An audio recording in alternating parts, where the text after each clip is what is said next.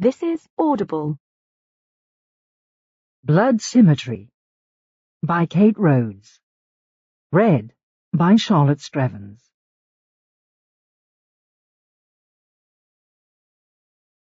Chapter 1. Saturday, 11th of October. The trees on Clapham Common are aflame with autumn colour. A couple are holding hands on a park bench, watching the leaves turn from red to gold in the early sunlight. They're sitting in a deserted copse, the path ahead shrouded by thickets of hazel. "Maybe they won't come," the man says, the chill already sapping his strength. "Give them time." "Not panicking, are you?" "Of course not. It was my idea, remember?" She leans over to kiss him, face shadowed by the collar of her black woolen coat. But the moment of intimacy soon passes. The man strains forward as he hears footsteps crunching on gravel, someone racing towards them through the trees. "Now," he whispers, "let's put it right." The first jogger is a slim brunette in a blue tracksuit. A young boy drifts in her wake. His smile wide and unquestioning, frame so slight that his sweatshirt flails in the breeze. The man steps out from the shadows and grabs the jogger from behind. She fights hard, a look of stunned recognition on her face. Her elbows gouge his ribs as she yells at the boy to run, but the woman has already caught him. The child goes down, fighting, thin form collapsing as he inhales the anesthetic, a blindfold covering his eyes. A chloroform pad is pressed to his mother's mouth before she's dragged into the bracken. The couple lift the victims' inert bodies onto the back seat, their car camouflaged by thick foliage. The man's hands fumble as he covers them with blankets, morning traffic thickening as the woman slips into the driver's seat.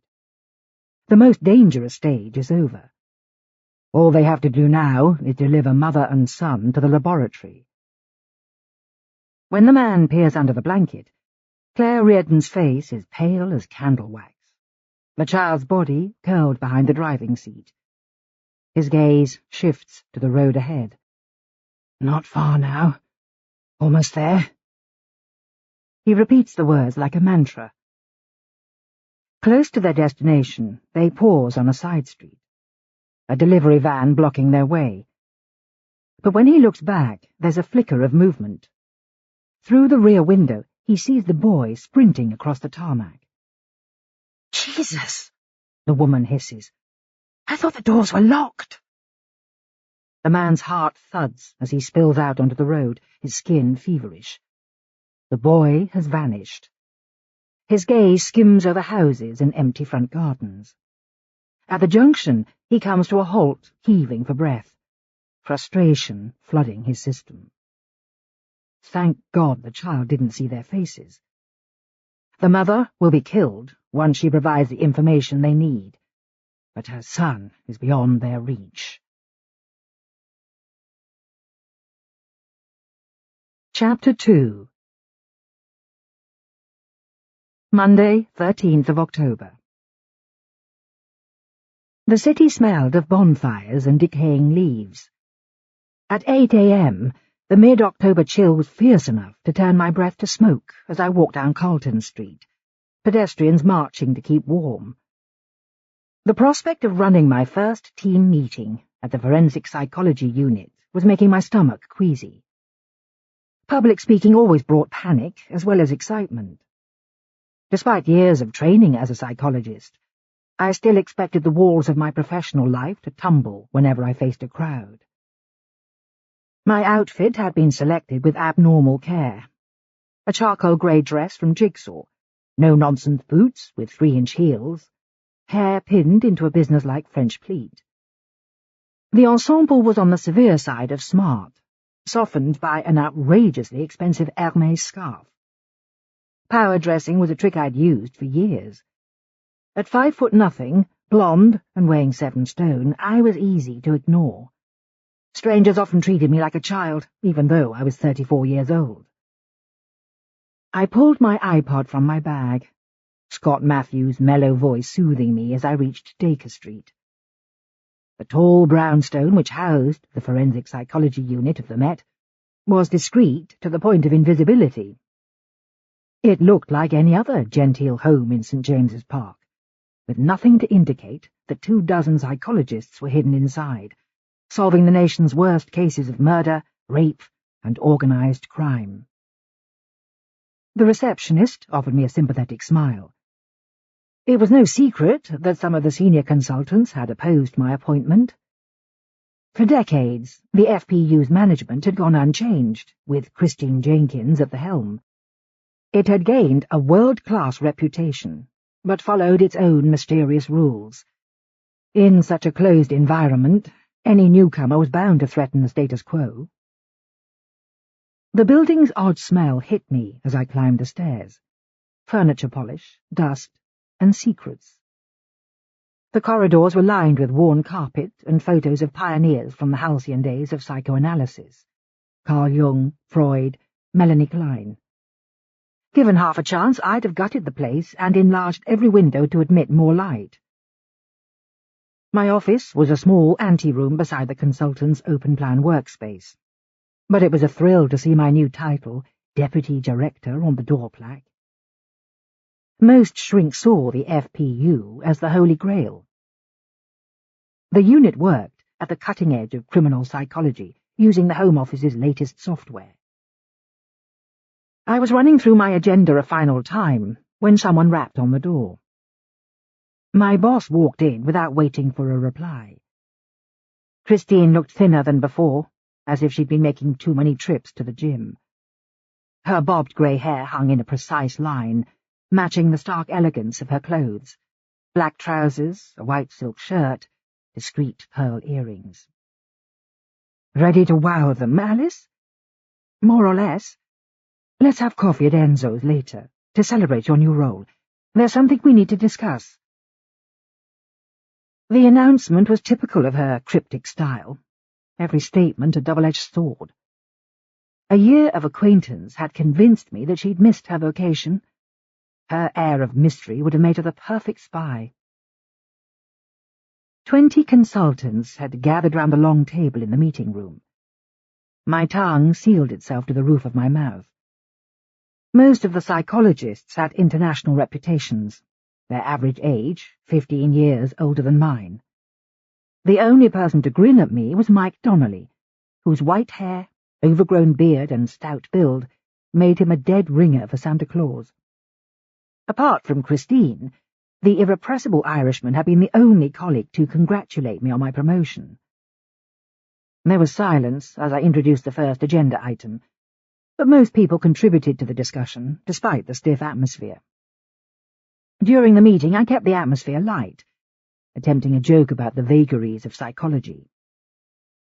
Most of my colleagues looked relieved by the end, more smiles than I'd expected as they filed from the room. Only one consultant stayed behind.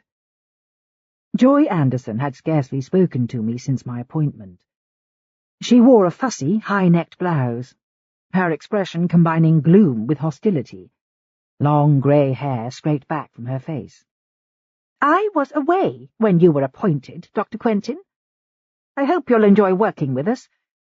I'm afraid I don't know anything about your professional background." "Thanks for the welcome," I said, smiling.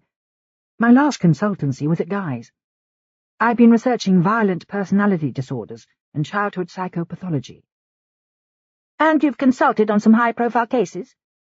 4 successful murder investigations. Why don't you come by my office one afternoon for a chat? I'd like to hear about your research." Dr. Anderson held my gaze. "Forgive me for saying this, but you seem inexperienced to run such a complex organization." "Christine's still in charge. As her deputy, I'll be allocating cases and resources. Now, I should let you get back to your work. Feel free to set up a longer meeting when you have time." She gave an abrupt nod before walking away.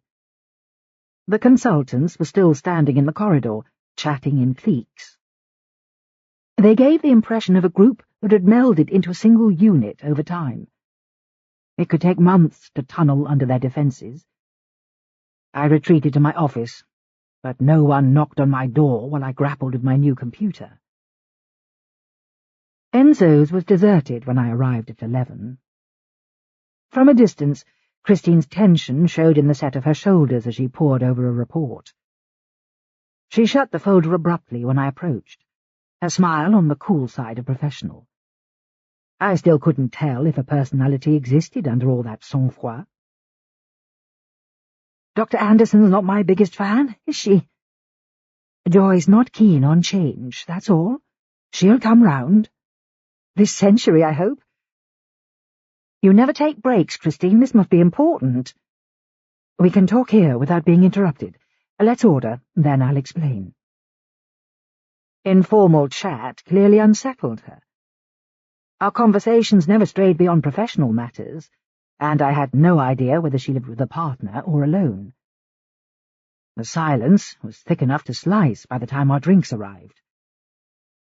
She took a sip of her espresso as I waited for her to announce that she'd been offered an OBE, or promoted to the Home Office. Instead, she slid a manila file across the table. I want you on this case, Alice. I scanned the first page. This story's national news. The woman went running with her son at the weekend and never came home. Whoever abducted her left a sample of her blood outside an office block. It was in a hospital plasma bag, labelled with her name. Where's the boy? A psychiatric nurse is caring for him in a safe house. I want you to consult on the case and supervise his care. Since the police picked him up 2 days ago, he hasn't said a word. That's not surprising. Seeing your mum abducted would silence most kids. I turned to face her. Do I get a choice about this? Her eyebrows rose.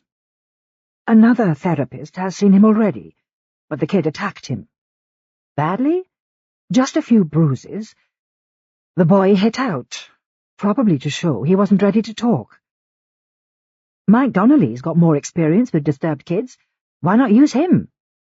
The therapist needs to be female. The boy's close to his mother. He's got no male relatives, and you've worked with traumatized children. We need the facts before he forgets them. You could live in the safe house until he opens up. The maximum intervention would be alternate days. More often could be damaging. Even then, it might take weeks to win his trust. She gave a forceful smile. You can start this afternoon, Alice. I leafed through the pictures in the crime file. The boy's mother was an attractive brunette of around 45, hair tied in a sleek ponytail. Something shifted in my chest when I studied the photo of her 11-year-old son. My brother had worn the same vulnerable look as a child, thin-faced with ethereal blue eyes, dark hair crying out for a trim. Why is he in a safe house? The police think the abductor tried to take him too. He's got no family apart from an aunt who doesn't see him regularly. Reardon took out an injunction against her for harassment. Where's the father? He died in a road accident when Maggie was 5. The boy took it badly, by all accounts. His school says he was mute for 6 months afterwards. He's bright for his age, sporty and artistic, but finds it hard to integrate. She put down her cup. There's one more thing you should know. Don Burns is the SIO. Scotland Yard wanted a safe pair of hands. I thought there was an embargo on couples working together. Very few people knew about my relationship with Burns. I'd only told Christine in case it led to a conflict of interests. Head office has made an exception. Who told them about our relationship? She gave me an old-fashioned look. Word travels, Alice. The timing's wrong. I'd rather focus on my job and allocate another consultant. No one else would be as effective. This case will be big news. You and Burns both know how to handle the press. I knew from experience that journalists would be desperate for information, the story producing millions of clicks on websites by triggering every parent's worst fears. Christine's stare continued longer than felt comfortable. I had no choice but to accept a case which might result in a vulnerable boy learning that his mother had been murdered. The prospect was so sobering that I didn't reply. It looked like my boss was feeling the pressure, too. When she stood up to leave, I noticed again how thin she'd become. In the 2 months since my job interview, she'd dropped a dress size. She insisted on paying the bill, then left me to choke down the last of my cappuccino. I was still preoccupied on my return to the FPU. Even though my hand had been forced, the case already had me hooked. By the time my cab arrived, Claire Reardon's polished smile was imprinted on my mind. I tried to put myself in her son's shoes as the taxi cut south through Holborn, heading for the river. My eyes drifted across the suits, milling on the pavement, clutching coffee cups large enough to drown in. The child had rejected all help so far, attacking the trauma therapist, then curling into a ball. Despite Christine's good faith, there was every chance he'd treat me the same. I pulled my phone from my bag to send Burns a text, but got no reply. Now that he was DCI for the whole of King's Cross, he was responsible for hundreds of staff. It took a small miracle to reach him during work hours. The safe house was on a cul-de-sac in Bermondsey, the copper beaches beside it blackening in the fading light. A squad car was parked outside, but neither of the 2 uniforms batted an eyelid when I approached. Clearly, small blondes didn't feature on their list of potential threats, even though I could have been armed to the teeth. The semi-detached house had little curb appeal. Built from crude yellow bricks, its ground-floor windows were obscured by a high fence, the front garden a tangle of overgrown lavender. When I rang the bell, an Indian man of around my age answered so rapidly that he must have been waiting on the other side of the door. Gurpreet Singh had a gentle expression. He was medium height with a lean build, black hair in a short ponytail. He gave a tentative smile as I shook his hand. "Good to meet you, Alice." He led me down the hallway. "Mikey is watching TV. I've been letting him do pretty much what he likes, provided he follows my routine for meals and bedtime." Sounds like a wise strategy. "Has he been speaking?" "Just a few words.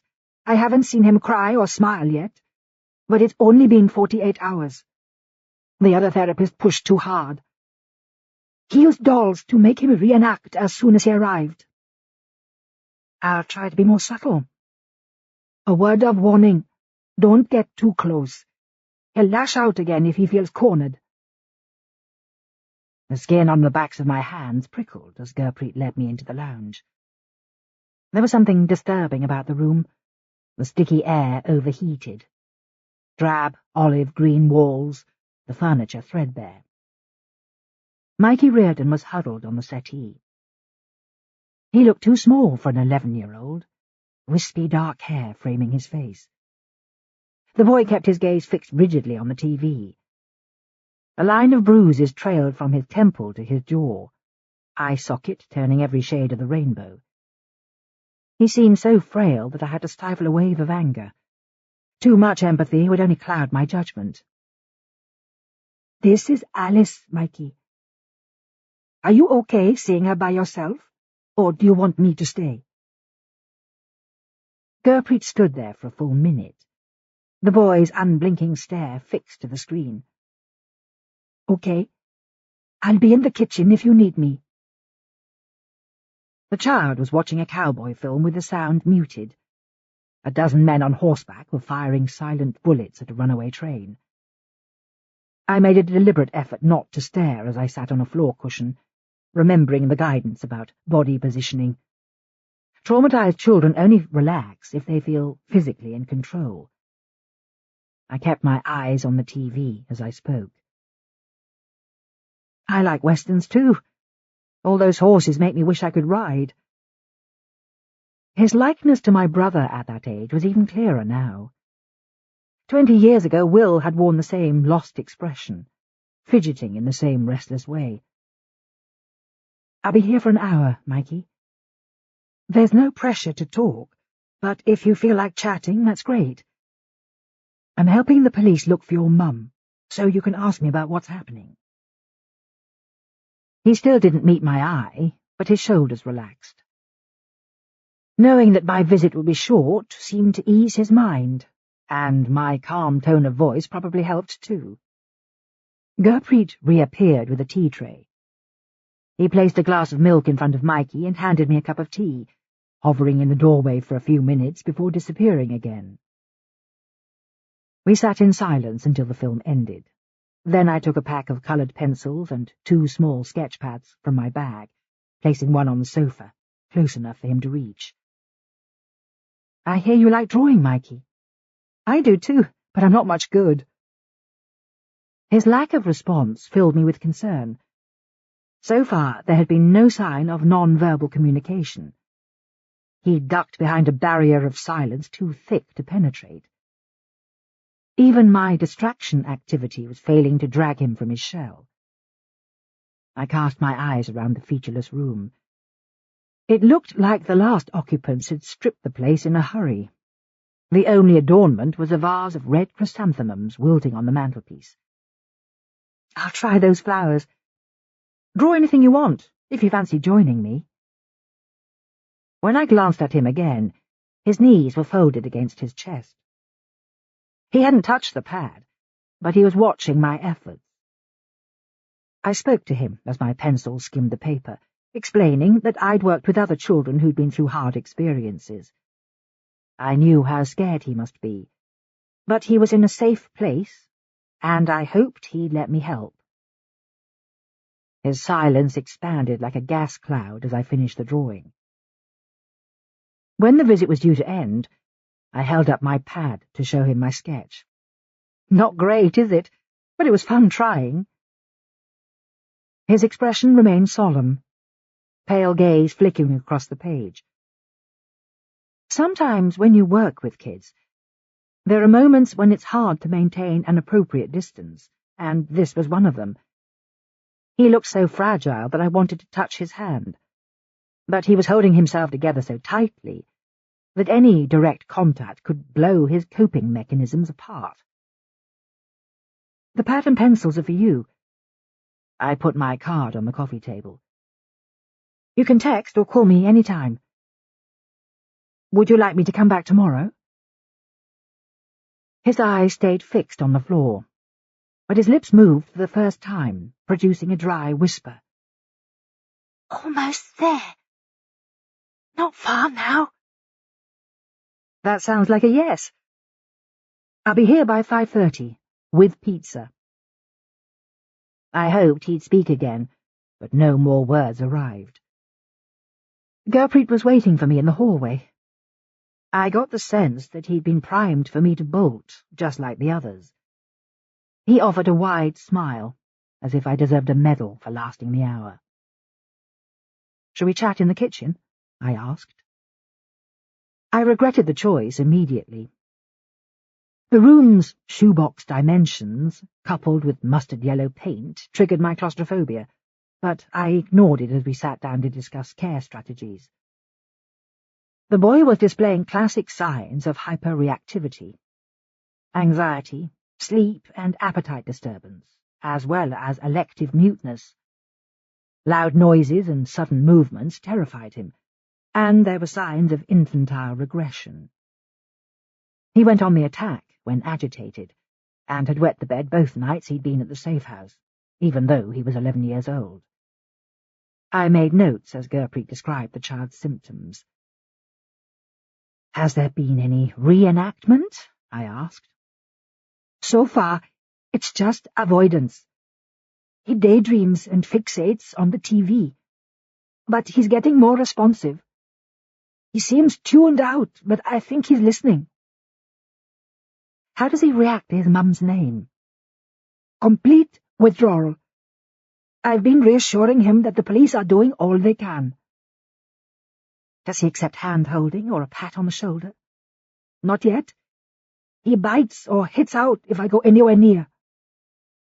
He held up his wrist to show a deep red scratch on his hand. I gave him a look of sympathy. He's bound to be terrified. Once he accepts me, I can spend alternate nights here. That's good news. My own kids will forget me if I don't go home soon. He said a few words just now. Almost there, not far now. Gurpreet nodded. It's his catchphrase. But there's no real communication. It must mean something, if it's the only thing he's saying. Can you keep a log of any conversation? It could help us guess the context. I thought about Mikey Reardon's symptoms as I walked home. It didn't surprise me that he was unable to sleep. He'd already experienced far too much pain, losing his father at the age of 5. Even if that memory was buried, it must surface often in his nightmares, and now the trauma was happening again. The secret to his mother's disappearance could be locked inside his head. My only chance of piercing his shield of silence would be to stay close, trapped in the airless living room of the safe house. Burns welcomed me to his flat on Southwark Bridge Road that evening, with his phone wedged between jaw and shoulder. He dropped a distracted kiss on the crown of my head before waving me through to the lounge. A towel hung round his neck, wet hair almost black, his expression distracted. I still found myself staring at him in amazement sometimes. He was the opposite of the men I normally fancied, tall and solid as a heavyweight boxer. All of his features were exaggerated, from his raw cheekbones to his broken nose and dark eyes with their take-no-prisoners stare. He towered over me as he slung his phone down on the coffee table. How did the team meeting go? The consultants aren't thrilled by my arrival. They're just scared you'll outsmart them. Well, maybe I will. This job will make me an expert on every homicidal psychopath in the land. Is that your biggest ambition? He reached down to brush his hand through my hair, fingers skimming my collarbone. When did you get it cut? Saturday. Stop there, can you? I prefer it long. God, you're a cliché. I only came by to check on the Reardon case. Liar, you're expecting food. How did you guess? His arm stayed round my shoulder until we reached the kitchen. I leaned on the breakfast bar to observe his version of cooking. His meals always involved meat, seared at nuclear temperatures. He dropped steaks onto a griddle, then upended a bag of salad into a bowl. A tug of attraction pulled at me as I watched him lope around the kitchen. Did you tell head office about us, Burns? Stop using my surname, for God's sake. Yes or no? He gave a casual nod. I sent a disclosure notice last week. Without my permission? You'd have said it was too early. Damn right I would. Tongues are wagging, Alice. This way, we control the information. Even though it was true, I still felt irritated that he'd revealed personal details without consulting me first. He made up for it by producing a meal that was basic but enjoyable. Good quality ribeye, a hunk of French bread, chicory salad, and red wine sharp with tannin. I savoured a mouthful, then relaxed in my chair. The boys made me take them paintballing yesterday. He gave an exaggerated shudder. And you loved it. It was living hell. They drenched me in bright red slime. I had to take them home when the Reardon case hit my desk. He frowned as he put down his glass. I'm not thrilled that you're my consultant. Charming. You're the best in your field, but we agreed not to work together. He studied me again. That'll be the biggest news story this year. A pretty woman gets taken, and only her cute, blue-eyed kid saw the baddies. They're already howling for pictures. Keep them away. He's hanging on by a thread. What have you got so far? A neighbour saw them on Clapham Common, Saturday, 7 a.m. That was their pattern. A long run as soon as they woke up, followed by a big breakfast. A witness saw them go into a wooded area, then a few minutes later a car pulled away. An abduction, looks like it. The kid was found in Walworth hours later. We don't know how he got there. Someone left a pint of Reardon's blood on a doorstep in Bishopsgate late that night. She was a senior consultant in blood disorders at the Royal Free Hospital. That's an interesting connection. She worked in haematology her whole career, You're using the past tense because you think she's dead? Abducted females are normally raped, then killed fast. You know the pattern. But this is atypical. It could be someone she knows, with access to her schedule. How was the blood delivered? In a plastic pack, by hand. The building's out of shot of the nearest CCTV. He probably walked up a side road, then sauntered away. Well, taking that much risk makes the location important, or convenient. It's got to be symbolic. The message was obvious. Reardon had already lost a pint of blood. She had limited time to survive. This is too measured to be sexually motivated. Are there any links to past crimes? Not yet, but let's put it on ice till tomorrow. We're meant to be off duty. His mobile rang again as we finished eating, making him curse loudly. The sodding thing gets switched off after this. He stomped into the hall, but I knew there was no chance of his phone being silenced until Claire Reardon was found. I couldn't resist delving into the folder he left on the kitchen table, pulling out a picture of the site where the doctor had last been seen. It showed a glade of trees casting dense shadows over a winding path. A sign had been tacked to a tree, too distant to see clearly. It seemed to hold two vertical stripes, one white, one black, printed on a grey background. It caught my attention, but could have been pinned there days before Claire went missing. Nothing else struck me as unusual, so I returned the photo before Burns could protest, then curled up on his outsized sofa. Burns had lived in the rented flat for 4 months since separating from his wife, and the pile of cardboard boxes in the hallway was gradually dwindling. 2 landscape paintings filled the living room's longest wall. They were beautiful but stark, winter sunlight falling on a charcoal sea, birds spiralling above an island of rough-hewn granite. I could hear him arguing as I studied the rest of the room. It bore no resemblance to my flat's bare walls and minimal furniture. Every aspect of his life was on display. Photos of his 2 sons were clustered on a huge pinboard, gym bag left on the floor, newspapers and sketchbooks scattered across the furniture. The neat freak in me longed to dump everything in a cupboard and hide it from view. A muscle was ticking in Burns's cheek when he returned.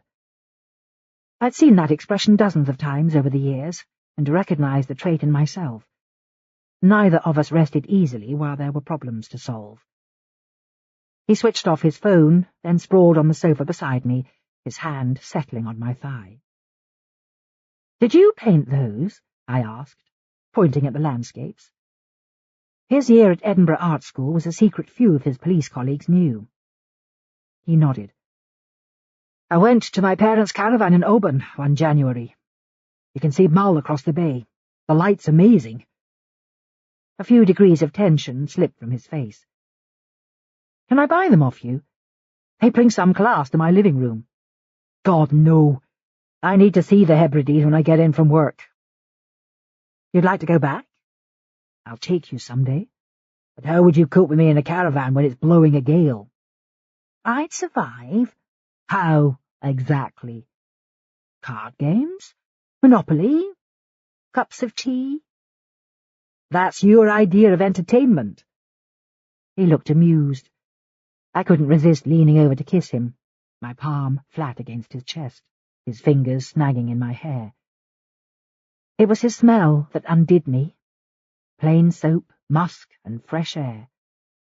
I'd been kidding myself that I could leave straight after dinner, but the desire on his face was hard to ignore.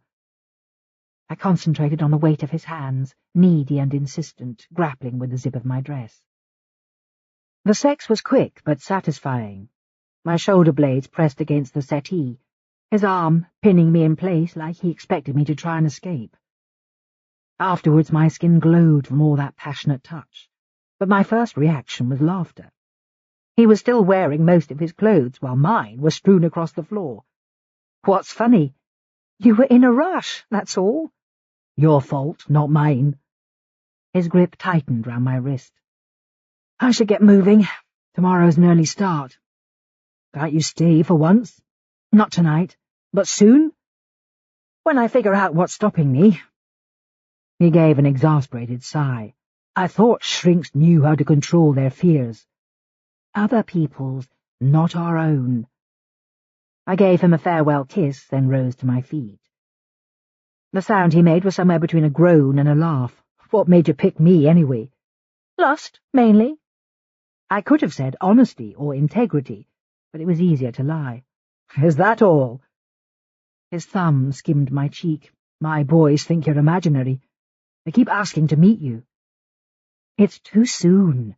You and Julie have only just separated." "They know we got together afterwards. It's not a secret." "Don't you ever give up?" "Not till you agree." I slipped back into my dress to end the conversation. It was only when I retrieved my coat from the hall that panic washed over me again.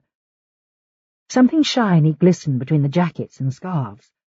A leather strap, glossy with use, a black-handled gun tucked inside the holster. I stared at it in amazement. I'd known Burns 4 years without realizing he carried a weapon. I was still rooted to the spot when he strolled out of the living room, shoes dangling from his hand. "That's a surprise." "It's not loaded. I should have locked it away." "I didn't know you were licensed." He gave a slow shrug. "Every station needs firearms officers. It makes sense that I'm one of them." "You carry it all the time?" "Only at work. It doesn't get much use." I wanted to ask how it felt to wear a piece of lethal hardware beside his heart, but his blank expression showed he had nothing more to say. Despite the awkwardness, he insisted on walking me home. All the bars had closed, the river sliding through the city unnoticed, a scatter of stars over Canary Wharf. We strolled in silence at first, then he talked about the case. I asked him about the sign that had been left at the scene, with its mysterious black and white marks, but he couldn't explain its meaning. He was more interested in discussing Claire Reardon.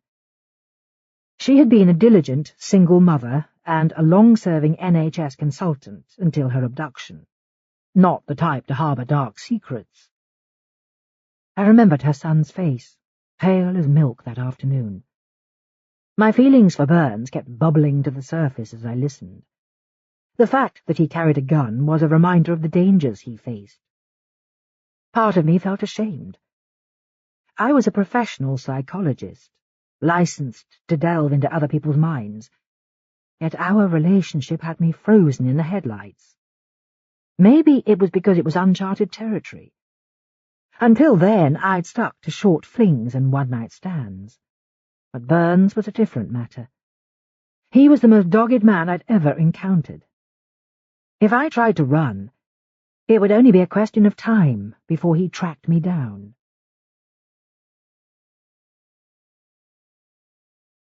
Chapter 3. The woman casts her gaze around the laboratory and finds it clean as an operating theatre. Walls, ceiling and floor are bleached white, the cold air reeking of iodine and fresh paint. There's little furniture except a cabinet and a metal table. A strip light fills the space with its harsh glare.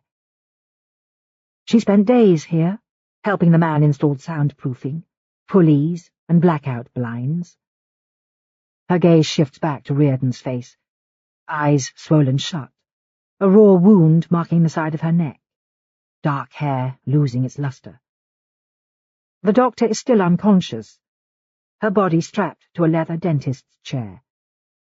The woman tests the ropes attached to the ceiling. Once she's satisfied the restraints will hold, she turns to the man. "Ready?"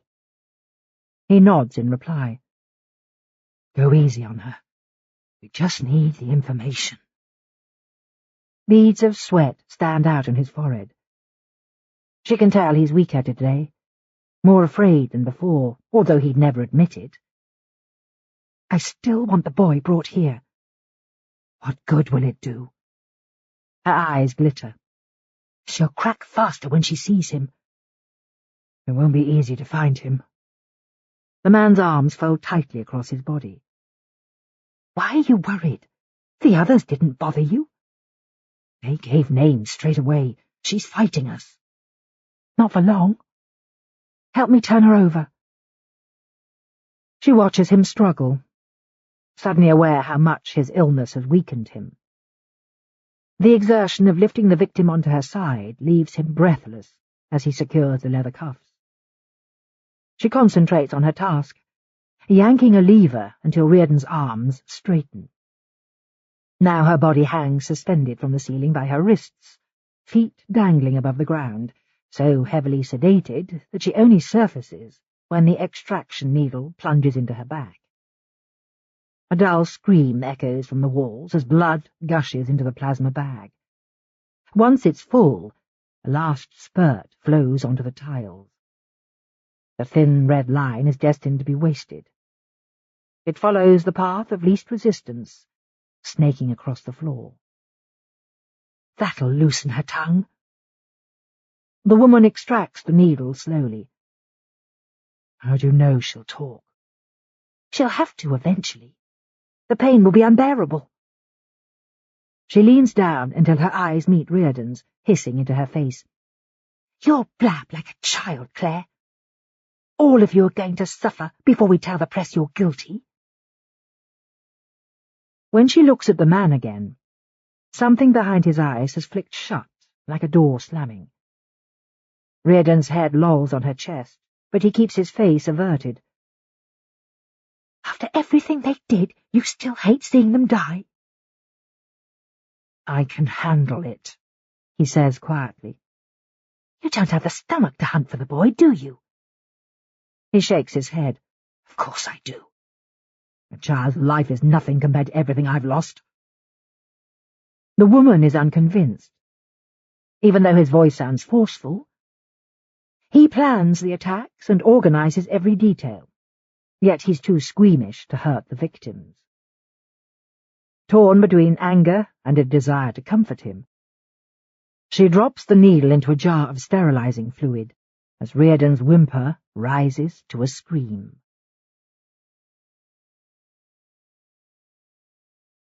Chapter 4. Tuesday, 14th of October.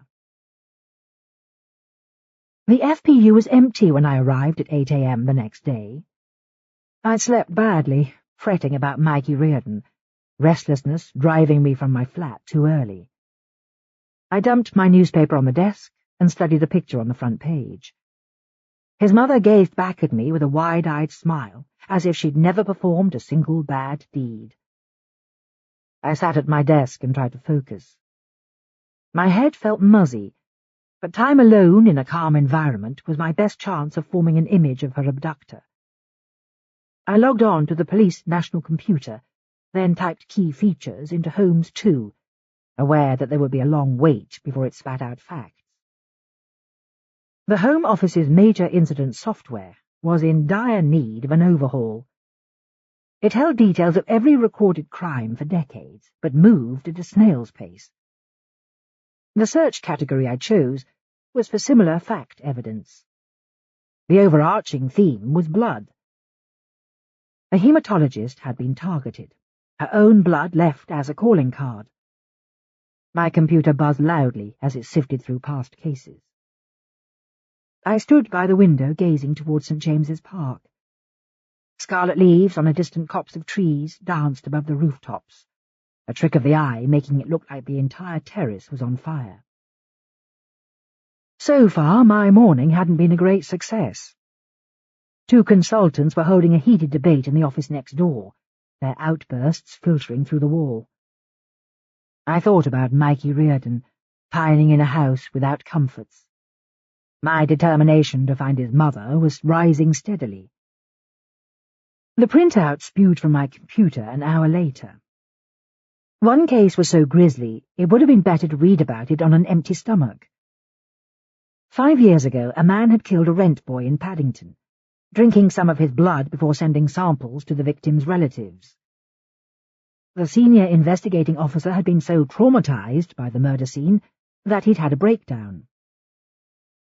I rubbed my eyes, unwilling to burden my brain with more horror. Several other cases held similarities, although the perpetrators were already behind bars.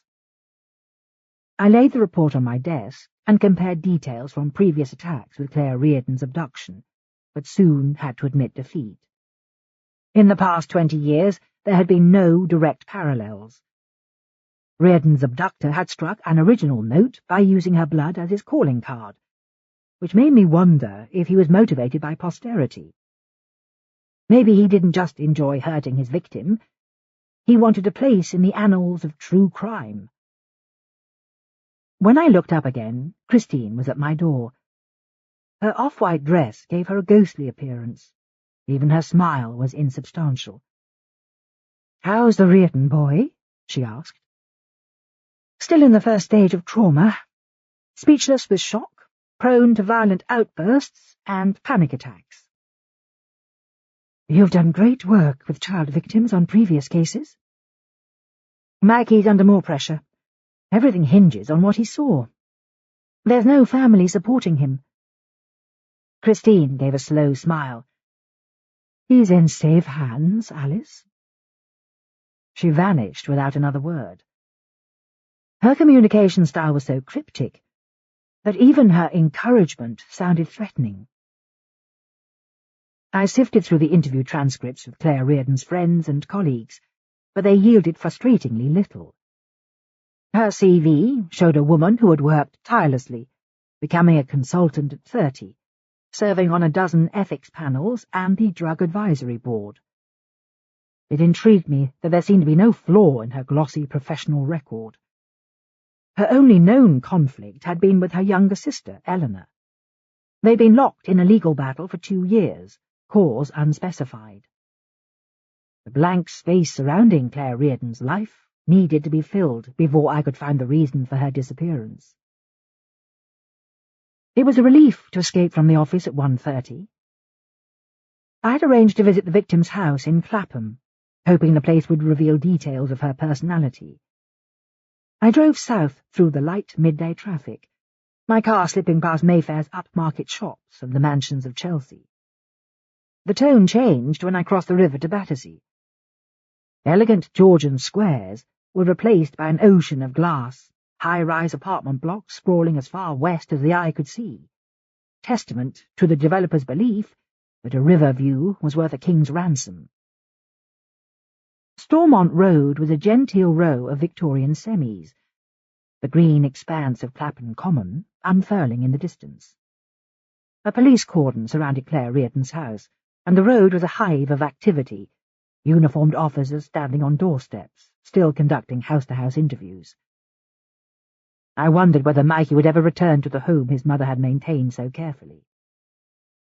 Limestone steps climbed to a wrought-iron porch, the front door an elegant pale blue, sash windows gleaming.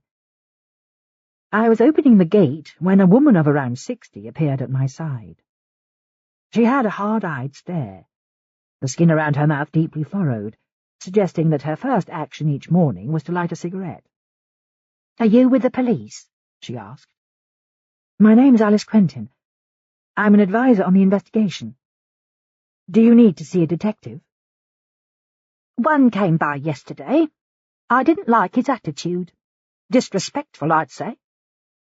Her small eyes blinked rapidly. "Can you spare a minute?" She led me into the house next door to Reardon's. Her lounge was overfilled with furniture, the air too sweet, as if someone had spilled a bottle of cheap scent. "I didn't catch your name," I said. "Pauline Rowe. I've lived here for 40 years. "And you've got some information, Pauline?" "It could be nothing." "Don't worry. Small things are often helpful." Her gaze drifted to the floor. "It said on the news that Claire was single, but she was seeing someone. I heard them in the garden." "They were talking?" "It was more like a full-blown row." Her breath rattled as she inhaled. "Did you hear what it was about?" "Claire was sobbing her heart out. She kept saying it has to end, but the bloke was having none of it." "Was this recent?" 2 or 3 weeks ago."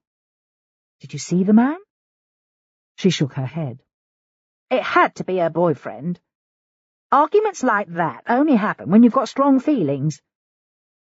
Do many other people visit her house? Not really. I saw this couple on her steps a few times. The bloke was smartly dressed, but they could have been Jehovah's Witnesses. She paused to light a cigarette. No one else she rowed with? Just her sister, but she hasn't been round in a while. That girl's a head case.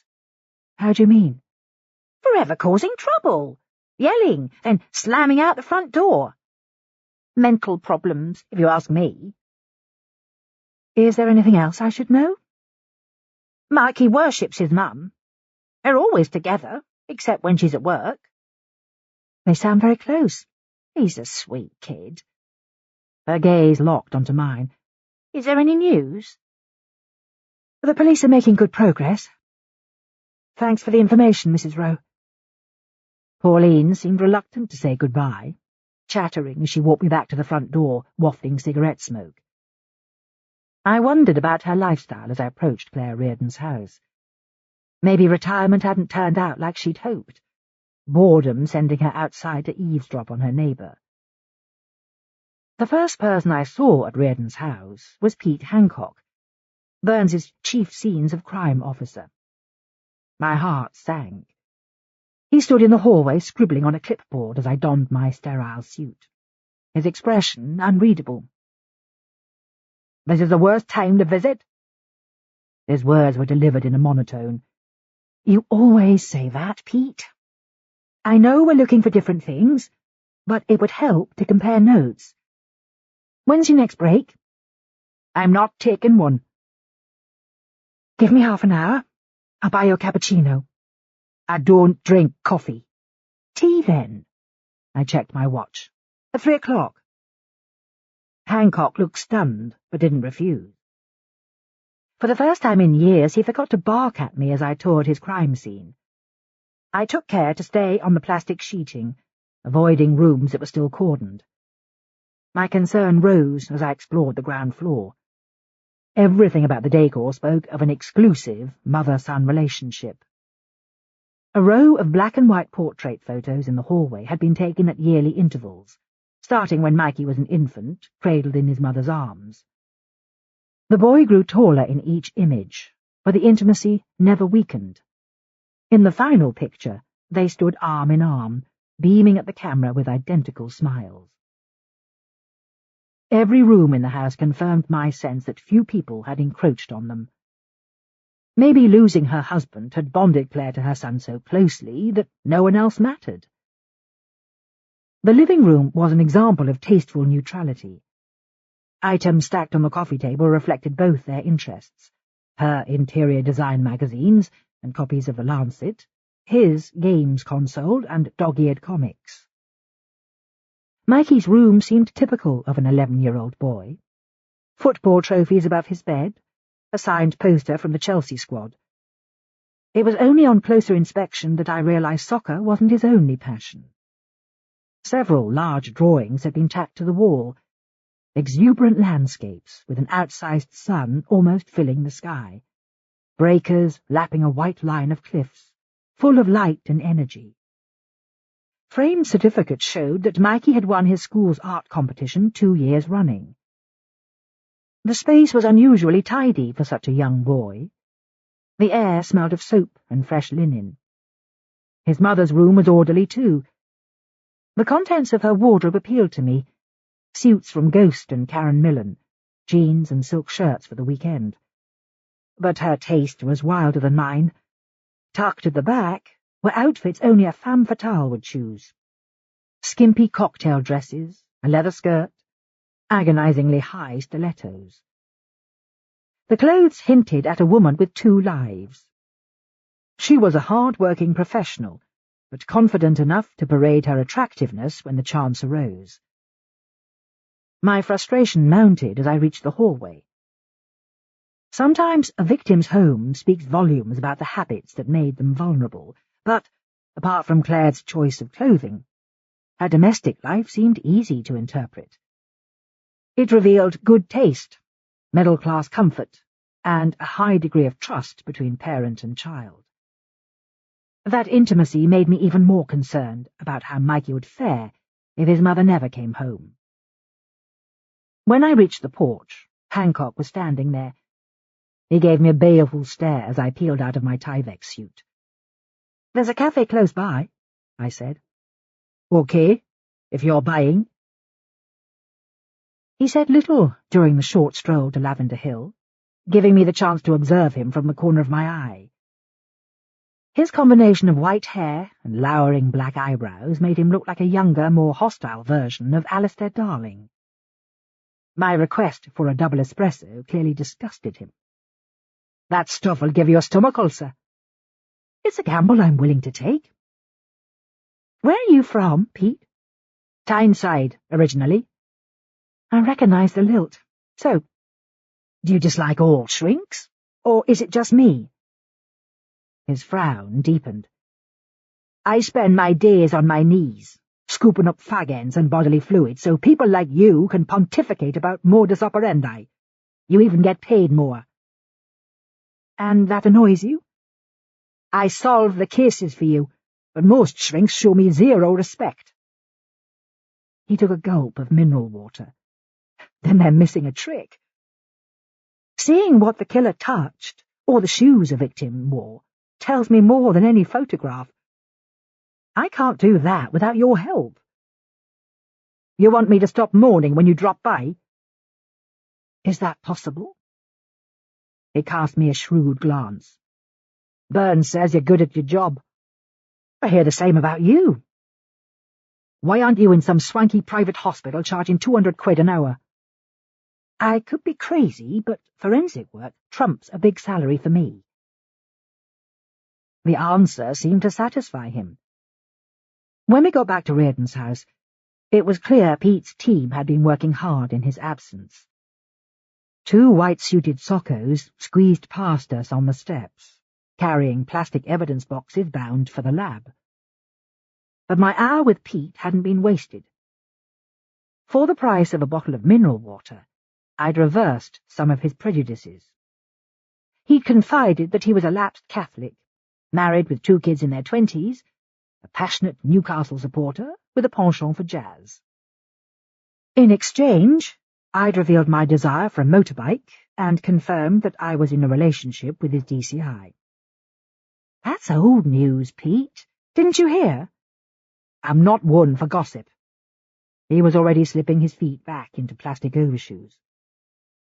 "Have you found much in there?"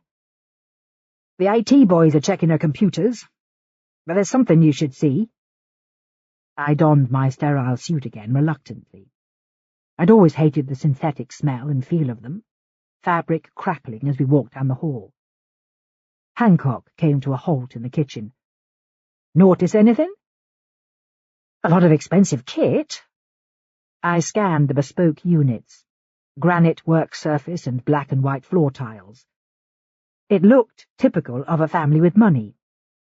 There was even a top-of-the-range juicer and Gadget coffee machine sitting on the counter. "Look again." He shone a blue light on the floor, and a shadow emerged, just over a foot wide. "Someone's tried to scrub it away, but we sprayed the floor with luminol. The UV light's picking up blood molecules." "It may not be hers." "Whoever it came from, it would have been one hell of a wound. You'd need half a pint to spread that far." "Can the lab tell if it's hers?" He nodded. "We'll take a scraping from the floor. They'll cross-match it with her son's DNA, but they won't be able to date it." "Why not?" "Bleach and cleaning fluid destroys everything except the genetic profile." When I left at 2 o'clock, Hancock accompanied me to the door, spectral in his white suit as I looked back at the house. Uniformed police were still guarding the copse where Claire Reardon and her son had last been seen.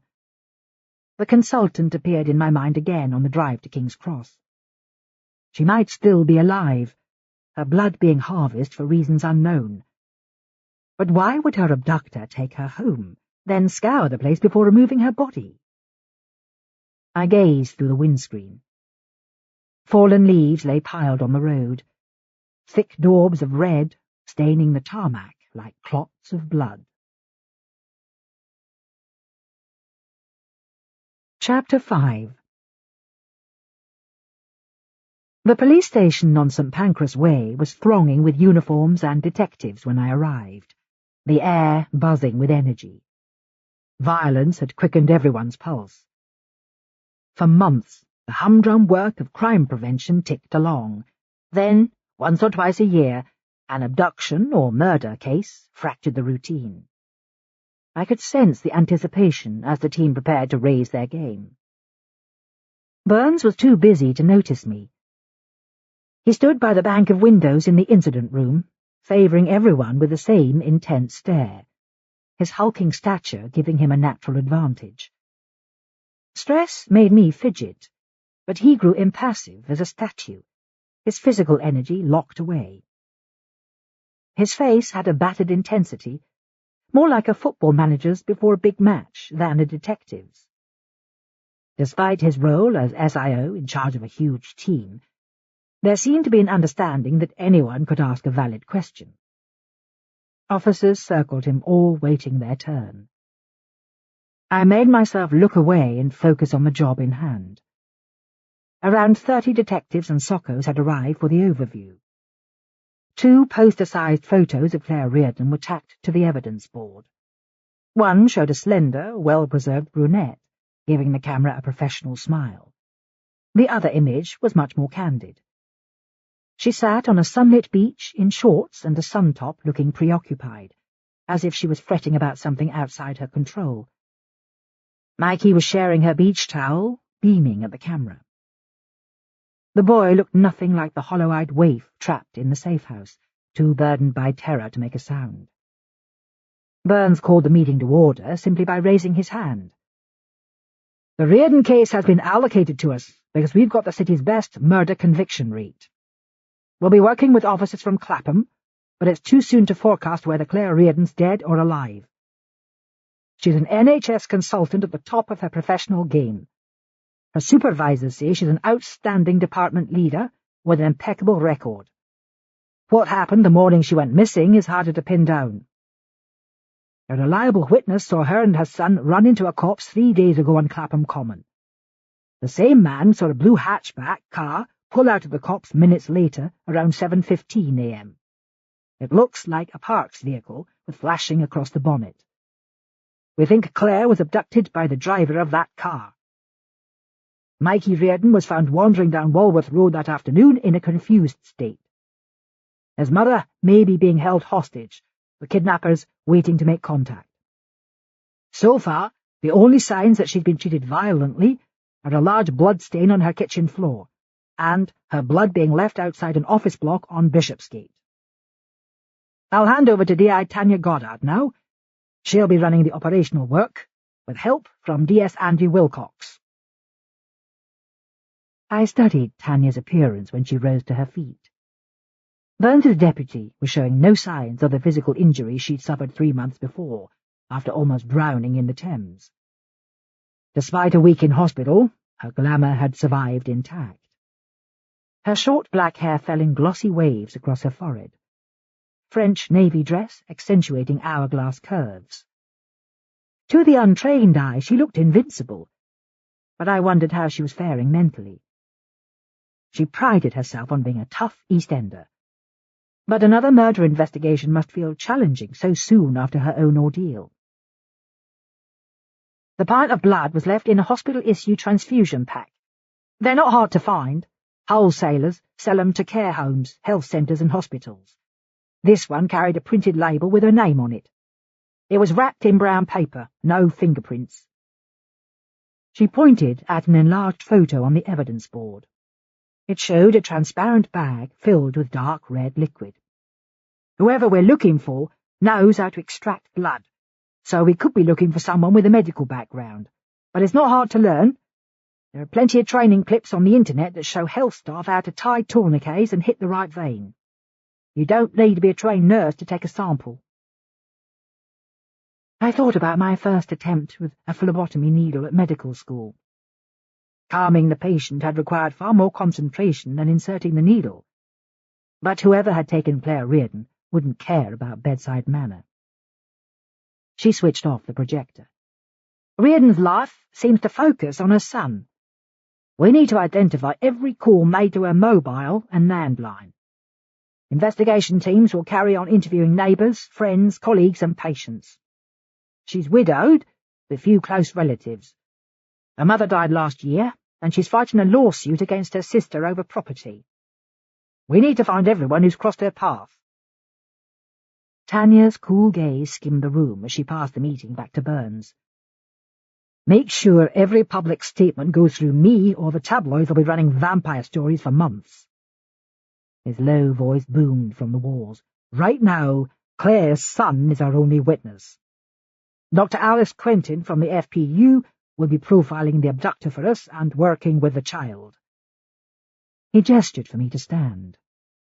Some old-timers smirked when I rose to my feet, as if my opinions were bound to be hokum. But the tide was turning.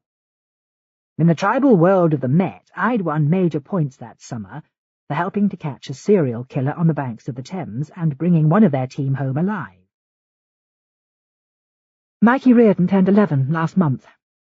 He's small for his age, vulnerable and close to his mother. The boy lost his dad when he was 5, and he's suffering from a condition called elective muteness brought on by trauma. He can't speak, and any more stress could damage him permanently. I'll be helping him find the confidence to tell us what he saw. It's too early to profile the killer, but right now his personality seems to be divided.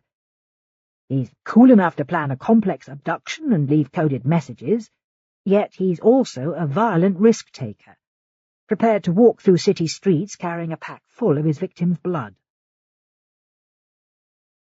When he took over again, it struck me that Burns could act any part he chose. At work his behaviour was macho, the heft of his shoulders making his toughest colleagues believe he was unassailable. But at home, chaos reigned. He could sit for hours scribbling in his sketchbook, his voice a quiet Scottish burr. I waited for a flurry of people to finish bombarding him with questions, then joined him in his office. Once I was inside, he pressed his back against the door, as though someone might try to batter it down. "The case is the top story on News Unlimited. They're gagging for information," he said. "Reardon may not be as perfect as they think. Her neighbour reckoned she was in a bad relationship. She heard her rowing with a man in the back garden." His expression brightened.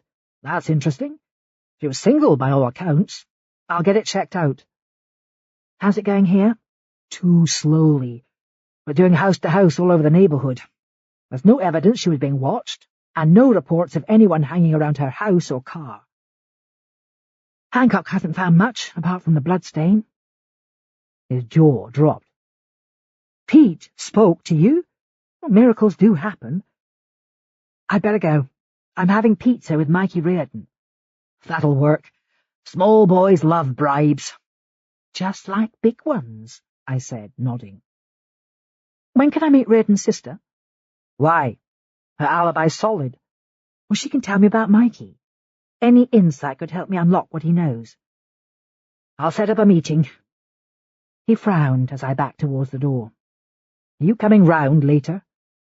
"I'm seeing Lola. Better leave it to the weekend." "That's a long wait." I said goodbye before he could argue. My only hope of keeping my head above water was to separate personal and professional feelings until the case was closed. I exchanged a box containing 2 family-sized pizzas for a grateful smile from Gurpreet when I reached the safe house. "This should cheer Mikey up. It took forever to get him out of his room this morning," he said. "He's bound to be scared at first." "He's been drawing on that pad you gave him." "Much eye contact?" "Just a few scowls. I don't want to push him too hard." "Well, that's good. If you rush him, he'll panic." Mikey was curled on the sofa, bird-like hands clutching his knees, watching a rerun of The Tomorrow People. He made a show of ignoring me. I smiled at him, then sat on the floor in the same position as before. "Do you feel like talking today?" He hunched his shoulders more tightly around his ears. "That's okay, but I'd love to hear your voice." "I hope you're hungry. I've got a veggie pizza and a meat one too, just in case." His gaze met mine without changing expression. The effect was unnerving, as if he was looking straight through me.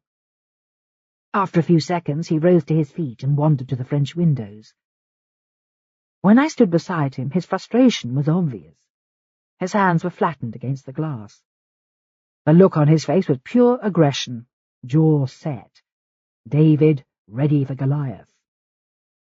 Scared as he was, his face made me certain he'd find his voice eventually, if only to scream his story to the rafters. "Almost there," he muttered. "Not far now." "Almost where, Mikey?" He didn't reply, too busy staring ahead, as if his worst enemy was waiting in the shadows. But his fighting spirit had faded by the time we reached the kitchen. He only managed a tiny amount of food, chewing each mouthful repeatedly like he was struggling to swallow. The bruises on his face were fading, but his eyes were still jacked open a little too wide. "I'd like to stay over soon. Is that okay?" His slice of pizza hovered in the air, eyes fixed on the kitchen wall. "Maybe we can cook together." He ignored my comment and slipped from the room. "This could take forever," I muttered. Gurpreet nodded. "I'm worried about him. He calls out in his sleep, but by morning he's mute again." "That often happens. It's a dress rehearsal for normal speech." "His catchphrase is all he says." "What do you think it means?" "The fact that he's repeating it makes me wonder if it's something the abductors said to him. Hopefully it'll come out as he gains confidence." I studied him again. "You'll be able to take a break soon, Gurpreet?" "He's nearly ready for me to stay over." "I want to stay with him till he's calmer," he replied. "His sketchbook's on the counter. Do you think he wants us to look?" "I'd say it's an open invitation."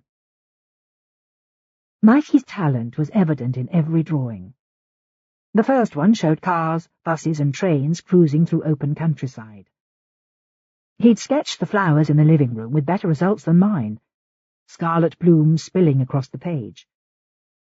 It was the last page that bothered me. The trees on Clapham Common were a jumble of russet colours, the domed bandstand resting on a vivid field of grass. But the scene had been depopulated. The location where his mother had gone missing was stripped of human activity. No cars, dog walkers or cyclists. The scene had been returned to its pristine condition, as though he'd wiped the attack from his mind. "He hardly ate a bite," Gurpreet commented, loading a slice of pizza onto a plate. "I'll give him this." I tagged along to say goodbye, but when I stood by the open door of the living room, Mikey jumped to his feet. Something must have upset him, the constant fussing, or his nurse invading his space. He flew at Gurpreet, small arms flailing. I kept my back pressed to the wall, knowing his panic would increase if we both tried to calm him. The nurse held the boy gently by his shoulders while he kicked and threw punches, his voice a quiet murmur. After a minute the tantrum subsided. Mikey's face held a mixture of fury and anguish as he ran upstairs to his room. "Are you okay?" I asked. "I'll live." Gurpreet's expression was sober as he studied a new scratch on his arm, a single drop of blood oozing down his wrist. I was still processing Mikey's reaction when I reached Morocco Street that evening, aware that soon it would be me facing all that pent-up rage. Lola's cat-like smile was frazzled when she greeted me, auburn curls cascading over her shoulders. Her flat was full of shabby chic furniture, swathes of velvet festooning the windows in dramatic folds, a look that only a pair of flamboyant actors could pull off. "Don't make a sound," she whispered. "The monster's asleep." "Can I see her?" "If you wake her, I'll have to kill you." My 3-month-old goddaughter Neve lay in her Moses basket, arms raised as if she'd just fought 15 rounds. She was a miniaturized version of her mother, with the same delicate jaw, a lick of coppery hair trailing across her forehead. I quelled my urge to pick her up and joined Lola instead. She was draped across her chaise longue, giving me an exhausted grin. "She's beyond gorgeous." Lola looked intrigued. "Getting broody, Al?" "God, no. I haven't got a maternal bone in my body." "That's rubbish. You're great with her." I shrugged. "Maybe I'll steal her." "Feel free. The little beast kept me up all night." "Didn't Neil help?" "We took it in turns." She studied me thoughtfully. "Are you okay? You seem distracted." Lola had been reading my mind ever since secondary school. "I'm working on a nasty abduction case. There's something else, isn't there?" "How's Burns?" "Same as ever. Still a macho-controlling workaholic." Her face broke into a grin. "He's perfect for you." "You think so?" "Last time we had dinner, you couldn't keep your hands off each other." "How long have you been together now?" "A few months." "So it's serious." "Jesus, you're nosy." She gaped at me. "You're not getting cold feet, are you?" "How is that any of your business?" "He's 6'4", built like a brick wall, and he's crazy about you. What's the problem?" "There isn't one." I stared at my hands. "I don't want to screw it up, that's all." "Well, why would you?" "Well, think about it, Lo. How would you describe my boyfriend so far?" Her smile returned. "Mad, bad, or dangerous to know?" "Exactly." "Burns is different. You'll both survive if you fall for him. It's moving too fast." "He wants me to meet his kids, for God's sake." "Because he's super keen," she said, squeezing my hand. As if on cue, Neve gave a heart-rending scream, freeing me from Lola's cross-examination. The next hour was spent cooing over her. She was growing more alert every day, green eyes watchful as she wriggled in the crook of my arm. Her smell was a heady blend of milk, talcum powder, and ripe peaches. But the thing that amazed me was Lola's transformation from gin-swilling party girl to doting mother. She breezed around the flat with Neve balanced on her hip, taking it all in her stride. Her spirits were still there, but until now her gentleness had been concealed. It was dark outside by the time I kissed them both goodbye. "When are you seeing Burns again?" Lola asked. "Saturday, probably." "Want my advice?" "No, thanks." "Tell him your deepest, darkest fears, then move on." "I'm the shrink, Lo, remember? I can handle my own love life." I was still envying the simplicity of her worldview when I got home. Too edgy to sleep, I switched on the TV. After flickering through a dozen satellite channels, I came eye to eye with Burns. He was standing outside the station on St. Pancras Way, asking the public for information about Claire Reardon. He looked nothing like the man who'd spent the last few months scaring and delighting me by equal measure. He addressed the camera with a hard-edged stare, as though he'd never experienced a moment's self-doubt in his life. I turned off the TV and made an effort to focus my mind. The blood theme was inescapable. Claire Reardon's abductors had extracted a full pint from their victim. Not only was the doctor a hematologist by profession, Pete Hancock had discovered traces of the substance on her kitchen floor that couldn't be bleached away. I stood by the living room window, searching the city's floodlit skyline. All I could hope was that Mickey Reardon's mother was out there somewhere, being kept alive. Chapter 6.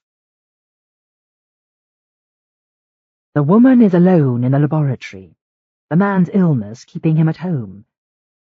Even though she misses him, her work is easier without his interference. She spent the past hour tending to Reardon, giving her a hunk of bread, forcing her to swallow enough water to keep her alive, then piss in the bucket by the door. It's taking a long time to gain her secrets, but the outcome will be worth the effort. She pulls on surgical gloves before lifting the plastic bag from the fridge and holding it to the light. The liquid is cool in her hands, the truest shade of crimson. Blood still fascinates her, despite the damage it's caused. It's as individual as a signature, revealing every human trait.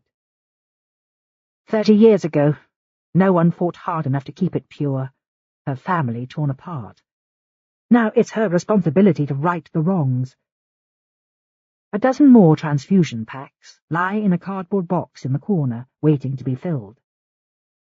She crosses the room to gaze at Reardon, suspended upside down like a chrysalis, arms jerking at her sides, too exhausted to scream. "Ready to give me a name, Claire?" No sound emerges from her mouth, apart from another ragged breath. When the rope unwinds, her body thumps back onto the chair.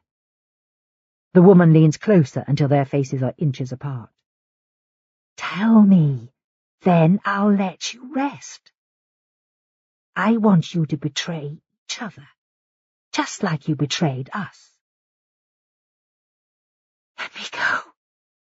You're mad, bitch," Reardon hisses. "You're not helping yourself." The woman feels a rush of anger. It is nothing like the other victims, who each yielded a name quickly before they were sacrificed. Silence will worsen Reardon's punishments. She pulls the lever until the doctor's body is suspended once more from the ceiling, blood dripping from an incision on her throat. She would prefer to use a scalpel and dispatch her fast, but her information is essential. Reardon may have to spend months in this room atoning for her crime. Her hair has worked loose from its ponytail, long tresses splayed across the ground. The woman grabs a pair of scissors and makes the first cut, hacking close to her scalp. Reardon's crowning glory falls at her feet in handfuls, filthy and matted with blood. Chapter 7. Wednesday, 15th of October. I went for a jog the next morning to clear my mind.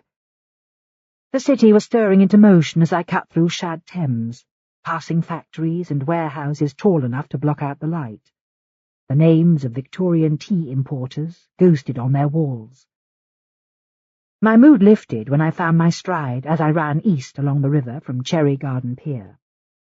Trees glowed on Shadwell Bank, red dots of brightness punctuating the grey. The rush of endorphins was still boosting me when I switched on the TV after my shower. Claire Reardon's disappearance remained the top news story, the picture a reminder that we had plenty of interests in common. It showed her completing the race for life, tanned and long-legged as she crossed the finishing line. Like her, too, I had served as a hospital consultant. She looked resilient enough to deal with the toughest challenges. In the next image, her arm was wrapped tightly around her son's shoulders, his face blurred into anonymity.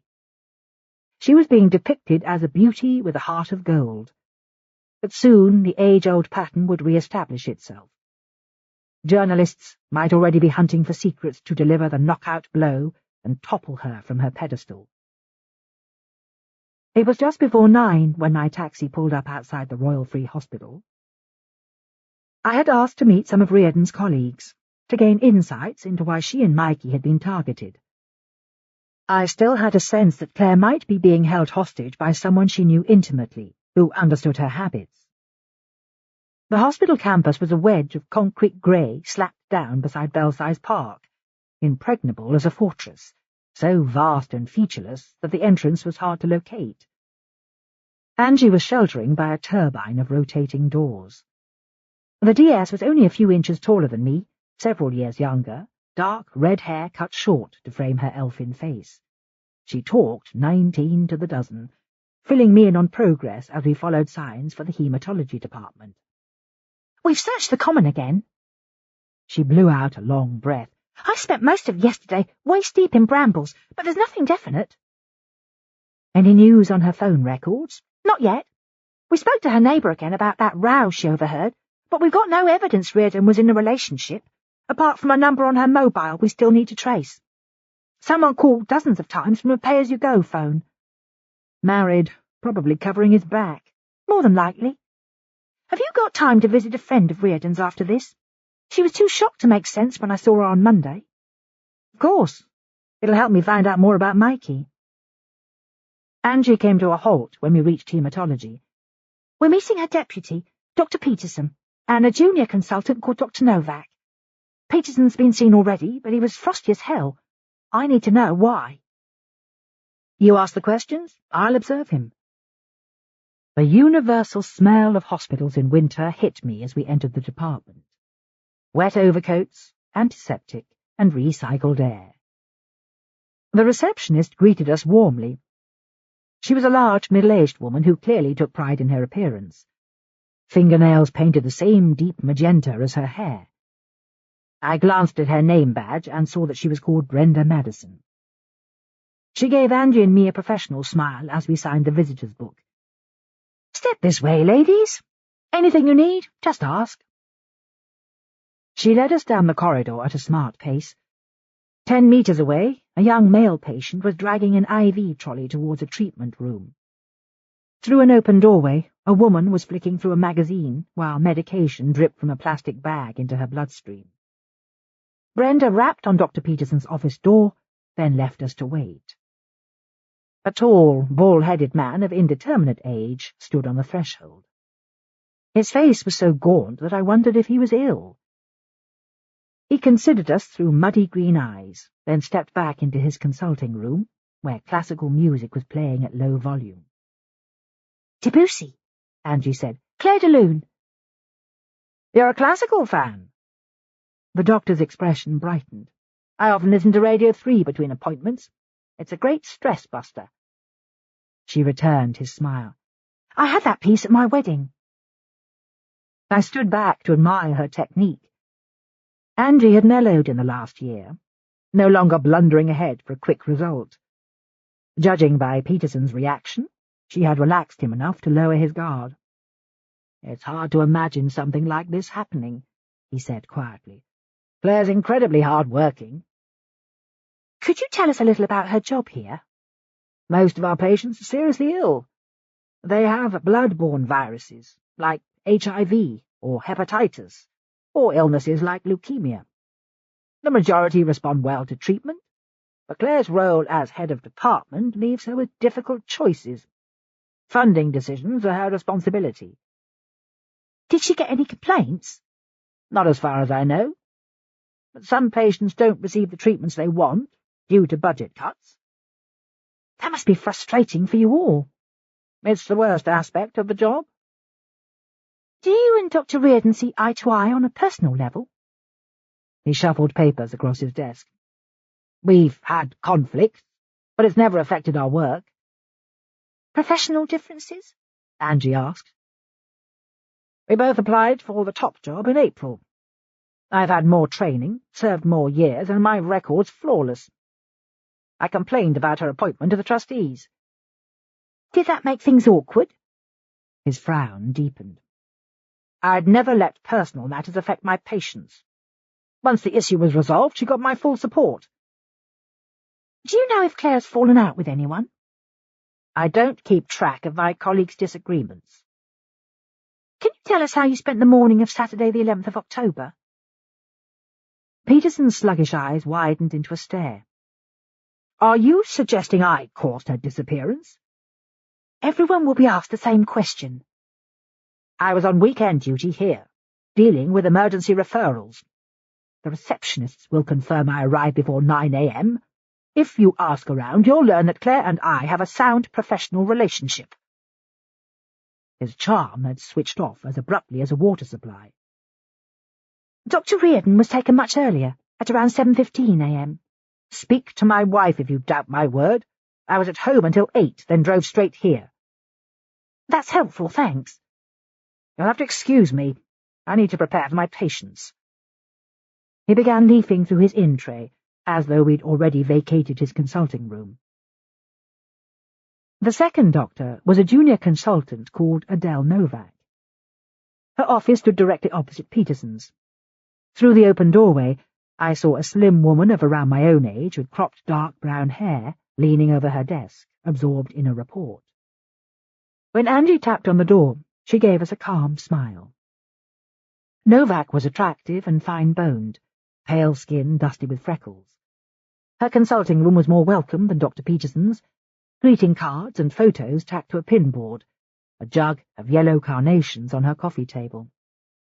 "Thanks for making time to see us," Angie said. "I'm glad to help." Her gaze shifted between us. "Do you know Claire well?" I asked. "Not socially, but I've got her to thank for appointing me.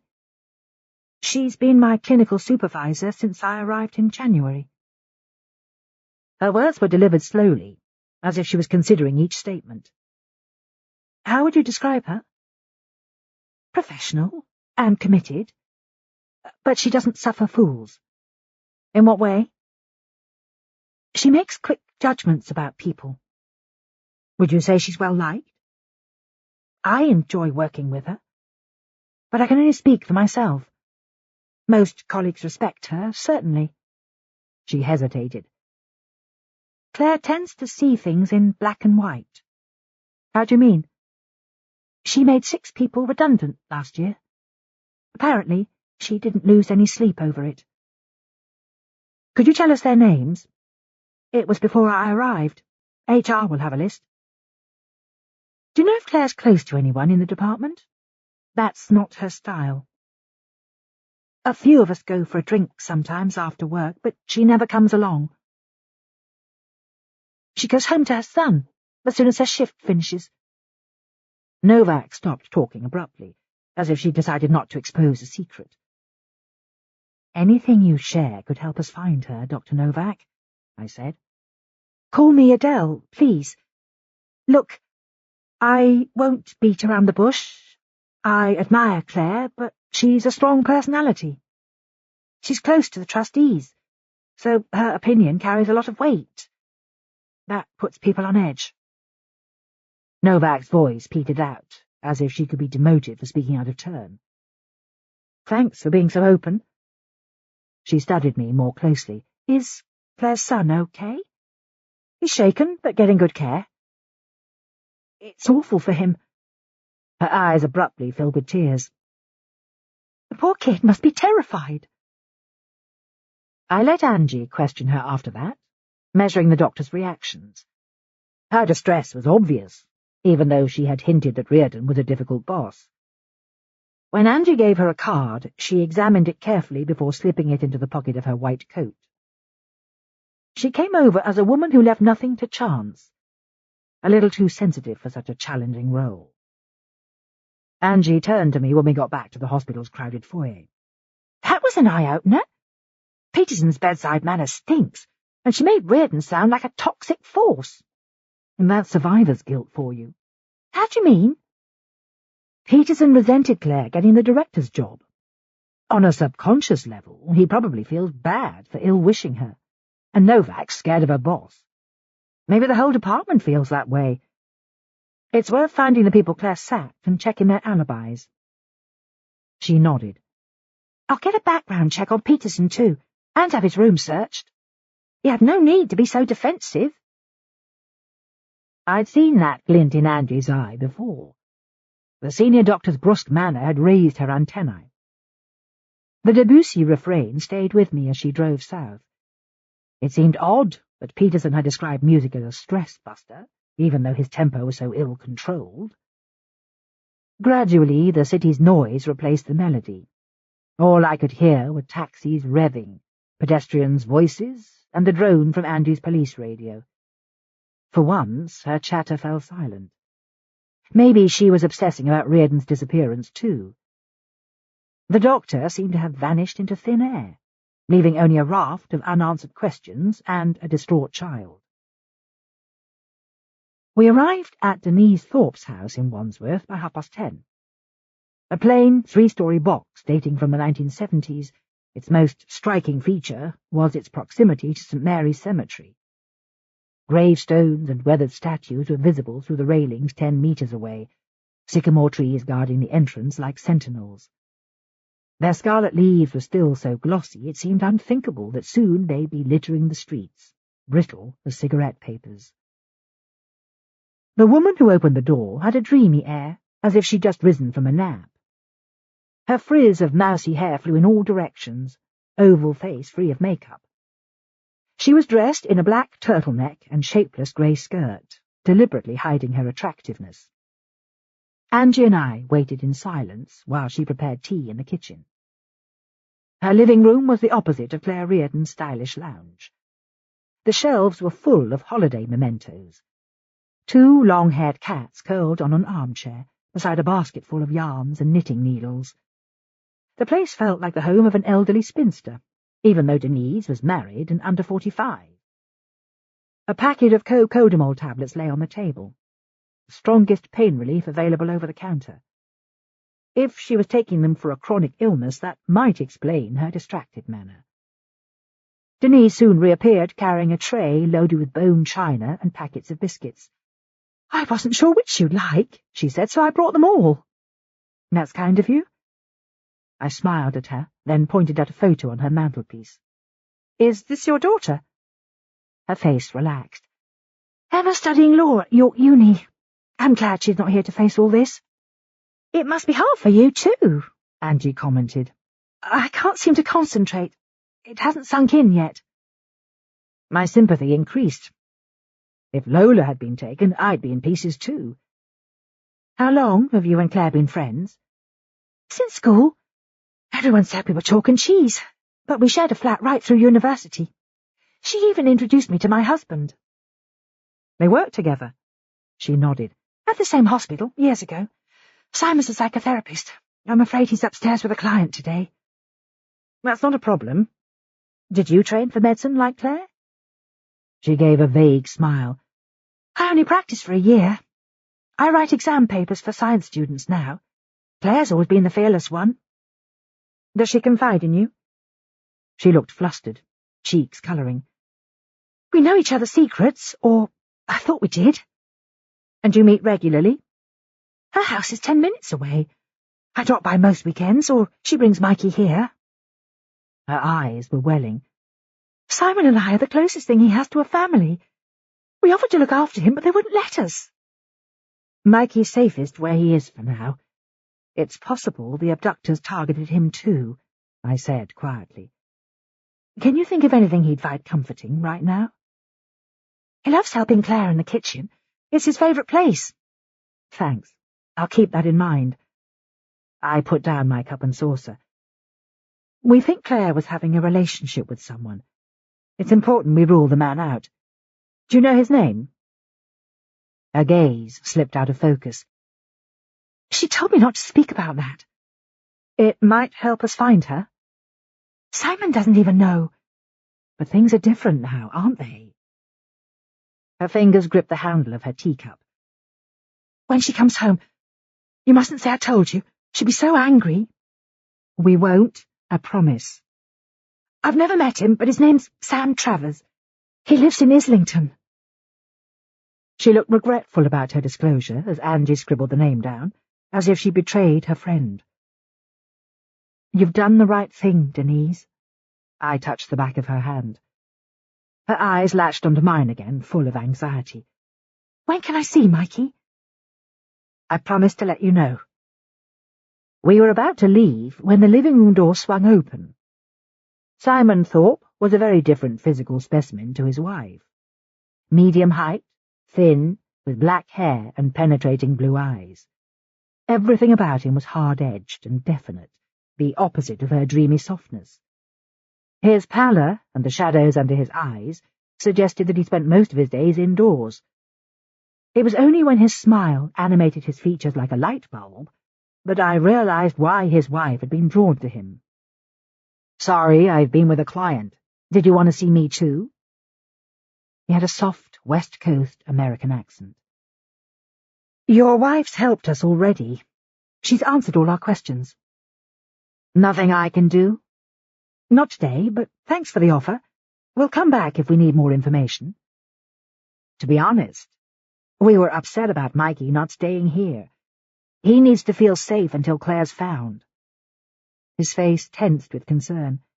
"We can't allow that yet, I'm afraid," Angie said.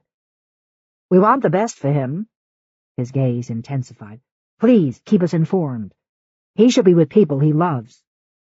Of course, but I promise he's getting excellent care, I replied.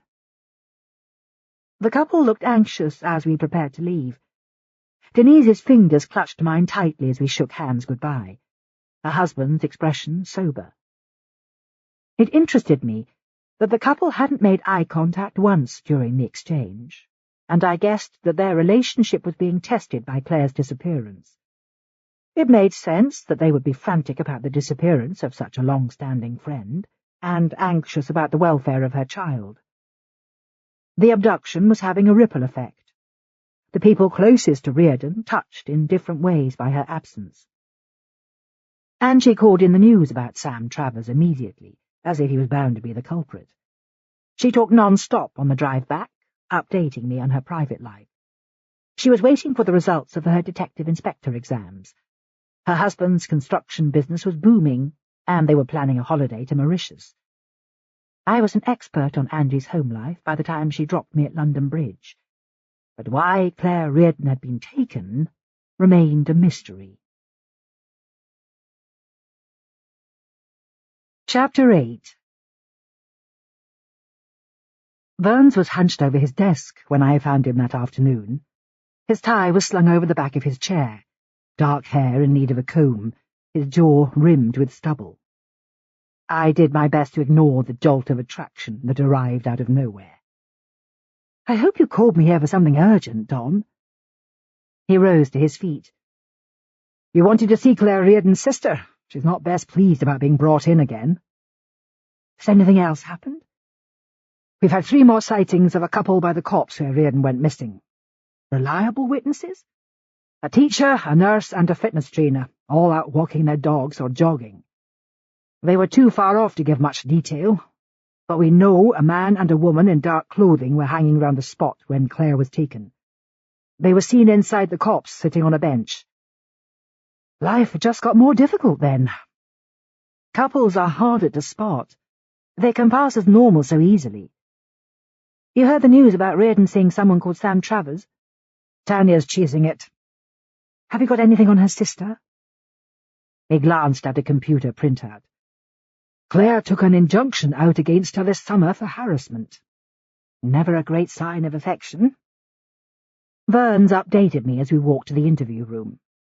Tanya's team had been busy checking the records of Claire Reardon's patients to see if any had complained about malpractice, but nothing had emerged yet.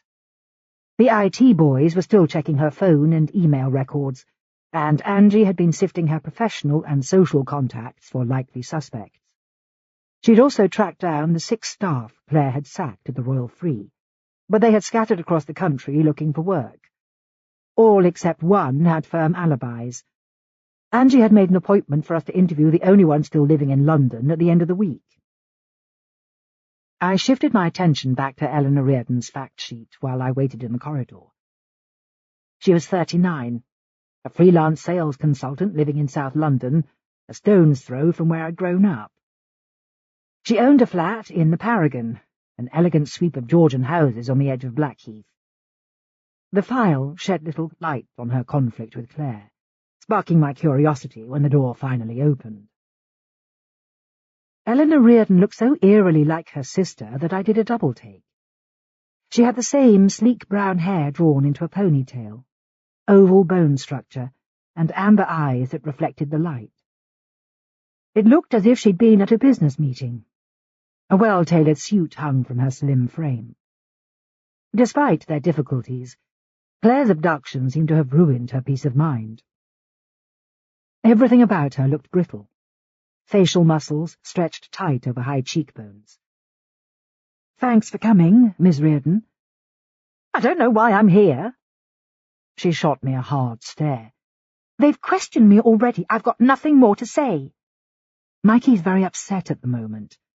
I'm keen to talk to people close to him. Perhaps you could tell me about his relationship with Claire." "How would I know? She stopped me seeing him last year."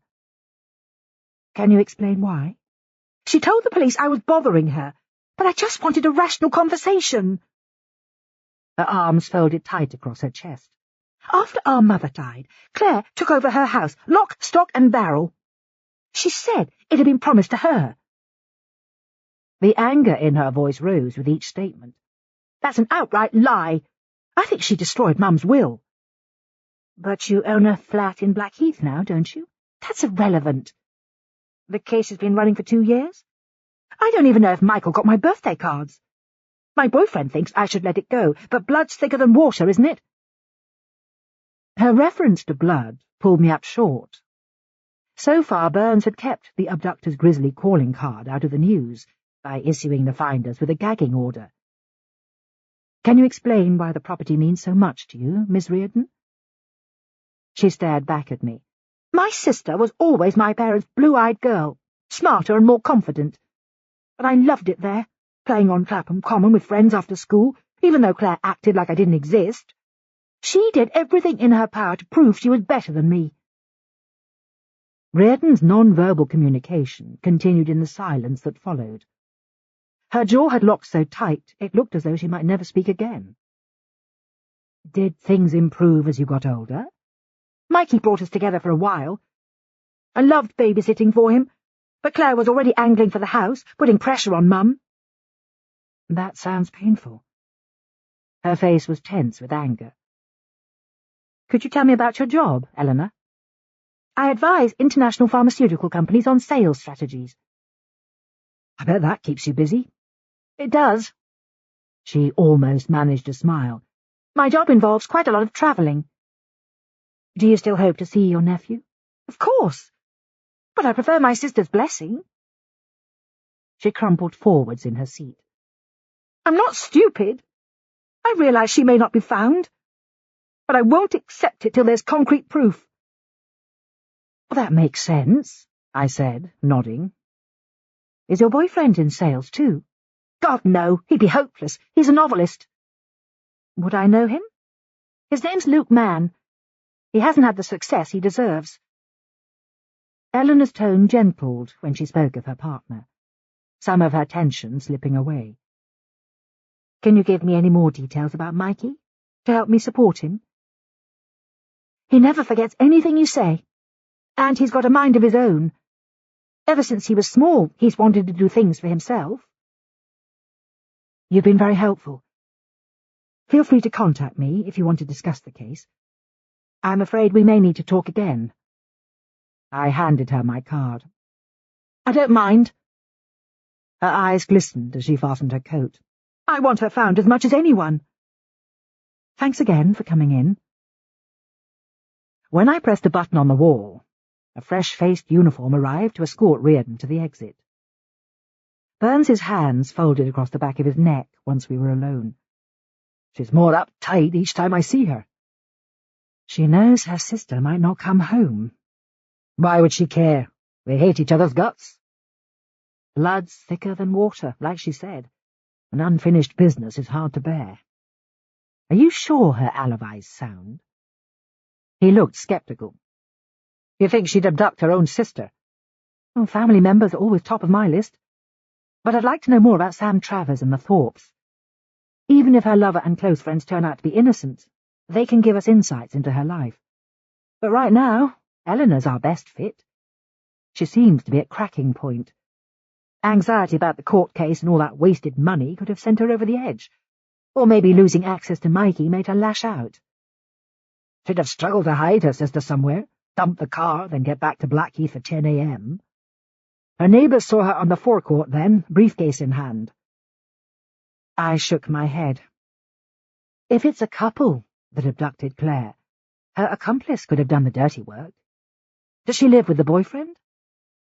He's got a place in Camberwell, but we can't be 100% sure a couple took her, just because a man and woman were seen nearby. So far, we've got no concrete proof. Eleanor seems obsessive enough to plan a campaign, if she had someone helping. Whoever took Claire knew her routine well enough to forecast exactly when she'd leave the house, and her running route. You think she hates her sister enough to hurt her? She's got a high sense of childhood grievance. I scanned the notes I'd scribbled on my EF1 form. She sees her sister as the aggressor, but she's volatile and caught up in family power issues. Claire's neighbour says Eleanor couldn't control her temper. Maybe something finally snapped her control. We'll keep tabs on her. She doesn't strike me as strong enough to harm anyone, but with press crawling everywhere, I can't miss a trick. Claire seems like a complex character. She didn't socialize at work. Her colleagues think she put ambition above personal loyalty. His gaze settled on my face. Not like you. The abrupt shift of topic pulled me up short. How do you mean? You work hard, but you make time for Lola, your brother, your friends. But not for you. You read my mind. He shot me a grin. Cook for me tonight, and all is forgiven. I'm at the safe house. Pity. Vern scanned the wall to check that the door was shut. Then his hand closed over my wrist. You'll need this, sooner or later. He placed a key on my palm. You're giving me an office here. He shook his head. It's for my flat. I passed it back to him. There's no need. Take it, anyway. He dropped it into my pocket, then picked up the phone that was jangling on his desk. I wanted to argue, but the station was the wrong place to debate territory. A queue had formed outside while we'd been interviewing Reardon, and I felt a pang of sympathy.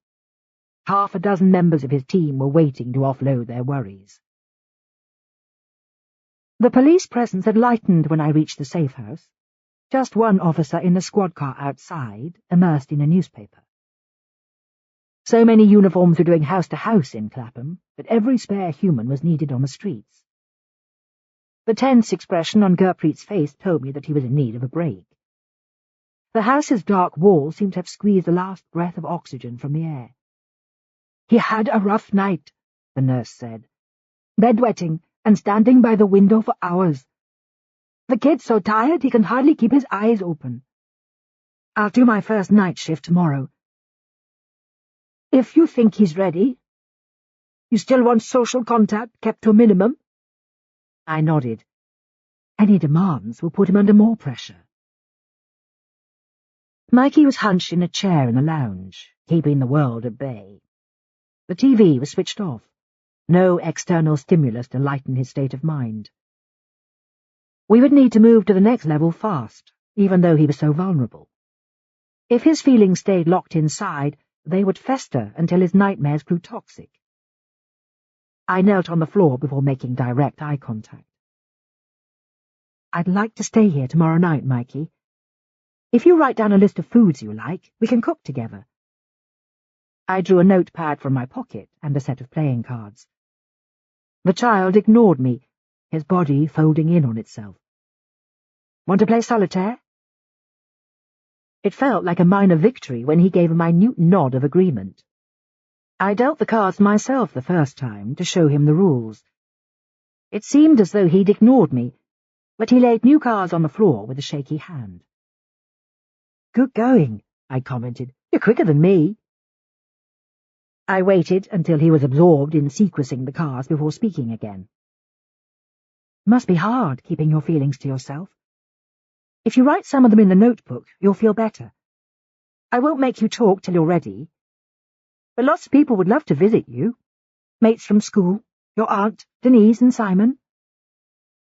His body language changed when he heard the names, shoulders stiffening, the cards spilling from his hand.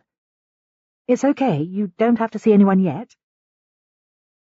Not far now, he whispered. Not far from where, Mikey? Try and tell me what you mean. His eyes glazed as he stared at the wall, making me wonder if the names I'd mentioned had triggered his fear. I carried on talking in a soothing voice, but it had no effect. By the time I left, he was hunched in his chair once more, like my visit had never happened. I cursed silently as I got into my car, wishing I could pinpoint what had caused such a strong reaction. His traumatized state had me convinced that he'd witnessed something that might lead the investigation directly to his mother. I walked to St. Catherine's Dock that evening to clear my head. It was after 7 when I arrived, the sight of the marina lifting my spirits. There was something heartening about the garish houseboats, side by side in their moorings, tightly packed as pencils in a box. The boat my brother Will and his girlfriend Nina shared had seen better days. The Bonne Chance was a Dutch barge in need of TLC, moored at the end of a jetty. When the galley door opened, Nina gave me a tentative smile. We'd seen plenty of each other in the last few months, but she still seemed gripped by shyness. Her knitted dress emphasized her slim build, cropped black hair revealing lines of tattooed script tracing the contours of her neck. She stepped back to admit me to the narrow galley. The space had an overcrowded charm, bright enamelware filling every nook and cranny, simple wooden furniture painted in primary colours. "Will was just talking about you," she said. "Nothing scandalous, I hope. He was speculating about your love life." My brother kissed my cheek. "You're cold, Al. You better sit here." Will made room for me by the log burner. He looked in good shape. The shadows under his eyes had disappeared, and so had the ragged beard he'd worn for years. He was almost as clean-cut and handsome as he'd been a decade ago, before his bipolar disorder took hold. "Tell us about your new man," he said. "Not till I've had a glass of wine." "How's work going?" "Pretty good. I can make smoothies and clean toilets with the best of them." "You still like the people?" He nodded. "The juice bar's like the United Nations. I can say hello, goodbye, and thank you in Russian, Arabic, and Swahili. That's 3 more languages than I've got." It still seemed odd that someone with a first-class Cambridge degree in economics had ended up in a cafe in Covent Garden. But any job was better than none. When his illness was at its height, it had seemed like he might never work again. "How's the FPU?" Telling the truth was off-limits. If he knew I was working on a brutal abduction case, it would trigger an all-out panic. "It's full of boffins with no social skills. You'll fit right in."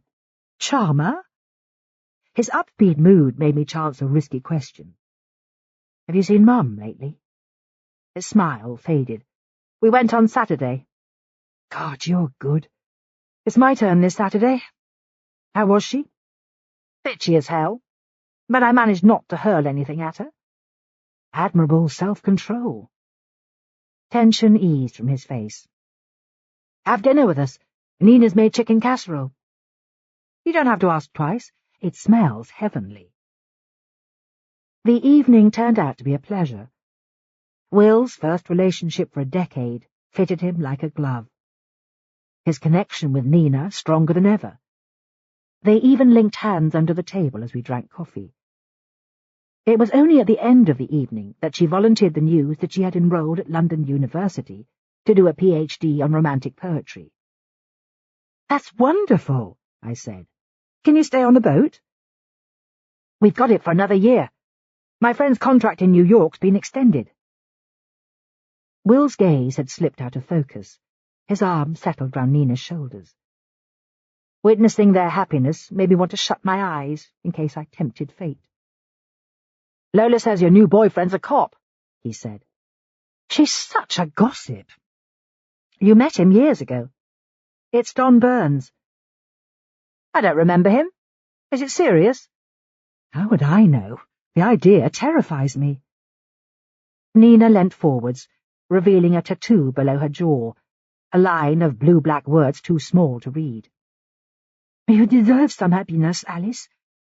Maybe it's time for a leap of faith." A soft French accent almost had me convinced. I walked home across Tower Bridge, reflecting on her advice. Until now, I had kept my feet firmly on the ground, and that could have been my mistake. I made up my mind to call Burns when I got home. If Will could form a relationship after watching our parents' marriage implode, it must be possible, even if it would be an uphill journey. I walked faster as I passed a pub on Tower Bridge Road, 2 drunks catcalling from across the street, begging me to take them home. Taking men home had never been my problem. It was letting them stay that provided the challenge, unlike for Burns, whose marriage had lasted 15 years. By the time I reached Providence Square, the brisk stroll had blunted my fear. I listened to his Scottish burr on his answering service, but hung up without leaving a message. Telling him how I felt would need to be done face to face. My thoughts switched back to work as I prepared for bed, turning Mikey's words over in my mind. Almost there, not far now. The phrase seemed hopelessly over-optimistic, while no sign of his mother had been found. Chapter 9. The man drives through the city's empty streets, peering into the darkness. The woman sits beside him, a package balanced on her lap. "Are you okay, sweetheart?" she asks, her tone irritating him. "Better than yesterday." "Less pain? For God's sake, stop nursing me. It's not your job." He rarely complains when his symptoms are bad. There would be no point. Most days it feels like ice waters coursing through his veins. The side effects are growing harder to ignore, weight falling from him, his skin paler than before. "What are we going to do about the boy?" he asks. "Leave him for now. It won't be hard to track him down. The Child Protection Service is pretty lax. I phoned to ask where toys for Mikey Reardon should be sent, pretending to be a delivery company. They told me to ring the psychiatric care team in Southwark." "That's a start." "The borough's got 40 community psychiatric nurses. Any of them could be looking after him." He studies her while they wait at a red light, feeling a mixture of love and fear. Her excitement fills the car like cigarette smoke, their mission keeping her rage in check. "Park here," she says. "If I'm not back in 10 minutes, don't wait." "Let me do it. I've got nothing to lose." The man lifts the package from her hands, kissing her to silence any protest. He drops the car keys in her lap, then sets off down Newcomen Street, raising the hood of his coat. It doesn't take long to cross the hospital's quadrangle. He stands in the shadows to open the plasma bag, splashing its contents across a locked door. Blood spatters the paintwork, releasing its sour metallic smell, a reminder of the thousands of human guinea pigs killed by medical ignorance. He drops the empty pack on the step outside the pathology department. An appropriate tribute for the experts in white coats who care nothing for their patients. The dark history of the place crowds him as he hurries back to the car. His only comfort is that the murders begun here will soon be wiped clean. Chapter 10. Thursday, 16th of October. The consultant's conversations drifted through my office wall at 8:30 a.m. on Thursday. I made a point of greeting the early arrivals, connecting faces to names. Their replies were pleasant but wary, as if they made a group decision to withhold judgment. It was a relief to bump into Mike Donnelly in the corridor. "How are you setting in among us freaks and psychos?" he asked, winking at me. "I'm finding my feet, slowly." "Anything I can do?" "Keep smiling. It helps no end." "Can I run some ideas by you in the fullness of time?" "My expertise is yours. All you have to do is buy me lunch." The grin, buried inside his white beard, stretched wider as I said goodbye. Once I got back to my office, I studied the new printouts from Holmes too. The Clapham team had completed hundreds of house visits and interviews. More eyewitnesses had confirmed seeing a couple in dark winter clothes sitting on a bench in the stand of trees on the morning Claire was taken. The idea worried me. 2 perpetrators were always more dangerous than one. Partnerships caused rapid escalation, inciting the most extreme violence. I felt sure the computer system must be able to offer more insights, so I typed the word hematology into the search engine, knowing the results could take hours to arrive. I scanned the forensic team's report on Claire Reardon's home in the meantime. If her abductor had taken her there, he must have used a key. There was no sign of a struggle, no bodily fluids or smears on the walls.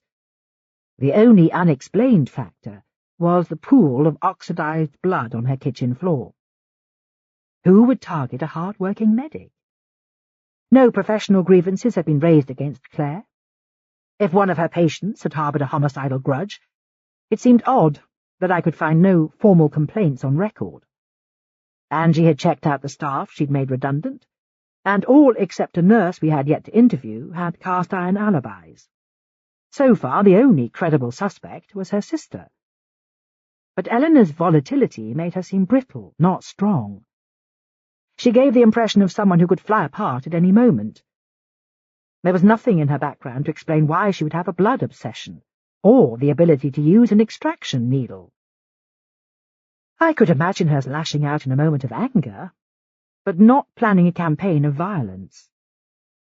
If my theories were correct, she would have to be acting in partnership with someone far more cool-headed and strategic.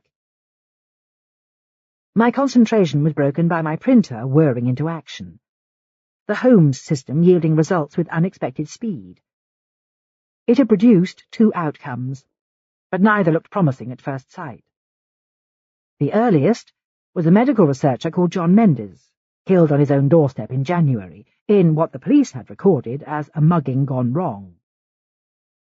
When I studied the facts again, an odd feeling tingled across the back of my neck. His research specialism had been blood diseases. The next was a missing persons case. A doctor called Lisa Stewart had left work one night in April, never returning home. She'd been working as a doctor on the haematology ward at Bart's Hospital. I called Burns immediately and asked him to run searches on both crimes. He sounded polite but sceptical, as if the idea of someone targeting blood specialists was too far-fetched, but the link felt too strong to ignore. There was no way of proving it yet, but if Reardon's abductors had taken her as part of a series, we had an even bigger job on our hands. There was a low drone of traffic behind Burns's voice when he spoke again. Another blood pack's been found at Guy's Hospital. This time they emptied it outside the path lab. A nurse found it a few hours ago. Apparently it was spattered everywhere. How much was in it? A pint, like last time. Reardon's name was on the label. Are you coming to the station? Not yet. I'm seeing Claire Reardon's mystery man with Tanya. I puzzled over the information as the taxi trailed east towards Islington. Events seemed to be gathering pace. Leaving the blood of an NHS consultant inside a hospital campus had to be symbolic, as if her sins were coming home to roost. Her abductors were taunting us with cryptic clues about their obsession with blood, but the locations must mean something. So far, Reardon's career history showed a clean slate, apart from a turf war with her deputy. It seemed more important than ever to find out exactly why the 2 other blood specialists had come to harm, to see if they were connected, professionally or personally. The cab slowed as we passed the Union Chapel on Upper Street. The air in the cafe opposite smelled of melted chocolate and fresh-baked bread as I reached Tanya's table by the window. Her glamour always made me wonder why Burns had chosen me instead of her, especially since they'd been friends for 2 decades. She wore a dark green dress, cashmere or merino wool, the thin fabric hugging her curves. Her chic haircut helped her blend in with the hipsters who had turned the district into an intellectual ghetto, her face glossy with makeup and poise. "Coffee?" she asked. "I'll have chamomile tea. I'm on overload." "Very disciplined." She surveyed me again, her eyes one shade cooler than turquoise. "Do you want an update?" "Please." "We got Travers in for an interview the day we heard he'd been seeing Claire. He admitted to the affair, but there's no evidence he was near Clapham Common the morning she was taken. We took his prints at the station. The team have just found one of his thumbprints on a kitchen cupboard. I want you to assess him in his home environment, see if there's cause for concern." "Do you know any more about the bloodstain?" She gave a distracted nod. "They think Claire could have been marched to her kitchen, stabbed, then carried outside, but that normally leaves a trail. Hancock says the place is clean as a whistle apart from that one stain." "And what about the abduction itself?" "We still think Claire and Mikey were attacked in the copse by the avenue. It's a local pickup spot. The Sockos found needles and condoms galore on their fingertip search." Pete gets all the fun, doesn't he? She managed a smile. We've tracked the getaway car at last, based on the first witness's ID. It had fake plates, caught by a road camera driving south through Wandsworth. 2 people in the front seat, but the image is too blurred to make out their faces. It's a standard blue Nissan hatchback, with stripes on the bonnet to make it look official. At least it clears up that we're looking for 2 attackers, but they haven't given us much to go on. How are you bearing up, anyway? She grimaced. Not bad, except Siobhan's a royal pain in the arse. Well, that's her job. She's 13, isn't she? Tanya only ever shared personal details about her independent-minded teenage daughter.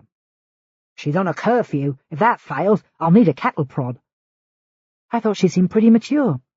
That's her act for strangers. She pulled a notebook from her bag. Here's the lowdown on Sam Travers. He's 42, a freelance filmmaker. He met Claire in the first week of January when he was making a documentary about the health service. He's been married 8 years to a German woman, Isabel, who runs a media agency nearby. No kids. What do you make of him? I won't prejudice you. A look of distaste crossed her face. He says he was working at home when Claire was taken. His wife's confirmed it, but they could be protecting each other. The entrance to Sam Travers' house was between a bookshop and a vintage clothes store. When I pressed the buzzer, the lock clicked loudly, and a male voice summoned us to the first floor. Travers met us on the landing, but his home made a bigger impression than its owner. He looked like a typical media executive, blonde with a neat beard, dressed in tight jeans, brogues, and a tailored shirt. He seemed to be aiming for an intellectual look, wearing heavy-framed glasses and an aloof expression.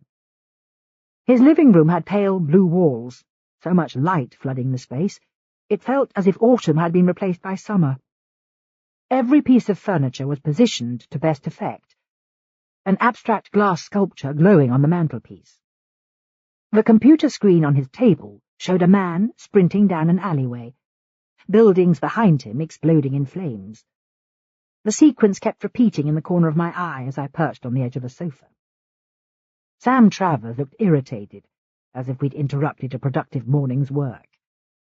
I can only spare half an hour, I'm afraid. There's a meeting I have to attend. We won't take long, I replied. Would you mind talking me through your relationship with Claire Reardon? I interviewed her for one of my films. We had lunch, or met at her house sometimes. It was casual. She only came here once, to dinner with friends. Isabel didn't need to know about it. How do you mean? He rolled his shoulders. Even open marriages have rules. It's disrespectful to rub your partner's face in it. Isabel probably protects me the same way. But your wife knows about the affair now. How could I hide it? The police called here to take me to the station. Is your wife at work today? He nodded. Her office is round the corner on Liverpool Road. And she was out the morning Claire was abducted. Isabel was staying with friends. She got back around 10 a.m. Forgive me for saying this, Mr. Travers, but you don't seem very concerned about Claire's situation. Why didn't you report your relationship as soon as she went missing? Of course I'm concerned. His expression hardened. But we haven't seen much of each other lately. She was a vulnerable person. If I'd known that, I'd never have got involved. How do you mean? Claire's sister bullied her, and she had trouble at work. She seemed terrified of losing her job. Did she say why? To be honest, I didn't ask. When I looked up from my notes, Sam Travers' attention had been diverted. He might have been talking about Claire Reardon, but his gaze lingered on Tanya's hourglass figure. His distraction allowed me to glance around his living room. A large black-and-white photo showed a stunning platinum blonde with a beaming smile twined around him in a flutter of confetti. Travers' expression was neutral, as if his wedding day was no reason to lose his cool. After a few more questions, we took our leave and returned to Tanya's car. Either he's suppressing his feelings or he's genuinely cold, I said. Open marriages only suit people who can compartmentalize their emotions. His body language was tense, though. He's definitely hiding something, and, like you said, his wife could be covering for him. Tanya gave a loud sigh. She doesn't seem the type to lie. Isabel wet buckets when she found out he had a mistress. This bollocks about their marriage being open. It's interesting that he said Reardon was having work problems. We know she was unpopular with a few colleagues. Maybe a case of medical negligence came back to haunt her.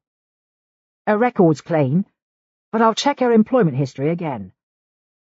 Holmes, too, brought up a murder and a missing person case earlier this year, both blood specialists. I gave Dom the names. Her eyes widened. You think it's a series? Well, it's possible.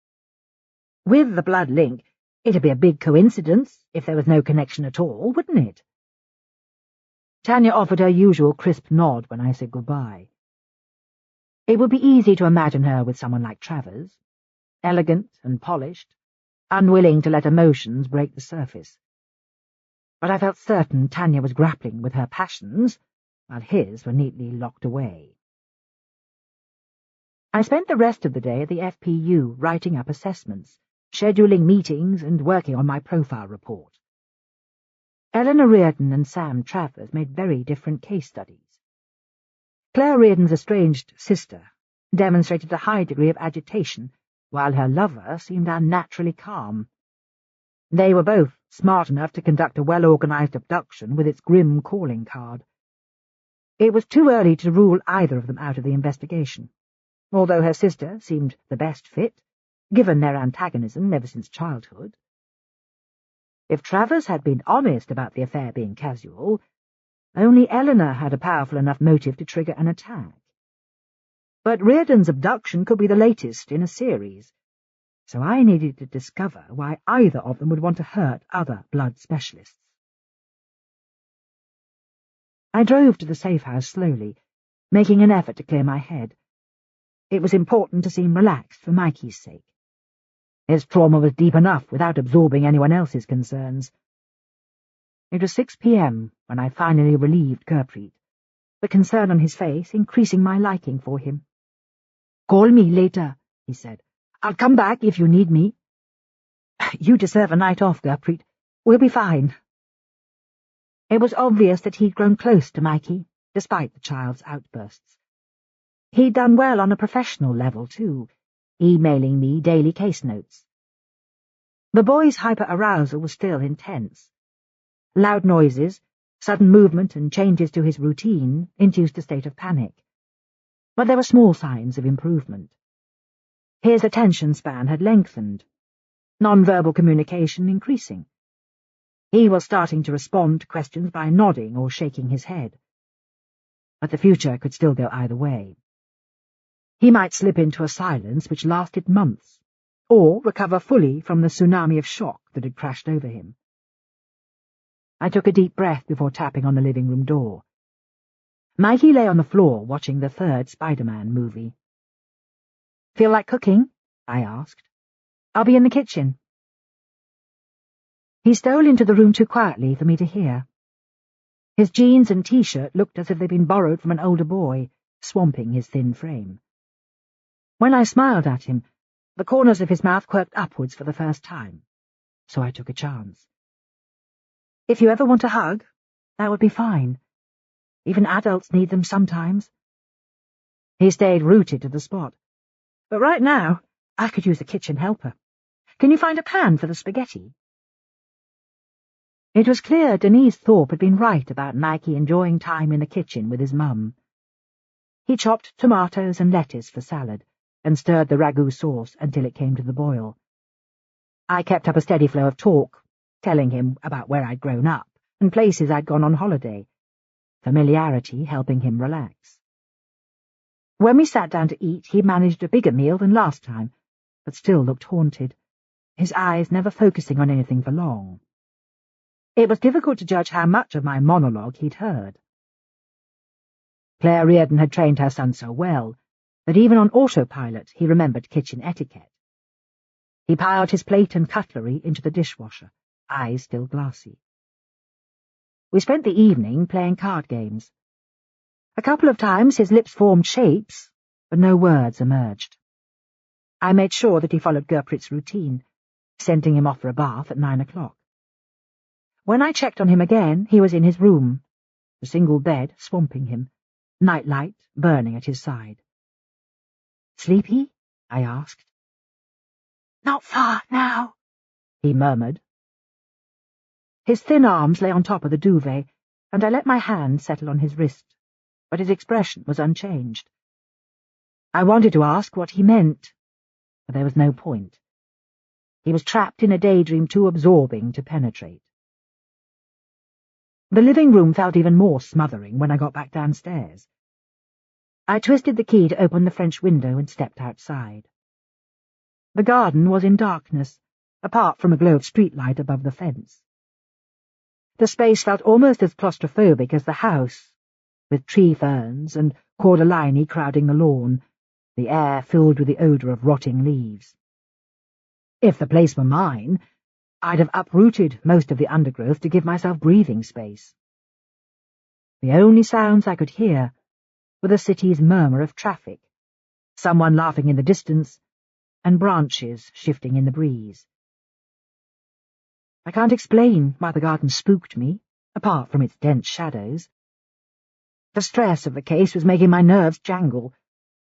I checked every door and window was locked when I got back inside, but the sight of the squad car parked by the porch restored my calm.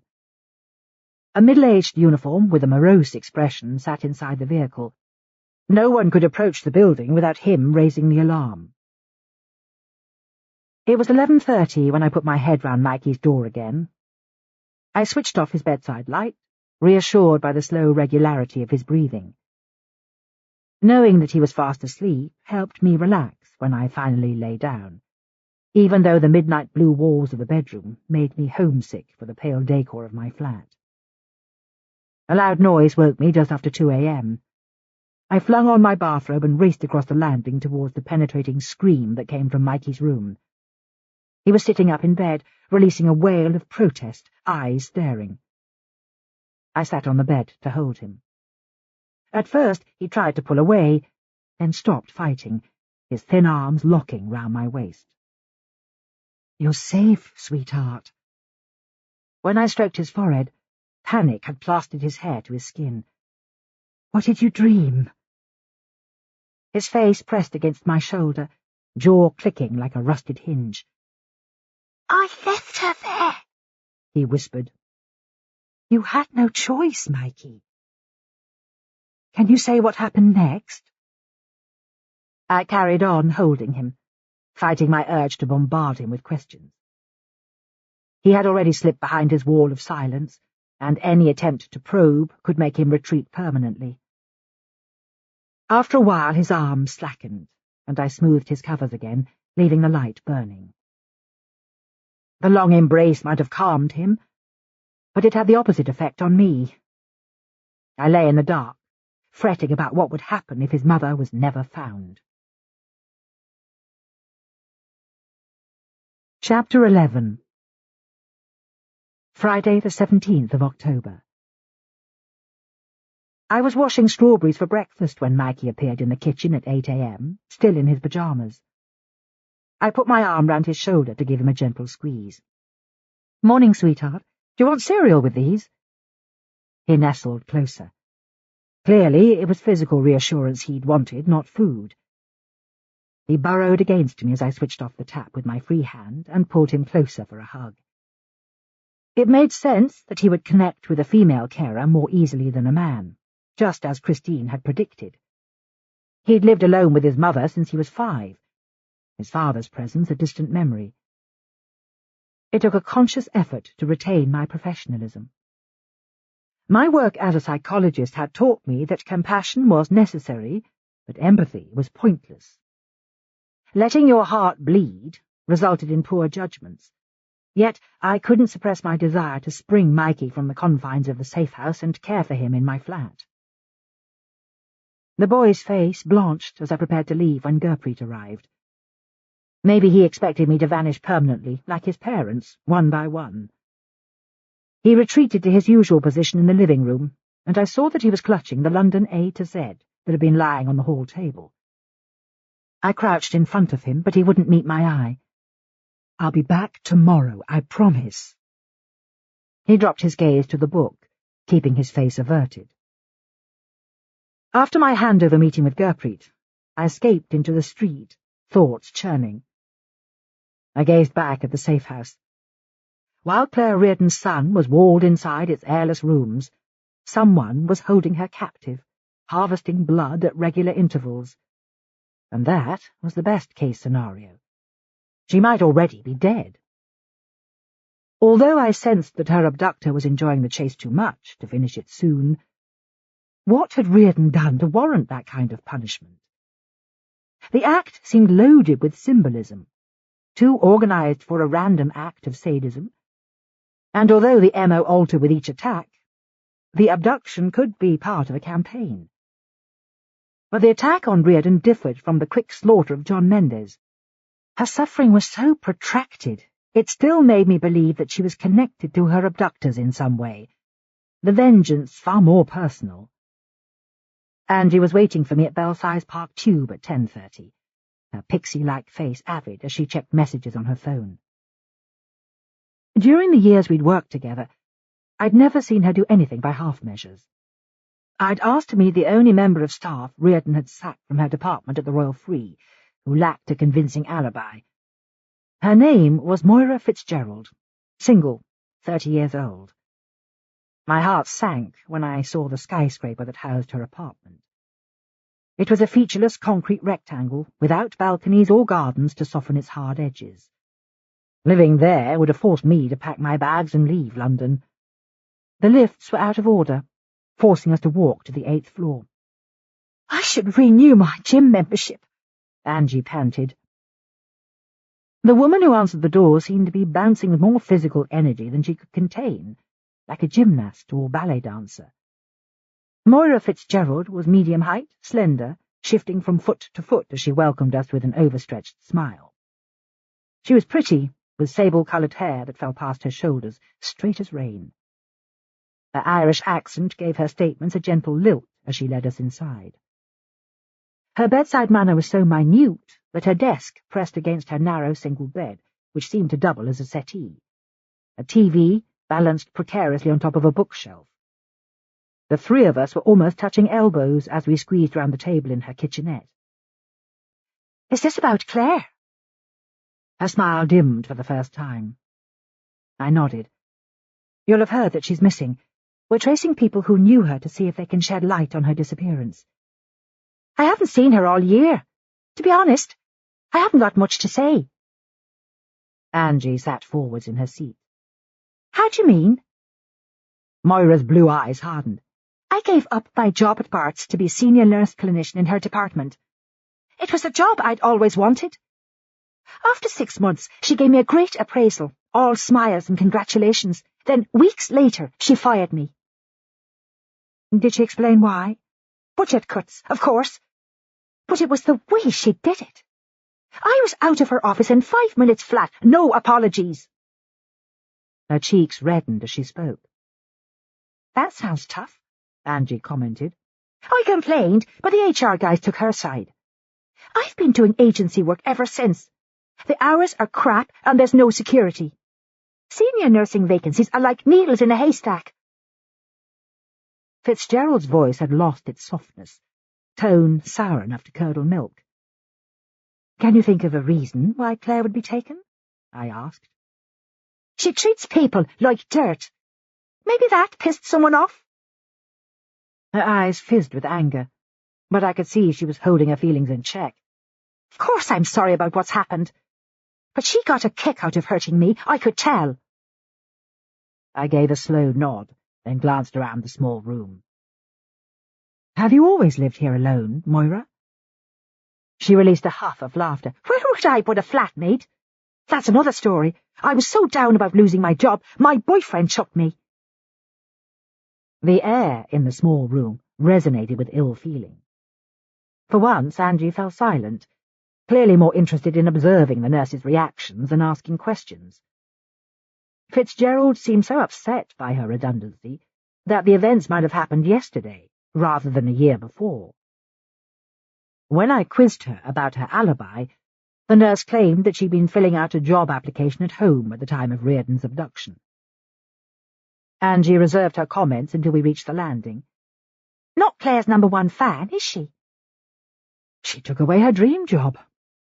Moira seems to blame Reardon for her relationship failing too. When I gazed down from the landing, a bird's-eye view of the compound of the Royal Free was visible 2 blocks away. Confronting her former workspace every time she stepped outside must be keeping the nurse's anger alive. Do you think she's upset enough to hurt someone? Angie asked as we trotted back down the stairs. It's possible, but this could be part of a series. If it is, we need to know if she'd met Lisa Stewart and John Mendes. I'll do some digging. Angie said a quick goodbye before racing back to her car. I set off for the FPU at a slower pace, mulling over Fitzgerald's comments. Despite her bitterness, it seemed unlikely that a nurse would have her former boss abducted simply because she'd been sacked. But it threw a new light on Reardon's behaviour. It sounded as if she could be tyrannical, making enemies among those she ruled, yet able to impress her seniors. Burns was waiting for me at Butler's Wharf at 9 that evening, sitting outside the brewhouse, gazing vacantly ahead, as though he lacked the strength to stand. "Feed me," he said, "and get me drunk and seduce me in the back of a cab." All that in one evening? We ended up in a Turkish restaurant on Borough High Street, eating grilled halloumi, followed by marinated lamb, with a bottle of house red. I sat beside him in the narrow booth, a candle guttering on the table. "Tell me what's happened." He took a slug of wine. "My lot have been chasing those names you found, but it's not conclusive. Mendes' attack looks like an opportunistic mugging. Knife wound to the heart, phone and laptop stolen. Lisa Stewart was last seen cycling home from work around 10 p.m. None of her credit cards have been used since. She's probably dead but hasn't been found." "There must be a link, Dom." "The 3 of them trained at different hospitals. Mendes and Stewart both worked at Bart's, but not at the same time. They didn't attend the same conferences or training courses. Well, looking at their social lives, hobbies, sports clubs, holidays, so far nothing matches." 3 blood doctors being attacked in one city in a 10-month period can't be a coincidence. "Thousands of violent assaults happen here every year," Burns shrugged. "What did you think of the nurse Reardon sacked?" "Angry as hell, but that's not enough to make her a credible suspect. She seems too isolated to be able to convince anyone to help her drag Claire into the getaway car." "She was at Bart's the same time as Lisa Stewart. Angie's looking into it." "I need to see the primary evidence in Mendes and Stewart's crime files." "The archive's delivering it bright and early Sunday morning." His frown deepened. "Denise Thorpe pitched up at the station today, wanting access to the Reardon boy. The woman's relentless." I thought of Claire's friend's odd house with its view across the cemetery. "That's understandable. If Lola went missing, I'd want Neve with me. She's under a lot of stress. She gives me the creeps, but her alibi checks out, and so does her husband's. They were at her mum's care home early on the morning of the abduction. Their names are in the visitors' book, and the nurse saw them arrive. I'm more concerned about Sam Travers. Pete's team are doing an extended search at his house. He was lying about not seeing much of Claire. One of her neighbours says his car was outside her house several times a week. His documentary on the health service put him in contact with loads of medics. He was tracking staff at 5 different hospitals. So he could have met Mendes and Stewart. If he did, there's no record." "Let me interview him again," I said. "If Claire rejected him, he's got the biggest motive." "I'll set it up." Burns rubbed his hand across his jaw. "So far, our earliest sighting of the kid is from a CCTV camera on Walworth Road at midday, staggering like he was drunk." "Or drugged?" "Whatever they gave him had cleared his system by the time he was examined." He pushed his plate away. "Can we take a break, just for half an hour?" "You want to make small talk with all this going on?" "Work doesn't stop when we down tools," he said firmly. "My team are going flat out." "Have you always been so rational?" "I'm a dour Scot, remember?" "Tell me your secrets, Alice." "Oh, you know them all." "I don't have a clue about your relationships before me." "And that bothers you?" I took a sip of wine. You want details? I'm trying to understand you. Why don't you go first? His smile reappeared. Lorraine Salmond asked me out in year 7, then broke my heart a month later. I dated a girl at sixth form college, but that ended in tears when I left for art school. After a few years of short flings, Julie came along, when I was a newly qualified cop. She's the first girl you fell for. I met her at a party. She had the loudest laugh in the room. He stared down at his empty plate. 12 good years, when it fell apart. Did Lorraine Salmond leave a mark? God, yeah. The little cow dumped me on my 12th birthday. He drummed his fingers on the table. Your turn, Alice. Stop evading. I rolled my eyes. Nothing serious until med school. Then a doctor, dentist and a surgeon in quick succession. I spent a while alone. Then there was a dance teacher and a defrocked priest. The rest you know. I put down my wineglass. How did I let the surgeon get away? He had navy blue eyes and played the piano beautifully. No one has navy blue eyes. He did. Did he break your heart? I shook my head. It's still intact. He gaped at me. You've never been in love. I leant back in my chair. How much do you know about relationship psychology? Bugger all, obviously. He leaned closer, eyes tracing my mouth. Our intimacy patterns are fixed by age 7. If the blueprint's faulty, it takes work to correct it. Your parents had a bad marriage. With bells on. His fingers settled on my wrist. But you're different. You like mending people. Patterns repeat themselves, don't they? Not if you work at it. Why not read the warning signs, Don? I'm not a great bet. That's for me to decide. I'd settle for a night with you in my bed instead of watching you leave. I bit my lip. It's not deliberate. But you're right. Sex is the easy part. How long was your last relationship? 3 weeks? You don't scare me, Alice. His expression had changed, more understanding than desire, his frustration mellowing. I feel safe with you, but it's no guarantee. Maybe your pattern's changing. He tucked a strand of hair behind my ear. Come and meet my boys tomorrow night. They're staying at mine. I'll be at the safe house. His face darkened. You're obsessed by that kid. I'm just doing my job. Everyone's let him down except his mum, and now she's gone too. Burns stayed silent, probably because he knew how I'd react to professional advice. At midnight we split the bill, and he walked me home. He declined my offer of coffee, which surprised me. Maybe it angered him that Mikey's welfare was my top priority, or he couldn't face the solitary walk home after making love. When I closed the curtains, he was still standing on the pavement, huge and immovable, gazing up at my window. His stillness seemed to prove that he'd finally understood the challenge that lay ahead. Chapter 12. At midnight, the couple stand outside the lab, holding hands, the woman's head resting on the man's shoulder, at peace for once. I wish we could stay like this, the man says. Me too. But we can't rest properly until it's done. The man's exhaustion resonates in his sigh when she unlocks the door and flicks on the lights. Claire Reardon is still bound to the chair, gag clamped between her teeth.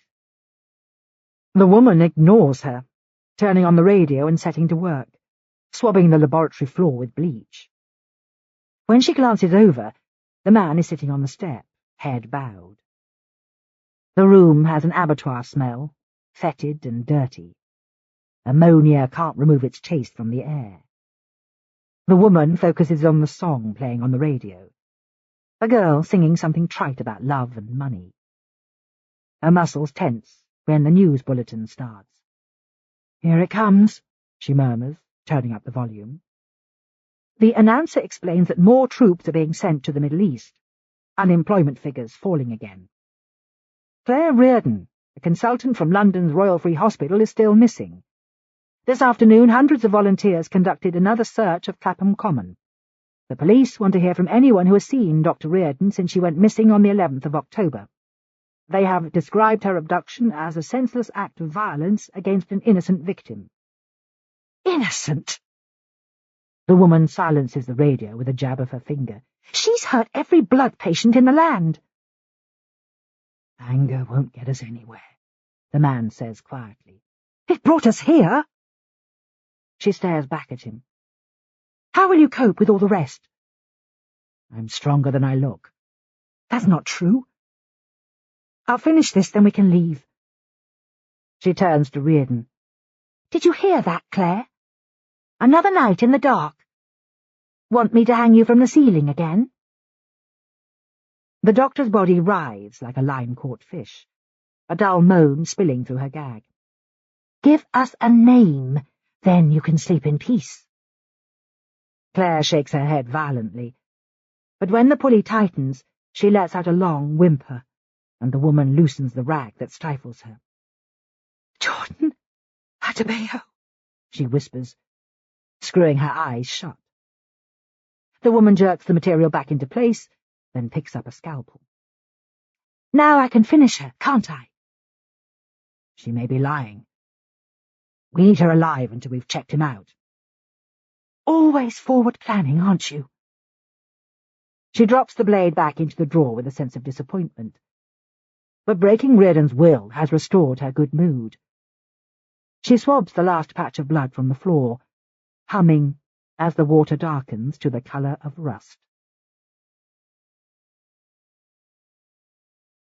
Chapter 13. Saturday, 18th of October. Saturday began with a trip along the river. I caught a bus boat to Greenwich to see my mother, instead of driving south through the congested suburbs. It allowed me to admire the old warehouses and Hawksmoor churches lining the riverside. The air was bracing when I climbed the steep hill through Greenwich Park to Blackheath, admiring avenues of chestnut trees that had been stripped of their leaves, stark branches reaching for the sky. Tension was knotting in my stomach at the prospect of seeing my mother for the first time in 2 weeks. I took a detour past the Paragon to check out Eleanor Reardon's address. The Georgian Crescent was beautifully preserved. All it needed was horse-drawn carriages and women promenading in long gowns, the time to slip back 2 centuries. I tried to imagine why someone who owned an apartment in such a stunning piece of real estate would quibble over a house in Clapham. The lawsuit seemed to be more about sibling rivalry than financial need. It struck me as unlikely that Eleanor would turn murderous over a lawsuit. But childhood jealousy could be a strong enough motive, no matter how comfortable her current life seemed. It took my mother ages to answer the doorbell. I heard the slow drag of her feet on the stairs as she made her way down from her flat. When she finally appeared, she looked immaculate, making me wonder how much time she'd needed to put on her smart grey skirt and cashmere twin set. I felt a tug of sympathy for her battling spirit. Small tasks like dressing and bathing must present major challenges now. She flinched as I kissed her cheek. Why not use the stair lift, Mum? I prefer being on my feet. It's the only exercise I get. I watched her toil back to the landing. Parkinson's might have stolen her physical strength, but her stubbornness was undimmed. She looked smug as she settled into her armchair, as if the climb proved she was invincible. "Want some tea?" I asked. "I've brought carrot cake." Her tremor was pronounced as she lifted her cup, drops slopping back into the saucer. She assessed me coolly as I took a bite of cake. "It's good to see you eating, Alice." "I always do. If I stopped running, I'd be the size of a bus." "You're skin and bone, darling. Have you been overworking?" I took a deep breath. "I'm fine, honestly." "Tell me what you've been up to." "I've got an interesting case." "Did you hear about the woman going missing on Clapham Common? I'm helping her son." "The poor creature." Her eyes widened. "You'll never cure that monster if you find him. He's beyond help." "You can't ignore people like him, Mum. They still exist. Leave it to some other fool. I shrugged. I'm not cut out to be a librarian like you. A rare look of nostalgia crossed her face. I still remember how the place smelled. Floor polish, dust, and old books. Someone should make it into a room fragrance. I prefer French lavender. My mother spent the rest of the morning on acerbic complaints. Her assistant Elise visited daily, but remained monosyllabic, which was a source of disappointment. She seemed to expect witty repartee from her hard-pressed helper. At least Mum was still managing to attend concerts and lunches with friends, even though she had to travel everywhere by taxi. Can I do anything before I go? Her grey eyes settled on my face. Tell me you've found a new boyfriend. I have, actually. We've been together a few months. What does he do? He's in the police. She gave me a look of mock despair. I was hoping for a stockbroker. But you like him, do you? More than I realized. Then you'll make it work, darling. Her shrewd eyes fixed on my face. Bad choices aren't hereditary. I was superstitious enough to feel spooked. Blessings from my mother were so rare that I knew she was being sincere, but how to file them away was another matter. For once, she accepted my farewell embrace without pulling away. I stood with Gurpreet in the garden of the safe house that afternoon, while Mikey napped on the sofa. Fading afternoon light filtered through the copper beeches as he lit a cigarette. My wife thinks I quit months ago. It's okay, I won't blow the whistle. I watched him take a long drag. How's Mikey been? Missing you, I think. It's amazing how fast you've bonded. He's pining for his mother. Transference was inevitable. He nodded. Still no eye contact, and the smallest noise spooks him. In an ordinary case, I'd suggest Ritalin.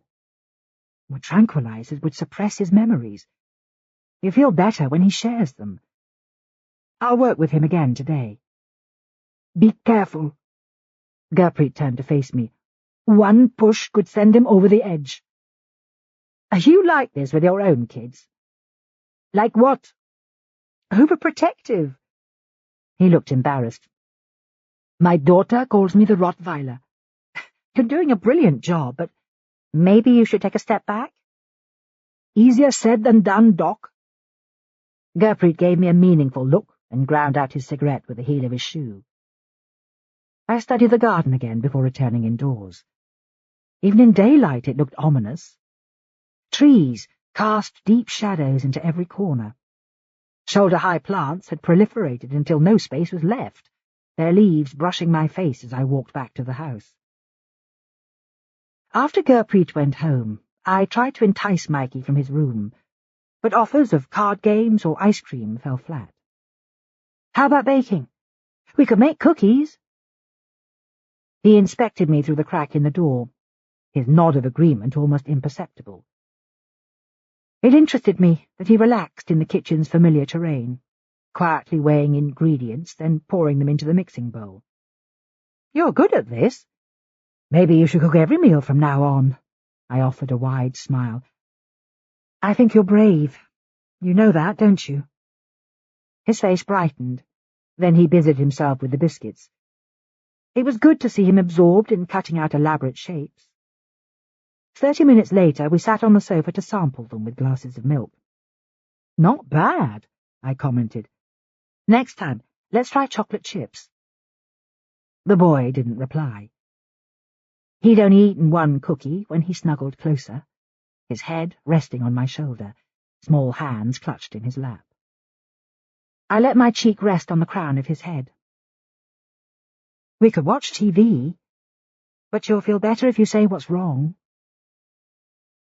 His silence lasted so long it seemed set in stone, but his thin voice took me by surprise. I left her. You had no choice, Mikey. It was the right thing to do. Did you see their faces? He burrowed into my side so hard it felt like he was trying to climb into my ribcage. When I looked down, the muscles in his jaw were in spasm, bones locking tight. Okay, sweetheart. That's enough remembering for tonight. I lost track of how much junk TV we watched. A repeat of Alias Smith and Jones, Supermarket Sweep, and DIY SOS. He didn't seem to care, so long as my arm stayed around his shoulders. I don't know why the closeness left me raw. After all, I was only following standard guidance in psychology care manuals for supporting traumatized children. Specialists stress the value of touch to provide comfort until the child stabilized. It seemed ironic that I'd advised Gurpreet to ease back, only to find my own professional boundaries blown apart. Maybe it was just bad timing. I was wrestling with feelings for Burns. My biological clock was ticking. Perhaps that explained why this child clinging to me felt like the most natural thing in the world. It took some coaxing to get Mikey through his nighttime routine. When I sat on the edge of his bed to say good night, he looked so exhausted his skin was translucent, but his eyes fixed on me as I touched his wrist. You did great today, sunshine. I'm proud of you. I stayed with him until he drifted into sleep. I considered calling Burns when I got back to the lounge, but that would only have brought more confusion, so I flipped open my laptop and focused on work. Spending so much time with Maggie was turning my drive to find his mother into an obsession. I trawled for information about the sites where her blood had been left, but the locations seemed to have no uniting theme. All I had to go on was Reardon's abduction, her sister's well-documented dislike, and her lover's tendency to lie. I was still no nearer understanding how the case linked to the 2 previous attacks, if indeed it did. I rose to my feet and escaped onto the patio, inhaling the city's autumnal smell of traffic fumes, bonfires, and decay. I took some deep breaths, then went back inside, locking the door tightly. Mikey's call woke me again at 3 a.m., a racking scream that made my heart race. This time he made no effort to hold back. Tears spilled from him, the sobs deep enough to jolt his whole body. That's the way, I said, rubbing his back. Better out than in. He cried himself back to sleep, but his distress left me shaken. Even though his first release of emotion had been a breakthrough, I sat at the kitchen table, staring at the solid darkness outside, struggling to pull my feelings back under control. Chapter 14. The man stands outside the door of the lab, breathing the damp air, eyes fixed on the ground. When the woman joins him, he can read the anger in her face. I'll have to make her eat more tonight, he says. Who cares if she starves? We don't owe her anything. The scales are tipping in our favor. How did we get here? It's so much more than we planned. Her hollow stare unnerves him. I want them all dead. Finishing with the Minister for Health. Then we can release a statement. We agreed to get justice by showing they're traitors. Claire should suffer most for breaking her promise. You said we'd only killed 3. They committed mass murder. Why should any of them survive? We need Claire alive for the next week at least. Why? She's named the next victim. He holds her gaze, even though the conversation's a losing battle. Jordan Adebayo's at a conference in France. He may not talk when we catch him. You have to be patient. They killed thousands, remember? It's an eye for an eye. Her comment hits a raw nerve. Biblical sayings don't convince me anymore. Yet you still go to Mass when you feel penitent. He turns away. For the first time, her anger frightens him. He's longing to put his arms round her, but knows she'd brush him off. When did he lose the ability to comfort her? Reardon is awake when they go inside, muscles in her cheeks twitching as her eyes fly open. The man watches the woman approach the chair, her voice harsh. "We'll bring your boy here soon, if you don't give us another name." Claire's pale brown eyes roll back, arms thrashing against their constraints. "Don't goad her," the man says quietly. "She's the one suffering now." "Stop protecting her!" Grim-faced, she fills a syringe with transparent liquid. Panic rises in his chest. "What's that?" "Interferon. She needs some of her own medicine." "Where did you get it?" "I bought it, of course." "That much could kill her." She ignores him, tapping the needle and shooting droplets of liquid into the air, then staring into her victim's eyes. "Tell me another name, Claire, or you'll get the lot." The man waits for Reardon to speak, but her jaw is locked tight around her gag. The needle hovers above her face for an instant, before its sharp tip plunges down. Chapter 15. Sunday, 19th of October. I reached the station early on Sunday morning. A few journalists were loitering on the steps, hoping for scraps of information, but I skirted round them. The incident room was already a hive of activity, a dozen detectives staring at their computers or babbling into their phones. Burns had cancelled weekend breaks and holiday leave until further notice. The evidence board was plastered with photos, post-it notes, and a timeline showing each stage of the investigation. It looked like every detail was being chased. The plasma bags that held Reardon's blood were NHS standard issue, and could have been stolen from any medical centre in the past year. Reports had been filed on possible sightings of Reardon, witness statements, the make and model of the getaway car. The team were hunched over their desks, the air humming with frustration. Burns was nowhere to be seen, but the evidence from the Stewart and Mendes cases had been placed in a side room, as promised. The scale of the task hit home when I scanned the box files stacked to the ceiling along the facing wall. The witness statements alone would take days to sift. I settled myself at the desk, scanning the overview report from the first case. John Mendes, a researcher at the Institute for Biomedical Science, had been stabbed in January after an evening out with friends. The autopsy report made me wince. His death would have been quick but agonizing. A knife wound to the left ventricle of his heart. I flicked forward and found the crime scene photos.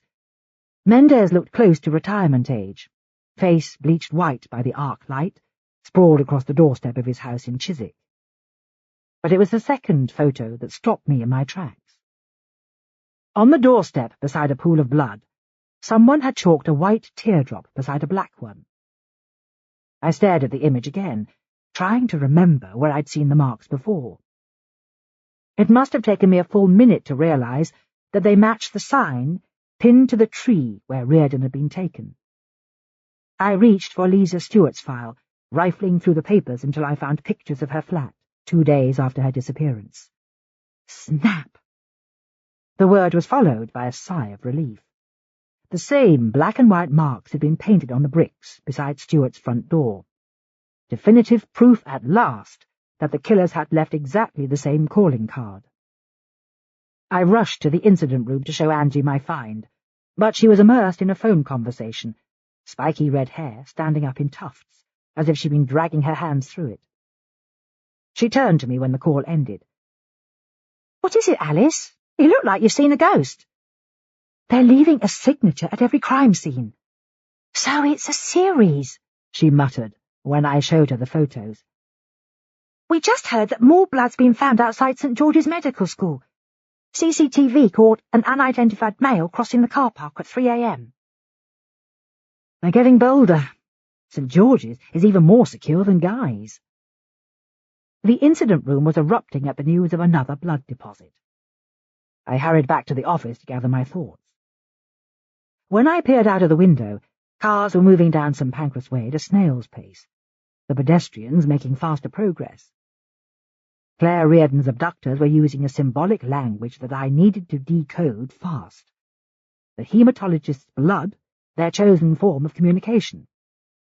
The hospital packs clearly had a symbolic value. Otherwise, they'd be using one of the millions of plastic bottles that clog the city's recycling bins. The locations must have a meaning, too. Bishopsgate, Guy's Hospital's pathology department, and now a medical school. Facts churned through my head without forming a coherent sequence. I was acting more on impulse than judgment as I switched on my computer and searched the internet again. It's hard to explain the prickling feeling that crossed the backs of my hands when I saw that St. George's Hospital had been a pioneering centre for early blood transfusions. The breakthrough was highlighted on the web page, as if it was the organisation's biggest achievement. It was clear I needed expert help to find the link between the three locations, but I steeled myself before calling the Home Office pathologist, Fiona Lindstrup. Her spiky brand of professionalism had appealed to me when we worked together before, but her temper was legendary. There was every chance she'd slam the phone down on me for disturbing her weekend. "Of course I remember you," she snapped. "You were very attentive when you watched my autopsies." "I could use some help, Professor Lindstrup." "With a pathology matter?" "I'm looking for an expert on the history of blood treatments." She hummed loudly at the end of the line. "Try the Wellcome Trust Centre for the History of Medicine. The place is heaving with overpaid academics." I knew you'd have the answer. Thanks for your time. I planned to end the call fast, before her ill humour surfaced. "Look me up tomorrow if you're visiting. I've got information on the Reardon case." I spent the rest of the morning sifting evidence, but found no further links between the Stewart and Mendes cases, apart from the marks left at each crime scene. At 1 o'clock, Burns put his head round the office door, his smile so slow to arrive that it must have lain dormant for hours. He was clutching the crime scene photos in his hand. "I've got someone hunting for the signature online. What do you think it means?" I stared at the black and white marks again. They look like inverted commas. It may just be a random mark they've chosen, like a graffiti tag. At least we know that a couple are attacking and killing blood specialists. It's more than we had before. Is there any news about Moira Fitzgerald? Burns rubbed his eyes, as if he was having trouble remembering the irate nurse Reardon had sacked. "Angie says she's got a good professional record. She and Lisa Stewart worked in different buildings at Bart's. They probably never met." A squad car was waiting by the back entrance, but I was still thinking of Moira Fitzgerald. Her anger about her unfair dismissal had bubbled so near the surface that it would have been unwise to light a match in her small flat.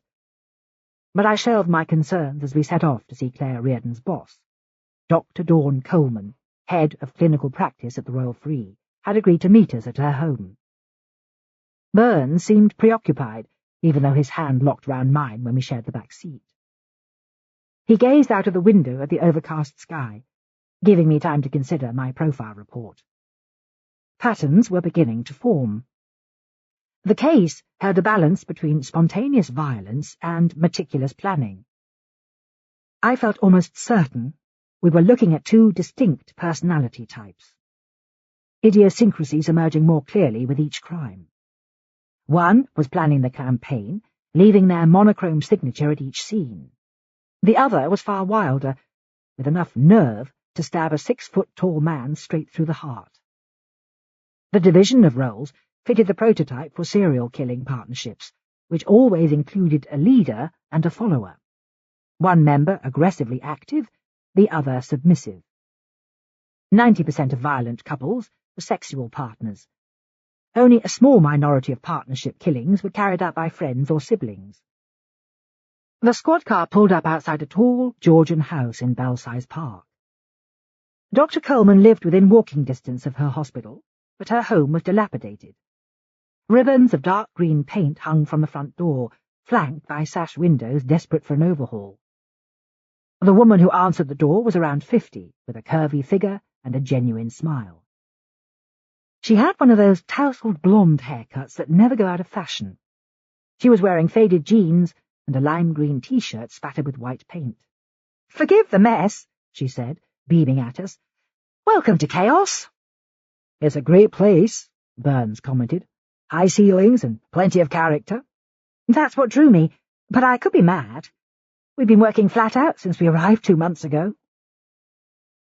Coleman led us along a hallway that reeked of turpentine and fresh emulsion.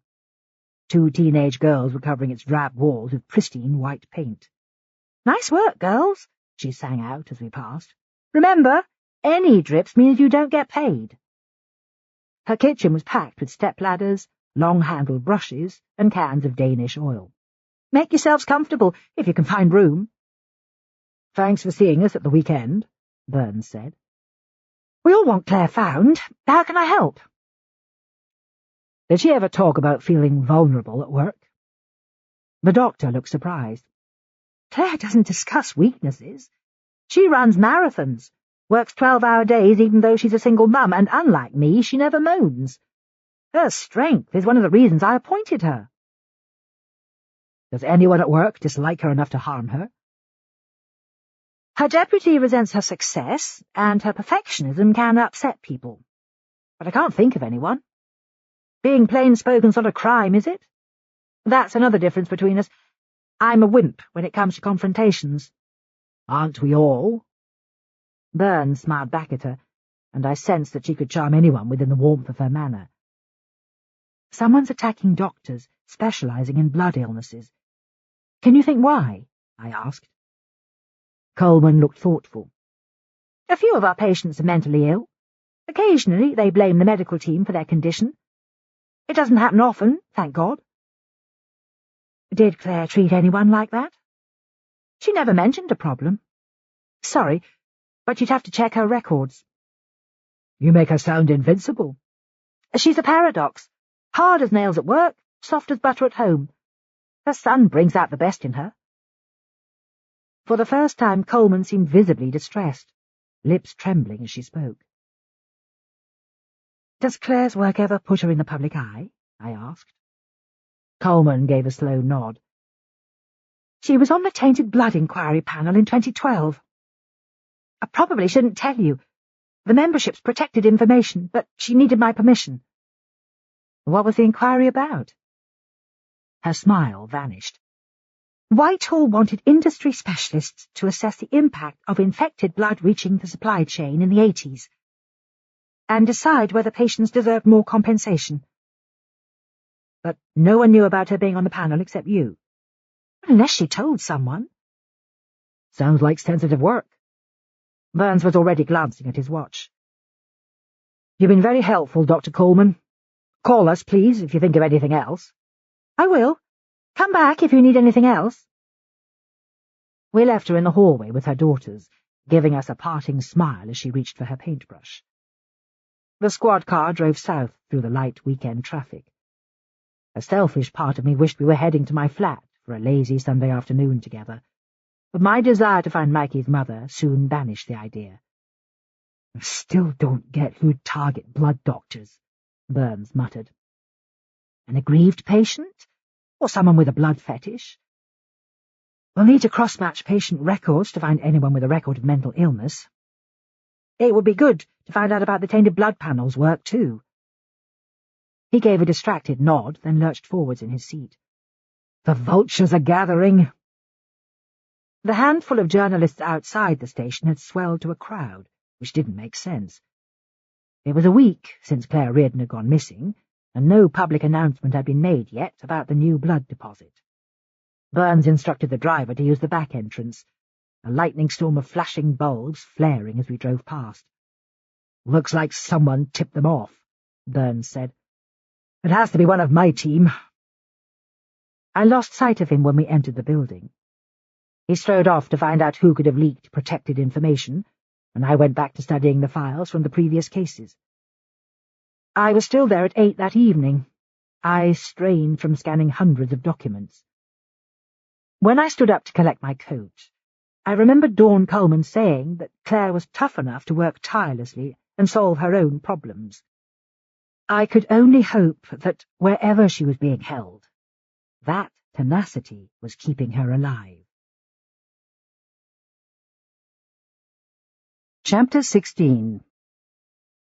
Monday, 20th of October. It's early morning when the woman watches him put on his jacket. His skin's sallow, but to her he still looks handsome. He's easily the most intelligent man she knows. If only she could freeze this moment in time, to avoid a life shadowed by his absence. Anger forces her outside, ready to seize back some of the power they've lost. She sits beside him as he navigates the morning traffic in silence, until they pull up on a side street near the centre of Bermondsey. She puts on a baseball cap, then collects a clipboard from the back seat. "Wish me luck," she says. "You'll be fine." He touches her cheek. "You won't need it." She keeps her walk steady as she climbs the stairs to the social services offices. The middle-aged man at reception studies her over the counter. "Can I help?" he asks. She offers a flirtatious grin. "I hope so, sweetheart. I've got a delivery outside for someone called Michael Reardon from a toy company. The docket says to ask here for the address." "Let me make a call for you, love." "Thanks, love. I'm on a double yellow. You wouldn't believe the tickets I get." Her eye contact has the desired effect. The man doesn't complain when she leans closer, watching him scribble information on his pad. She gives him another smouldering look as he drops the receiver back onto the hook. "Leave the box with me. His nurse can give it to him." "That's perfect. You've saved me a journey." "The pleasure's all mine." He flashes her a wink before she disappears. The woman hurries back to the car. The attendant will soon forget the package that never arrived, remembering only the flirtation. She saw him write down a name. Her excitement rising as she reaches the car. Soon, the boy will be within reach. "Any luck?" the man asks. "The psychiatric nurse is called Gurpreet Singh. All we need now is his address." Chapter 17. I found myself in Euston at 10 a.m., just 2 hours after calling the Wellcome Trust Centre to locate an expert on blood. 4 lanes of traffic racing past me towards King's Cross. The centre was an imposing piece of neoclassicism, built from square-edged limestone. The grand interior made me wish I had more time. Signs on the wall pointed towards exhibits on the history of medicine and scientific breakthroughs. In an ideal world, I could have spent hours browsing through their archive. The academic who had agreed to see me was called Dr. Emma Selby, her name vaguely familiar. When I tapped on her door, she looked more like an actress than a scientist. Her hair was a wild mass of chocolate-brown curls. Small, wire-framed glasses balanced on the tip of her nose. She must have been around my age, dressed in a short emerald-green dress, showcasing slim legs and smart patent leather boots. Her steady gaze suggested that self-doubt didn't feature in her emotional repertoire, a smile playing at the corners of her mouth. "Don't you remember me, Alice?" Sorry, you'll have to remind me. "We were at medical school together. I left after the first year. The long hours didn't suit me. I jumped sideways into the history of medicine." "Emma, of course. How nice to see you again." The memory returned as I looked at her more closely. She had stood out in my class of 50 trainees, more flamboyant and assertive than the rest of us. I managed 2 years, then switched to psychology. Most of my work's forensic these days. "You must fill me in sometime over coffee. I hope you've got a complicated question, so I can neglect my research for a while." "It's hard going." "My new book's about blood-borne illnesses in Victorian days. They thought vaccines would heal the world, but even wonder drugs have limits." She wrinkled her nose. "How can I help?" "I'm working on an abduction case. I need to find out if some locations in London are linked by the history of blood medicine." "You're in the right city. Plenty of breakthroughs happened here. Which sites do you mean?" "Bishopsgate, first of all. A nobleman called Sir Thomas Gresham lived there in the 17th century. His house doesn't exist anymore, but the Royal Society of London used it as their headquarters. One of their members was Christopher Wren. He carried out the first animal-to-animal blood transfusion there in 1665 on greyhound dogs. How on earth do you know all that by heart? She laughed. My PhD was on early blood treatments. I can't seem to forget a word of it. Evidence of her obsession was scattered across her office. Medical reference books and journals lined the shelves. Wall charts listing blood disorders with dates for known cures. Bishopsgate was the site of the first ever transfusion. Emma gave a wry smile. I'd love to have been a fly on the wall, but the Royal Society barred women for another 2 centuries. What about the Path Lab at Guy's? James Blundell was an obstetrician there in the 19th century. He was the first doctor to use human blood for transfusions, but he killed as many patients as he cured. They didn't know about blood types back then. Receiving the wrong kind of transfusion is a quick way to die. Is there a link with St. George's Medical School? My memory fails me, but hang on, I'll look it up. She pulled down a leather-bound reference book, thumbing through the pages at high speed. Dr. Samuel Taylor Lane carried out the first transfusion on a haemophiliac patient there in 1840. Most of them died too, from the looks of it. Blood injections were like Russian roulette until they learned about compatibility.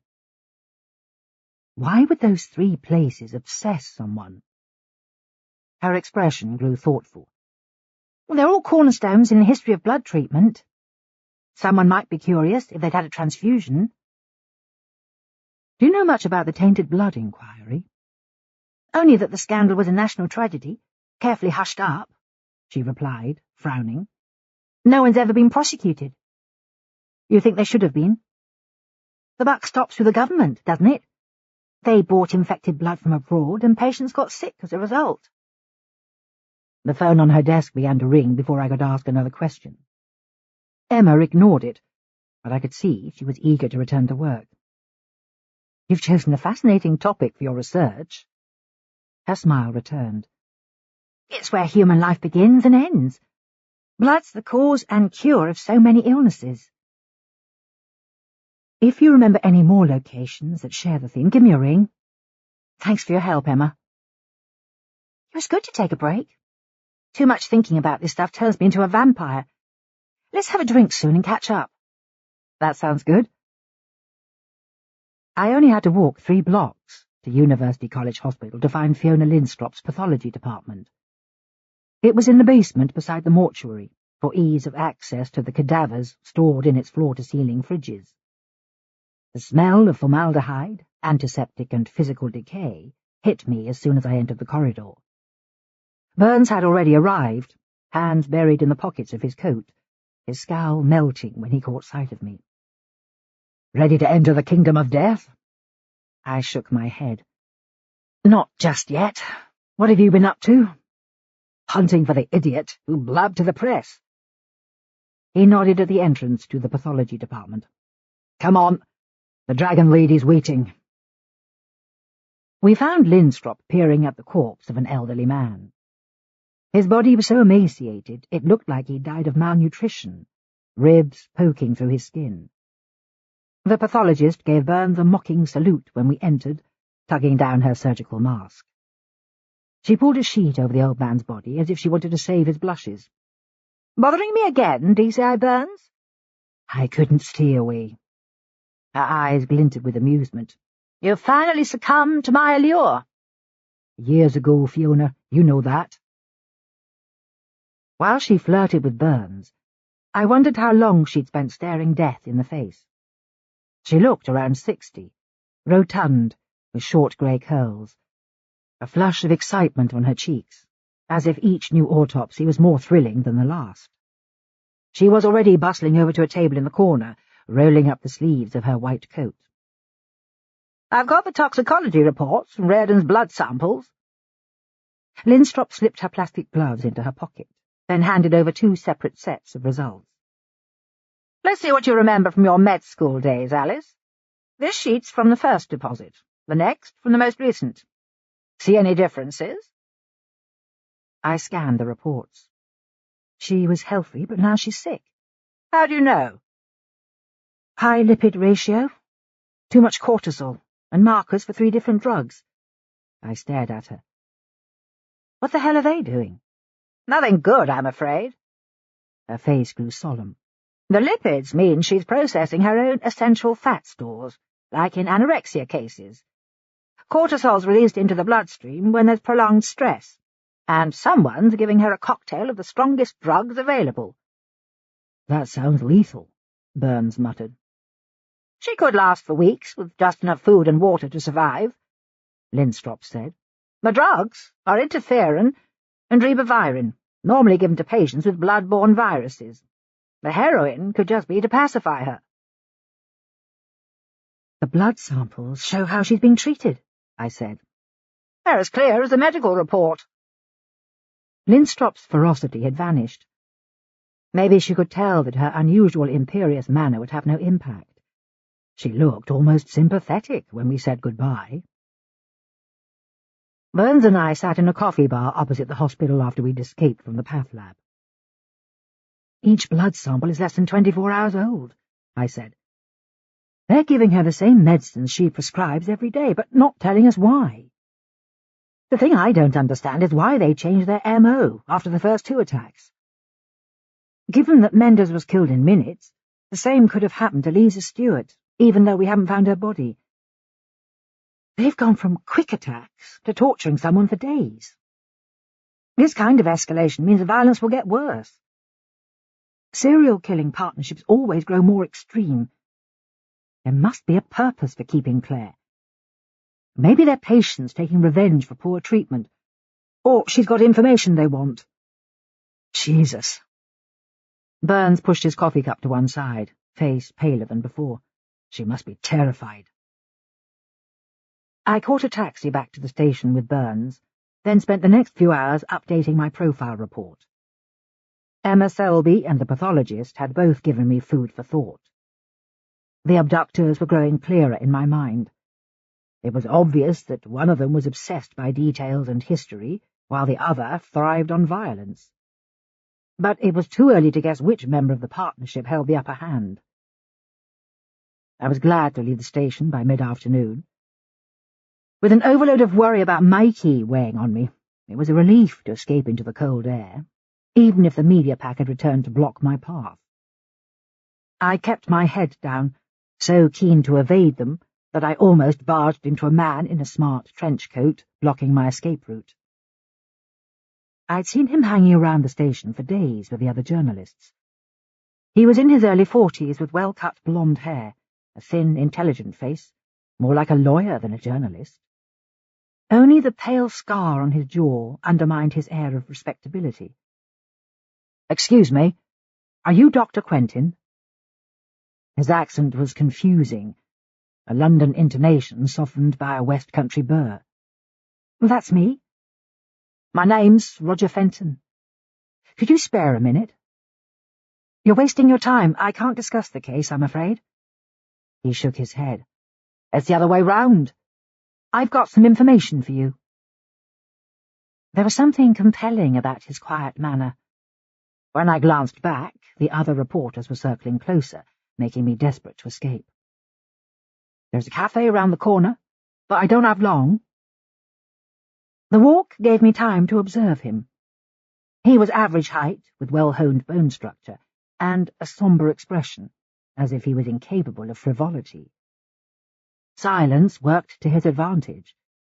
If he'd made small talk, I would have suspected him of pumping me for information. It took several minutes to find a table, the cafe heaving with office workers enjoying late lunches. "Why are you talking to me instead of the police?" I asked when we finally sat down.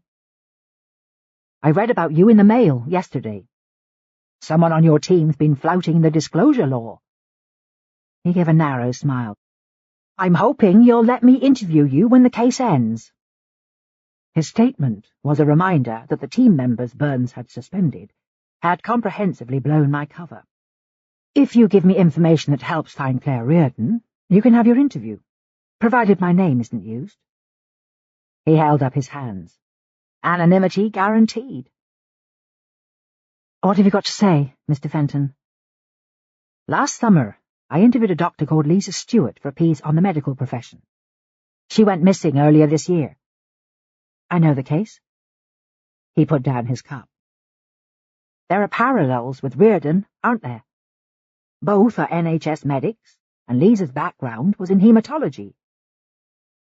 My experience with journalists kept me silent. I was intrigued by what he had to say, but had been caught out before. There was a chance he might be recording our discussion on his phone. Fenton's eyes held mine as he continued.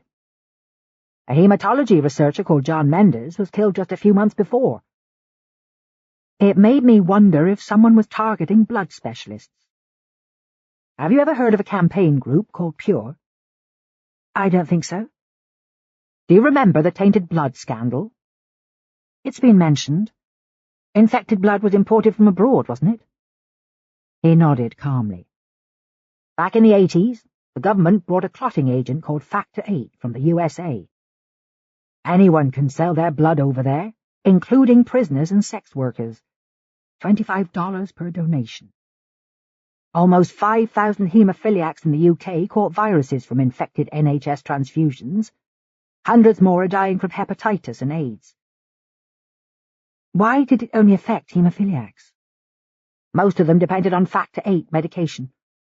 Without it, many would have died. But their treatment turned out to be fatal. The governments never admitted responsibility. A lot of patients waited 20 years for the ex gratia payments to arrive, and I can see why they're angry. The settlements were an insult. Pure campaigns for justice for the victims. You think there's a connection? Plenty of people who receive tainted blood hate doctors as much as politicians. But Pure reacted badly when I contacted them. How do you mean? Their top man, Ian Passmore, isn't keen on negative publicity. My story mentioned that the survivors had reason to feel murderous. He threatened to sue me. Then, a few weeks later, my flat got burgled. My computer, with all the research for the story, was stolen. I can't prove it was his doing, but it's what I suspect. You think someone's targeting any doctor who specializes in blood illnesses? His gaze sharpened. It's more focused than that. Lisa let slip that she was on the panel for the tainted blood inquiry in 2012. I tried to find out who the other members were, but she wouldn't say. There has to be a link, doesn't there? My heart rate picked up as I remembered Dawn Coleman saying that Claire Reardon had been on the panel, but membership was protected information. I took another sip of coffee, then studied him again. I read one of your pieces in the Times. You were a war reporter, weren't you? I quit in January. A month in a hospital in Kabul was enough to make me hand in my notice. He gave an embarrassed smile, then tapped his jaw. Shrapnel always found me. We all carry some professional scars. Call me if I can help. Contrary to popular opinion, not all journalists are the scum of the earth. He handed me his card. The people you're dealing with have big grievances, Dr. Quentin. Take care how you approach them. Fenton gave me a meaningful stare, then rose to his feet. I watched him cut through the packed cafe at a brisk pace, noticing that no one glanced in his direction.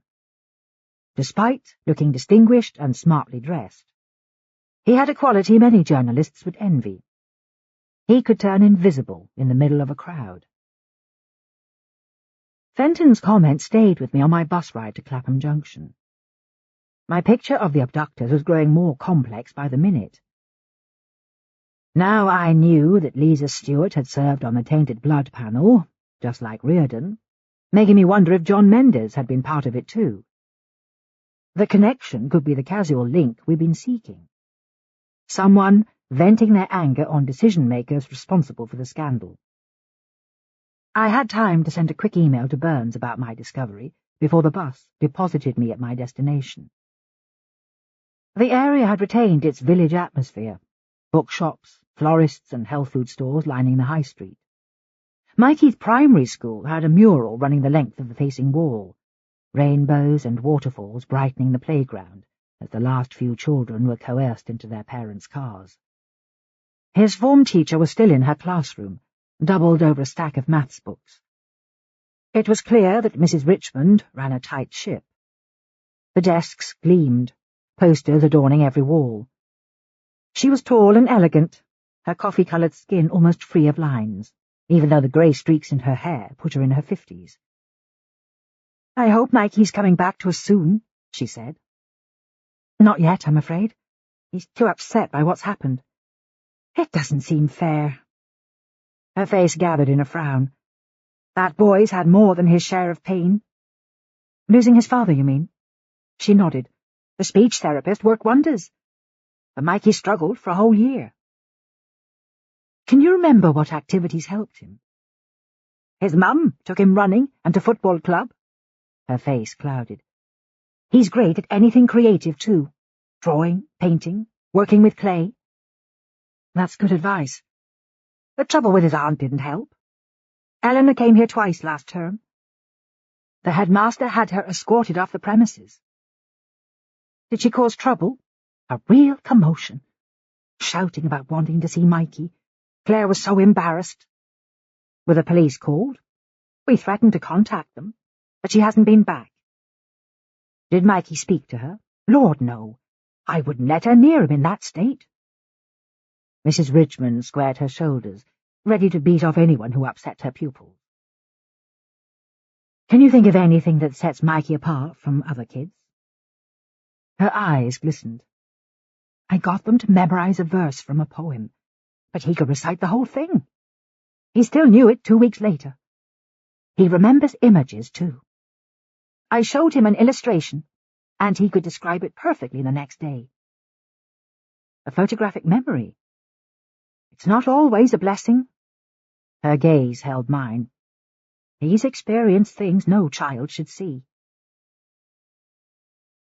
Mikey looked even smaller that afternoon, his mop of dark hair in need of a comb. I glanced at him as I hung up my coat. "Hello, you," I said, smiling. He clung to me before I could take another step. Gurpreet's expression showed that he'd had a difficult shift. I leant down to observe Mikey's face, spotting the grey circles under his eyes.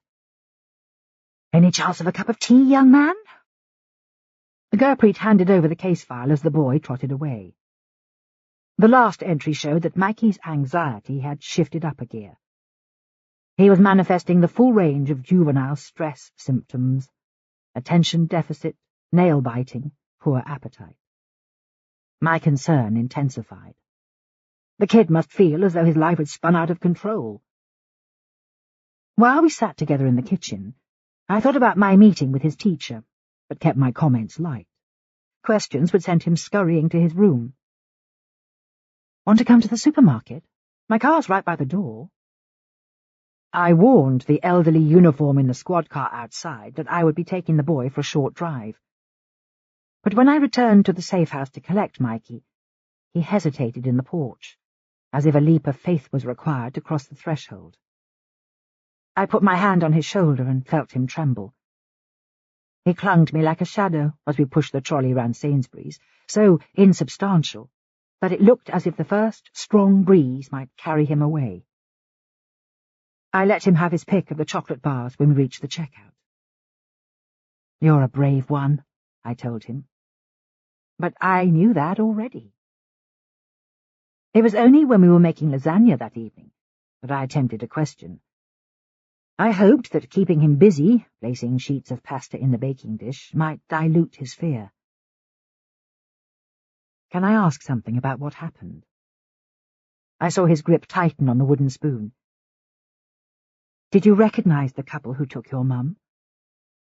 When his eyes met mine, there was a flash of acknowledgement. "Could you draw them for me?" His whole body froze, eyes blinking rapidly, as though he was trying to erase what he'd seen.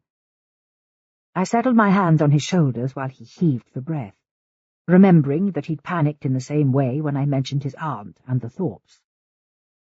Mikey's terror indicated that the people who'd attacked his mother were familiar, even if he was unable to explain. His reaction was typical of child trauma victims, shutting down communication to avoid bad memories. At this stage, it could cause damage to show him photos of potential suspects. I fought my impatience. If he knew who they were, his mother might still be found alive, but pushing too hard would be dangerous. His state of mind was so fragile. One nudge in the wrong direction could produce a silence that lasted for months. After Mikey went to bed, I called Burns. His voice was gruff with tension when he greeted me. "He may not know their names," I said, "but I'm certain he's seen them before." "Why not just ask, straight out?" "I can't push him, if that's what you mean. He's at breaking point." "Don't snap, Alice. It was a simple question." "Have you found any more on the tainted blood inquiry?" "Angie's looking into it." "You sound tense, Alice. Maybe you should watch some TV and relax." "Whose stupid idea was it to work together anyway?" "Not mine." I took a deep breath. "We've never even been to a decent restaurant." Burns gave an abrupt laugh. "Ha! Is that why you're so pissed off? Well, it beats worrying about the case. When this ends, I'll take you to the Ivy, my shout. Famous last words. We'll celebrate big time, I promise." After the call ended, I opened the French doors and stood on the patio, hoping to escape the overheated atmosphere. But it didn't help. The air felt clammy against my skin, like a storm could arrive at any minute. Chapter 18. It's late at night when the man scans the images on his computer screen, his body aching with fever. He takes a long gulp of whiskey before turning to the woman. "Are you sure his first name's Gertrude?" "Positive." She's sitting on the settee, watching TV, monitoring how the story's being reported on the news channel. "You should stop drinking that shit. It's making you weaker." "I'm enjoying every drop." "There are 14 Gurpreet Singhs on Facebook living in London. Only one of them works as a psychiatric nurse in Suffolk." She stands beside him, studying the images. "I'm not convinced we need the child," the man says. "Of course we do. Watching him die will hurt her more than dying herself." He puts down his glass. "But her suffering won't cancel ours." "You're kidding. Knowing she's in pain helps me sleep at night." "Don't you feel any guilt?" "Why should I? She's ruined our lives." "You keep changing the rules. We agreed to kill 3 of them and save the minister for the finale." She reaches out to touch his cheek.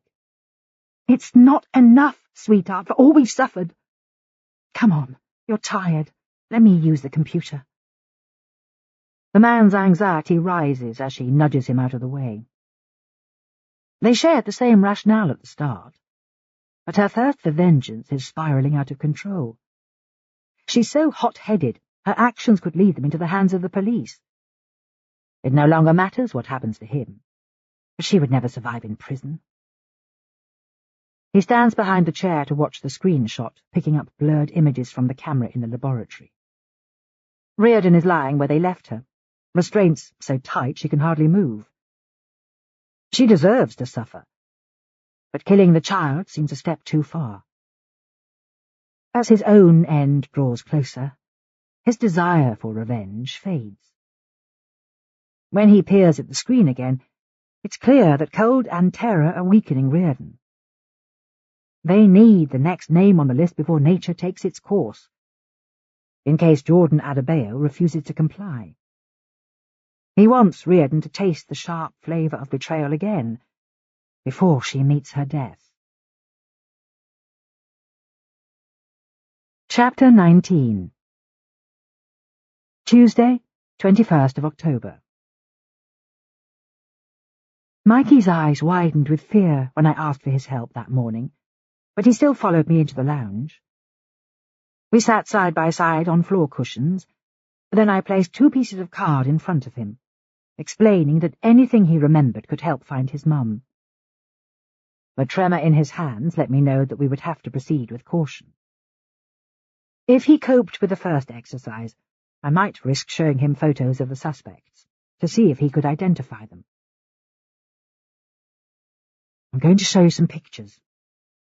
touch the red one if you want to stop, or green to carry on. Okay? Red's no, green's yes. When he tapped the green card with his thumb, I grinned at him. You're a fast learner, but we'll stop if it gets hard, all right? He hesitated before touching the green card again, reminding me to keep my pace gentle, despite his bravery. The illustrations had been drawn by a police artist who specialized in building photo-fit images. He'd done a good job of recreating the scenarios from Clapham Common. In the first sketch, a slim woman in a tracksuit was running down a path dappled by shade, a young boy at her side. "Does that look like you and your mum?" I asked. Mikey's face was strained, but he tapped the green card gingerly. "What about this one?" "Is that what happened?" The next image showed a man and woman in dark clothing blocking the path, the boy herring away into the trees. Mikey shook his head vehemently, his jaw clenched. "They took you in the car as well, but you got free?" His finger skimmed the green card. "Do you know where they were taking you?" Suddenly his face contorted. He smashed his fist against the red card so hard it bounced into the air, and I felt a stab of guilt for returning him to the territory of his nightmares.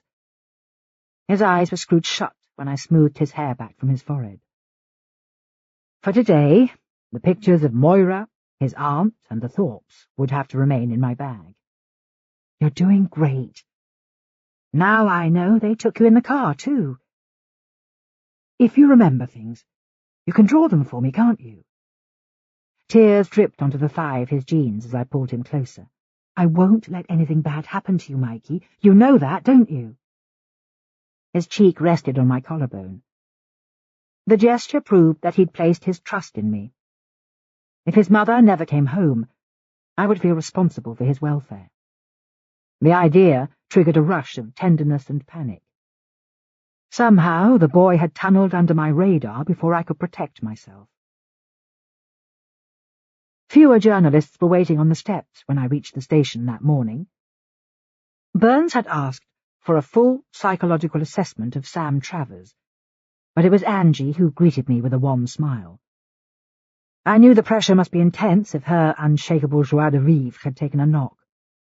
"The boss is doing a press call," she said. "Talk about a pack of hyenas." "Did you find out who leaked about the calling cards?" Her frown deepened. "2 uniforms sold stories to News Unlimited. It's been a nightmare." "At least you've dealt with it. Is Travers being held?" "Not yet. Their car's clean, and there's no evidence of Claire's DNA in their house. But we know he's been lying through his teeth. Travers made hundreds of phone calls to her from a pay-as-you-go mobile, up till a fortnight before she was taken. That's not my idea of a casual fling." She picked up her folder and rose to her feet. "For all we know, he's got Reardon in a lock-up somewhere." My questions should open him up. I found evidence of a connection with Lisa Stewart in her crime file. She was already heading for the door. "After we've interviewed him, you can talk to his wife. We think she's covering for him, and we know we're looking for a couple." Sam Travers seemed less relaxed than he'd been in his cool Islington flat. His eyes were shadowed, beard in need of a trim, and it looked as though it had been days since he'd eaten a square meal. A plump, middle-aged woman in an overstretched business suit sat beside him, a briefcase balanced on her knee. It interested me that, despite his protestations of innocence, Travers had invested in a lawyer. I made a point of shaking both their hands as Angie joined me at the table. "Thanks for coming back, Mr. Travers," I said. "It's been a hellish few days. They won't let us go home. We've had to stay at a hotel." "I'm sorry you've been inconvenienced."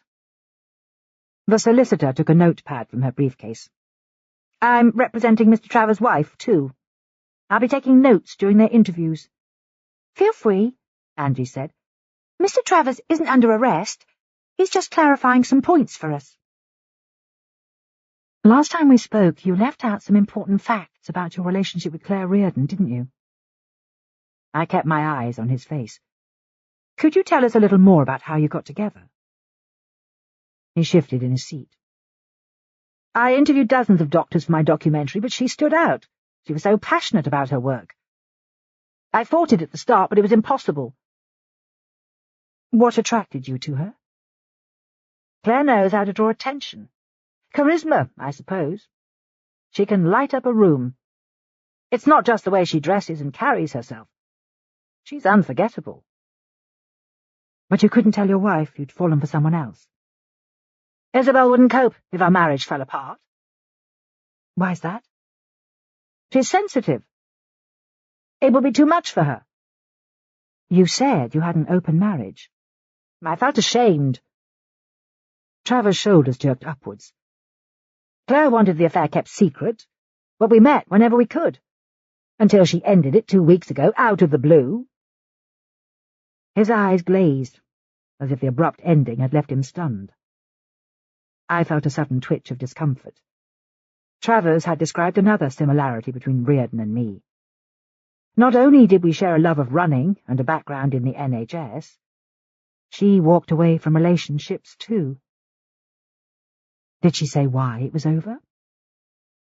Pressure of work and to protect her son. She'd always made time for me, then suddenly she went cold. I thought she'd met someone else. He gazed down at his hands. Maybe if I'd left Isabel at the start, this wouldn't have happened. When I studied him again, his suffering looked genuine. He seemed to believe that abandoning his wife could have kept Reardon safe. A simple case of symmetry. Leave one woman to save another. My dislike shifted towards sympathy, even though his statements didn't ring true as the interview continued. His yearning for Reardon sounded authentic, but even the most violent men could show regret. I'd interviewed a patient at Broadmoor who'd wept for hours over his wife's memory, then confessed to throttling her and burying her remains under their patio. Did you meet John Mendes and Lisa Stewart when you made your film? Not that I remember. I interviewed hundreds of people. I glanced at my notes from the crime files. You interviewed Lisa at Bart's Hospital in March. She made a note in her diary. I have a copy here. His face tensed. I'd need to see a photo. The picture Angie passed him showed a pretty strawberry blonde in her early 30s. Remember her now? Yes, now that I see her. Her interview missed the final cut. How come? He shrugged. She didn't say anything controversial. Lisa went missing 2 weeks after you interviewed her, and now Claire's gone too. I returned the photo to my folder. The solicitor grimaced. Don't respond, Mr. Travers. You can say no comment. I've got nothing to hide. I met that doctor once, then never saw her again. You've got to understand, I had an affair, but I've never hurt anyone. At the end of our meeting, Travers almost had me convinced. His body language revealed high stress levels, but his communication style was direct. There was no prevarication before answers. He'd stumbled a few times, but that was probably due to stress. Either he was a skilled actor, or his only crime had been infidelity. My curiosity rose when his wife arrived. Isabel Travers looked younger than her husband, spiky platinum blonde hair framing her face, her skin translucent. She was as thin as a mannequin, dressed in jeans and a crisp blue blouse.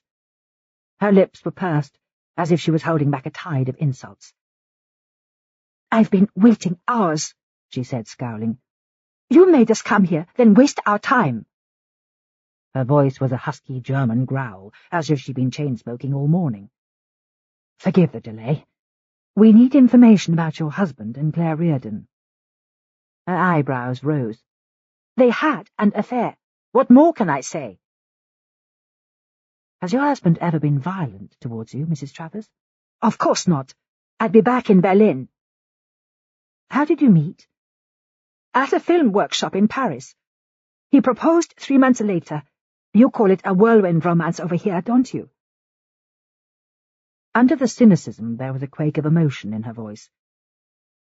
Can you describe your husband's behaviour this past month? Distracted, not quite himself. Did you talk about it? Her eyebrows rose. Couples don't just merge into one. If you lose your privacy, you lose everything. I knew he'd explain eventually. Have you met Claire Reardon? Twice. She came to dinner, and I met her during the documentary. I found her interesting. You were involved in the filming. I was production manager. But you never guessed about the affair. She gave an exaggerated shrug. Suspicion's pointless. I had my own life to lead. The interview yielded little new information. Isabel Travers' body language was so defensive, her arms remained crossed throughout the discussion, hands clutching her elbows, holding herself together. Once she'd left the room, Angie breathed out a few expletives.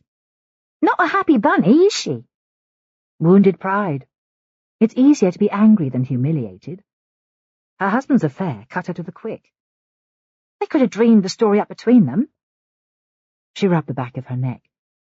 The boss won't be thrilled, but we can't detain them without forensic evidence. Travers told a different story this time, showing us he's a plausible liar.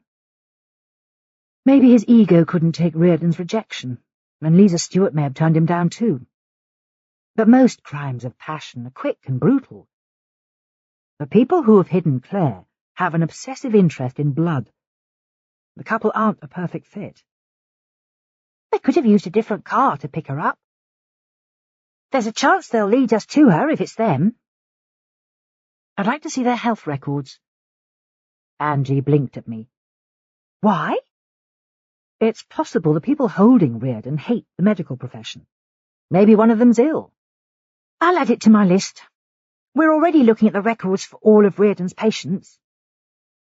The determined set of her jaw suggested that she would complete the task as soon as she left the room. Do you remember Moira Fitzgerald, the senior nurse Reardon sacked? Of course. The Irishwoman's animosity towards Reardon had been too potent to forget. She's found a new job in Dublin, starting next month. We can't find anything linking her to Claire's abduction, so she's off the suspect list. On one level, the news pleased me. The frustrated nurse could escape from her minute flat, her anger more likely to fade in a new setting. Reardon seemed to have incited strong feelings in many of her colleagues and acquaintances, but that didn't make them guilty of harming her. I spent the next 2 hours writing up assessments, aware that they could be tested to destruction in a court of law. Sam Travers had showed a tendency towards neurotic self-interest, while his wife's reaction had been classic sexual jealousy, anger mixed with defensiveness. Her rawness made her more likely to commit a crime of passion, but it didn't surprise me that the investigation team had found little to implicate them in the crime, apart from Travers' DNA in Reardon's house and car. They must have stolen afternoons together, then she'd driven him home. Standard behaviour for people having an affair. Information from the case was still spinning round my head when I visited my favourite Vietnamese takeaway that evening. Fenton's suggestion the previous day had made me rethink the nature of the crime. I'd assumed that Claire Reardon's abductors knew her personally, because she had received different treatment from the previous victims. But maybe they had a bigger axe to grind. The killers might believe that medical negligence on a grand scale justified attacking doctors. That would explain why they were choosing sites where blood experiments had taken place for their calling cards. A reminder that patients had been used as reluctant guinea pigs right from the start. I wondered how the investigation team would greet the idea that Claire Reardon had been taken because of a medical scandal 30 years before. When I pressed Burns's doorbell, there was no reply, so I fished his key from my pocket, the mechanism clinking loudly in protest. So much of his personal life was on display that I felt like a voyeur. The crumpled towel slung over his cross-trainer revealed that he'd worked out that morning. A mountain of laundry was waiting to be ironed. A book about Mark Rothko lay open on the settee, and I wondered if reading about artists' lives helped him escape the tension of the case. but papers stacked on his kitchen table showed that he'd worked most of the previous evening, reports covered in his left-handed scrawl. I dumped the takeaway bag before studying his notes. Police teams had scoured the area round Clapham Common, chasing possible sightings. The helpline had been busy too. Over 200 members of the public convinced they'd seen Claire Reardon in recent days. They varied from credible stories to bizarre claims that she'd faked her own abduction and boarded the Eurostar for Paris, leaving Burns to agonise over which sightings to pursue. I pushed his papers aside and drew up a new chronology. John Mendes had been murdered on his doorstep in January. Lisa Stewart reported missing in April. Claire Reardon abducted in October. It was possible that all three victims had served on the tainted blood inquiry. I put down my biro and rubbed the back of my neck. If the three cases were linked, why would the killers change their modus operandi so radically? The first victim had been dispatched without ceremony, as though speed was all that mattered. If she'd been killed, the cover-up had been so successful that Stewart's body had never been found. This time, they were indulging in elaborate staging, certain to draw the police's attention, the locations for spilling Claire Reardon's blood providing a lesson on the history of transfusion. Since talking to Emma Selby and Roger Fenton, I suspected that they weren't just baiting the police, they were mounting a protest. I would have to find out more about the tainted blood inquiry, to see if the journalist's hunch had been correct. I opened my laptop and searched for the organisation Fenton had mentioned. Pure was such a common brand name that I had to trawl through listings for soap and baby milk before finding the group's website. When I finally opened the page, their logo made my jaw drop. It was the sign that had been left at each crime scene, a black droplet beside a white one. Now that I saw the two thin teardrops in context, the message was easy to read. One blood supply was dirty, the other clean. My eyes scanned the site rapidly, hunting for more facts about the organisation. They described the tainted blood scandal as an act of state-sponsored mass murder. Pure's main aim was to win fair compensation for the surviving patients and improve their quality of life. There was a chat room where sufferers could share their thoughts. Some of the messages were poignant. One woman had shared pictures from her husband's memorial service. Another described the horrible side effects of antiviral drugs. The fact that the logo had been left at each crime scene meant that I would have to disregard Roger Fenton's warning and meet Ian Passmore. I checked the organisation's contact details again before scribbling them in my notebook. I tried to call Burns to pass on the news, but had no luck. From past experience, I knew he often worked around the clock while a case was at its height, but tonight I couldn't follow suit. After another hour my back was aching and I was desperate for a break. I wandered round his chaotic flat to stretch my legs, my gaze landing on his bookshelf. A thick volume on Flemish art of the 17th century sat beside a biography of Leonard Cohen and the latest John Grisham. His CDs were just as eclectic. Stravinsky concertos, hardcore American rock, and the Proclaimers album he played to annoy me. I came to a halt in front of a framed photo of Burns with his two sons. It had been taken that summer on their camping trip to Somerset. The three of them stood in front of a tent, big-boned and dark-haired, grinning for the camera. The picture made me feel uneasy. With Mikey, I knew where I stood. A temporary replacement for his mother. His conduit to the outside world. These kids look strong enough to fend for themselves. Meeting me might throw the whole picture off balance. Burns's landline rang while I was still studying the photo. I hesitated before answering, then reminded myself I was entitled to be there. The female caller issued an order before I could speak. "Liam's got flu. Get round here, can you?" She had a broad Scottish accent, her tone cold with anger. "John's not here, I'm afraid. Is that Julie?" The woman's voice chilled by another degree. "You must be the famous Alice." I'm sorry to hear your son's ill. Are the pair of you living together now? She spat out the words. I'm just visiting. Send him over. His son needs him. The call ended with an abrupt click. Burns and his wife had gone through a trial separation. Then he'd returned for his kid's sake, only for it to break down again months later. Judging by her angry tone, Julie held me responsible, even though I'd refused to get involved until they'd separated. The raw pain in her voice made me wonder if the whole thing had been a colossal mistake. I let my thoughts settle before calling Burns again, surprised that he finally answered after 2 rings, voices buzzing in the background. "Where are you?" I asked. "Where do you think?" Still at the chalk face. "I found their signature. Look up Pure. It's a medical campaign group." "For what?" "Patients who caught blood viruses from NHS treatments during the tainted blood scandal."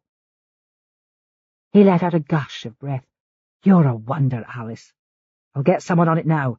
Are you coming in?" "I'm at yours with a ton of Vietnamese food." "Stay there. I'll be 10 minutes. Your son's got flu. You need to go and see him first." "Julie spoke to you?" "Wasn't exactly a conversation." He choked out a laugh. "I can imagine. You didn't tell me she was Scottish." "That's the least of her worries. Look, I'll see him, then come straight back." "No rush. I'm going back to mine soon." His voice cooled. "We're never under the same roof." "I miss you too, for what it's worth." "Tomorrow we'll have lunch. I'll arrange a meeting with Pure too. Do you want to meet the head honcho?" "Definitely. His name's Passmore. He could unlock the case for us. It's time we had some luck." There was silence before he spoke again. "You're in my head, Alice. I can't change it." "You too." "I'll pick you up tomorrow, sweetheart." I felt uncomfortable after we said goodbye. Endearments had been in short supply when I was a child, but that was no excuse. Sooner or later I would have to voice my feelings. It seemed ridiculous that I'd reach my 30s without even making an attempt. I bundled my things back into my bag with a sense of frustration. The walk home through Borough took me along quiet, floodlit streets, but the cool air did me good.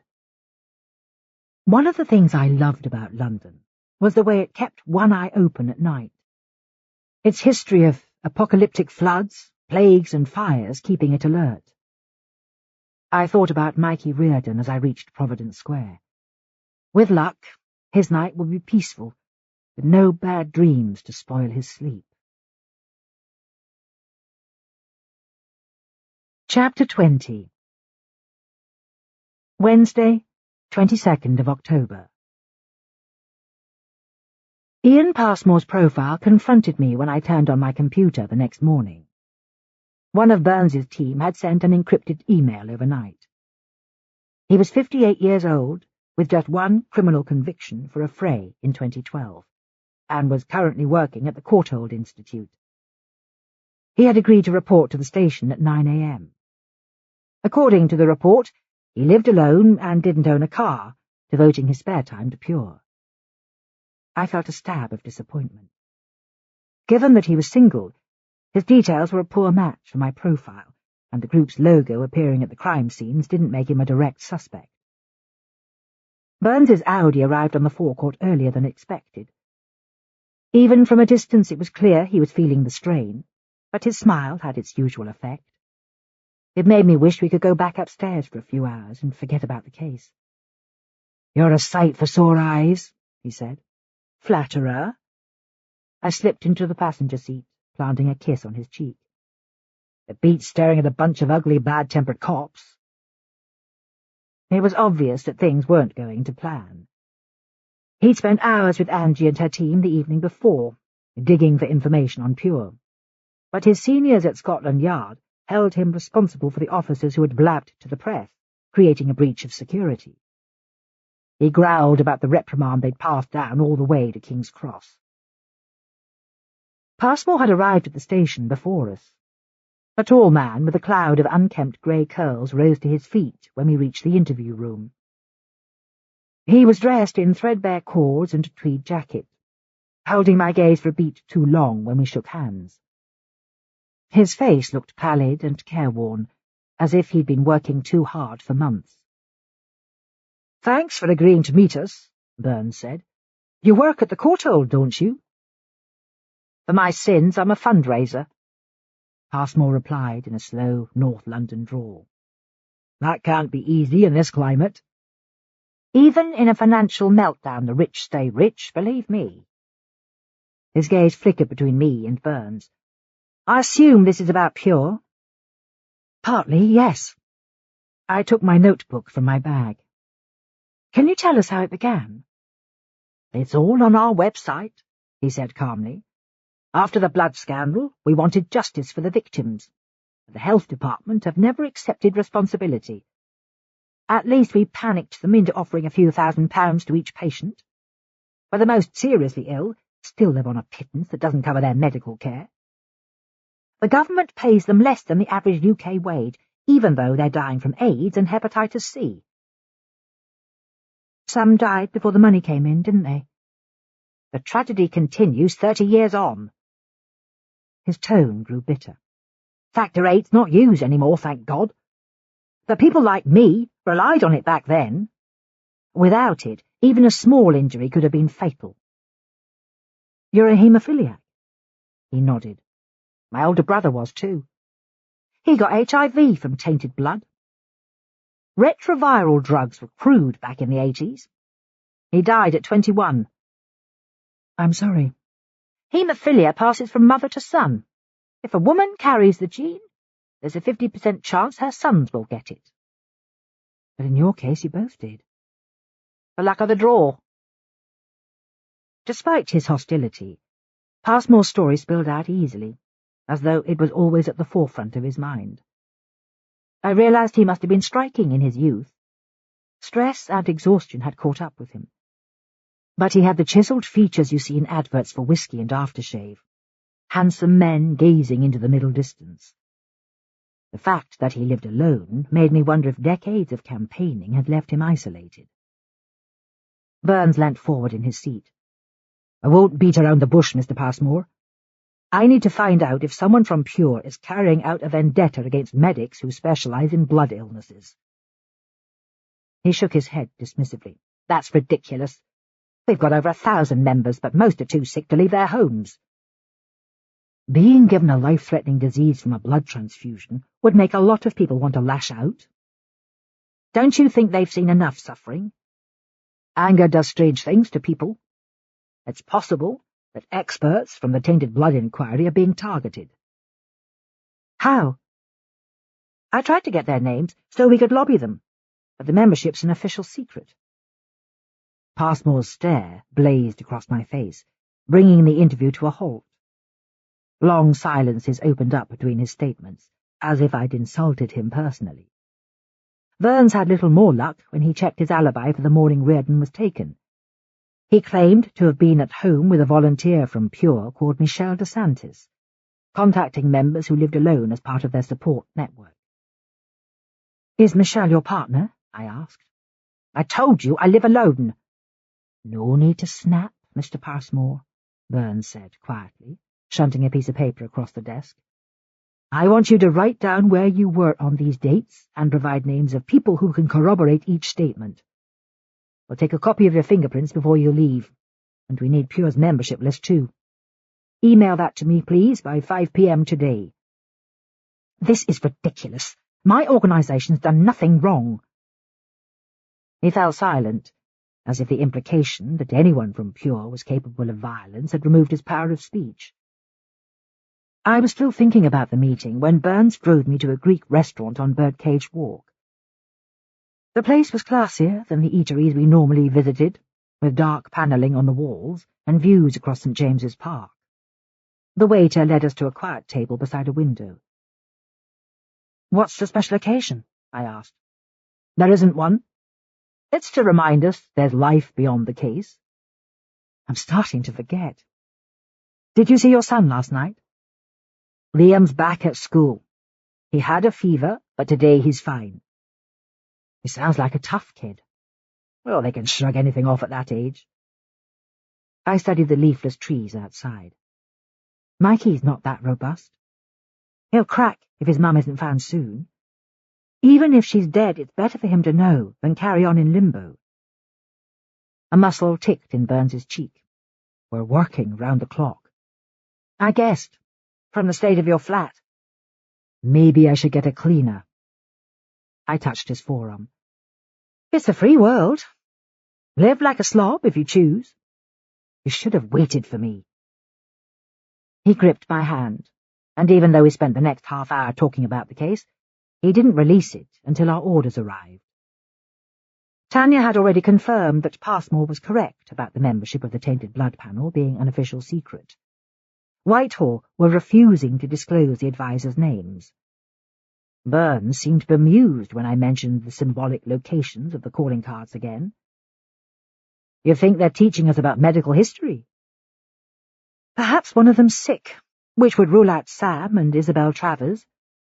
Their health records came back clean. But life's always been hard for blood patients. Half of the earliest treatments were fatal. I studied his face. If one of them got an infected transfusion, they might be lashing out. Do you think they're twisted enough to kill any medic linked to tainted blood? If it's a husband and wife, sickness could be stealing the person they love most. The killer's relationship's fascinating. The complexity and pace of their actions means they've got a high level of trust. Could it be a brother and sister? Possible, but rare. Couples always condone each other's violence. It's like fanning a fire till it blazes out of control. God almighty. Burns gave a quiet groan. It may burn itself out, but they've accelerated since the first attack, and they're getting a kick from taunting us. I pushed my plate aside. What's Sam Travers been doing since his release? Staying with a friend. His marriage is over, apparently. It's still possible he was involved in taking Reardon, isn't it? Have you got much on John Mendes and Lisa Stewart? There's still no clear link, apart from their expertise. The NHS computer system isn't helping. Our IT guys are working on it, to see if a patient encountered all three of them. Or Mendes could have been on the inquiry panel, like Claire and Lisa. But we need that membership list from Whitehall urgently. I checked my watch. I should get moving. It's days since I saw you. His expression darkened as we split the bill. What's bothering you, Dom? His no-bullshit stare settled on my face. I chose the wrong time to fall for you, didn't I? Are you regretting it? Not yet.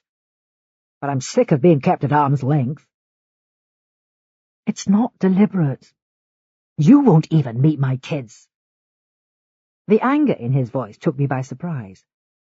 I will, when the time's right. The Reardon boy's got to you, hasn't he?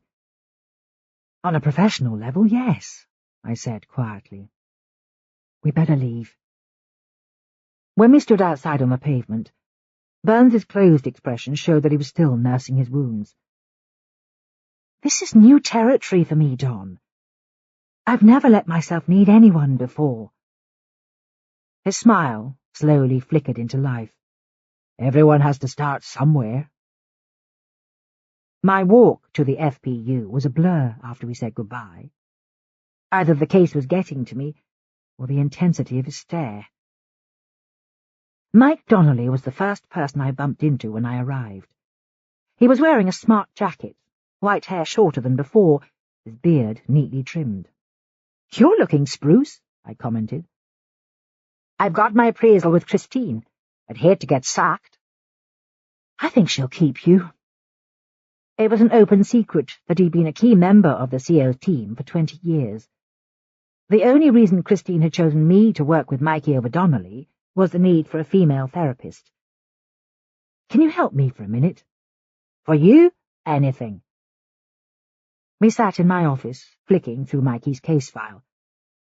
Donnelly had acted as forensic consultant on dozens of juvenile cases. I was sure he could help me form a strategy to help the child speak again. His fingers tugged at his beard as he pored over my notes. Talk me through your methods so far, Alice. Reenactments, prompts, guided questions, drawings, photos. Every trick in the book. And you've established trust. Definitely. He's in tears whenever I leave. That's tough on you. Kids latch on so fast. He studied me gravely. It's not me I'm worried about. His eyes widened. You should be. Cases like this can leave a mark. I'll deal with that afterwards. You've crossed the biggest hurdle. The kid was catatonic, but now he's reactive again. Donnelly stacked my papers into a pile. You'll have to take him back to the common. Guide him through the abduction again. Won't that push him too far? Kids are realists. He knows his mother may be dead. That's why he's suffering. This way, he'll get the chance to help find her. And if there's a delayed reaction, you'll be there to support him. Gertrude waited until Mikey was settled in the living room before sharing his update that evening. The boy had been reluctant to eat, fidgety and distracted. Childhood trauma often manifested as withdrawal and depressed mood. We both knew that the next phase would be anger, followed by slow acceptance. There was no way to comfort him, apart from offering diversion activities. Mikey seemed to relax as the evening wore on. I was still following my strategy of cooking together to help him relax. I waited until we were side by side in the kitchen before making my suggestion. I'd like us to go back to the common tomorrow, Mikey, so you can show me what happened. Say yes or no, I won't mind. Just nod or shake your head. His skin was so paper-thin I could see the veins throbbing at his temple. I felt guilty for placing him under pressure, but it was unavoidable. After a minute, he nodded his agreement, then clung to my side. It'll be fine, sweetheart. I gave his shoulders a quick squeeze. We'll be together. I let him stay up late that evening, tension easing out of him as we watched an ancient James Bond movie. You'd make a good 007, I said. Clever and quick on your feet. He pulled a face before giving a rare smile, offering a glimpse of the boy he'd been before the abduction, self-mocking and bright. Seeing that past confidence made me even more determined to find his mother. I noticed the dog-eared copy of the A to Z lying on the floor at his feet. I'd seen him thumbing through the pages every day, but never found out why. I reached down and picked it up. Is there a street you're looking for, Mikey? His body froze, as it had done when I'd asked questions about his mum's disappearance.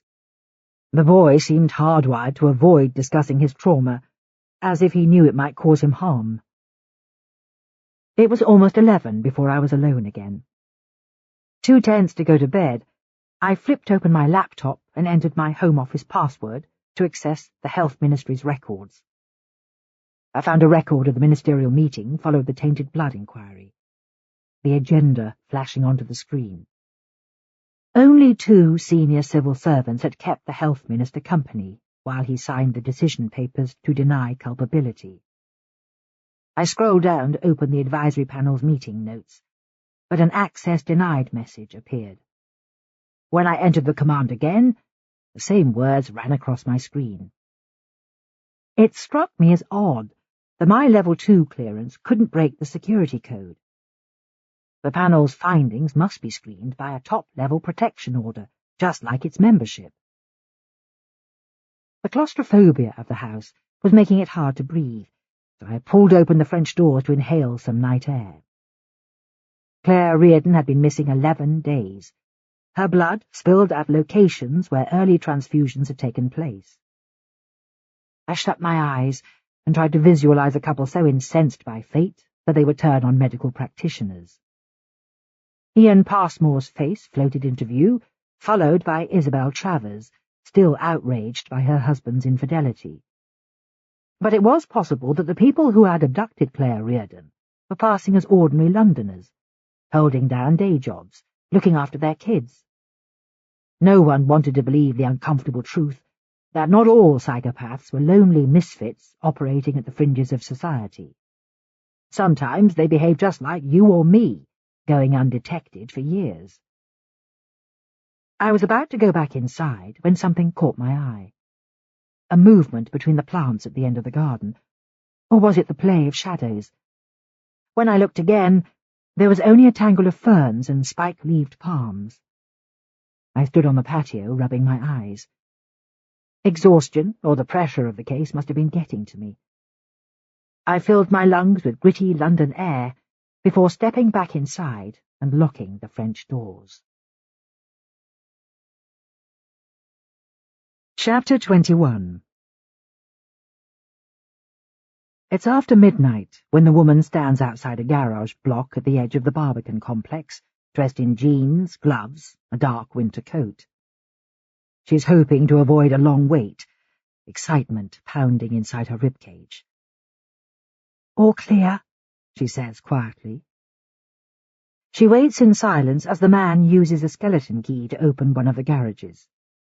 Once inside, she shines a torch around the space. Light arcs across the cardboard boxes lining the back wall. There's nothing to see except a mess of oil smears on the concrete floor. "Let's get ready." She pushes the boxes forwards and crouches behind them. "We can hide here." 30 minutes later, a car pulls up outside. She hears a key fumbling in the lock, the engine idling. The woman's mouth feels dry as sand while she waits for the click of the driver's door. The victim has no time to fight before they pounce, the anaesthetic rendering him unconscious. She helps to lift him onto the back seat, binding his hands and feet. The woman hums quietly as the car pulls out of the estate, relaxed for the first time in weeks. It takes all of their combined strength to lift the new victim into the dentist's chair when they reach the lab. Reardon lies on a pallet on the floor, muffled protests emerging from behind her gag. Once Adebayo strapped down, the man retreats to a corner of the room. The woman sets to work draining blood from the new victim's arm, with an extraction needle. His skin pales, but he doesn't cry out. "Give us a name, Jordan, or I'll have to hurt you," she whispers. "Keep your hands off me!" His voice rises to a shout. "Let's see how much pain you can stand." "I'll never tell you!" She collects another syringe from the cabinet, determined to prove him wrong. Chapter 22. Thursday, the 23rd of October. I woke up certain that discovering who had served on the tainted blood panel would explain why all 3 doctors had been targeted. But until Whitehall could be persuaded to disclose the information, that avenue was closed. I decided to revisit Claire's workplace to see if it held any more clues, dashing out of the safe house at 7:30, straight after Gurpreet arrived. The hematology department appeared to be empty when I arrived, smells of iodine, floor polish and hospital food lingering from the day before. I managed to persuade a janitor to unlock Reardon's office after flashing my ID card. It was obvious that Hancock's team had turned the room inside out. The contents of her filing cabinet were stacked in neat piles, computer missing from her table, every trace of her personality removed. I sat in the doctor's narrow leather chair, eyes closed, trying to enter her mindset. But all I caught was a faint hint of jasmine, the last trace of her perfume scenting the air. "Who were you afraid of?" I muttered to myself. I spent the next hour rifling through her papers, reading messages she'd scribbled on her jotter and in her notebook. The office gave the impression of a woman who had split her life cleanly in 2. Ruthlessly ambitious, but fond enough of her son to tack 6 photos to her pinboard, so she could keep him always in sight. I flicked through Claire's desk diary and searched the books on her shelf, looking for notes she might have forgotten to throw away.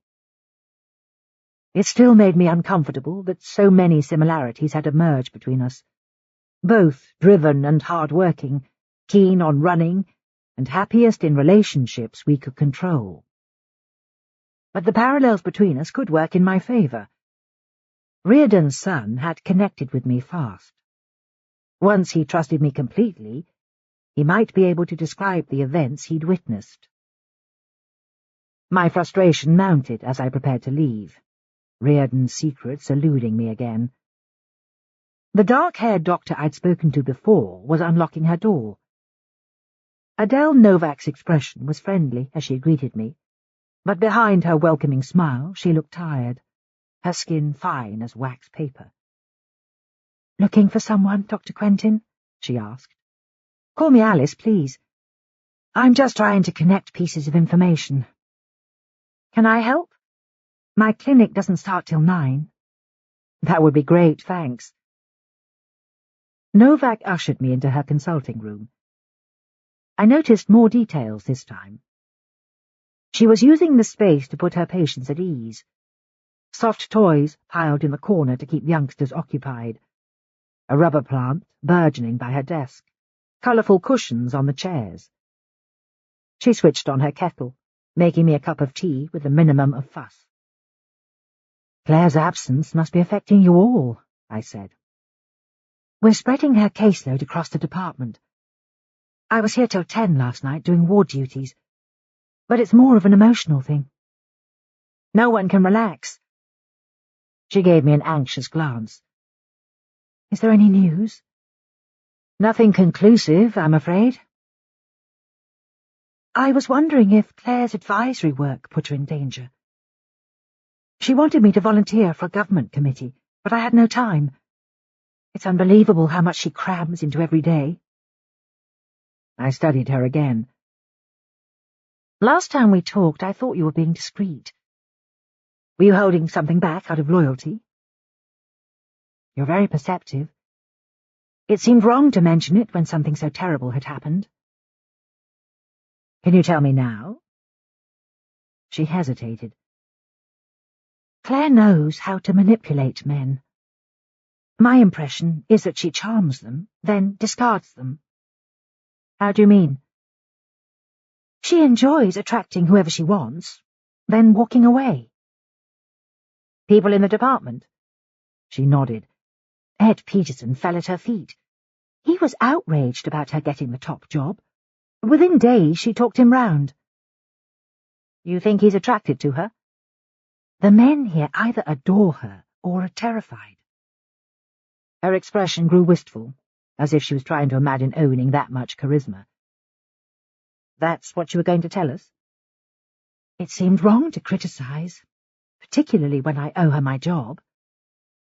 But one of her admirers might have grown angry." She gave an embarrassed smile. "I'm at the opposite end of the spectrum from Claire." "You're not married?" She gave a quiet laugh. "It's not high on my agenda." We spent a few more minutes together, and I got the sense that Novak felt guilty about drawing attention to her colleague's weakness, even though it was an element of Reardon's personality that I guessed for myself. The doctor seemed relieved to get it off her chest, her expression more relaxed when we said goodbye. Once I got outside, my mobile rang. I had to cover my ear with my hand to take the call. Traffic was racing through Belsize Park, almost drowning the voice at the end of the line. "Can you come to the Barbican straight away?" Angie's tone sounded urgent. "Has something happened?" "I'm surrounded, Alice. I'll explain when you get here." The journey gave me time to obsess about what might be waiting 5 stops away. I tried not to consider the worst-case scenario, that Claire Reardon's body had been found. Angie's elfin face looked tense when I surfaced at the Barbican. She set off at a brisk trot, her speech tripping along at the same rapid pace. "A guy called Jordan Adebayo's missing. He runs the London Blood Bank. He never made it home from his late shift. His wife found a blood pack on their step around 7 a.m., another splashed over her front door. The uniforms say she's hysterical. I need you to assess her state of mind, see if she needs mental health support." The blood might not be her husband's. "Try telling her that. She yelled abuse at me down the phone. I've asked for a family liaison officer to help calm her down." Gina Adebayo lived at the heart of the Barbican complex. I had plenty of time to contemplate the architecture, because Angie kept lapsing into silence, as if she was rehearsing how to comfort the missing man's wife. The estate was an empire of beige concrete, a stone's throw from the square mile. Its 3 huge towers must have enjoyed stunning, long-distance views across the city, but the Adebayo's apartment was in a modest, low-rise block. The occupants seemed keen to inject nature into their brutalist landscape. Even in autumn, trees and shrubs were flourishing on the balconies. Someone had placed an opaque plastic sheet over the entrance to the flat, but the smears on the front door were hard to miss. Blood was congealing in long streaks across the woodwork. When no one answered the bell, we stepped through the unlocked door. "Who is it?" A shrill female voice echoed down the hallway. "Metropolitan Police? About fucking time!" Her tone rose even higher. Gina Adebayo was pacing beside the panoramic window in her lounge.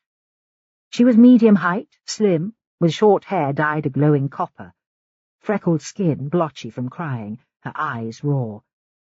She looked fragile enough to fall apart at any moment. Angie was smart enough to keep her distance. Dealing with 2 people was more likely to increase the woman's stress. "My name's Alice Quentin. I'm so sorry your husband's missing." She ignored me, turning her back to stare out of the window, but I stepped towards her. "Would you like to sit down?"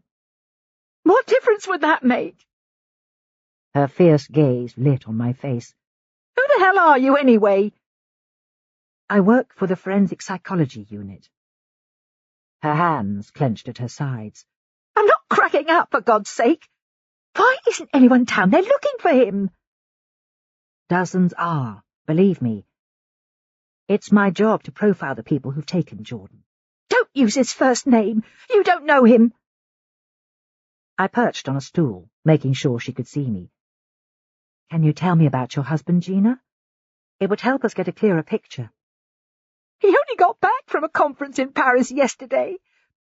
I told him to take the day off, but he wouldn't listen." A tear rolled down her face, splashing onto the floor, some of her tension finally releasing. "Jordan's 46, passionate about his job. He never complains about the long hours." "How did you meet?" "At work. I'm a team leader at the blood bank. We got married 2 years ago." A framed photo on the wall showed that the Adebayo's wedding ceremony had taken place on an exotic beach, a strip of turquoise sea sparkling in the background. Jordan was a tall, good-looking black guy, giving the camera a wide-eyed grin as if he couldn't believe his luck. "Do you know if your husband was on the panel for the tainted blood inquiry, Gina?" She kept her gaze fixed on the square below. "He was meant to keep it secret. Has that got something to do with him going missing?" "We need to find out. Did he say who else was on the panel?" "He didn't mention it." Gina pointed at the view through her window. People were scurrying across fields of concrete, collars up against the breeze. "I keep expecting to see him. His walk's more of a swagger. I could always spot him in a crowd." Angie took a step closer. "Is it okay to ask a few more questions?" Gina refused to meet her eye. "If it brings him home." "Has your husband always worked shifts?" "It's a requirement. We supply all the London hospitals, 24/7. "You send out thousands of units every week?" Angie asked. She nodded. "Plasma and blood products. Jordan just doesn't oversee the service. He runs campaigns and advises the government." I looked at her again. "Did you hear that a hematologist called Claire Reardon was abducted last week?" She turned in my direction. "Jordan knows her, but I can't remember where they met." "Can you tell us what drew your husband to his job?" She stared at me as though I'd lost my mind. "Do you know how many units of blood a liver transplant patient needs?" When I shook my head, she carried on. 50. Without the blood bank, thousands of people would die each week."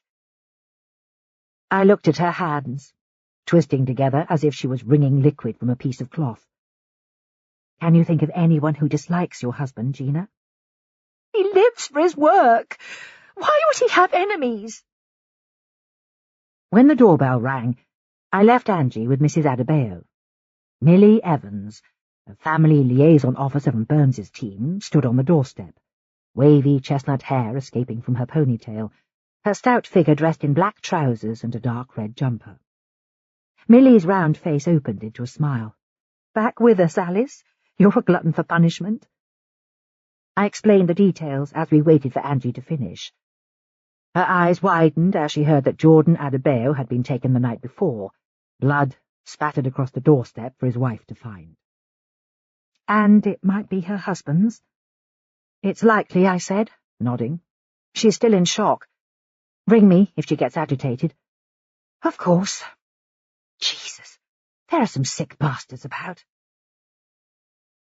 Once she'd gone inside, I put on the sterile gloves Angie had given me, then lifted the plastic sheet. A blood pack lay on the doorstep, bigger this time and full to the brim, printed with Adebayo's name. My head swam as I looked at it. The bag must have held at least a litre. Did it mean that Claire Reardon's body had been dumped somewhere, or was she still alive, even though they'd taken a new victim? I spotted something else as I replaced the cover. 2 small marks had been chalked on the doorstep, one black, one white. Pure's logo, 2 drops of blood side by side. I took a photo with my phone, then rocked back on my heels. Whether or not someone from the campaign was carrying out the attacks, their logo lay at the heart of the investigation. The need to investigate the group's members had just grown even more urgent. It was 11 a.m. by the time Angie and I shared a taxi back to the station. She seemed to be digesting the information slowly, staring at my photo of the signature in silence, as if her thoughts were on overload.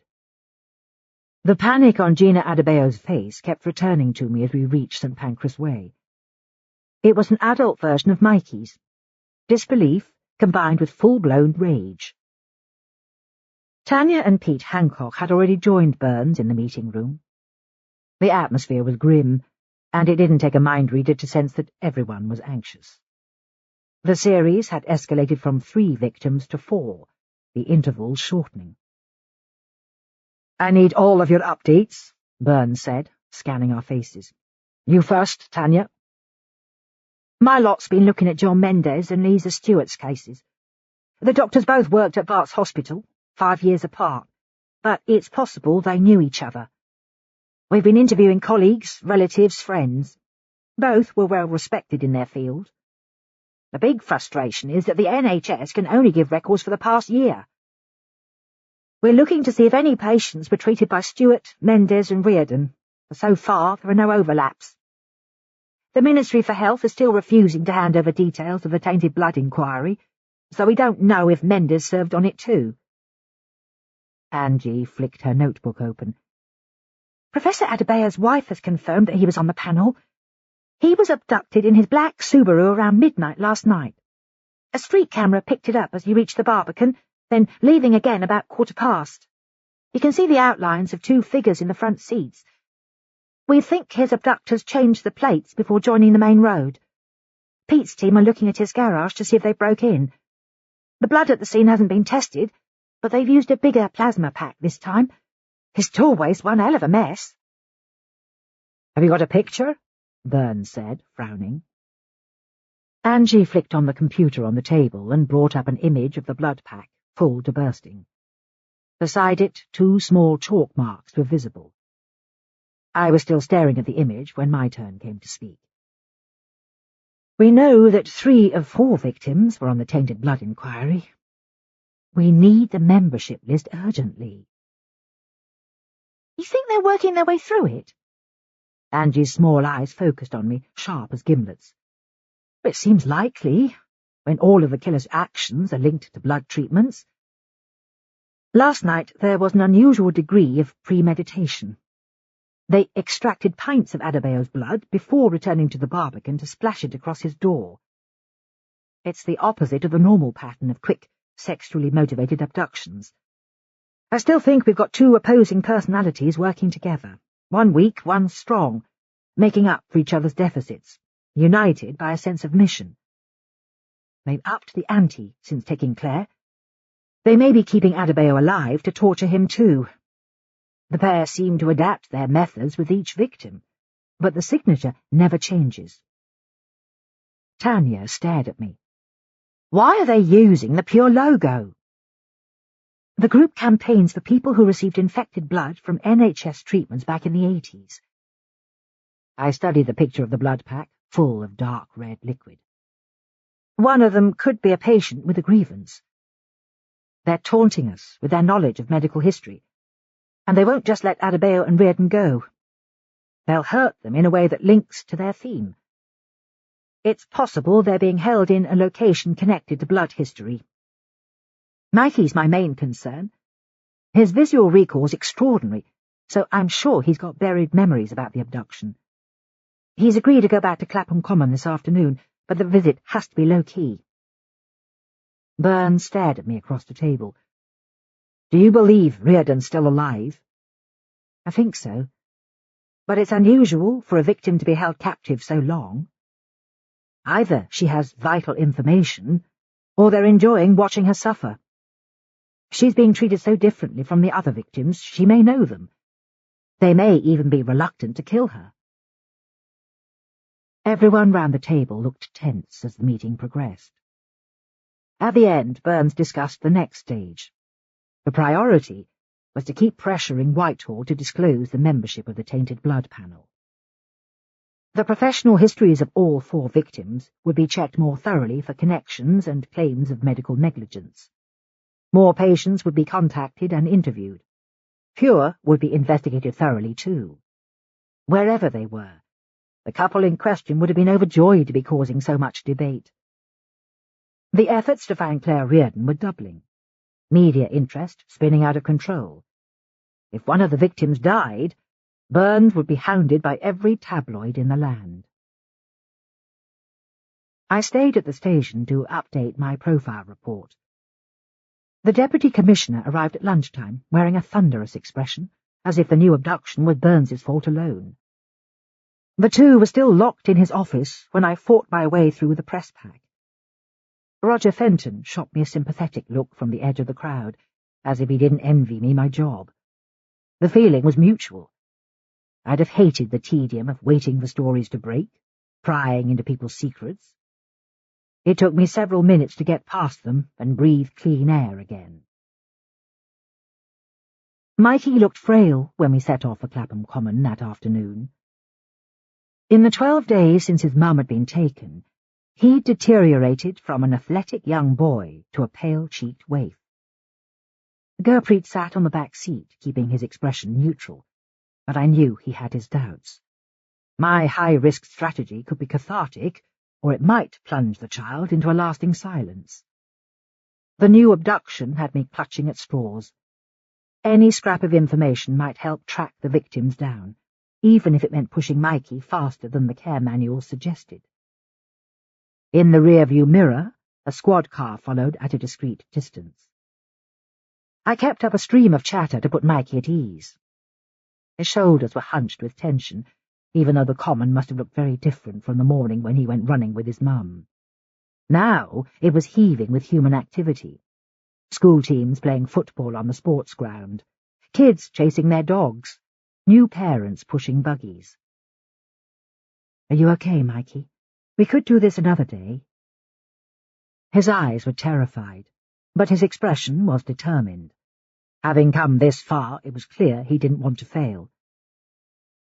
"We'll follow the path, then you can show us where it happened." He was trembling as we approached the stand of trees, passing a mound of floral tributes with messages from well-wishers. There was a scurry of activity when we arrived, 2 men melting into the thickets at the sight of uniforms. Drug exchanges must have been taking place there round the clock, even in broad daylight. The temperature fell by a few degrees as we entered the copse. Under normal circumstances, I would have enjoyed walking through the woodland in the middle of autumn. but the place felt tainted. I couldn't forget that it was the scene of a brutal abduction. Mikey's steps faltered, like he might keel over at any minute. Gertrude hovered closer, and I crouched down, bringing my face level with the boy's. "Was it here, Mikey?" He shook his head, pointing further down the path. Once we got there, he seemed calmer, as though his fears had been worse than the reality of seeing the place again. He pointed out where the car had been parked, and the spot where the attack happened without saying a word.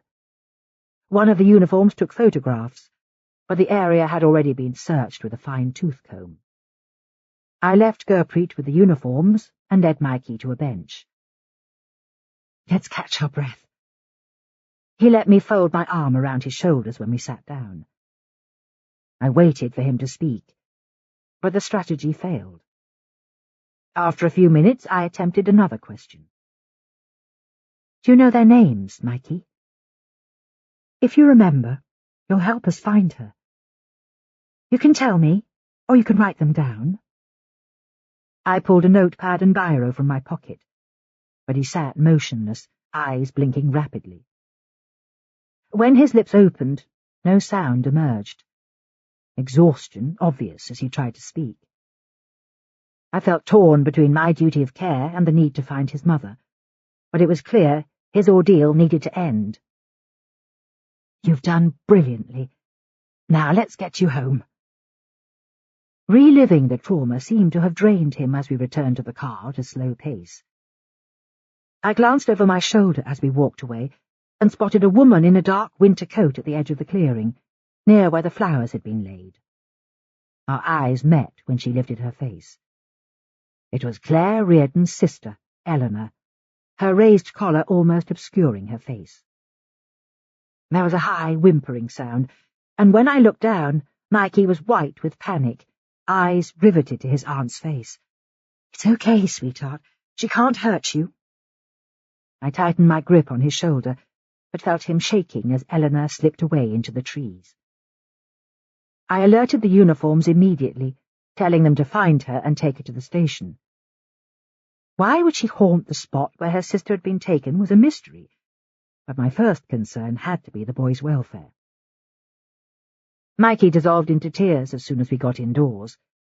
It was clear he needed me to stay, the anxiety locked tight inside him, threatening to explode. I swapped night duties with Gertrude and watched the psychiatric nurse's battered Volvo drive away. Then I called Burns to let him know about Mikey's panic when he saw his aunt. Dusk was falling when I looked out of the window again, darkness wrapping the house as tightly as a shroud. Chapter 23. It's 2 a.m. when the man drags Adebayo's half-conscious body from the lab. Even though his mouth is gagged, the victim's whimpers are audible as they jostle him into the car. "We could give him more sedation," the woman says. "Not yet. We have to get him inside first."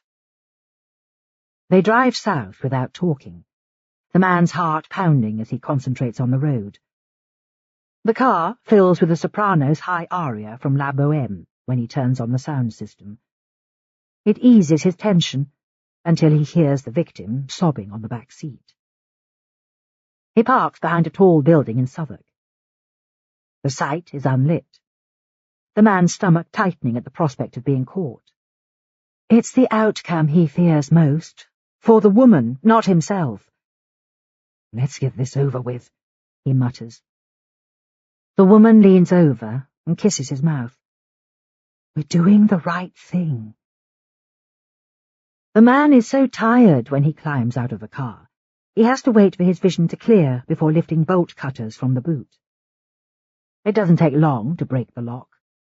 The place is full of ghoulish statues and pictures, obscene objects crammed into glass cabinets. So many lives are lost here. The place feels ghost-ridden as he retraces his steps. Together they drag Adebayo onto the asphalt, leaving him slumped against the side of the car. It's the woman who forces him to stand. She prods his shoulder with her blade, pain making him scramble to his feet, then lurch forward, swaying unsteadily at the centre of the circular room. "This is your last chance to tell us," she hisses. Adebayo shakes his head once, before the anaesthetic topples him. The man works quickly, strapping him to the operating table, ankles firmly secured. He stands back, watching the woman calmly putting on a plastic apron, then pressing another chloroform pad over Adebayo's mouth. His body bucks wildly against the restraints, then falls limp. When she turns to the man again, she holds out a scalpel on the palm of her hand. "Want to help?" "We agreed I'd organise it. You take care of the rest." "So I'm the executioner. The guilt's all mine." The man stands motionless, absorbing the accusation in her gaze. It would be cowardly to leave. His fate has reduced them to this, yet he can't bring himself to look. The first slash of her knife almost brings him to his knees. Chapter 24. Friday, 24th of October. A text arrived early the next day from Tanya Goddard. It was a terse request to report to an address in Borough. A wave of anxiety hit me as I hailed a taxi. When I reached St. Thomas Street, the crime scene was already behind cordons, the road commandeered. Sunlight glistened from the Shard's glass walls as I paid the cab driver. The building was less than a decade old, but already absorbed into the city's skyline, its jagged pinnacle piercing the clouds. Even at the worst of times, the city dazzled, old and new coexisting in harmony. The events unfolding at ground level were much less serene. CSI vans queued beside a Georgian terrace, St. Thomas's Church festooned in yellow and black crime scene tape. My discomfort increased. The police only went to such lengths when a murder had been committed. I made an effort to suppress my fear that Mikey's mother had been found until the facts were established.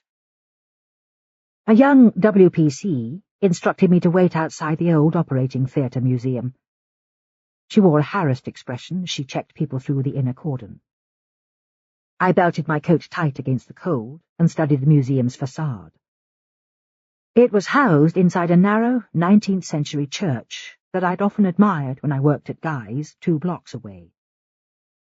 It seemed odd that an operating theatre could have existed there, but a notice in the foyer explained that the church had once been part of St. Thomas's Hospital. The garret had served as its apothecary, providing hundreds of tinctures and medicines. It had also been the site of London's first operating theatre. Medical students, including the poet John Keats, had packed the aisles to observe groundbreaking surgery. The WPC scribbled my name on her list, then handed me a sterile suit and plastic overshoes. "Put these on, please," she said, "and watch the stairs, they're a tight squeeze." I understood what she meant when I began the dizzying climb through the atrium to the garret above. The museum was dimly lit and ill-suited to dozens of police officers and soccos trampling between the low rafters. Bunches of herbs hung from wooden beams, showing how the place would have looked in Georgian times. Over the centuries, their scent had impregnated the walls with eucalyptus, camphor, and a faint reek of formaldehyde. Glass display cabinets held equipment from the earliest days of surgery. I stared at a row of lint-lined masks, which would have been used during operations. Anesthetics were simpler then, a teaspoon of ether sending patients into oblivion. But the technique had been hit and miss. A few drops too many meant the patient would never wake up. The obstetrics section seemed packed with instruments of torture. One case held batons as narrow as walking sticks. In the days before pain relief, mothers in labour bit on them to stifle their screams. Hundreds of teeth marks imprinted on the wood. Tanya strode towards me when I straightened up, glamorous as ever, even in crime scene overalls. She would have looked elegant in a paper bag, but today her expression was blank. "It's Jordan Adebayo," she said. "Someone cut the padlock off the back entrance. It looks like they brought him in from the car park." That would take strength, wouldn't it? Not if they frog-marched the poor sod up the steps. Tanya's Tower Hamlets accent had grown more pronounced, distress sending her back to her roots. I followed her down a narrow passageway, a flurry of soccos pushing past in their white suits. "It's like Piccadilly fucking Circus in here." "Has Eleanor Reardon been picked up?" "Not yet. She hasn't been home since you saw her on the common." Tanya was so grim-faced I put my questions on hold. The passageway opened into a wood-lined amphitheatre, light falling from windows that studded the ceiling of the circular room. A skeleton hung on a wire beside the entrance, perfect teeth trapped in its jaw, grinning in welcome. He had probably stood there for centuries, teaching generations of medical students the laws of anatomy. The amphitheatre had been preserved in its original state, too. Its raked seats would have allowed hundreds of trainee surgeons to spectate. So far, I'd seen no sign of the body, but the room swarmed with activity. The air was sharp with unpleasant odours, meat left to fester, excrement, and the bitter tang of antiseptic. To distract myself, I scanned the walls again. Someone had daubed Pure's logo on the wooden door, the familiar white and black smears, a supersized version of the marks left beside the blood packs on Gina Adebayo's doorstep. Burns stood on the far side of the room, wearing the same clothes as yesterday, making me wonder if he'd been home at all.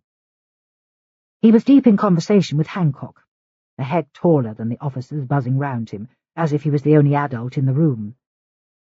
His feelings were well concealed, but I knew he'd be blaming himself for the latest death. Guilt was obvious in his posture, every muscle locked in place. "Ready?" Tanya was hovering next to me. "As I'll ever be. Except I wasn't, of course. I'd always preferred to witness a killer's approach firsthand, but this time I was out of my depth. I'd seen plenty of crime scenes since becoming a forensic psychologist, but Jordan Adebayo bore little resemblance to the handsome man in his wedding photos. He was strapped to a wooden operating table, shirt hanging open to reveal a grossly distended torso. The colour had drained from his skin, and the reason was obvious. The pool of blood lying below his body extended for 2 meters. Stale air was making my head swim. When my eyes blinked open again, I forced myself to study the man's face. His throat had been cut so deeply that the pale tissue of his windpipe was exposed, jaundiced eyes protruding from their sockets. Tanya's turquoise gaze was glassy when I turned round. "Is that how he was found? Covered by a surgical gown?"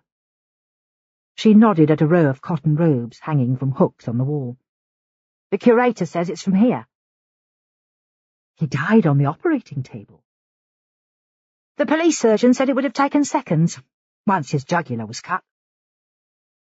The restraints are classic sadism, but this level of staging means they're enjoying themselves. A fresh wave of sickness hit me as I studied the body again. "You need fresh air." Her hand cupped my elbow. "I'll be okay." I hated to admit defeat, but my head was swimming. My eyes swept the scene again, then I stumbled out through the fire exit, suppressing my nausea. All I could hope was that Claire Reardon hadn't met the same fate. When my eyes opened again, the weakness was passing, and Burns was leaning against the wall nearby. "Are you all right, Alice?" "I'll live. Has his wife been told?" "That's where I'm heading." His frown showed his reluctance to share the news. "What do you know so far?" "He was injured before they arrived. There's a blood trail on the concrete." It's gathering speed. Adebayo was only kept a few days, delivered to a central London location, and killed with a threatening flourish. They'll act again soon. I spoke the words more for my own benefit than his. "We have to find out who was on that panel." Whitehall's still saying the information's classified by the Department of Health, but they'll have to give it to us now. He took a step closer. You look ill. Why don't you go home for a few hours? I'm fine, I snapped. My fears for Mikey wouldn't allow me to give up, no matter how weak I felt. I'll need the crime scene analysis today, and I want to be at the autopsy. You're sure? Positive. I'm still concerned about Eleanor Reardon.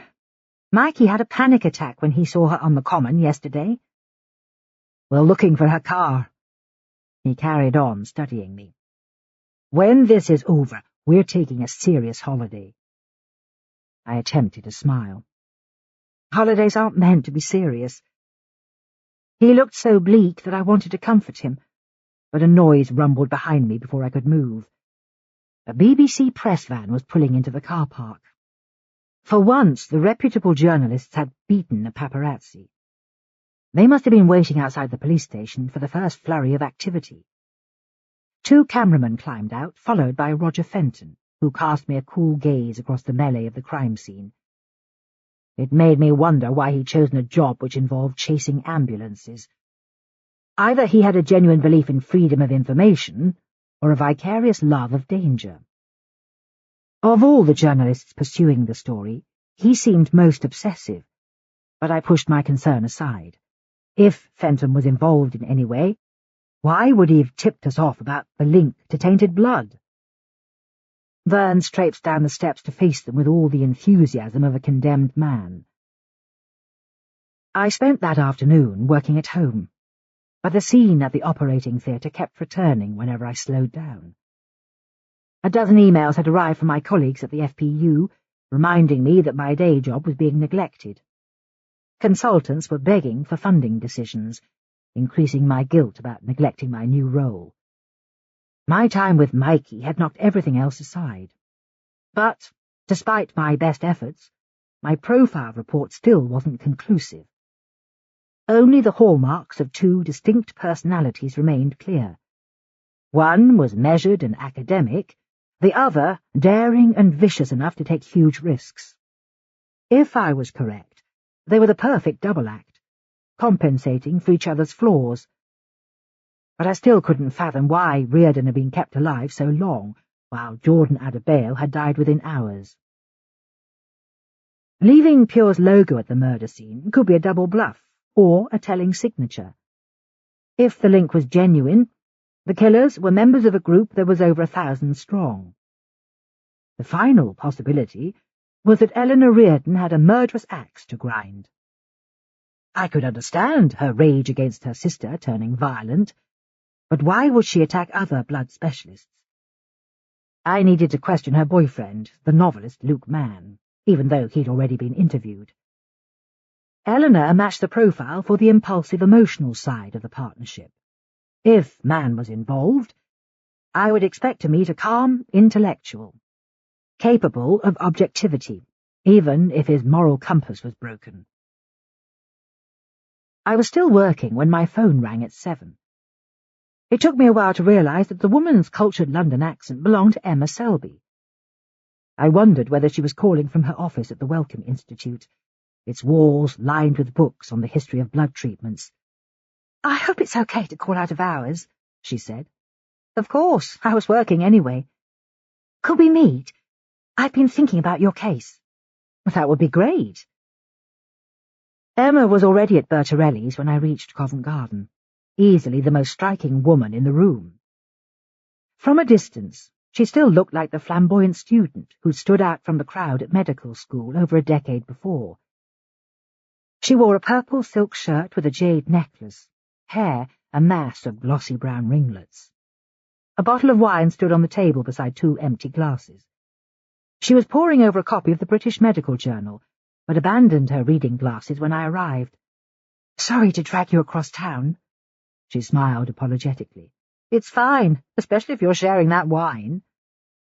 Emma leant over to pour me a glass. "If someone's obsessed to places linked to blood medicine, there are some more you should consider."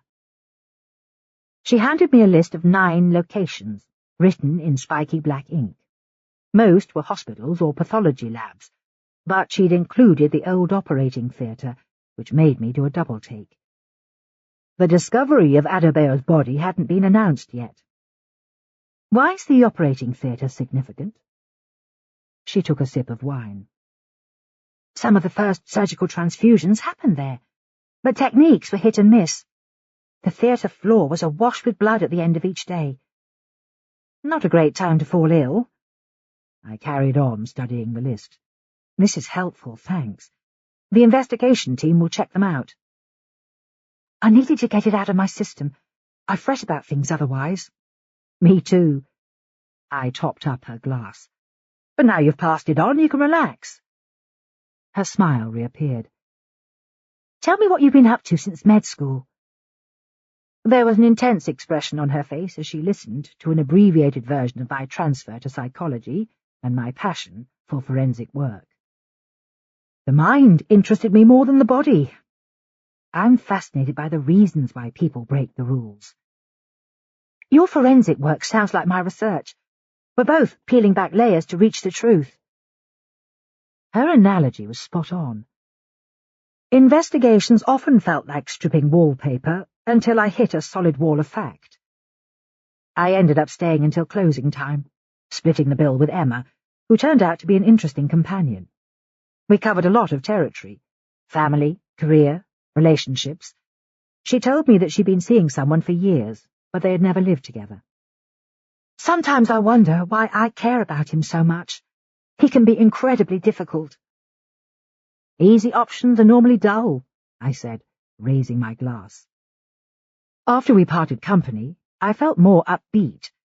It had been weeks since I'd met a friend for a drink and chatted about something other than work.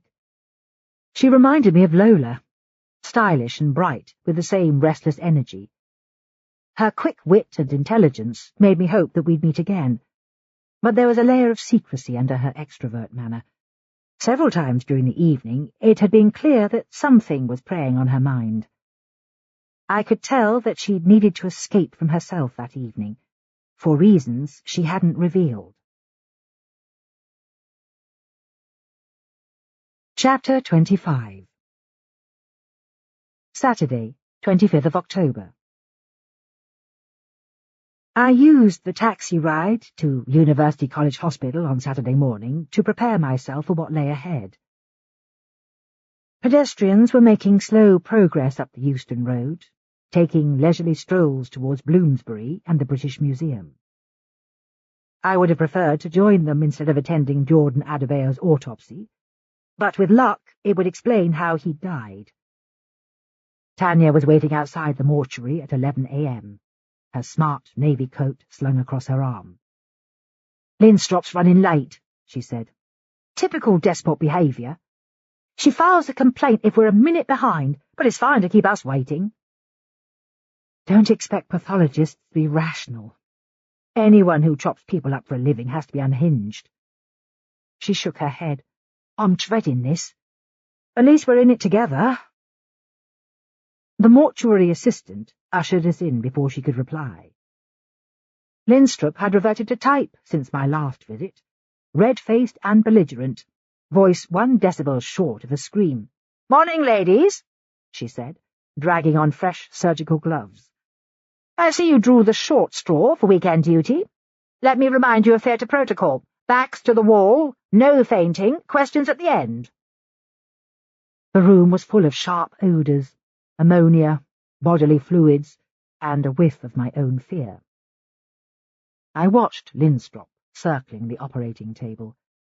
A microphone hung from a wire overhead, waiting for her pronouncements. Jordan Adebayo's skin had paled from brown to grey.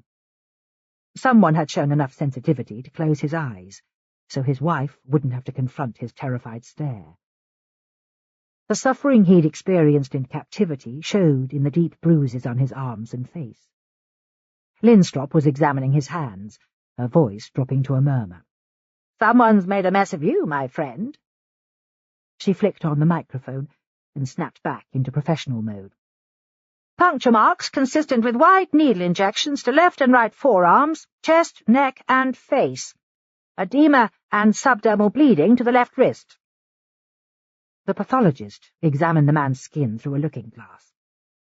Blisters, she commented. Your last hours are no fun at all. Linstrop swabbed his skin with lint and took scrapings from his nails. Then she examined each limb, recording every mark, before turning her attention to his throat.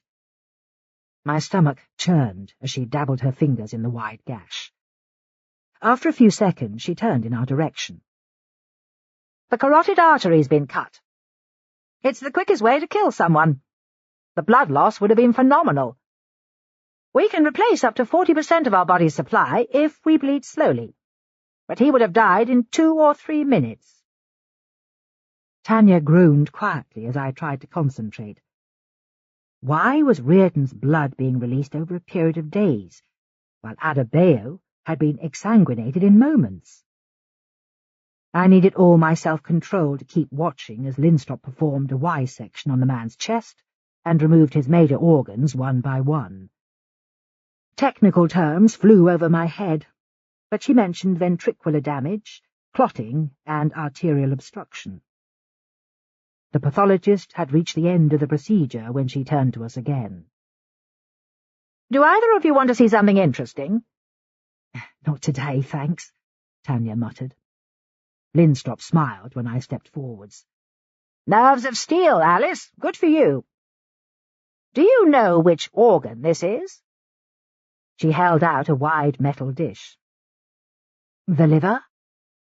I blinked at the dark red mass, surrounded by a pink foam of blood. But something's wrong, isn't it? It's too big. Quite so. Her smile widened. Mine's half this size, and I've been abusing it for 40 years. He was poisoned? In several different ways. The toxicology reports just arrived. She peeled off her gloves and collected a printout from the table. There was interferon and ribavirin in his blood, like in Reardon's samples. Traces of heroin, too. The wounds show that they plunged the needle at random wherever they liked. Remind me what interferon's used for? It slows the progress of blood-borne viruses like hepatitis. Would it have enlarged his liver that much? She shook her head.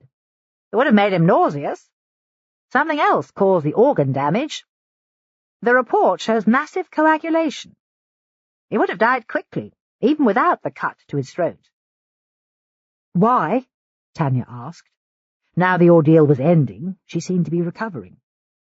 It looks like he received an injection of the wrong blood type. Needle marks lead straight into major veins, like you'd see after transfusion. Would you need medical knowledge to do that? Linstrop shook her head. Injections are easy. You just need to insert the needle into a vein. What happens when someone's given blood that doesn't match their own? The body shuts down, Linstrop said. Blood antigens reject the foreign fluid, leading to massive clotting, then heart failure. Even the skin blisters. Perhaps it's a blessing his throat was cut. It would have saved him the agony. Tanya was speechless when we got outside, cold air failing to revive her. Want to get a drink? I asked. God, yeah. Anything to wash the taste away. We ended up in an Irish watering hole on the Euston Road, which was doing a roaring lunchtime trade. Tanya slumped at the bar, and I bought us both a double shot of Lafrague. She knocked hers back in a single swallow. How does Linstrop do that every day? She asked. For the victims, I suppose.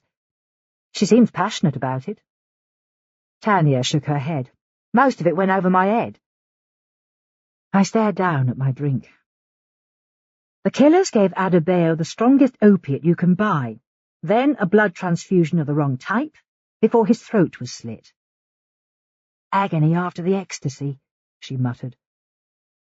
But did they kill Claire Reardon first? Or are they experimenting on her somewhere, like an animal in a lab? Do you think her sister's involved? Running away doesn't make her guilty. Eleanor was at cracking point when I interviewed her. Maybe the press attention got too much. They've been camping outside her door.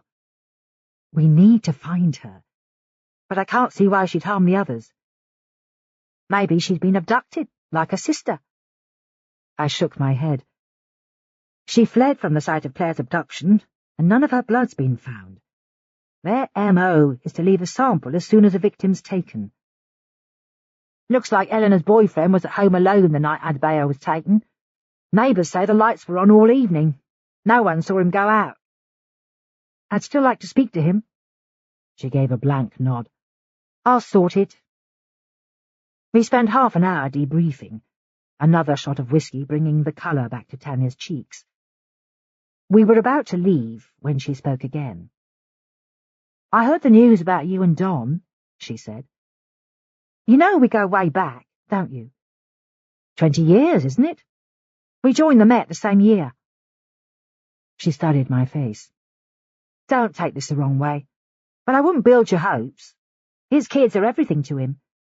Julie could have him back tomorrow if she clicks her fingers. She busied herself with buttoning her coat. Sorry, that was probably out of order. Booze always loosens my tongue. It sounded sincere enough. Her face held a mix of pity and sadness. I spent years with a bloke who never put me first. You're too smart to do the same. Tanya's elegant figure disappeared into the crowd. My thoughts flickered back to Burns's previous desertion. We'd started seeing each other the first time he left his wife, but he'd been drawn back because his kids were suffering, leaving me high and dry. When my phone buzzed in my pocket, his name appeared in the window, but I jabbed the off button with my thumb. The idea that he was unreliable had already taken hold. I was in a foul mood when I got back to Shad Thames. Too many ugly images were competing for space in my head. A bag of dark red liquid lying on the ground, Jordan Adebayo's body on the mortuary slab. All I wanted was to sink into a long bath. But the door to my flat was unlocked, and only 2 people had keys, Lola and Will. Much as I loved them both, I was in no mood for company. It irritated me that my visitors had made themselves at home, Ella Fitzgerald purring from the living room. When I peered through the doorway, Burns was lounging on my sofa, bare feet propped on my coffee table, staring at his laptop, too immersed to hear me arrive. I was torn between wanting to hurl myself into his arms and an urge to bawl at him to leave. "How did you get in?" The usual stab of attraction hit me when he looked up. He was shabbier than ever, in a black sweatshirt and faded jeans, 5 o'clock shadow turning into a beard. But none of that mattered when he lumbered to his feet, shoulders blocking the light from the window. Your lock was easy to pick. "Is that what they teach you at officer training school?" "It pretty much opened itself." "Didn't you get my calls?" "I've been busy." "You went to an autopsy. I wanted to see you were okay." "I don't need protection, Don." Burns folded his arms. "What does it take for you to accept help? Do I have to drive over you with a truck?" "All I need is 3 Nurofen and some time alone. Don't be ridiculous. My flat, my rules." "I'll run you a bath, and then you can tell me what's wrong." "I can run my own sodding bath." By the time I sank into the hot water, I felt embarrassed. He'd only offered me a shoulder to lean on. My anger stemmed from days of witnessing too much human damage, including the post-mortem. When I finally pulled the plug, the water hadn't rinsed away my cares, but it had restored some of my calm. I padded down the hall to my bedroom, thankful that Burns was nowhere in sight. I chose black leggings and a silk shirt, unwilling to place anything harsh against my skin. Adrenaline pumped through my system again when I returned to the living room, fight or flight reflex in full swing. It happened every time a man came too close for comfort. Burns dumped his computer on the coffee table when he saw me, but I perched on the edge of an armchair at a safe distance. "We should talk about the case, Don, seeing as you're here. Do you know the membership of the Tainted Blood Panel yet?"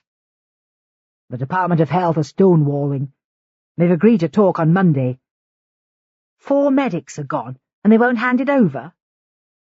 "The Chief Commissioner's hounding them, But the answer's always the same. It's classified information. He studied me again. Tell me what's wrong. It was a crap day, that's all. So, talk about it. I drew in a breath. Mikey's making slow progress. Combine that with watching Jordan Adebayo being sliced apart, and it hasn't been fun. Come to think of it, Tanya pissed me off too. Why? She thinks you'll go back to your wife any day now. Burns swore loudly, then crouched in front of me. Listen to me, Alice. She's warped by her own shitty divorce, but mine's almost done. Julie and I are acting like grown-ups for the boy's sake. We fell out of love years ago. And do you know what really pisses me off? I've spent months telling you that. Then Tanya makes one snotty remark because she's bitter as fuck, and you believe her, not me. He shook his head in disbelief. You're all I think about, but you never believe me. His direct stare had its usual effect. I owed him an apology, but couldn't find the words, so I kissed him instead. When I finally pulled back, his pupils were 1/2 inch wide. God almighty! We have our first row, then you kiss the life out of me. You're a total mystery. He brushed his thumb across my lips. The bath relaxed me. Rubbish! You're so wired I could play a tune on you. He pressed one of the tight muscles in my shoulder, making me grit my teeth. You like causing pain, don't you? And pleasure. His fingers trailed in circles across my collarbone. God, I love it when you do that. What? Shiver when I touch you. He began exploring again, hands coasting up my back, face nuzzling the side of my neck. Have dinner with me tomorrow. Stay the night. I can't. He breathed out a quiet moan. I'll be on duty. The story of our lives. Hold the thought, then. How could I forget? It was a lie, of course. He'd clear me from his mind before he reached the car park, while people with sensible professions relaxed at home with their families. At work, he'd be DCI Burns again, calm and implacable, focused only on getting the job done. I went to the safe house after he'd gone to relieve Gurpreet until morning. His solemn expression showed that the pressure of Mikey's silence was weighing on him. He lingered for an extra half hour, discussing the strategies he'd been using to help the child open up. None of them seemed to be working. Mikey made little eye contact, taking himself off to bed earlier than usual. I spent the last few hours of my evening trawling back through witness reports on Holmes too. By the time midnight came, my legs were cramping from too long in front of the computer, so I forced myself to do half an hour of yoga. My muscles gradually unknotted, but my mind was still racing when I finally went to bed. Chapter 26. Sunday, 26th of October. It's colder this morning. The man's bones ache as he huddles in his car on a quiet street in Deptford. It has taken time and effort to find Gurpreet Singh. Repeated calls to his employer brought no success, but he's finally tracked him down by the simplest method imaginable. The nurse's number is in the phone book. Singh's address tallies with the details on his Facebook and Twitter pages, stating that he lives in Southwark. Now it's 6 a.m., and the man is willing himself to stay awake. When Singh emerges from his front door, he must follow him to the safe house without being spotted. He's relieved to escape from the laboratory. The woman has spent hours working on Claire Reardon with needles and knives, whispering threats in her ear. When he left an hour ago, the doctor was suspended from the ceiling again, body jerking as she fell unconscious. While he feels no shame about his actions, the enjoyment on the woman's face forced him to look away. He stares across the street at the small bungalow, its cheerful yellow facade glowing as the darkness lifts. He wonders how it must feel to lead a blameless life, no blots on your copybook. When their relationship began, The woman's passion drew them together in a common cause. It started as a crusade, but now it spiraled out of control. Soon he must persuade her that they've taken enough victims. They should make their announcement in an anonymous letter and end the violence. But the thought fails to reassure him. The woman seems determined to wipe out every name on the list. He is deep in thought when the bungalow door swings open. An Indian man rushes to a beaten-up Volvo, the sight steadying the man's nerves. He has a task to complete, and it's important to stand firm. He watches Singh's car slip into the morning traffic, then follows him at a measured pace. Chapter 27. Press photographers' flashbulbs snapped at me as I climbed the steps to the station on Sunday morning. Tanya's hostile expression let me know that Dawn had already tackled her about our conversation. She was in the meeting room, beating a tattoo on her notepad with a biro. Angie offered me a subdued version of her pixie-like smile. "The great man's been delayed," she said. "Is there any news?" "We're still looking for Eleanor Reardon's car, but there's no sign." "I'm seeing her boyfriend later," I said. "I'll find out what he knows." Tanya's eyes narrowed. "Good luck with that. The bloke's a pisshead." Burns strode through the door before I could reply, excitement emanating through his pores. "Hancock's team turned over Claire Reardon's department at the Royal Free. They found a shirt in her deputy's locker with a stain on the sleeve. The lab just sent in the results. It's Reardon's blood." I felt a quick surge of shock. Despite Adele Novak's suggestion that Peterson had strong feelings for his boss, I hadn't believed the doctor was capable of harming her. His emotions seemed too rigidly controlled. "Are you bringing him here?" Angie strained forwards in her chair like an eager schoolgirl. "I'm going to his house first." He turned to me. "You better come, Alice, to see how he reacts." The news had thrown me off course. I'd been convinced that the killers had a political axe to grind, the victims of medical negligence.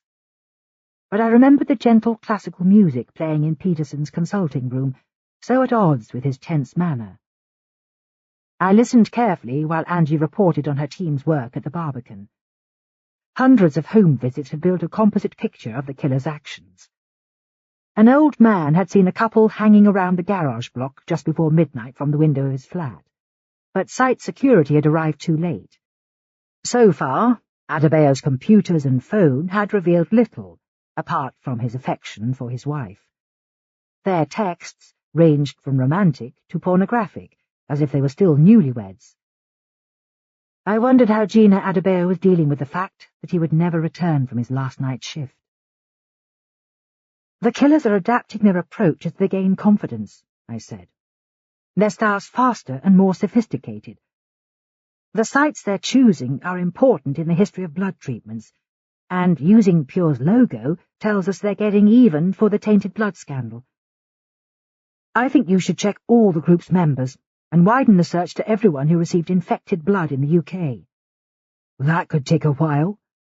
The NHS are slow to find information, and the patients will have scattered far and wide. The logo could be a blind alley anyway," Burns said. "Hancock's discovery blows everything sky high. Peterson's got Reardon's blood on his shirt, and it sounds like he's got anger management problems too. It's never pretty when a doctor loses the plot. Remember the Leonard Newman case? He killed 15 patients in 1 year. Maybe he's getting even with colleagues who are more successful. We just need to find the links." "I knew there was something dodgy about him." Angie's smug smile suggested the doctor had already been jailed. I stepped out of the office to call Christine and let her know that I would miss our catch-up meeting at the FPU, but was distracted by noise spilling from the incident room. A dozen members of the team were thronging round Pete Hancock, who looked pleased but embarrassed, clearly enjoying his newfound hero status. I remembered his complaint about his work going unnoticed and shot him a wide smile. Whether or not his find turned out to be vital, his commitment deserved recognition. It was 11 a.m. when Burns and I left via the back exit, photographers snapping our departure. His brisk pace made me rush to keep up, but he calmed down as we escaped the scrum of journalists. "Fancy a week in Rome when this is over," he said, unlocking the car. "I prefer somewhere warmer. Who cares if we've got room service and a jacuzzi?" I was too preoccupied to quibble during the drive. Until now, I'd been sure that the killers were patients with a grievance, but my judgment could have been flawed. My concern for Mikey might be blinding me to obvious clues: the use of hospital equipment and the killer's love of administering injections. My mind clicked through possibilities like it was twisting a Rubik's Cube. I stared out of the window at my old stamping ground.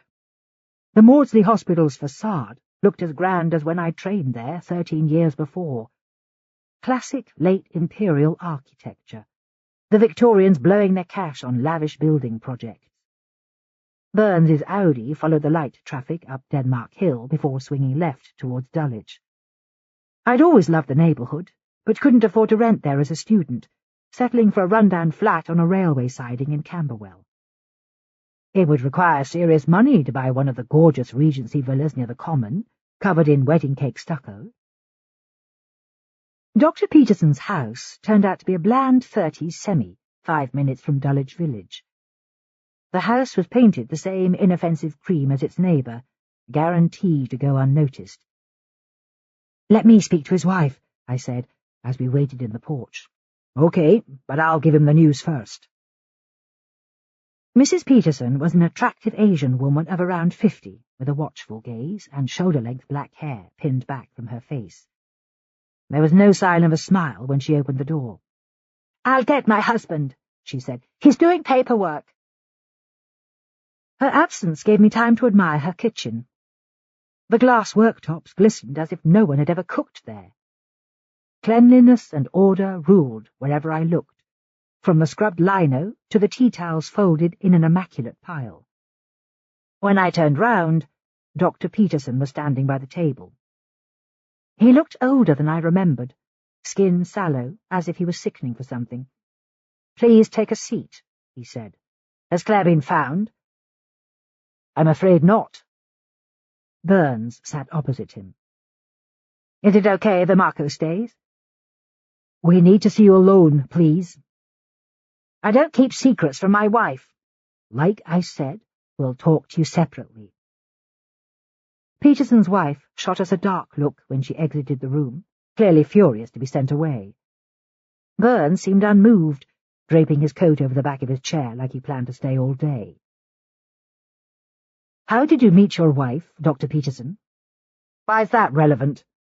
"It may not be," Burns said. "But you don't get on with Dr. Reardon, do you?" "I need to understand your background." "Imako and I worked at a hospital in Saigon. She nursed until the kids arrived, then we came back to the UK. Adapting to a different culture must have been stressful for her." "That was 20 years ago." He huffed out the words. "I think you should tell me what this is about.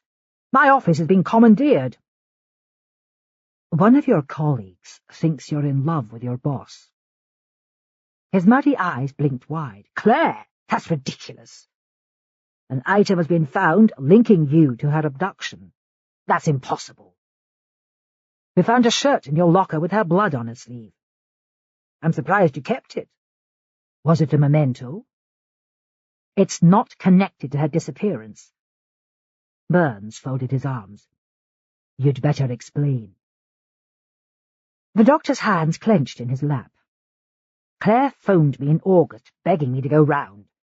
I found her in the kitchen bleeding heavily from a wound on her wrist. She said someone had attacked her. Luckily her son was at a friend's house." "Why didn't you call the police?" "She wouldn't hear of it. I had an emergency kit in my car, so I stitched the cut myself. That's how my shirt got stained. It was a present from Imako. I kept meaning to get it dry cleaned." "Do you know how far-fetched that sounds?" Peterson's shoulders jerked upwards. "She said the police would make things worse. She seemed terrified about her boy, begging me to keep it secret." Someone had threatened to hurt her son. Claire wouldn't say his name. What did you do after stitching her wound? I made her a drink, then mopped the floor, so her son wouldn't see the blood. I offered to let them stay here, but she refused. Why didn't you call emergency services? To honour her wishes. Peterson's eyes closed for a moment. The injury seemed like classic self-harm, a deep wound to the inner wrist. It looked like she cut herself and regretted it. Not going to hospital meant she could pretend it had never happened. No one else thought she was depressed. Maybe the pressure was too much. Claire's a perfectionist. She wants to be the best mother, top of her profession, win every game. A scowl settled on his face. You concealed evidence. If that's the truth, why didn't you tell us when she went missing? It wasn't my place. You're covering your back, Burns snapped. Did you know Lisa Stewart, John Mendes, and Jordan Adebayo? There was a long pause before Peterson replied. I met Professor Adebayo a few years ago. We were both invited to a lunch in Whitehall. We'd been asked to serve on an advisory panel. The tainted blood inquiry in 2012. It looked like being a whitewash, so I turned it down. I don't know whether Adebayo agreed. Did Claire tell you she was a member? I had no idea. Peterson looked uncomfortable. She probably signed a non-disclosure notice. Burns gave a brisk nod. You'll be taken to the station to answer more questions, but we'll speak to your wife first. I scribbled notes on an evidence form while he collected the doctor's wife. Not only had Peterson known another of the victims, all of his emotional reactions seemed blunted. My overriding impression was of an egotist more upset by professional failure than his colleague's abduction. If he was telling the truth about finding Reardon wounded, she must have exerted considerable power to buy his silence. Maybe he had been in love with her after all. It was becoming clear that Claire had made a profound impact on everyone she'd met. Imako Peterson seemed less composed than her husband when she perched on a stool opposite us, her hands twisting in her lap. "Are you worried about your husband's mental state, Mrs. Peterson?" I asked. Her eyebrows shot up. "Why should I be?" "He seems distracted. Have you noticed changes in him?" "Only that his diabetes is worse. I want him to retire, but he won't hear of it." "A typical man, in other words." She scowled at me. "Ed thinks he's indispensable." "Has he spoken much about Claire Reardon?" "Often. She sounds too neurotic to run the department, but he's always been loyal. I don't see why you're asking these questions." "Claire's missing, Mrs. Peterson. It's our job to investigate her disappearance." "Did you know that your husband asked the hospital trustees twice to demote her?" Her voice was shrill with anger. "A senior doctor with mental health problems is a liability. She could harm patients, couldn't she?" There was something chilling about her rigid posture, combined with the irritation she couldn't hide. A body language expert would have found her a fascinating case study. Immobile as a waxwork from start to finish, anger spilling over her intense stare and tone of voice. When she heard that her husband would be taken to the police station, it was obvious she was barely managing to keep her temper in check. Burns stood on the pavement afterwards, watching Peterson being driven away. "They're not exactly touchy-feely, are they?" "I'm surprised you're leaving her here. She's like a bomb, waiting to explode." "We'll be keeping watch. There's more chance of a confession with no contact between them. If he doesn't open up, she'll be brought in next." They matched the profile for Reardon's abductors. He's intellectual, obsessive, highly controlled, and she's the emotional one, struggling to keep her feelings locked down. Peterson's work could have caused a blood fetish, but his behaviour, speech patterns and eye contact suggest he was telling the truth when he described finding Reardon injured. But surely Claire would have phoned a close friend if she was hurt. Maybe she saw Peterson as an old-fashioned man of his word. He might have been her best chance of keeping it quiet. He could be attacking other medics out of professional jealousy. The guy had complained about feeling overlooked. There's a chance it's Claire's sister, working with an accomplice. But why would she be obsessed by blood? Burns shook his head. After we talk to her boyfriend, I'll see Peterson again. His gaze was so focused as he drove to Luke Mann's house in Camberwell, it looked like he was navigating a tank through a minefield. The investigation had his name printed on it. Success or fail, he would carry the can. Stress was evident in the tight clutch on the wheel as we pulled up outside a sprawling 19th-century vicarage with leaded windows and sagging slate-tiled roof. The building must have held rural charm before the metropolis swallowed it whole. Now it was hemmed in by grey tower blocks and rows of abandoned garages with doors coated in graffiti. "It's a ruin," Burns muttered. The doorbell chimed, but there was no sound of footsteps. After a few minutes, I wandered down the side passageway to peer through the window. Luke Mann's living room was in disarray. Piles of clothes draped over furniture, as if he'd packed in a hurry, decided to travel light. Burns joined me as I gazed through the window. "There's a load of post on his doormat. Maybe he's done a runner, too." There could be a simple explanation. He could be out for the day, the appointment forgotten. He shook his head. 10 minutes ago, I was sure it was Peterson. Now I'm wondering if Eleanor's talked her boyfriend into helping her get even. Burns was already punching numbers into his phone, his shoulders hunched. There was nothing I could say to comfort him. My own suspicions about aggrieved patients were fragmenting under the weight of primary evidence. Suddenly an abundance of suspects had come to light. Reardon's deputy carried her blood on his shirt sleeve, and her sister's boyfriend had vanished into thin air. Chapter 28. There was no sign of Mikey that afternoon, even though he must have heard me carting bags of groceries from the boot of my car. I found him hunched on his bed, eyes glued to the iPad that Gurpreet had borrowed from his office. He hardly looked up when I said hello, his face rigid with anger. "Want to come and play cards?" I asked.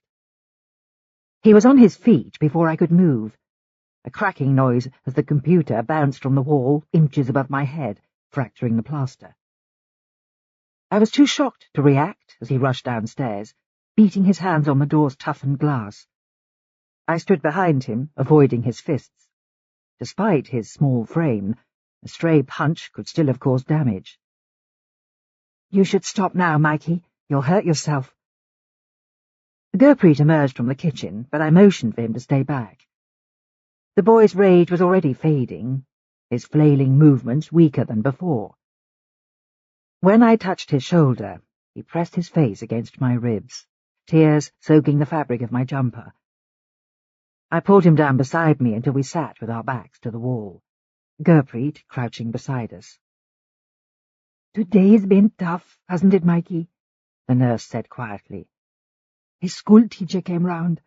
He was upset when she left." That's understandable. Seeing a familiar face would be a reminder that other people's lives were going on as normal. "You'll feel better if we keep busy, Mikey. Why don't you help me make dinner?"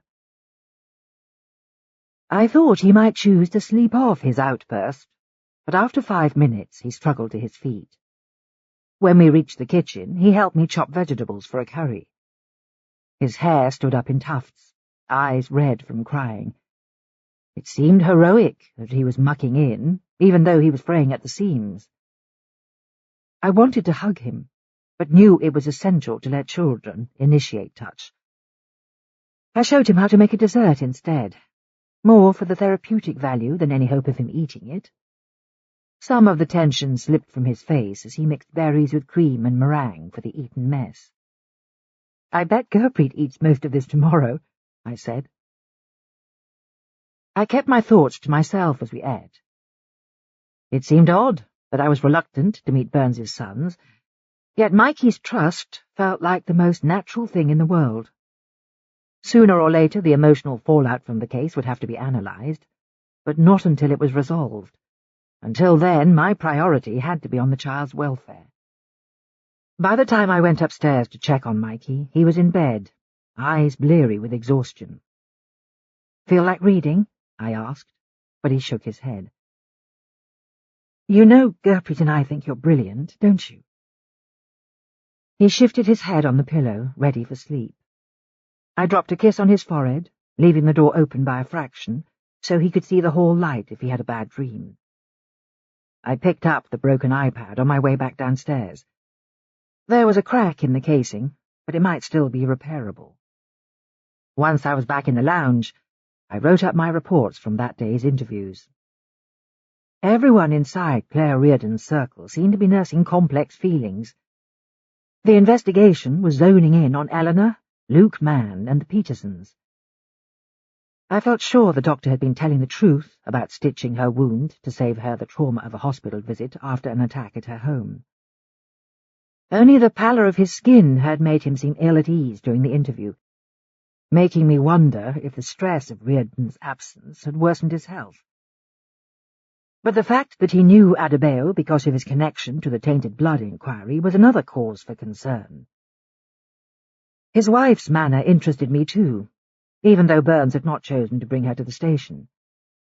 I completed her interview report, marking high scores for denial, repressed anger, and hostility.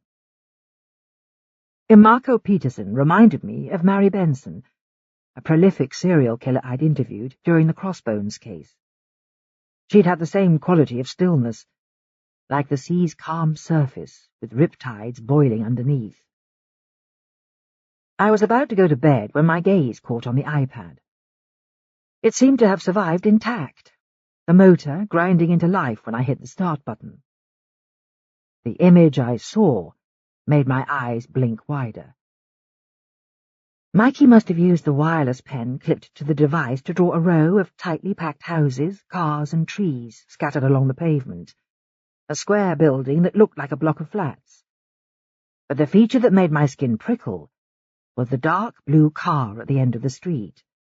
Passengers in the front seats too small to make out, their faces blurred. One thing was unmissable. A small figure with a mop of dark hair was hiding between two buildings. For a second I felt my pulse quicken, as if I was kneeling beside Mikey, cowering from a threat neither of us could name.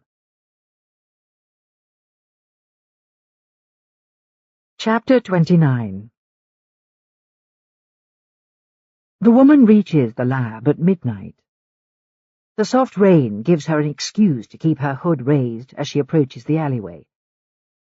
When she hits the light switch, the neon brightness makes Reardon give a muffled groan, her skin chafed raw by the gag, amber eyes searching for mercy.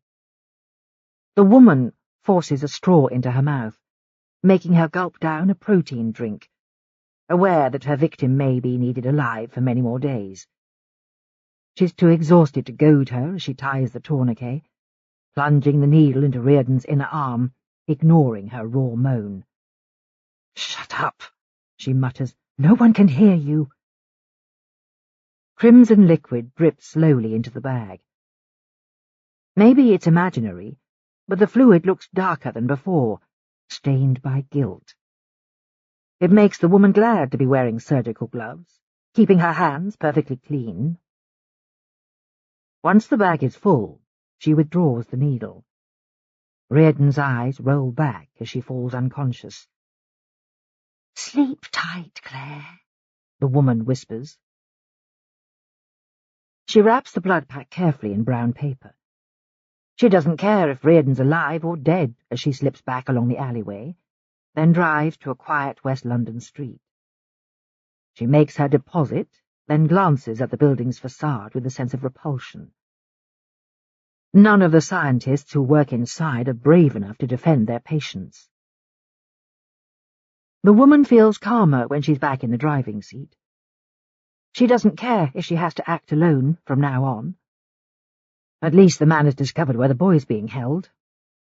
Whatever happens next, she'll keep working on Reardon until the score is settled. The sense of justice, when she kills her, will be personal as well as political. Reardon's voice carried more weight than any other panel member. She cast away a perfect opportunity to help the victims. Chapter 30. Monday, 27th of October. Mikey was hugging his copy of the London A to Z like a security blanket the next morning. A wave of anxiety crossed his face when he saw my print of his picture. "This is a really good drawing," I said.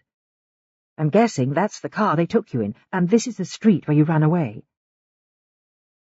His nod was so small I almost missed it. "Almost there," he whispered. Fear had returned to the boy's face. There was no point in hurling questions at him. It looked like the first loud noise would send him scuttling back to his room. "You've got a brilliant memory, Mikey. If you remember anything else, you can draw more pictures, can't you?" I felt a wave of guilt when Gurpreet arrived, the child's face blanching. In an ideal world, I'd have taken him with me to prove that I had no intention of disappearing from his life. I arrived for my first appointment early, so I stopped at a cafe on Borough High Street to browse through a copy of the Independent. The front page held a picture of the stand of trees where Claire Reardon had been abducted. Members of the public had turned it into a shrine.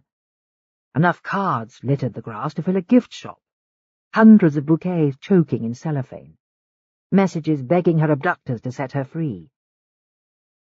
The outpouring made me marvel at the English temperament.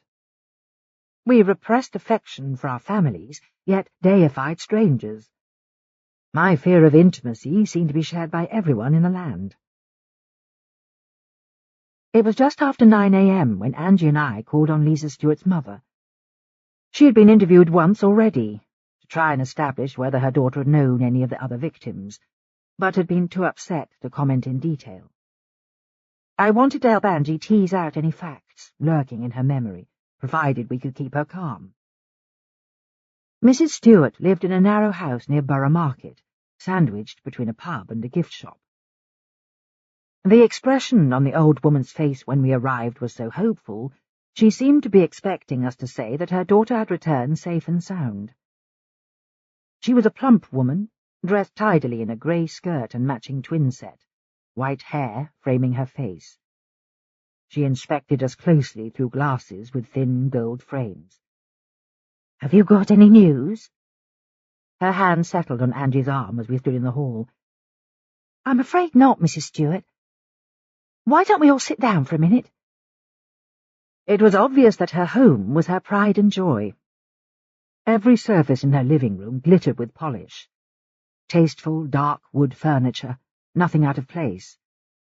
A cluster of framed photos of Lisa hung on the wall. Junior school portraits through to a picture of her looking stunning in an evening dress, strawberry blonde curls swept back from her face. Mrs. Stewart watched us avidly, fingers tapping the arm of her chair. "This is about those other doctors going missing, isn't it?" Angie nodded. "It may be linked to Lisa's disappearance." She studied us so closely it felt like she was measuring each blink. "You think she's been killed, don't you?" "I'm afraid that's possible, but we don't have proof," Angie said. "2 other doctors have been taken in the past fortnight. One of them has been found dead." She let out a gasp. "It's not knowing that's hardest. I lost my husband 3 years ago, and that was terrible. But at least he got a proper funeral. With Lisa, there isn't even a gravestone." "That must be hard." "I put my life on hold at the start, waiting for news. Now I make myself see friends each week. My other daughter, Jenny's been brilliant." "Do you remember much about the weeks before Lisa went missing?" I asked. Mrs. Stewart peered at me over her glasses. "Not really. She came by as usual that Sunday. We cooked lunch together." "Did she mention the work she was doing as an advisor on a panel?" "That was something hush-hush. I can't remember what it was about. Had anything unusual happened to her? She got these letters, but didn't think it was anything important. She brought one round to show me. I showed it to the police at the time. Could we see it? She reached into her bureau drawer and handed me an envelope. Lisa's name and address were typed on a printed label. When I opened it, there was a grey postcard with Pure's logo drawn at the centre. Could we keep this for now, Mrs. Stewart? Of course, dear. But it's just a few scribbles. It doesn't give you much to go on, does it? I smiled at her. It could help a great deal. We'll come back if there's any more news. Her eyes were flooding with tears. I'm so glad you came. At least I know Lisa hasn't been forgotten. I felt choked when we walked away. Angie fell silent for once as we trudged down the road.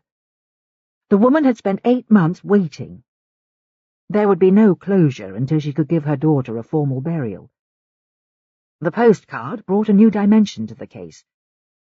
In addition to organising and researching each crime, one of the killers was communicating with the victims they singled out. It was likely that the others had received the same cryptic message through the post. The atmosphere had changed when we reached St. Pancras Way just after 10. More journalists were massing on the steps, faces alert after days of gloom. Clearly they'd heard that an arrest was imminent. Burns greeted me in the incident room, face drawn as he broke into a smile. "Heavy night?" I asked. "A late one, that's for sure. We kept Peterson in a holding cell and arrested him on suspicion this morning. But we need more time. Another pint of blood was left outside the Institute for Biomedical Science in Kensington last night. So that rules Peterson out. But not his wife. The surveillance guys lost her car when she went out last night. I'm about to arrest her. I've got a warrant for a full house search. Hancock's there now." I felt a twitch of sympathy. Imako Peterson's immaculate home would be comprehensively turned over, even if she was innocent. Crime scene officers ransacking every cupboard. For someone so house-proud, it would be the ultimate punishment. I showed Burns the card that had been sent to Lisa Stewart and heard him take a sharp breath. The link to Pure keeps getting stronger. "Have you got the membership list from Ian Passmore?" "He's given us 800 names, but there are more. We're chasing it up." I nodded in reply. "What's the news on Luke Mann and Claire's sister?" "Tanya's handling it," Burns said. "Peterson's our top priority. I've been at the Health Ministry, grilling them about the advices on the tainted blood inquiry, but they're not budging." "Can I observe your interview with Imako?" "Feel free," he replied. "I've made an appointment for you and Tanya to see Ian Passmore later." Burns's body language was upbeat, despite long days and blind alleys. He seemed to believe victory was near, but I felt less certain as we approached the interview room. I wondered how the leading light of Pure would react to another interview, but there was no time to speculate. Imako Peterson was already being escorted through the door, a thunderous expression on her face. By contrast, her solicitor was cheerful and avuncular, his paunch straining the buttons of his shirt, working hard to compensate for his client's gloom. Her eyes looked cold enough to freeze any surface within 10 meters. She snapped out her first request before Burns had finished reading her rights. "I want to see my husband." "That's not possible, I'm afraid," he replied. "If he gets sick, you'll be to blame." "Crimes have to be investigated, Mrs. Peterson. Your husband knows several of the victims, including his boss." "My husband heals people. Why would he hurt anyone?" Burns gazed at her steadily. "We asked for your whereabouts on the morning of Claire Reardon's abduction. No one can verify that you were at home. Maybe you and your husband went to Clapham Common, picking up a car along the way." "Ed went to work and I did housework. Is that so hard to believe?" Imako's voice was rising to a shout. "What did you do last night?" "I visited friends in Kensington. I didn't want to be alone. Neither of my kids live in London." "You were told to stay at home." I'll need the time you left home and your friend's contact details. She scribbled the words on the paper Burns pushed across the table. The impression she gave was of rigid self-control, too many emotions trapped inside her skin. Her unquestioning loyalty to her husband was a feature of most violent partnerships. Serial killers shared a sense of exclusion, putting themselves against all comers like Bonnie and Clyde. Maybe both of the Petersons had felt overlooked. She had been a housewife in a foreign culture for 2 decades, and her husband's CV showed him switching jobs regularly, never progressing past the rank of deputy. It was easy to imagine them railing against the world's injustices over dinner. The only time Imako's softer side revealed itself was when she spoke of personal matters. "How long has your husband been ill?" I asked. "Yes." Her voice faltered. "From stress and overwork. He doesn't take care of himself." Burns leant closer, his arms resting on the table. "Mrs. Peterson, I'm afraid your husband's been charged with abducting Claire Reardon. I'm arresting you as his accessory." "I don't believe it. You can't keep us here." A solicitor made a hushing sound. "On what grounds?" "Primary evidence links Dr. Peterson to Claire Reardon's abduction. We know the abductor works with a female accomplice, and Mrs. Peterson has no confirmed alibi.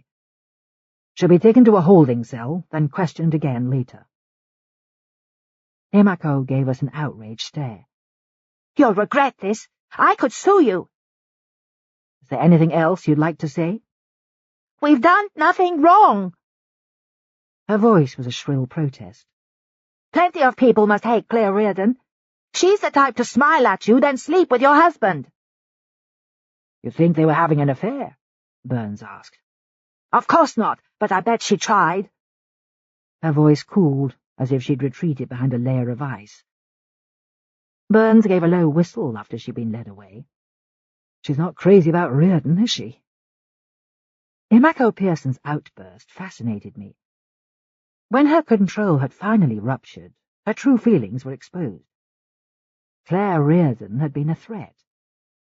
Perhaps her cold-fish husband had been drawn to her vibrancy, even though she'd stolen his dream job.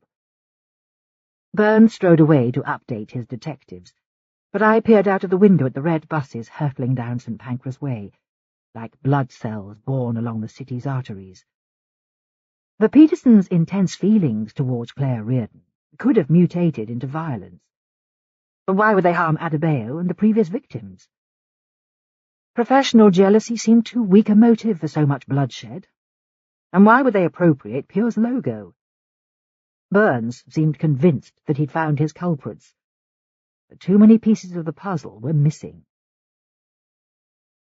Tanya collected me at 2:00. It was clear she was in no mood for small talk.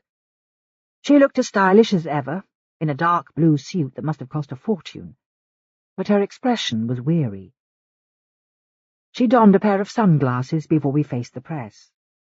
The attempt at anonymity didn't work, journalists shouting questions until she raised her hand. "The briefing's at 3:00, guys. Move aside, please." Her strident East End voice parted the crowd like the Red Sea. "Impressive," I commented as we reached my car. "Why take shit from that lot? They walk over your dying body for a story." "Roger Fenton seems like an exception." I caught sight of him as we drove away, patiently leaning against the railings, waiting for his scoop. "The tabloid sleazebags are the worst." Her fingertips drummed on the wheel. "Passmore's been causing us grief.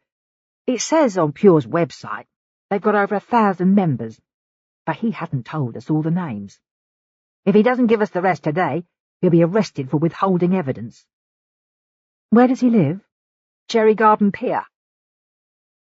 The area was familiar terrain, only a stone's throw from my flat. Tanya used the journey to discuss details.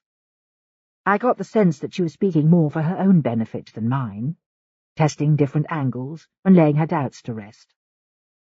By the time we'd woven east through the city, I understood how hard Burns had been leaning on Peterson since he'd been arrested, making him repeat his story, trying to fracture his alibis for the times of the abductions and expose his wife's involvement. No doubt Imako's statement would be tested to destruction.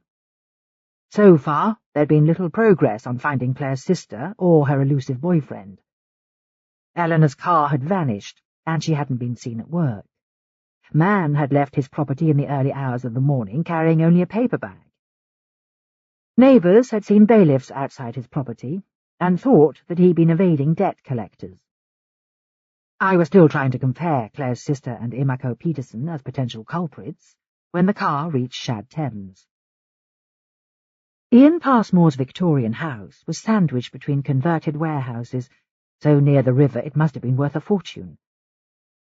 A tall woman with a sweep of long black hair greeted us.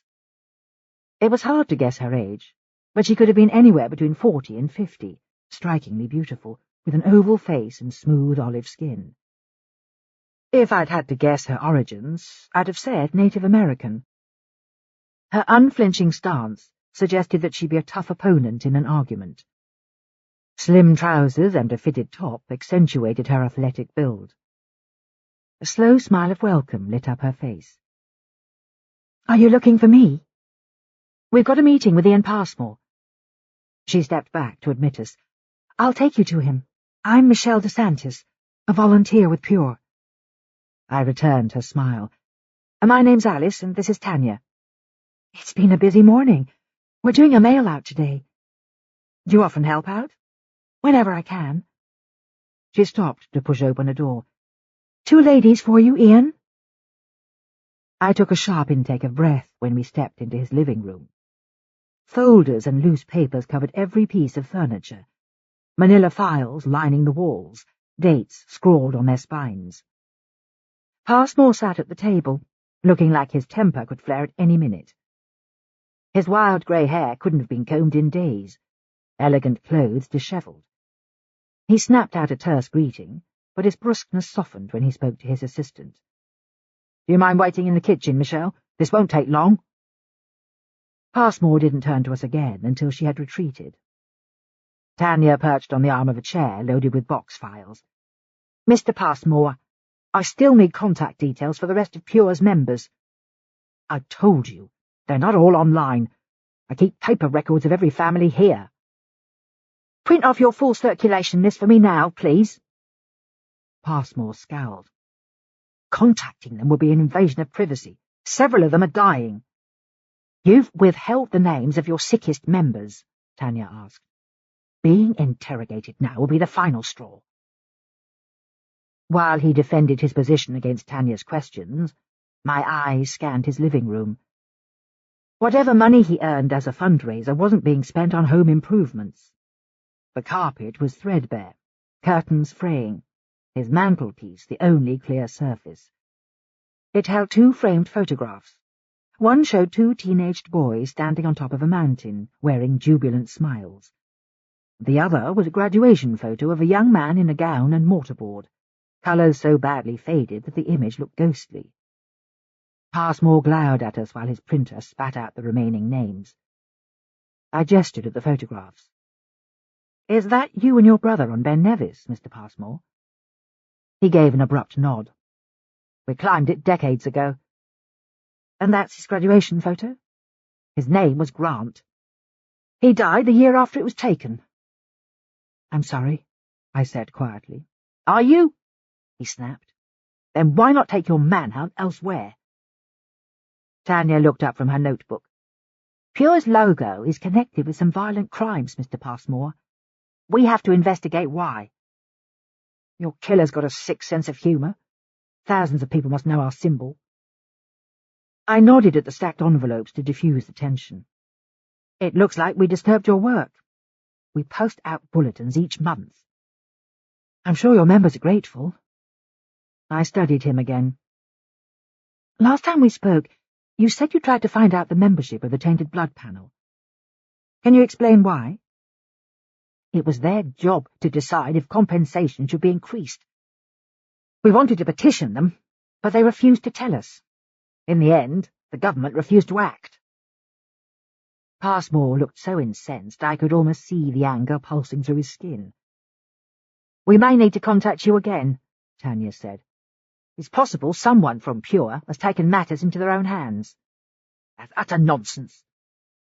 Passmore was still complaining as we left. At the end of the corridor, I caught sight of Michelle DeSantis, half concealed in the kitchen doorway, as if she couldn't decide whether to join the argument or remain in hiding. "What do you think?" Tanya asked as we walked away. "He's got a quick temper, but that doesn't make him homicidal. He's an intellectual in a public position, spearheading a campaign group. It would be madness to leave his charity symbol at the crime scenes, and he seems fully rational. I'd like to know about his volunteers, though." She shook her head dismissively. "We've already checked them out. They've all got alibis for the attacks, but it sounds like Pure's members have got reason to be angry.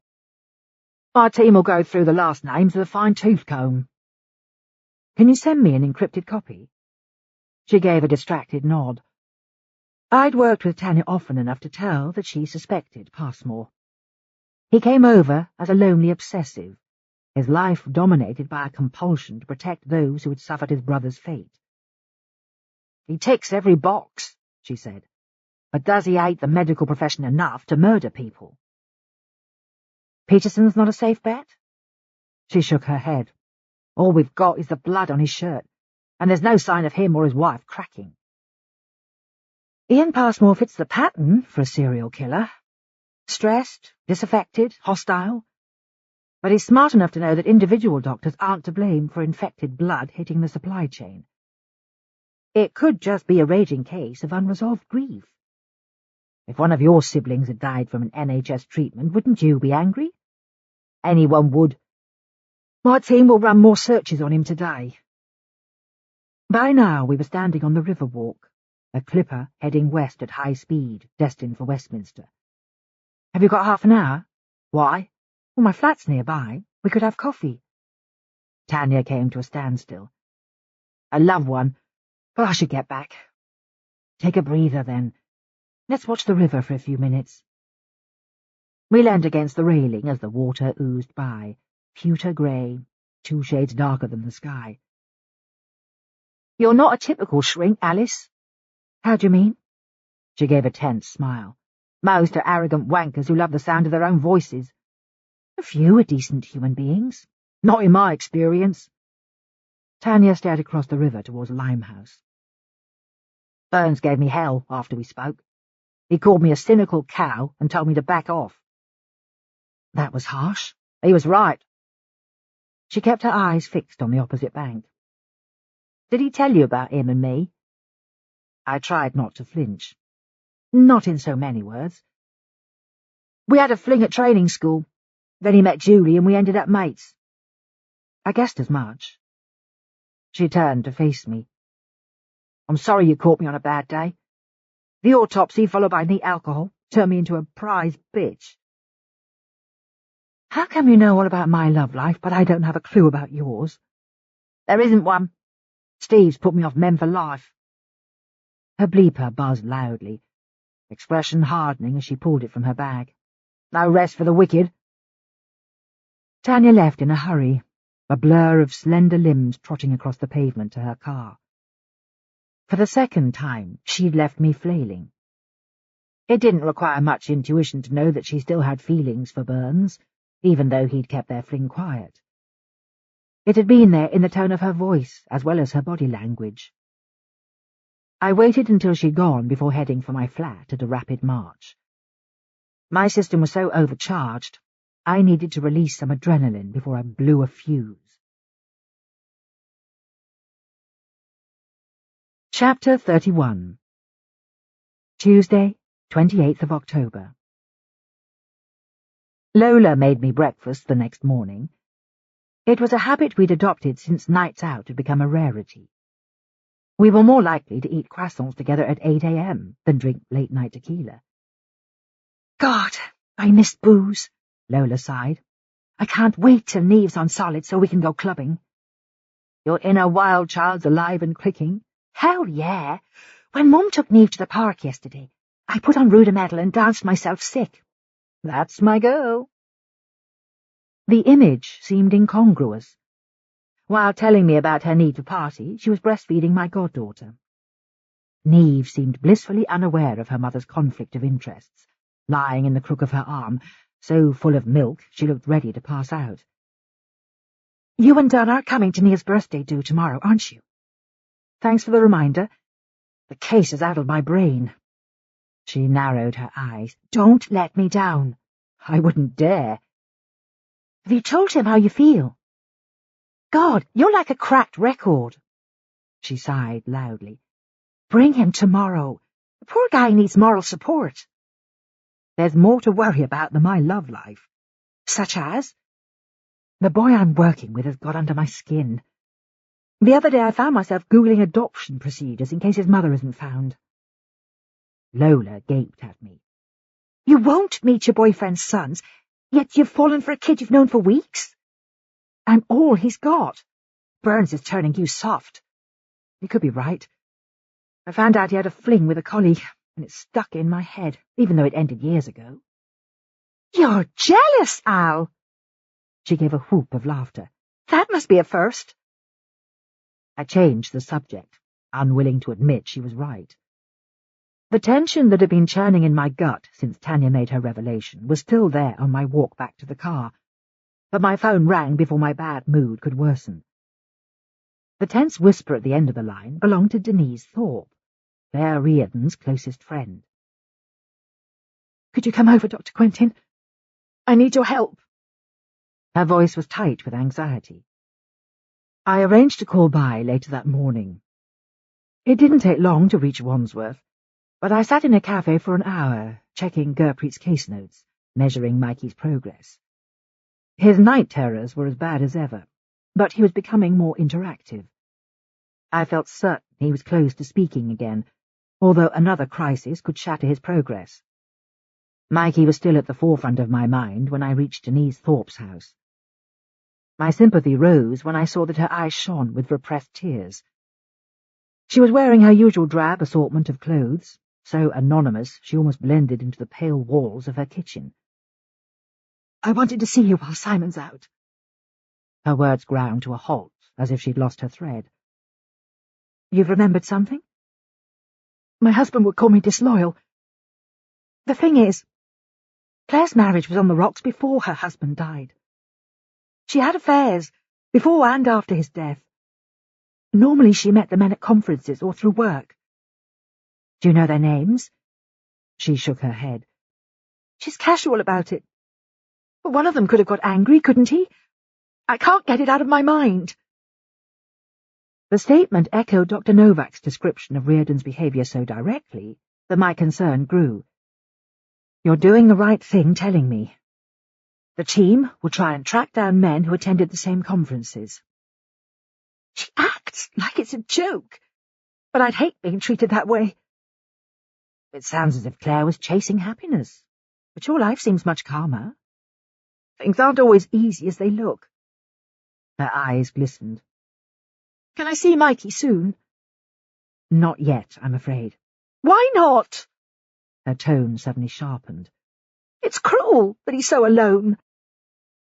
She burst into a sudden storm of tears, hands covering her eyes. I sat in silence until she was composed enough to accept a tissue. Over the years, I'd seen hundreds of people weep during therapy sessions. Young men fighting their emotions, old women releasing a lifetime of sorrows. Denise Thorpe's outburst was loud and dramatic, racking sobs that made her shoulders heave. But by the time we said goodbye, her outrage had resurfaced. "Why can't you tell us where Mikey's being kept?" she snapped. "It's a security issue, Denise." "But we've known him since he was born. We've got a right to see him." "I promise to contact you as soon as you can visit." Her frown hardened. "It's negligent to treat a child this way."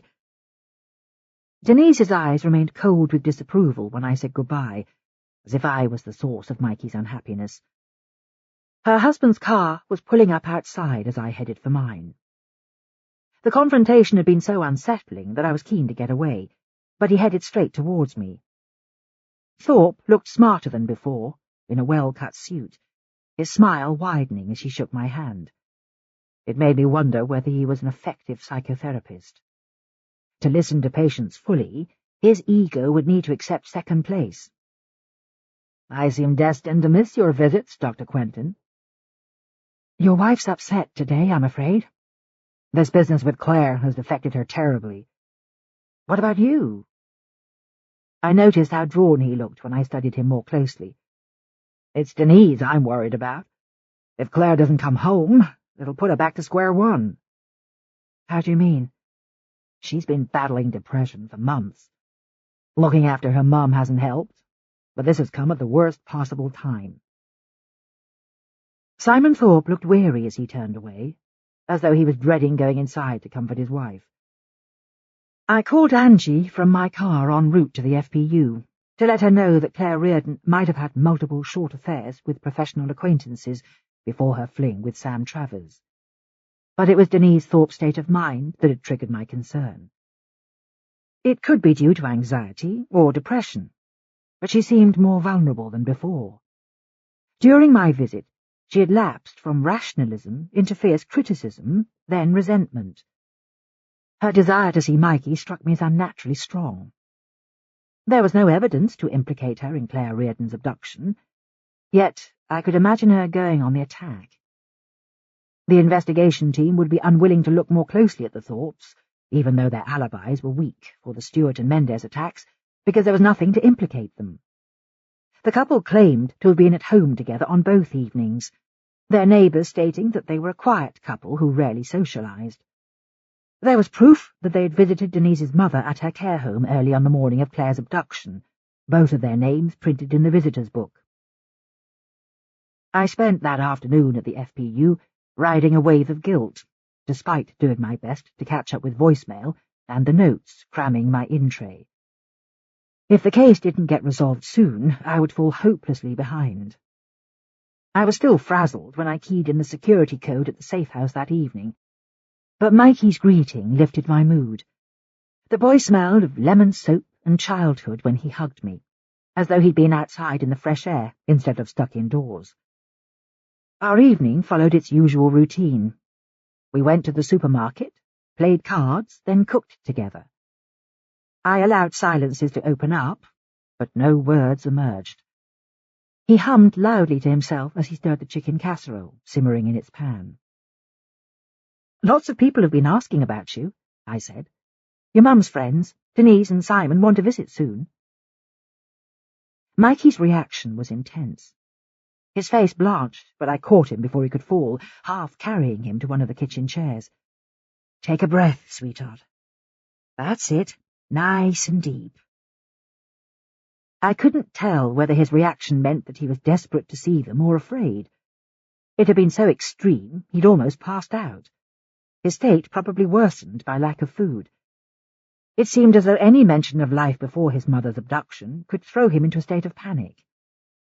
I had been considering showing him pictures of Peterson and Ian Passmore to see if he recognized them, but he seemed too fragile to cope with any more challenges. Gurpreet had told me that his appetite failed whenever I left. It was hugely frustrating that every time I pressed for information, Mikey shut down. I still had the sense that the boy held the key to the whole investigation, if I could only open him up. I waited until he'd gone to bed before calling Burns. "You could hear a pin drop in the incident room," he said. "The Petersons are in their cells and all quiet's on the Western Front." I just mentioned the Thorpes to Mikey, and he almost blacked out. "He must be missing people he knows. The Petersons look good for it." "You haven't found the getaway vehicle yet?" "Cars are easy to hide." He sounded nonchalant. "I'd still like a background check on the Thorpes." He groaned quietly. "I told you. They've got nothing linking them to the abductions. The nurses at her mum's care home say they both visit her 3 or 4 times a week, morning and evening, since she's had a stroke. It's Eleanor Reardon we should be worrying about. There's still no sign of her, but her boyfriend's back home. He was visiting his dad in hospital." "Good. I need to assess him." "Come with me tomorrow." "Don't forget it's Neil's birthday due in the evening." "I may not make it." "Don't get Lola angry. It's a terrifying sight." He gave a quiet laugh. "I can imagine. a redhead tornado spitting out flames. My brother wants to see you too. It's years since you met. I'll do my best. His voice fell to a murmur. Gotta go. Love you. Bye. I stared at my phone after the call ended. Love you. Bye. For Burns, it really seemed to be that simple. A big man with a big heart. He'd loved his wife, and now he loved me. Maybe Tanya and all of his old flames had received pieces of his affection, too.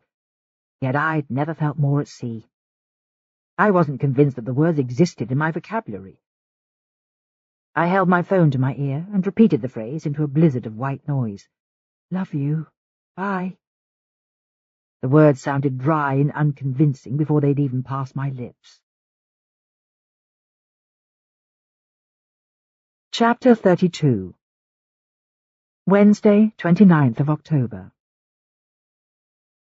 At 3 a.m., the city slips by in silence. The woman is alone in the car, but she doesn't have far to travel. 2 blood packs lie in a holder on the back seat as she drives through Southwark, aware that she must complete the next stage alone. If the man was here, he would fill the car with music, but she prefers silence. From now on, it will be her responsibility to carry the burden. Her first port of call is a quiet neighbourhood in Shad Thames. This is where the shrink lives, blonde and self-righteous, certain that she knows best. She's the worst kind of apologist, bright enough to sympathise, but too weak to take sides. She parks on Providence Square and enters the apartment block through the fire exit. In moments, she reaches the 3rd floor. Back pressed to the wall, she approaches the security camera, covering the lens with duct tape. There's no sound as she hurls the pack against the door. The impact makes a dull thud as it hits the wood, blood arcing across the lintel. Dark red liquid oozes across the tiles as she runs back down the stairs. The woman's next destination is higher risk. She threads west through Borough to the Elephant and Castle, crossing the ugly shopping centre bordering the roundabout. It's not easy to avoid street cameras when she conceals the car between office blocks on Ontario Street. She puts on a blue apron, like the ones worn by cleaners in the compound, then takes a bucket and mop from the boot. She adjusts her walk by a fraction, shoulders down, long fringe shading her face. By the time she's crossed the street, she'd gained 10 years, ready to start her second job of the day. The security guards are deep in conversation when she arrives at the entrance. "You're late tonight, love," one of them comments. "I got myself some overtime." She shoots him a grin. "Lucky old me." "Come on, then, let's be having you." He presses the button to raise the barrier without a second look. She hurries across the quadrangle as if she knows exactly where she's going. Night cleaners are 2 a penny, an invisible workforce scouring the city while the executives dream. She can taste the evil on the air. The decision was rubber-stamped here. Ministers agreeing a policy that failed so many after lifetimes of suffering. She hides in the shadows. No one sees her empty half the blood through a letterbox, leaving the rest on a wide set of steps. She exits by a different gate. This time the guard is busy on his phone, releasing the gate when he spots her mop and overalls. The woman is miles away before the alarm goes up, sirens screaming from the compound's walls. Chapter 33. The smell hit me first. That butcher's shop stench of meat decaying. I jogged up the steps to my flat, intending to collect a fresh set of clothes, but now I was frozen on the landing, choking back nausea as I studied the mess on my doorstep. The Pure symbol had been chalked beside a blood pack imprinted with Claire Reardon's name. The pulse of anger that hit me was strong enough to make me grit my teeth. Once I'd gathered my senses, I grabbed my phone. Angie was a safer bet than Burns, who was bound to have a knee-jerk reaction. 15 minutes later, I saw her arriving from the landing window.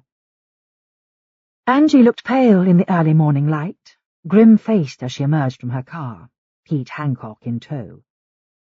Reality hit home when 2 more squad cars appeared. Someone had walked into my apartment block while I slept at the safe house and spattered blood across my doorway. My mind chased back to the start of the investigation, trying to pinpoint who would target me, thoughts travelling too fast to make sense. "Causing trouble again, Alice?" Hancock was already kitted out in his white overalls as he climbed the steps. "You did the right thing staying outside. You okay waiting here till we finish?" His thick brows lowered a centimetre above small dark eyes, but today there was a flash of sympathy. Hancock's attitude had definitely softened since our chat in the cafe. "I'll survive, Pete. We'll talk when this is done." His assistant was already securing tape across the stairwell, turning my home into a crime scene. My legs felt like water as the drama unfolded. Angie was still downstairs organising her team, 2 uniforms stationed by the gates to the car park. I tried making myself useful by knocking on my neighbour's door to find out if she'd heard anything, but there was no reply. My eyes were drawn to the horse-chestnut tree at the centre of the square. It had finally shed its leaves, crooked branches poking fingers at the sky. I hugged my arms tighter round my body, feeling like a strong wind had stripped me to the bone. I was still standing by the window when Angie appeared beside me. "Cup of tea?" she asked. "Do I look that bad?" "Just a bit shocked." "Are you up to talking?" She touched my shoulder. "Come on. Pete says we can go inside if we wear overshoes." The tables had already turned. I'd used the same gentle tone on Gina Adebayo a week ago, when her husband's blood had been left outside her Barbican flat. But this time, I was the victim. Hancock and 2 junior soccers were still working in silence, dusting the doorframe and taking photographs of the darkening pool of blood. Even with overshoes, it turned my stomach to step over it and unlock my door. There were a few red marks on my floorboards that I was desperate to scrub away. Angie's expression changed as she scribbled my statements in her notebook, a frown bisecting her forehead. "It can't be the Petersons," I said. "They're still in custody." Angie nodded. "Their house came up clean, so we're letting them go. They're off the suspect list. You know how this works, Alice. I need you to name all the people linked to the case who might know where you live." "I'll do it now. Can you take another look at Denise and Simon Thorpe? They seem obsessed by Claire." "The boss already asked me. I'll go back over their transcripts." "Did the list of advisors come through yet from Whitehall?" "They're still refusing. Apparently the health minister was sent death threats before the inquiry began, so their names were classified. The civil servants are terrified about the press getting hold of the connection to the murders. The MOD's put security in place for the other panel members." "They haven't done a great job so far." Burns's footsteps announced him before he arrived, thundering across the landing. I heard him barking instructions at Hancock, then he loomed in the kitchen doorway, face chalk white against the black fabric of his coat. "Give us a minute, can you?" he told Angie, without shifting his gaze from my face. The kitchen door clicked shut as his hand gripped my arm. "You scared the living shit out of me." "Why?" "I thought you'd been hurt." "It's okay. I'm alive and kicking." "Have you packed your bags?" "Sorry?" His eyebrows rose. "They know where you live, Alice. You can't stay here." My mouth suddenly went dry. "If I've been followed, they'll know about the safe house, too." "We've doubled the level of patrol, but they probably don't even want the kid. It's medics they're targeting." Burns sat at the kitchen table. "You better pack enough stuff for a few weeks." "I can stay here if the place is guarded." "Whoever did this tortured Jordan Adebayo, then cut his throat. You don't want to be around if they come back, do you?" His voice had slowed, as if he was explaining something obvious to a 5-year-old. "Don't patronize me, Don. Behave like a grown-up, then. Blood was left at Skipton House, too, where the Health Ministry's civil servants are based. Get your stuff, then we're leaving." I exited the room to avoid a full-scale war. Knowing he had a point made me even more incensed. The stubborn part of me hated being driven from my home, but common sense confirmed that it was better to be safe than sorry. I stuffed clothes, shoes and underwear into a holdall, then grabbed my makeup bag. My foul mood deepened when I found Burns hunched in the same position, tapping out a phone message. "I should call Will," I said. "Why?" "He'll let me stay on the boat." He didn't even look up. "You're coming to mine. The security's set up." I forced myself to count to 10. There was no point in haranguing him, even though I was ready to blow a gasket. The next half hour passed in a blur of activity that left me even more frustrated. Burns and Angie were organising briefings, getting the blood pack couriered to the forensics lab, uniforms guarding the cordon. By the time we left, Hancock had my door key in his pocket, and the place was no longer mine. "Let me carry those." Burns reached for my bags when the lift arrived. "I can manage." He sighed loudly. "Jesus, you're hard to help." We drove through Borough without speaking, the radio on his dashboard bleating out a headache of messages. The turn of events meant that I would have to conquer my fear of intimacy in double-quick time. Burns's flat had just 2 bedrooms, one the size of a shoebox, filled by his son's twin beds. The only place to sleep would be his king-sized bed. When we stood in the hallway, the air felt cold. He stared down at me, hands buried in the pockets of his coat. "Whatever it is, get it off your chest, Alice." "I don't want you making decisions for me." "Is that what this is about?" "You never negotiate, you just take over." It irritated me hugely that the attraction was still there, even though I felt like punching him. It was yet another thing I couldn't control. Desperate to do something practical, I carted my holdall to his bedroom and began to unpack. Tears came unannounced, spilling onto the clothes I'd piled on the bed. "Oh, get a fucking grip," I muttered to myself. Burns appeared before I could wipe my eyes. It always surprised me that someone so large could move soundlessly. His arms closed round me before I could push him away.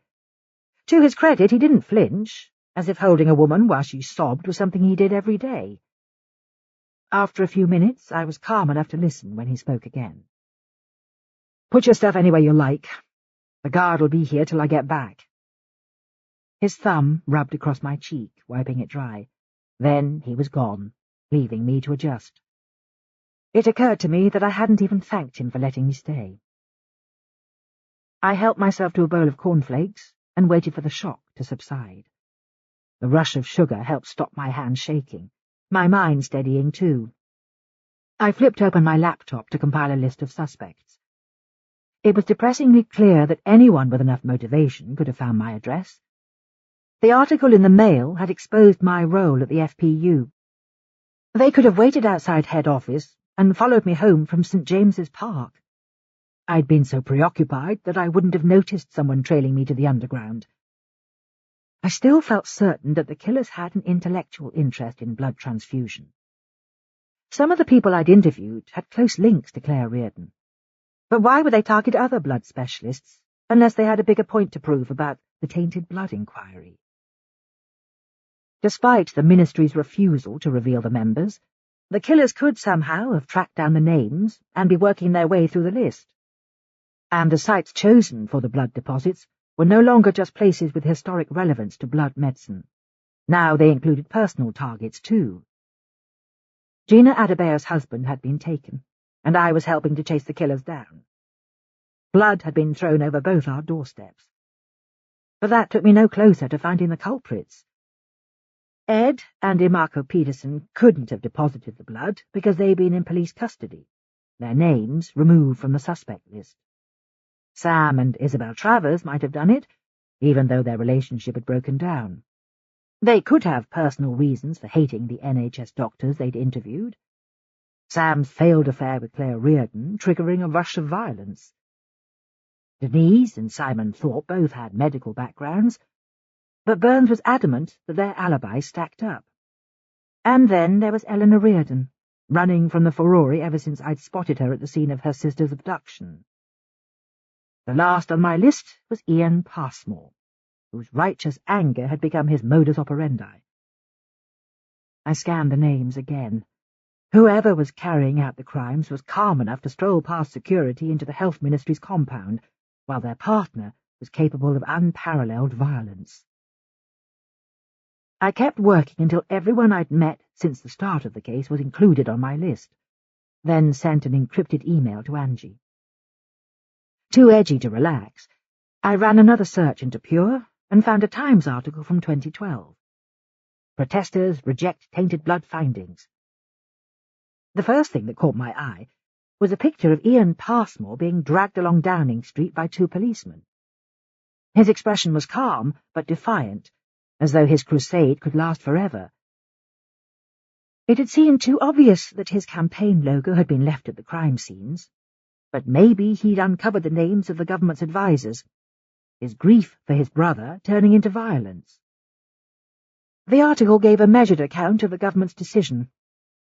A panel of experts had been consulted, but the health minister had denied guilt for allowing infected blood into the country, refusing to increase the victims' compensation.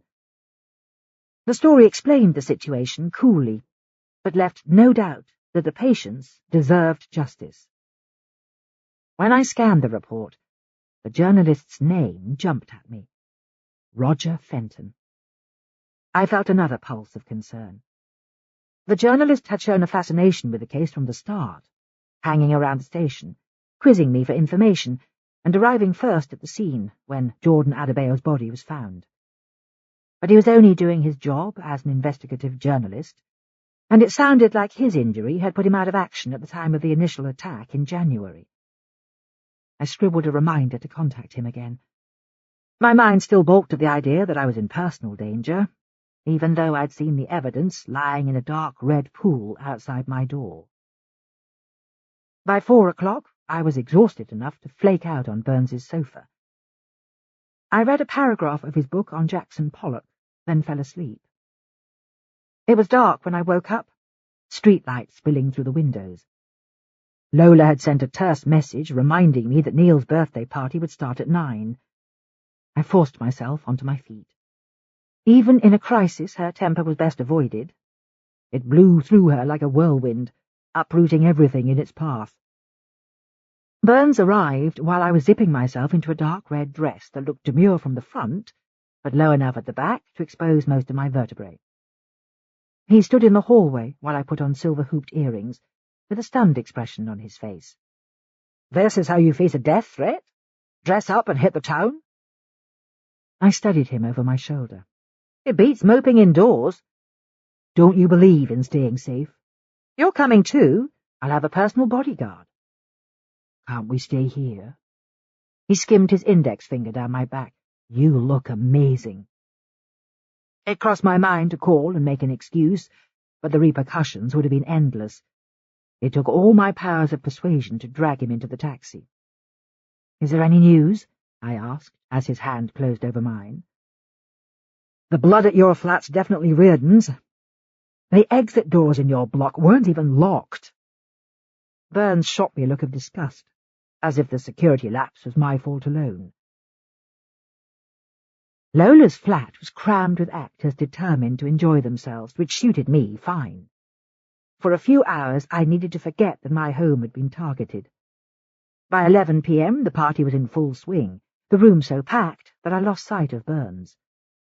I chatted to a stunning Portuguese dancer who made her living in the chorus line of a West End musical. A minute later I caught sight of Don on the other side of the room, absorbing Lola's chatter. From a distance he was a mass of contradictions. Expensive jeans and cheap shoes, hard as nails but capable of tenderness. Someone tapped me on the shoulder while I observed him. When I swung round, my brother stood there, a bottle of beer gripped in his hand. I felt a quick stab of worry. Alcohol mixed badly with his psychoactive drugs. I scanned the room for Nina, but couldn't see her anywhere. There was no point in telling Will what had happened earlier. He lived with enough fears of his own. He looked edgier than I'd seen him in months. The strain showed in the tense set of his shoulders. "Let's get this done," he said. "Where's the new boyfriend?" I smiled. "You don't need to interview him. You met him years ago, remember? Come on, let's see if he's made of the right stuff." Lola was still at Don's side when we crossed the packed room, cooing in his ear, no doubt spilling all my secrets. Burns squared his shoulders when I brought Will over, like he was preparing to be inspected. The two men were polar opposites, my brother slim and fine-boned, Burns towering over him. "My sister's quite a handful. You're a brave man." "Tell me about it," Burns replied, laughing. Will's expression suddenly turned sombre. "But you love her, right? She matters to you." Burns looked startled. "More than anyone." "Good answer. You passed the test, my friend. We'll talk another time." My brother's face relaxed before he stepped back into the crowd. I lost sight of him immediately, the surge of dancers and music closing round him like a raging sea. Chapter 34. "You'll be here months at this rate, Claire," the woman breathes into her face. "Leave me alone." Her words are a dry whisper. "Remember, you've only got yourself to blame."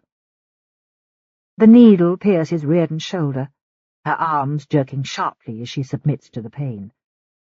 The doctor looks ready to give up, cheeks dark with fever, but the woman feels no pity, crooning softly while she injects more interferon. "Did you know they experimented on patients here? The medics didn't care how many died, just like you." The woman watches Reardon's eyes roll back, body jolting against the restraints as she pulls the needle from her arm. "You'll finish her if you carry on like that," the man says. "Why do you care?" she snaps, his sympathy grating on her nerves. "We need her alive, to tell us another name. I want her to see the others die." When she looks down again, Reardon has lost her beauty, head shaven, her cheeks hollow. Only the flutter of her eyelids proves she's still alive. "I'll deliver it this time." The woman holds the pack to her chest, the liquid warm against her skin. It's a relief to leave the man behind. Despite her love for him, it angers her that he's losing his resolve, illness diluting his courage. She drives north from the laboratory as drinkers spill from brightly lit bars. Then it's a 10-minute wait outside the museum before the coast's clear. She picks her way across the car park, chalks the black and white marks on the step, then hurls the plastic pack. She turns away as it explodes, unwilling to see the wasted blood splashing to the ground. Chapter 35. Lola seemed reluctant to let us go. Every time we edged towards the door, she pressed another drink into our hands. I didn't have the heart to say what had happened, knowing it would sour the party's mood. By now, alcohol had numbed the shock of standing in my hallway, knowing I'd been targeted. "Stay till midnight, can you?" she whispered. "We've got an announcement." "Burns is edgy. We need to leave." Lola's cat-like eyes snapped open. "You're going to tell him how you feel?" "Anything's possible. On that condition, I'll let you go." "Tell me the news first." Her smile widened. "We're getting married. I'll need help choosing a dress." I gave her a tight hug. Across the room, her boyfriend Neil was living up to his nickname of Greek god, blonde with classic good looks, every inch a mythological hero. It didn't seem to matter that he was 12 years younger than Lola. He looked like a man who'd landed on his feet, his copper-haired daughter asleep on his shoulder while he chatted to friends. I blew him a kiss as Burns appeared with my coat. It was tempting to stay. While strangers danced around me, my worries fell silent. There was no sign of Will when we finally made our getaway. Burns seemed glad to escape, dragging me downstairs. When we reached the pavement, he stared at me so intently he seemed to be trying to memorize my features. "Can't wait to get you home," he murmured. I smiled in reply, but felt a lick of panic. When we got back to his flat, we'd shared the same bed for the first time. Sex had never been a problem, but waking up together would be a different matter. "It won't be long. Our chauffeurs arrived. A squad car had pulled up 100 metres away. We were getting into the back seat when Burns's phone buzzed. His expression blanked, personal feelings evaporating. "What's happened?" "A blood pack's been found in Euston," he said. "I'll come with you." The car raced through the nighttime streets, and I felt a pulse of surprise as we reached the Wellcome Institute. Days ago I'd spoken to my flamboyant ex-colleague there, but the place hadn't featured on Emma Selby's list of locations. When we reached the back of the building, it was clear the killer had acted recently. Fresh blood glistened on the building's pale stone. The security guard stood with one of the first responders. He was in his 60s, balding, expression perplexed, as if his discovery had addled his brain. "I got the license number," he said. "If I'd run faster, I'd have caught her red-handed." "You think it was a woman?" Burns asked. "Seems like it on the CCTV. "I'll take a look." I stayed in the car park with 2 uniforms guarding the doorway. One of the killers had been there minutes before, and I wanted to breathe the same air. Behind the cordon, the pure symbol was clearly visible, black and white teardrops scrawled on the limestone step, urgency visible in each chalk mark. Their audacity was growing. They had visited 3 sites in 24 hours, desperate to make their point. "Why are you so angry?" I muttered to myself. Long arcs of blood spattered the museum's doors. The substance carried its own messages. It would give an update on Reardon's health and the conditions she was suffering, revealing how recently it had been drawn. The locations and style of delivery were part of the conversation, but their meaning eluded me. Only the strength of their rage was clear. The blood pack had been hurled at the door with the force of a grenade. Burns was scowling as he walked back across the car park. "Any luck?" "The camera only got her from behind. I'm not even convinced it's a woman. All you can see is someone with a slim build and a hooded coat. I bet the car's license plates aren't registered either." "We should check on Ian Passmore." Burns stared at me. "The pure symbol doesn't make him guilty. He's already complaining about harassment." "Find out where he is, at least. Not many people carry that much anger." Tiredness showed in his face. "I'll take you home, then go to the station." "It's gaining pace, Don. They're bound to slip up soon." "Christ, let's hope so." Burns insisted on walking me up to his flat. The uniform sitting outside on a folding chair jumped to attention when we arrived, as if we were visiting royalty. I hated the feeling of being passed between guards, like a china doll, but there was no alternative. Once I got inside, I was too wired to go to bed, so I checked my emails on Burns's computer. Tanya had sent through a complete list of Pure's members, past and present. I spent a fruitless half-hour scanning for alibis and connections to the victims. The details added by her team made grim reading. A quarter of the names had the word deceased printed beside them, removed from Ian Passmore's circulation list. I was about to log off when my eyes caught on a familiar surname, Fenton. When I clicked on it, the first name was Roger. His home address had a Southwark postcode, and he'd been a member since 2012. All my suspicions about the journalist resurfaced. It could be that he'd joined for research purposes, but surely he would have told me when he first mentioned Pure. I stabbed the computer's off button with my thumb with a sense of frustration. I was starting to suspect people with a legitimate interest in the case, and the fact that my fate was tied to Cleo Reardon's was inescapable. I needed to turn over every stone to find her, so Mikey could return home and I would get my liberty back. Chapter 36. Thursday, 30th of October. The face beside mine on the pillow next morning revealed a history of conflict. Burns had broken his nose in a school rugby match, then his jaw 10 years ago during a house arrest, leaving him with a lopsided smile. The effect was still oddly beautiful, like a statue that had stood outside for decades, altered by hard weather. I crept out of bed without waking him. Traffic droned on Southwark Bridge Road as I switched on his cross-trainer. I would have preferred a quick sprint along the river path, but that was off-limits until the killers were found. Police protection a necessary evil. After stepping off the machine, I sent Roger Fenton a text, requesting a meeting. At 8:30 he rang back, his urbane voice wishing me good morning. "Could I pick your brains about something?" I asked. "How can I help?" "Face-to-face, if possible. Let's try a cafe like last time." I knew he might be recording our conversation, ready to sell my words to the highest bidder. "I'm afraid I can't share information in return." "I know, but I'm still hoping for that interview when the case ends."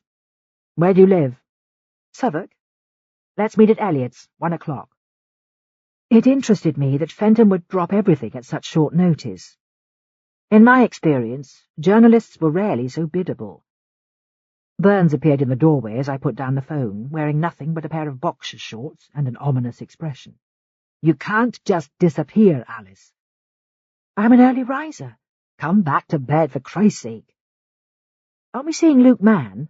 We're off duty till 11. His hand closed round my wrist, pulling me along the corridor.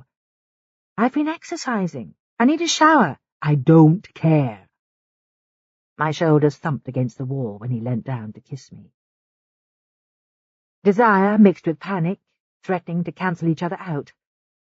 Maybe it was delayed shock at seeing blood spattered across my door that caused his sudden intensity, but the pace felt reckless. The bedboard clattered against the wall, his gaze locked onto mine. He didn't even blink when he came, too focused on watching me lose control at exactly the same time. Afterwards he collapsed on the pillows beside me, his expression satisfied. "Lola's right." He dropped a kiss on my shoulder. "About what?" "You're crazy about me. I saw it just now, plain as day." "God, you're smug." It would have been the ideal time to admit defeat, but the words never arrived. My silence didn't dent Burns's good mood. Despite only getting 3 hours' sleep, he hummed contentedly as he headed for the bathroom. There was a mismatch between my irritation and the glow lingering on my skin. It was still there when I joined him in the shower before he could drain all the hot water. Luke Mann was waiting for us in his dilapidated porch when we arrived. My father's alcoholism had taught me to recognize a drinker instantly. The telltale tremor was in his hand when he shook mine, the sour tang of booze on his breath. I made an effort to curb my instinctive dislike. The man was suffering enough, without anyone casting judgments. He was around my age, with an eager-to-please expression, and a fragile, almost feminine face, dark hair a little too long. Man looked every inch the troubled writer, as if the world battered too heavily on his senses. "Sorry I missed you last time. Please, come in." His voice was gentle, with a cultured home counties accent. But it was the interior of his house that caught my attention. The hallway held more reading material than I could have absorbed in a lifetime. Niches stuffed with novels and volumes of poetry. A small wooden cross hung above his kitchen door, as though religion trailed him into every room. "I'm sorry to hear your father's ill, Mr. Mann," I said. "He's recovering, thank God. But I had to drop everything and drive to Norwich." He stood by his old-fashioned cooker, looking apologetic, then motioned for us to sit down. "We'd be grateful for some information about your girlfriend," Burns said. "I've been so worried. Ellie's not answering my calls." "How did you two meet?" Mann looked embarrassed. "Speed dating. 5 years ago. I couldn't believe my luck. Of course, I was more successful then. One of my books had been nominated for a prize." He was trying hard to seem in control, but I felt sure he'd been knocking back vodka since he woke up. A stack of unopened envelopes lay on his counter, red stamps identifying them as county court judgments. Mann's neighbours must have been right about his debts. "Have you heard from Eleanor recently?" He shook his head anxiously. "I've been calling round the clock. She hasn't been herself since her sister went missing." "How do you mean?" "Ellie's a bit obsessed by Claire. An inferiority complex, I suppose." "Why'd you say that?" Man blinked at me. Their parents made her feel second best. And there's the baby thing, too. Sorry? His gaze dropped. She's had 3 miscarriages, the most recent in July. The doctors told her another pregnancy would be dangerous, but she won't hear about adopting. Losing contact with Mikey hurt her more than the lawsuit. She's gone off by herself before, for a week last time, without telling me. She said she needed to let off steam. Can you tell us where she went? A guest house in Brighton. I called, but I haven't seen her. His voice was raw with anxiety. It sounds like you've both had a tough time, I replied. It's worse for Eleanor. His eyes glazed. Nothing prepares you. Has she had support from her doctors? Not enough. That's part of why she's so angry. Man's exhausted tone revealed that Eleanor's rage had been all-consuming. So many factors fueling it. Losing her childhood home, her babies, and access to her nephew. Burns continued his questions, patiently noting down Mann's alibis for the dates of the attacks. You seem to spend a lot of time alone, Mr. Mann, he commented. Do you and Eleanor plan to live together? We're getting married this summer. That's why I've been here, doing it up. But it may have to be sold. Any particular reason? Financial necessity, I'm afraid. Eleanor's legal fees have cost us a fortune. Burns nodded. Do you own a car, Mr. Mann? Not anymore. I hire them if I need one. Where from? He hesitated for a moment. National Cars on Camberwell Road. Thanks for your time, Burns said. Contact us when you hear from Eleanor, please. You don't think she's been taken, do you? Mann's panicked gaze darted across our faces. There's no proof of that. Claire's abductors have left an evidence trail around the city, proving that they're holding her, so this is very different, Burns said. We'll do everything in our power to find Eleanor. Mann was still standing on his doorstep, looking crestfallen when I slid into the back seat of the squad car. The bloke's still high from last night, Burns commented. Or he had a Bloody Mary for breakfast. He's a functioning alcoholic, but he knows what he's doing. He could be shielding Eleanor somewhere. They've tapped his mobile. He's right about calling her number non-stop. The guy's smart. He probably knows his phone's hot. We'll keep an eye on him. But he was at the hospital with his dad when the last blood pack was left. Burns was still preoccupied when we reached Borough Market, eyes glassy, as though a showreel of suspects was running through his head. He gave me a distracted kiss, then folded himself back into the car, speeding away before I could say goodbye. The market was heaving with well-dressed shoppers, picking through stalls loaded with kumquats, mangoes and limes, selling for exorbitant prices. Elliot's cafe was small and stylish, the window full of artisan bread and cakes. A waft of cinnamon and hot milk hit me when I opened the door. Roger Fenton was dressed casually, in jeans and a dark blue windcheater, browsing through The Guardian when I arrived. Do you write for them? Rarely. His face relaxed into a smile. Just checking out the competition. Thanks for coming. Let me buy you lunch. He shook his head. Tea's fine. I had a late night with some colleagues. Fenton looked under the weather, cheekbones more hollow than before, but his expression hadn't changed. He seemed alert to every movement, sharp gaze assessing me as I gave the waiter our order. You didn't tell me you were a member of Pure. I saw him flinch. Anyone can join. It's for supporters as well as sufferers. It seems odd, especially as you think the leader had your flat burgled. He held my gaze. I joined before that, on the internet, to access their bulletins. I wanted to know more about the tainted blood inquiry. Ian Passmore organised the protest in 2012. I think it was a last-ditch effort to make the government accept responsibility. Who else was involved?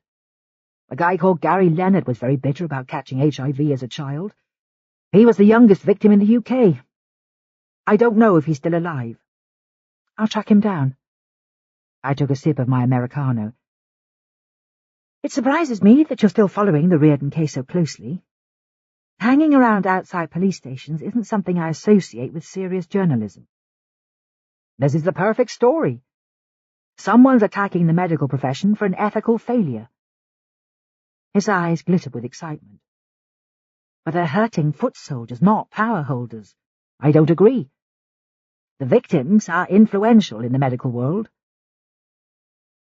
When you were doing your research, did you find out about anyone on the tainted blood panel? He held my gaze. Would a name guarantee me that in-depth interview? You have my word of honor. I saw an email when I interviewed Lisa Stewart from someone called Emma Selby. The name pulled me up short. You were snooping through her papers. It was lying on her desk in plain sight. The subject line was tainted blood, so I guessed she was on the panel. I was struggling to process the idea. You stole information from an interviewee? Fenton leant forwards in his seat. Journalists really aren't your favourite species, are they? How do you mean? If you find the bastards who are hurting these people, you won't care where the facts came from, and I can feel smug about helping put them away. The conviction in his tone raised my curiosity. Do you mind me asking why you quit being a war reporter? Too many of my colleagues died. He hesitated for a moment. My spell in hospital was the deciding factor. Something in his eyes had shut down, making me wonder how many fatalities he'd witnessed. It was clear he had nothing more to say, so I thanked him again and paid the bill. I scanned the crowd as I wove between the market stalls, but he was nowhere to be seen. Fenton still had the ability to vanish like a puff of smoke. The journalist's comment gave me food for thought as a new squad car delivered me to the safe house, but my suspicions were growing. He had told me about Pure days before I realized that their logo was scrawled at every scene, and seemed to have a vested interest in how the story unfolded. I reassured myself that there was no reason why a reputable journalist would begin a murder spree, yet his interest in the case seemed unnaturally keen. Burns would probably think I was crazy, but I made a mental note to get him checked out. I called the station before entering the safe house to let them know that Emma Selby might have been on the tainted blood panel. If Fenton was correct, she would need immediate protection before she met the same fate as the other victims. Gurpreet passed me his case notes hurriedly, which wasn't his usual style. Normally he lingered over our catch-up meetings, concern for Mikey making him reluctant to leave. My daughter's birthday party starts in half an hour, he said. My wife will kill me if I'm late. I touched his arm. Enjoy it. I'll see you tomorrow. Mikey kept trying to speak that afternoon, his jaw straining, although no sound emerged. The patients I'd worked with often described muteness as a physical constraint, like choking or being gagged. He only seemed to relax when we cooked together. We were finishing our meal when a loud explosion sounded outside, his spoon clattering to the table, expression terrified. It's just fireworks, Mikey. It's bonfire night soon. Want to take a look? The boy's bravery showed itself again when he followed me into the garden, even though he was trembling. We stood together as another rocket showered the horizon in silver and gold. When I looked at his face, something had changed. For once, Mikey's expression was like any other child's, rapt and optimistic as he watched the skyline glitter. The sight of his enjoyment made me relax for the first time in weeks, even though the explosions overhead were loud as gunshots. Chapter 37. The woman's tension rises when they travel to Bermondsey on a night bus. Nothing disturbs their journey except a flurry of late traffic, taxis carrying revellers home from an evening on the tiles. They walk along side roads, then hide behind a building at the end of the cul-de-sac. Trees cluster protectively around the safe house, but the police car outside it is empty. No security, she whispers. We could take him now. The guard will be back any minute. Sooner or later we'll have to risk it. The house is overlooked from two sides, the man replies. Let's do it now, she insists. The back way is safest. You could blow the whole thing. She shrugs his hand away when he reaches out to her. We'll never get him at this rate. At least we've seen the place. We can come back another night. She argues with him in whispers as the lights in the safe house flick out one by one. Her anger rises again as a solitary policeman returns to the squad car, a takeaway bag in his hand. No one sees them leave, two shadows fading into the dark. Chapter 38. Friday, 31st of October. Burns's Audi pulled up outside the safe house next morning instead of a squad car. His eyes were shielded by sunglasses so opaque that his expression was unreadable. "Shouldn't you be at work?" I asked. "Give me a break. It's my first day off since this started. I got Angie to check out Roger Fenton last night, by the way. Everything he said stacks up. His flat was burgled in 2012. Other than that, his record's clean as a whistle. He spent most of January in a military hospital in Afghanistan." "He's too interested, Don. Something's not right." Burns rolled his eyes. "It's his job to obsess about stories. Come on, we're taking a road trip." "I promised I'd visit my mum." "That's where we're going. You can't travel alone, remember?" "You're protecting me from the mean streets of Blackheath." A muscle ticked in his jaw. "Rules are rules, Alice. If you come along, you'll have to wait in a coffee shop." He stared at me. "She doesn't know I exist, does she?" "Of course she does." "Then we should get acquainted." My heart rate quickened. She's frail, Don, and she hates surprises. "It's just a flying visit. I've already got her a present." The bouquet lying on his back seat must have cost serious money. Gardenias, roses, and hyacinths. Showy romantic blossoms designed to melt the hardest of hearts. But they failed to shift my resentment. My relationship with my mother was so fragile, I hadn't introduced her to any of my boyfriends for years. Burns must have sensed my tension, his silence lingering until we reached Elephant Castle. "You never talk about your childhood, Alice." I shrugged. "There's not much to say. My parents' marriage broke down, but they stayed together anyway. Dad drank. She rolled with the punches." "Did you get hit too?" I was good at hiding. I studied his profile. "What about you?" "I don't know much, except you grew up north of Edinburgh." He kept his eyes on the road ahead. "It was a mining village. The industry dying on its feet. Dad joined the army, then worked as a bin man, but it wasn't much of a vacation. He'd have preferred to be a farmer. Mum looked after me and my sisters. She died of breast cancer at 34. "How old were you?" 12. That's a tough age to lose someone." He rolled his shoulders. "The girls took it worse. They were 5 and 7. Suddenly my irritation dropped away. Burns had been a year older than Mikey when he lost his mother. I could picture him comforting his sisters when he was barely mature enough to look after himself. "Oh, you bastard," I muttered. "Why?" "For hitting the sympathy button. Now I can't even hate you for manoeuvring me." He shot me a grin. "She's got to meet me, sooner or later. Don't blame me when she eats you alive." By the time we reached Wemyss Road, my stomach was in knots. The expression on Mum's face was a picture when she finally answered the door. Normally her emotions were hidden behind a veneer of cashmere and pearls, but the sight of Burns, large and thuggish in his leather jacket, had stunned her into silence. She wavered on the threshold as if she were considering pressing her panic button, Parkinson's tremor making her voice quake when she finally said hello. The meeting could have gone either way. Mum always made snap judgments about people, but Burns was wise enough to offer his bouquet in double-quick time. "These are for you, Mrs. Quentin." He gazed down at her. "Now I can see where Alice gets her looks." I waited for her to snarl at his insincerity, but her expression softened. "It's a pleasure to meet you at last." Tell me your full name. Donald McIntyre Burns. That's a fine Scottish title, and an Edinburgh accent, if I'm not mistaken.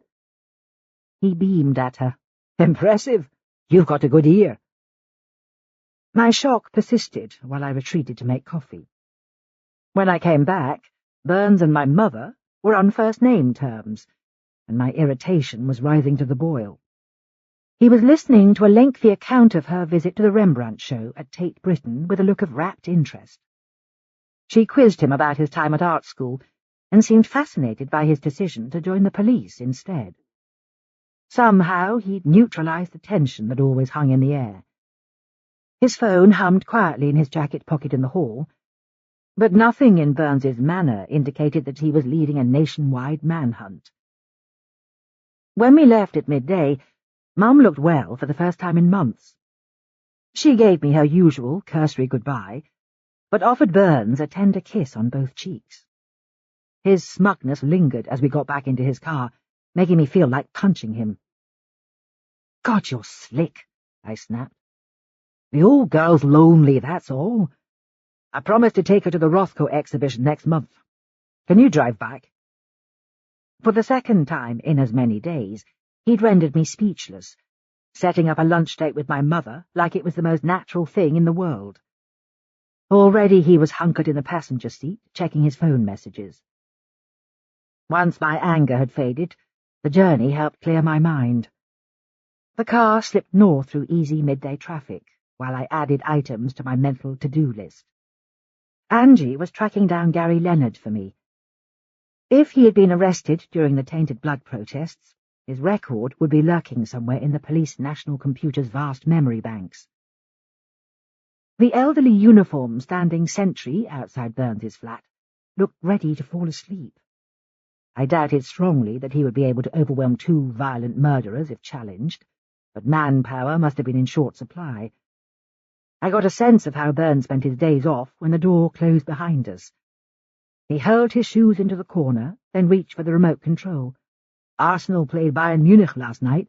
Mind if I watch the highlights?" "It's your flat, Don. You get the casting vote." Knowing that Mikey was stuck in the gloomy safe house made it hard to relax, even though I'd been working non-stop for 2 weeks. I opened my laptop to find a series of messages from Angie. She had already located Gary Leonard. Other than Ian Passmore, he had been the only member of Pure to be arrested at the Downing Street protest in 2012, his mugshot showing a bespectacled man of around 40 giving the camera an irate stare. I scanned the rest of the information she'd sent, including a recent photo. In the years since his arrest in 2012, he'd lost weight and abandoned his thick-framed glasses, his expression mellowing. He was an architect, running a practice in Deptford. Angie had arranged for us to visit his home the following morning. I switched off my computer, then glanced over at Burns. The football commentator's drone had rendered him unconscious, his face pillowed on his hands. Either the stress of meeting my mother, or lack of sleep, had felled him like an Easter Island statue. He didn't wake up until the evening, when I made penne arrabbiata using his last scrap of parmesan. Rest and a large glass of wine seemed to revive him. His eyes were suddenly alert when I asked how Emma Selby had taken the news that she would need round-the-clock protection until the killers were found. "She wasn't on the panel. Apparently, Lisa Stewart contacted her for background information about the history of the tainted blood scandal." The information sent an odd sensation of panic across the back of my neck. She could still be vulnerable if she knew any of the panel members. Burns shrugged. "I've had no luck getting Whitehall to hand over their names." "Why are they holding out?" "Fear of a media inferno?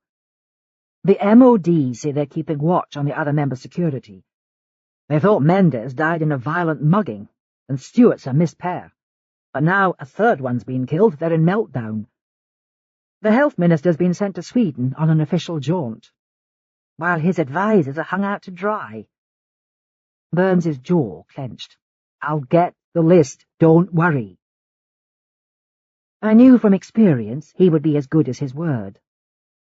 Before long, the civil servants would grow tired of his efforts to beat down their door.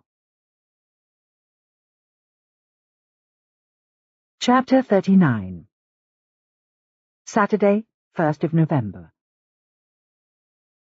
The squad car delivered me to my first port of call by 10 a.m. the next day.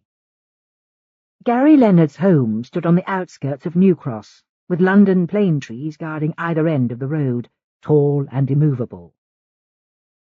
The area might have been less affluent than Claire Reardon's, but Leonard's Edwardian home was equally large and imposing. I spotted Angie close by, locking her car. The DS wore her usual look of fierce determination, as if her entire professional future rested on our next meeting. "I've done more searches," she said, as we approached the house. "He's never been in trouble, apart from his public order offence in 2012. He's got more reason to be bitter about the tainted blood scandal than most. He spent months in hospital as a kid, and only he and Passmore were singled out at the protest." The slim brunette who answered Leonard's doorbell made me do a double-take. It was Dr. Novak from the Royal Free, giving us a cautious smile of welcome. Without her white coat, she looked younger and more fragile, dressed simply in black trousers and a pale blue top that emphasized the darkness of her eyes. "Come on in. Gary's expecting you." "I didn't know you made house calls, Adele," I replied. "It's rare, but travelling to the clinic's beyond him now." I understood the situation when I saw Mr. Leonard for the first time. The photo on his website must have been taken before his illness took hold. He was hunched in a chair in his conservatory, pale skin stretched across gaunt cheekbones, pepper and salt hair thinning. Clear plastic tubes were feeding oxygen into his nostrils via a canister on a trolley at his feet, while soothing classical music spilled from his sound system. Leonard's thin face opened into a smile, restoring his handsomeness for a second when we introduced ourselves. "Thanks for getting the door, Adele." His voice croaked, as if each word took effort. The doctor touched his shoulder, then picked up her bag. "Call us if you need anything, Gary. I'll drop by next week." Her concern seemed more genuine than the breezy style most medics adopt, making me wonder if she carried her professional concerns home each evening. "I'll show you out." Leonard struggled out of his chair. "There's no need, please. It's the least I can do." We waited in his conservatory while Dr. Novak took her leave. The room was dominated by a wall full of CDs, but it was the garden that drew my attention. Exotic ferns, like the ones at the safe house, circled his patio, but these were perfectly controlled. There was a pond filled with water lilies, decking surrounded by cherry trees that would have looked stunning in bloom. "You've got a beautiful view," Angie commented when Leonard returned. He pushed the oxygen canister back under his chair, his breathing laboured. "It's a Zen garden. Guaranteed peace for the soul." He gave an ironic smile. "What can I help you with?" "We're trying to find out about Pure's campaign since the tainted blood scandal," I said. "You've read about my exploits. I don't see myself as a victim these days, but once information's on the net, it's impossible to undo." He gazed out of the window at the bamboo plants lining his back wall. "Where should I start?" "The beginning, please." "I don't have much breath, I'm afraid." "That's okay. Take your time." "I was the youngest person in the UK to receive infected blood from a Factor VIII transfusion in '86. I'd fallen from a tree and cracked my skull.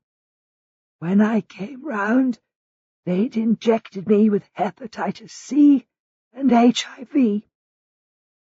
Not a great birthday present for a 12-year-old. "I'm sorry." Mental arithmetic told me the man could only be in his early 40s, but he looked decades older. "My father blew his savings on lawyers, but got nowhere, of course." "Why's that?" "No one accepted liability." There were 5,000 patients in this country alone. Full compensation would have cost the government millions. His voice was unnaturally calm. Yet you don't seem bitter. Believe me, I was. The health department stalled for 20 years, hoping we'd die before they had to pay a penny. I was seen as a medical miracle. Something in my bloodstream helped me fight the virus. But I was still furious. All I could imagine was a future of drugs and hospitals. Qualifying as an architect was the turning point. Seeing buildings grow revived me. Why were you arrested? Angie asked. It's a long story. His sunken eyes sparked with anger. The government made tiny ex-gratia payments to avoid getting sued. Guess how much they paid me? I can't imagine, she replied. £20,000. That's why I went on the march. You can't put a value on the chance of a future, but it's got to be worth more. A faint tinge of outrage echoed in his voice. A policeman asked me to step aside, so I yelled some ridiculous insult. They fined me £200, exactly 1% my compensation. But your feelings changed? I asked. Not about the unfairness. My annual payout is less than the minimum wage. I just see it differently now. How do you mean? He nodded at the window, then directed his gaze at Angie.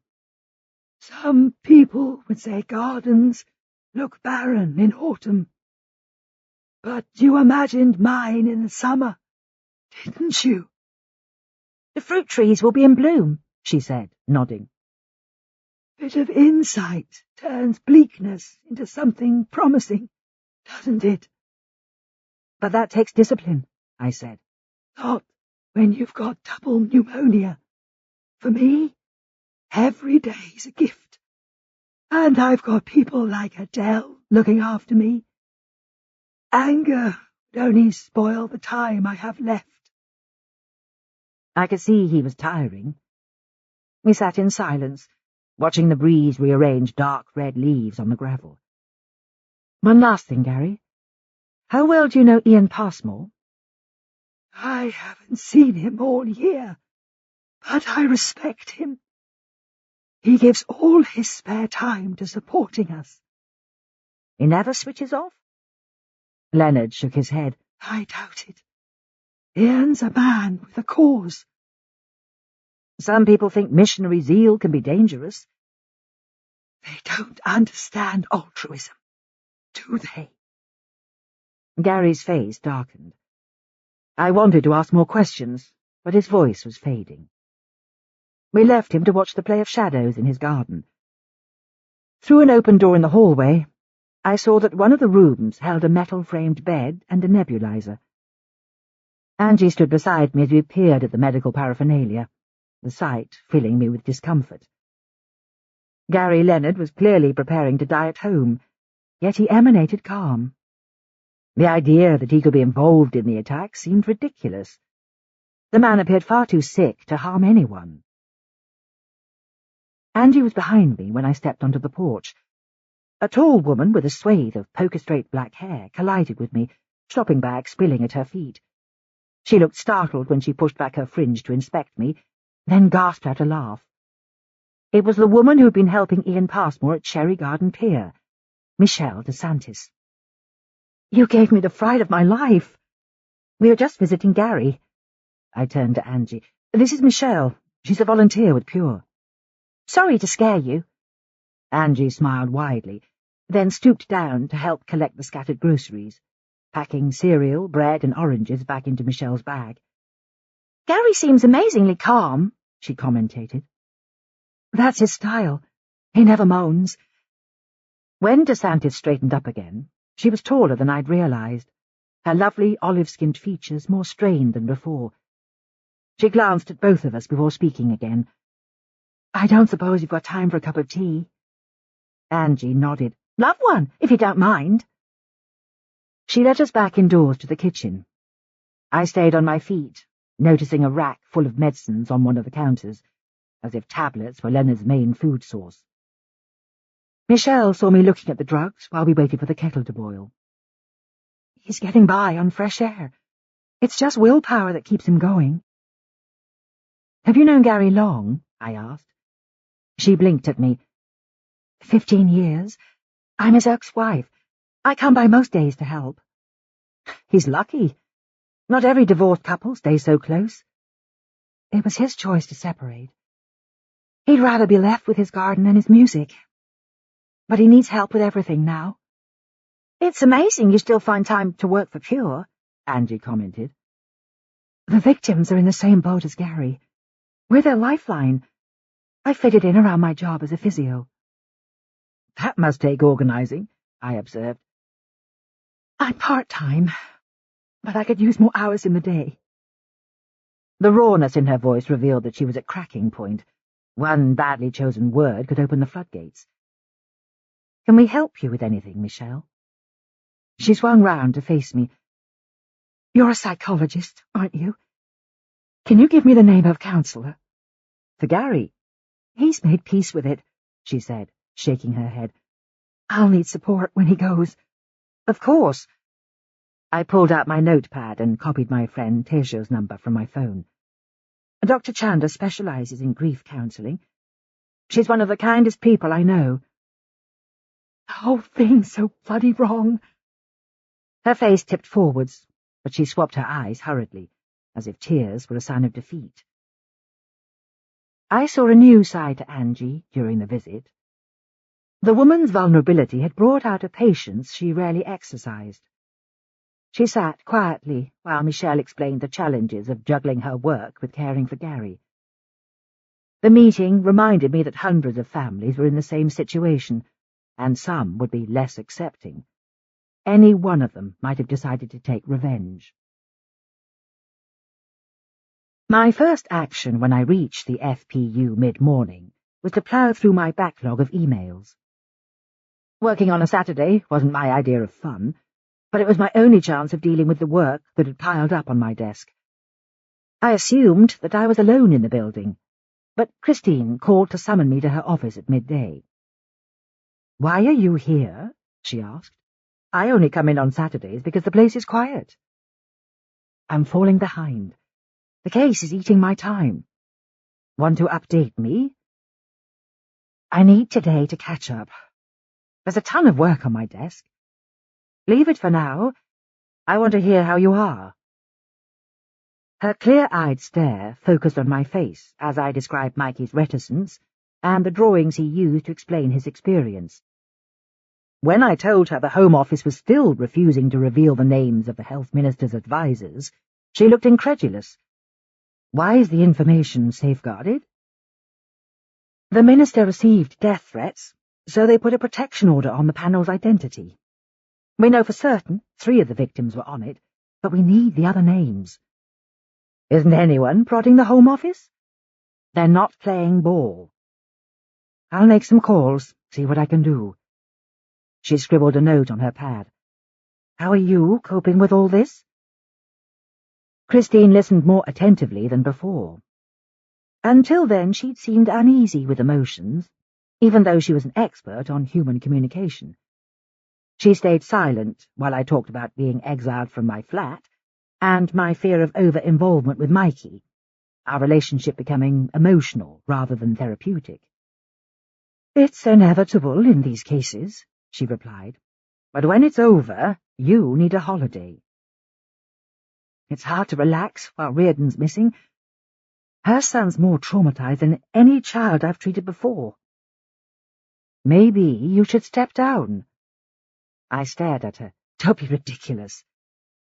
"I was wrong to give you such a big case after the last one.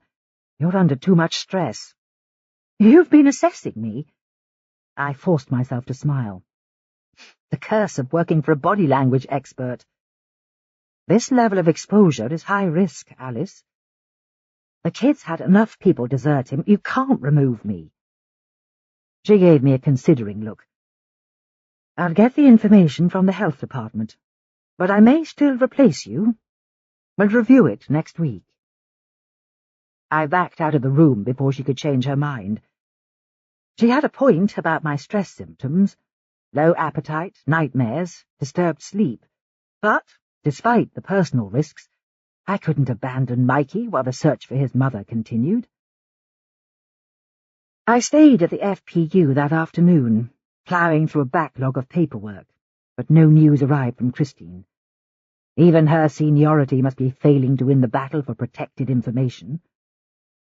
The frustration made me even more certain that someone affected by the tainted blood case was taking revenge. I let my eyes wander down the printout of patients infected during the crisis, hundreds already dead. Gary Leonard appeared on the 3rd page, still hanging on by a thread, but so far Tanya's team hadn't found anyone with a criminal record or links to the victims. I rose to my feet and studied the clouds scudding across the sky. Shrubs in the gardens opposite reduced to a handful of twigs. When I glanced around my office again, the room looked equally lackluster. The carpet must have clung to the floorboards for decades. Mahogany desk in need of polish, and the chair that always gave me backache. Burns called at 4 o'clock. What makes me think this is the lull before the storm? Your innate Scottish gloom. He broadened his accent. I'm a wee ray of fucking sunshine compared to a Glaswegian. Even Christine can't get the advisors' names. I hope she has more luck than me. Better go. I've got a press briefing. Love you. Bye. Something twitched inside me when the phone slipped back onto its cradle. I'd survived 2 consecutive nights at Burns' flat, more than I'd managed with any other man. With luck, my tension would gradually ease. But right now, his affectionate goodbyes still sounded like a foreign language. Something was wrong when I reached the safe house.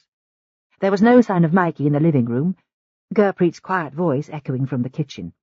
You can't do that, Mikey. We have to keep you safe. The child's body was taut as tripwire, fists balled at his sides. When he ran past me, his face was a hard white mask. His footsteps pounded on the stairs, bedroom door slamming loud enough to loosen the hinges. We've entered the angry phase? With bells on. Gurpreet dropped onto a chair. Today's been a disaster. How come? Mikey found a copy of the Mail in the health visitor's bag.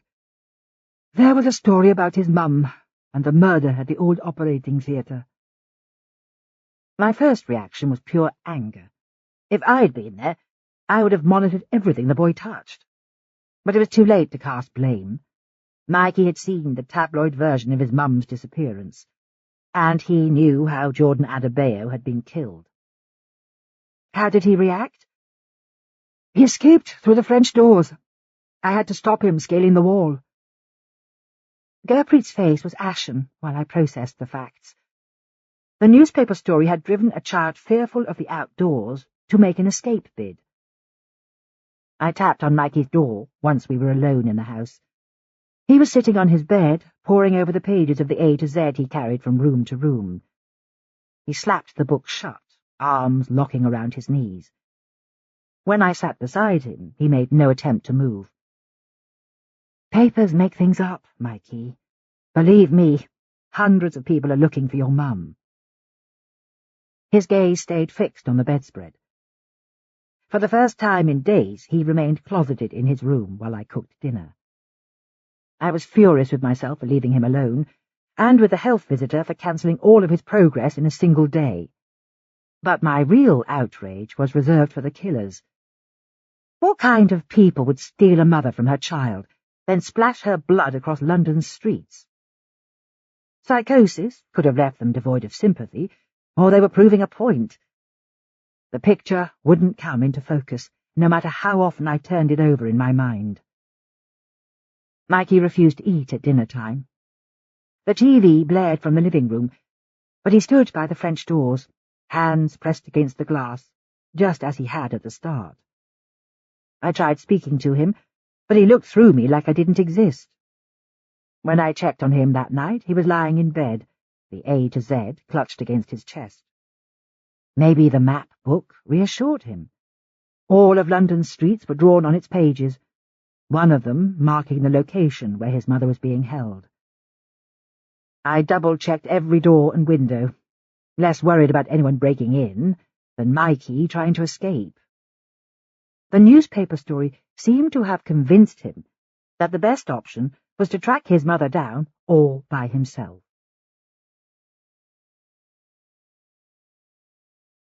Chapter 40. The man huddles inside his thick coat. Electric light blazes from the high tower of the hospital as they loiter in the car park. He knows the registration number of the car they're seeking, and the moment when the doctor will finish her shift. But a dull sense of panic is rising in his throat. Events are unravelling, like a carousel spinning out of control. We don't have to do this. The woman's eyes glitter in the half-light. You should want it more than anyone. Hurting them won't cure me. Her stare is furious. It's justice we need. I'll do it myself if you're too scared. He watches her in silence. Her fury is more destructive than ever, obliterating everything in its path. That passion used to excite him, but now it leaves him exhausted, draining the last remnants of his strength. Soon after midnight, the doctor heads towards them. Average height, blonde hair pinned back from a face that looks designed for laughter. But she's not smiling tonight. She trots across the tarmac without turning in their direction. Dr. Coleman. The man steps into her path. Claire Reardon gave us your name. The woman smashes a cudgel across the doctor's neck before she can reply, her body crumpling to the ground. It takes moments to remove the keys from her pocket, then load her inert form into the boot of her car. He's shaking as the woman drives away, hands jittering in his lap. The woman turns to him at the first traffic lights. Now, we just need the child, she says. Then we have to stop. She doesn't reply, turning the radio on instead, filling the gulf between them with a barrage of sound. Chapter 41. Sunday, 2nd of November. Midnight blue walls pressed in on me when I woke. I groped on the bedside table for my phone, but no email had arrived yet from Christine, Whitehall clearly still unwilling to comply. Mikey was in his room, staring down at the garden, his small face gaunter than before. The wind had dropped overnight, not a branch stirring, as if the trees were coated in resin. Want to go for a drive? I asked. He gave a rapid nod, then hurried away to dress. When he returned, he was holding his drawing of the street where he'd escaped, and the London A to Z. I didn't have the heart to explain that his mother could be anywhere, adrift in a city with over 8 million inhabitants. He opened the dog-eared book, poring over each page. Are you looking for where you were found?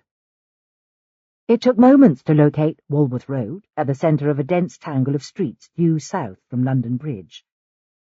Mikey's finger chased across the paper like he was deciphering Braille. He tapped the page insistently, but the police guard was less enthusiastic. The uniform was in his early 20s, face shiny with ambition, convinced that his sole mission was to keep us under house arrest.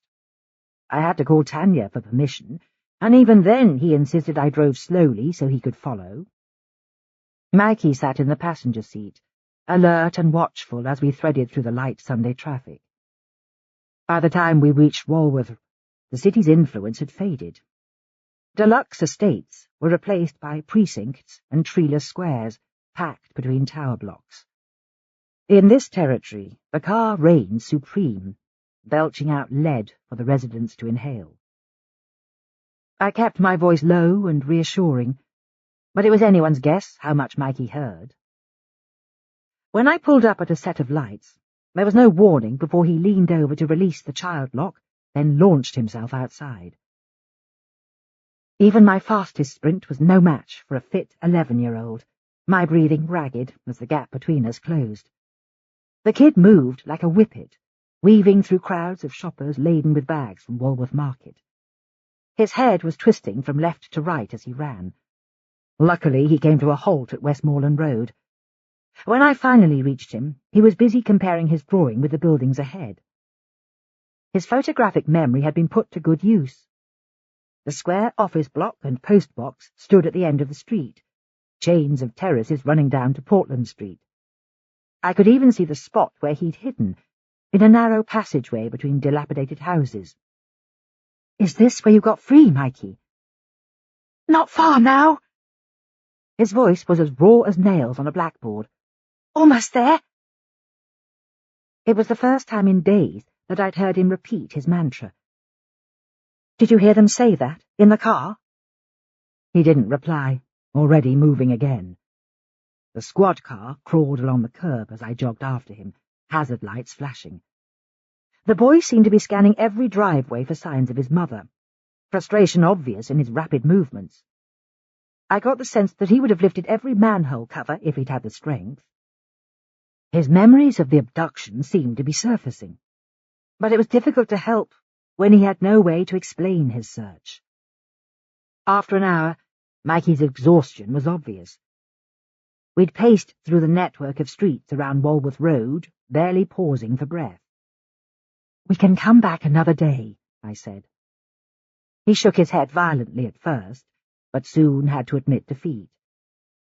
When I finally coaxed him back to the car, I jabbed the child lock with my thumb before fastening my seatbelt, determined to stay on guard so he couldn't pull the same trick again. My heart was still hammering with the knowledge that I'd almost lost him. Mikey stared out of the window while I called Angie to request more street searches, almost certain that the words he'd been repeating had been used by his abductors. When I glanced at the phone again, Christine's encrypted email had finally arrived. I forwarded it to Burns, then concentrated on getting Mikey back to the safe house. The boy was so tired by his adventure that he let me fuss over him, accepting the temporary comfort of hot chocolate and a DVD. It was impossible to guess what he was thinking, as characters from the last Harry Potter film raced across the screen, but I took advantage of his inertia to check the list from Whitehall. My eyes widened as I studied the 10 names. The killers were working their way through the advisory panel one by one. John Mendez, Lisa Stewart, Jordan Adebayo, and Claire Reardon. The other 6 were medics with a blood specialism. The only familiar name belonged to Dawn Coleman, Reardon's boss from the Royal Free. "Have you seen it?" I asked when Burns picked up his phone. "We're setting up protection. The MOD's stepping back." Traffic thundered in the background. "Where are you?" "Outside the Royal Free. Dawn Coleman's been missing since last night." I cursed silently, remembering the consultant's warm manner when we visited her dilapidated house. Her name appeared on the list straight after Jordan Adebayo's. "They took her from work?" "She never got home after her night shift." Burns' voice was flatlining, guilt and frustration echoing in each sentence. His next few hours would be a tough ride. The press would be sure to use the latest abduction to criticize his investigation. I told him about Mikey showing me the street where he'd escaped, and how desperate he seemed to retrace his mother's journey. "Where's the health minister?" I asked. "If they're taking his advisers, he's in danger too." "Still in Stockholm, surrounded by bodyguards." I could tell his sole concern was for Dawn Coleman. His voice sounded even bleaker when he said goodbye. I felt too jittery to return to Burns's flat when Gurpreet took over at midday. Even the striking landscapes in his living room were a reminder that my apartment with its bare white walls was out of bounds. The sight of my police escort waiting to follow me felt unsettling. Claire Reardon came into my mind as I slipped into the driving seat. I'd never believed in hunches, but instinct told me she was still alive. The killers seemed to be saving her for their big finale, Or maybe they were enjoying watching her suffer. The only person I'd interviewed who seemed angry enough to attack those responsible for the government's failings was Ian Passmore, but Burns's team was convinced by his alibis. I called Emma Selby more in hope than expectation. It seemed presumptuous to ring her on a Sunday, but her voice was welcoming when she invited me round. I drove to Pimlico on autopilot. Her flat was in a mansion block on a leafy street, 5 minutes' walk from the Thames. I felt another rush of guilt when she opened the door. It looked as if I'd prevented her from going out for lunch. She wore a fuchsia-pink knee-length dress, dark curls pulled into a chignon, effortlessly stylish. "Good to see you, Alice. This is a surprise." "I hate to bother you like this." "Don't worry, I wasn't going anywhere." "But you're all dressed up." She winced. "It's a habit of mine. Making an effort always lifts my mood." Her living room was elegant, too. She seemed to be well-travelled. Beautiful Japanese figures on her mantelpiece. Walls painted a glowing terracotta. Hand-woven Indian rugs on the floor. Her fascination with medical history showed in the books on her shelves. Histories of medical developments, anatomy, essays on the history of blood treatment. "How's the case going?" she asked, handing me a cup of coffee. "It's grinding along. You heard about the blood thrown at the door of the Wellcome Institute?" She wrinkled her nose. "The stain's still there. The red oxide pigment in blood's almost indelible." "Trust you to know that." I let out a laugh. "Why do you think it was targeted?" "I'm not entirely sure." I studied her again. "You know Lisa Stewart, don't you?" Her gaze remained steady. "Only by email. She contacted me for information about the origin of the tainted blood scandal. I didn't have much to give, but I sent her links to some journal articles. I was shocked to hear she'd gone missing." "Were you asked to join the inquiry?" "No, thank heavens. Sitting in a room with a bunch of senior medics touting for OBEs isn't my idea of fun. They used our meeting room back in 2012. I wanted it for my research students, but the bigwigs poached it." I gave a slow nod. The news explained why the killers had targeted her workspace. "Did you meet them?" "I never saw them. They only visited 3 or 4 times. "Would many people have known their names?" "Senior admin and security staff, probably. I was curious, but the membership was kept quiet." Her gaze was a fraction out of focus, like she was struggling to concentrate. "Are you okay, Emma?" "Sorry, I'm a bit out of sorts. Things have been messy here." "With your partner?" Her smile crumbled. "We keep arguing. I think he wants me to be someone else." We spoke for a while longer. Emma described a relationship that seemed to cause more pain than pleasure. She and her partner were chalk and cheese, unable to agree about their future, even though they'd been together so long. It struck me as unusual that such a glamorous woman was tearing herself apart over a man. "We should have another drink soon." "You must be great at your job, Alice. I always end up offloading my woes." She dabbed at her mascara. "Feel free. Next time we'll sink another bottle of wine." "Can we make it next weekend?" Her smile rallied. "I promise to be better company. I'll look forward to it." She cut a lonely figure when I glanced back, isolated in her large doorway, barely managing a smile. When I returned to my car, I fired off a quick message to Burns, asking him to check the security staff and receptionists at the Wellcome Institute. They were among the tiny number of people who knew the identity of the tainted blood panel.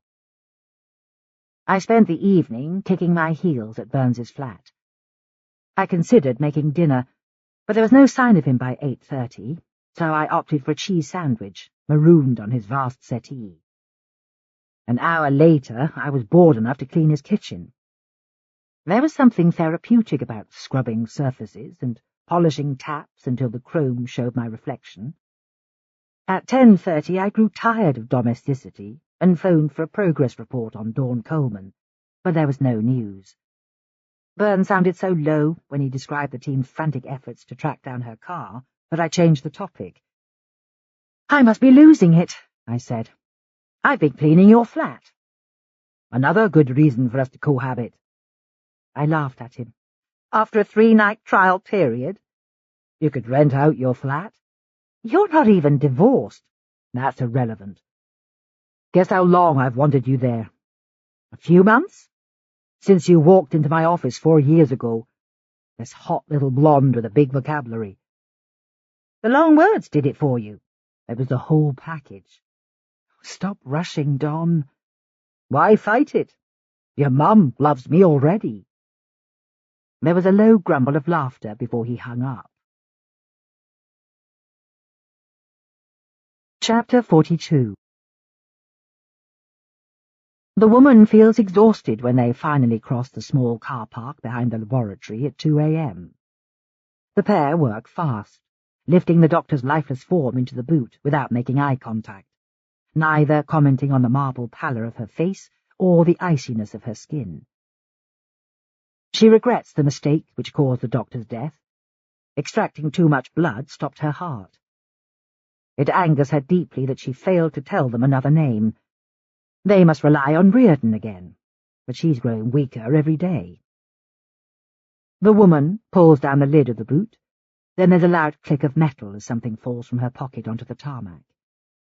A gun lies at her feet, tarnished silver, small and compact. "Jesus," the man hisses. "It's to protect us, that's all." "Where did you get it?" She gives him a scornful gaze. "From a man in a pub." "A plainclothes cop, probably." "Of course not." The patronizing answer makes her grit her teeth. "Get rid of it, for God's sake." "There's no way I'm going to prison." She shoves the weapon back into her pocket, then turns away. Her anger rises as she twists the key in the ignition. She loves night driving, but tonight the journey brings no peace, the car edging through the suburbs. "It's too much," the man says. "We said we'd only hurt the decision-makers." She shakes her head. "Claire's not talking, so we need the child. We've got no choice." The woman's eyes focus on the road, refusing to acknowledge the judgment written on his face. She accepts the morality of what they've done. A whole generation has suffered and died. Someone must take responsibility. Gradually her tension reduces as she steers a twisting line north, surrounded by lost souls. The city's casualties have risen to the night's surface. Hookers on the London road, vagrants huddled in a bus shelter, a young girl crying on a park bench. It's impossible to avoid the street cameras on Borough High Street, so she raises her hood to shadow her face. After 3 more blocks, they reach O'Meara Street. Satisfied that no one's watching, she leaves the car unlocked before they escape into the maze of buildings. Chapter 43. Monday, 3rd of November. It was 2 a.m. when something woke me. Burns must have returned while I slept, but now he was stumbling around, dragging on his clothes in the dark. He swore quietly to himself when I switched on the light. "Claire Reardon's been found?" I asked. "It's a female, unidentified, 5 minutes from here." I launched myself out of bed on a wave of panic, grabbing enough warm clothes to ward off the autumn cold. Burns was busy listening to the announcements spilling from his radio as we drove the half-mile to O'Meara Street. It turned out to be narrow and unremarkable, full of office blocks and Victorian houses that had seen better days, lit by the streetlight's orange glow. The crime scene bore an uncanny resemblance to the old operating theatre. A church with a stained-glass window up the door and 2 thin bell towers. A railway bridge hugged its roofline so closely that the window panes must have rattled whenever a train rolled past. The sign outside announced that it was the Roman Catholic Church of the Precious Blood. and the parish priest was Father Brendan O'Casey. I steadied my nerves while Burns jogged towards the crime scene. If the body belonged to Claire Reardon, my next job would be to inform Mikey that his mother would never come home. I waited by the outer cordon while the uniform scribbled my name on her list. The WPC gave me a sterile suit and overshoes, then led me down a narrow passageway once my ID had been checked. "Who found her?" I asked. "Father O'Casey. You'll find him in the church." Arc lights had already been set up in the car park. Sockos crawling across the tarmac on hands and knees, eyes riveted to the ground. Tanya and Angie walked towards me, the two women's greetings revealing their different personalities. Angie gave a double-handed wave, while Tanya barely managed a nod. "The body's in situ," Angie said. "I hope you're feeling strong." "Is that bad?" "The priest fainted before the ambulance arrived." "Where's Burns gone?" I asked. "To the station. The press has got wind of it. He's keeping them away." She turned to face me. "Ready to see her?" I grimaced. No time like the present.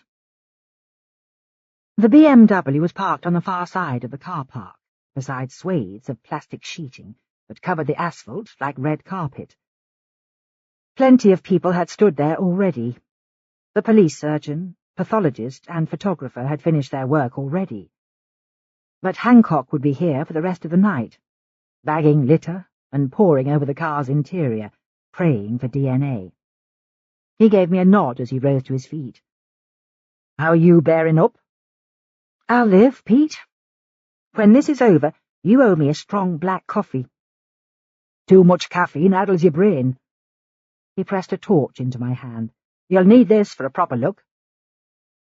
Pete's appearance showed the pressure he was under, white brows lowering in a deep frown, his skin sallow. TV shows did forensic scientists no favours by pretending they could conjure answers from even the most barren crime scenes. I came to a halt once I had a direct view into the car's boot, my vision blurring. There was something surreal about the way Dawn Coleman had been folded like a piece of origami, dozens of test tubes strewn across her body. She lay on her side, nails curled to her chest, swaddled in black fabric. The collar of her blouse was so filthy it was impossible to guess its original colour. Her face was as pale as candle wax, lips such a dark blue they looked as if they'd been tattooed, her blonde hair matted with blood. I thought of her two teenage daughters coating her hallway in fresh white paint, concealing every blemish. When I forced myself to look again, torchlight revealed the level of staging. The test tubes were the sort used in medical labs, each one containing a splash of bright red liquid. The Pure logo was drawn in chalk on the raised lid of the boot. Something shifted inside my stomach when I saw that her bound hands were raised like she was offering a last prayer. There was no way of guessing what kind of treatment she'd suffered, or where she'd been kept for 48 hours, but the need to know burned at the pit of my stomach. Years ago I'd spent time locked in captivity, but, unlike Dawn Coleman, I'd had the good fortune to escape. "How long before the body goes to the mortuary?" "By morning." Hancock's eyes scanned the ground again. "She needs identifying." I made my way inside the church, partly to clear my head, but also to locate the priest.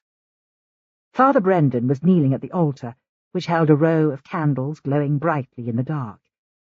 His Irish brogue was audible from 20 paces, even though he was reciting a Latin mass. I perched on one of the pews to steady my nerve. Churches always had a calming effect on me, even though mysticism left me cold. Even at Sunday school I'd been unable to imagine anything beyond what I could touch and taste and hold. A confessional box stood in the corner of the nave, the air heavy with incense and dust.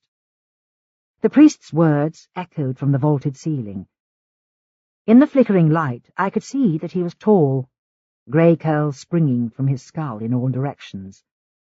I expected him to be in his 50s, but when he eventually turned round, his face was boyish. He couldn't have been much older than me. He collected one of the candles from the altar as I approached, hands trembling as he studied my ID card. "Could I ask a few questions, Father?" "Of course. This is such a tragic thing." His face clouded. "Were you saying a mass just now?" "A requiem. I'd have done it sooner, but the shock got to me." "That's not surprising. You've had a dreadful experience." "I visit the sick and dying all the time. But that's different." His voice lapsed into silence. "How did you find her?" "I saw the car when I drove home from a prayer meeting late last night," he said, frowning. "No one in their right mind would leave a BMW here overnight. Its doors were unlocked." "Had anything unusual happened before that?" He looked thoughtful. "It may not be relevant. Tell me anyway."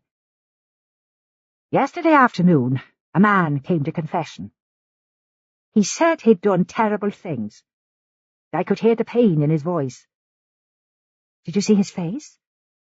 "The confessional grill blurs people's features for anonymity. He'd gone by the time I'd looked for him." "Can you remember what he said?" "Not in exact words, just how despairing he sounded." "Would you recognize his voice if you heard a recording?" He rubbed his hand across his jaw. "I doubt it, I'm afraid. After a while, one voice blends into another." I nodded. "One thing before I go, Father. Can you explain your church's name?" "The precious blood refers to Christ's sacrifice. He gave his life for us, didn't he?" His parting gaze was stern, as if I'd failed my first catechism. My eyes struggled to adjust when I stepped from the candlelit church into the harsh glare of arc lamps. Even though it was the middle of the night, people were milling by the side of the road. Gawkers always fascinated me. This lot varied in age from a couple of young men who looked the worse for wear, clearly on the way home from the pub, and an old man who should have known better.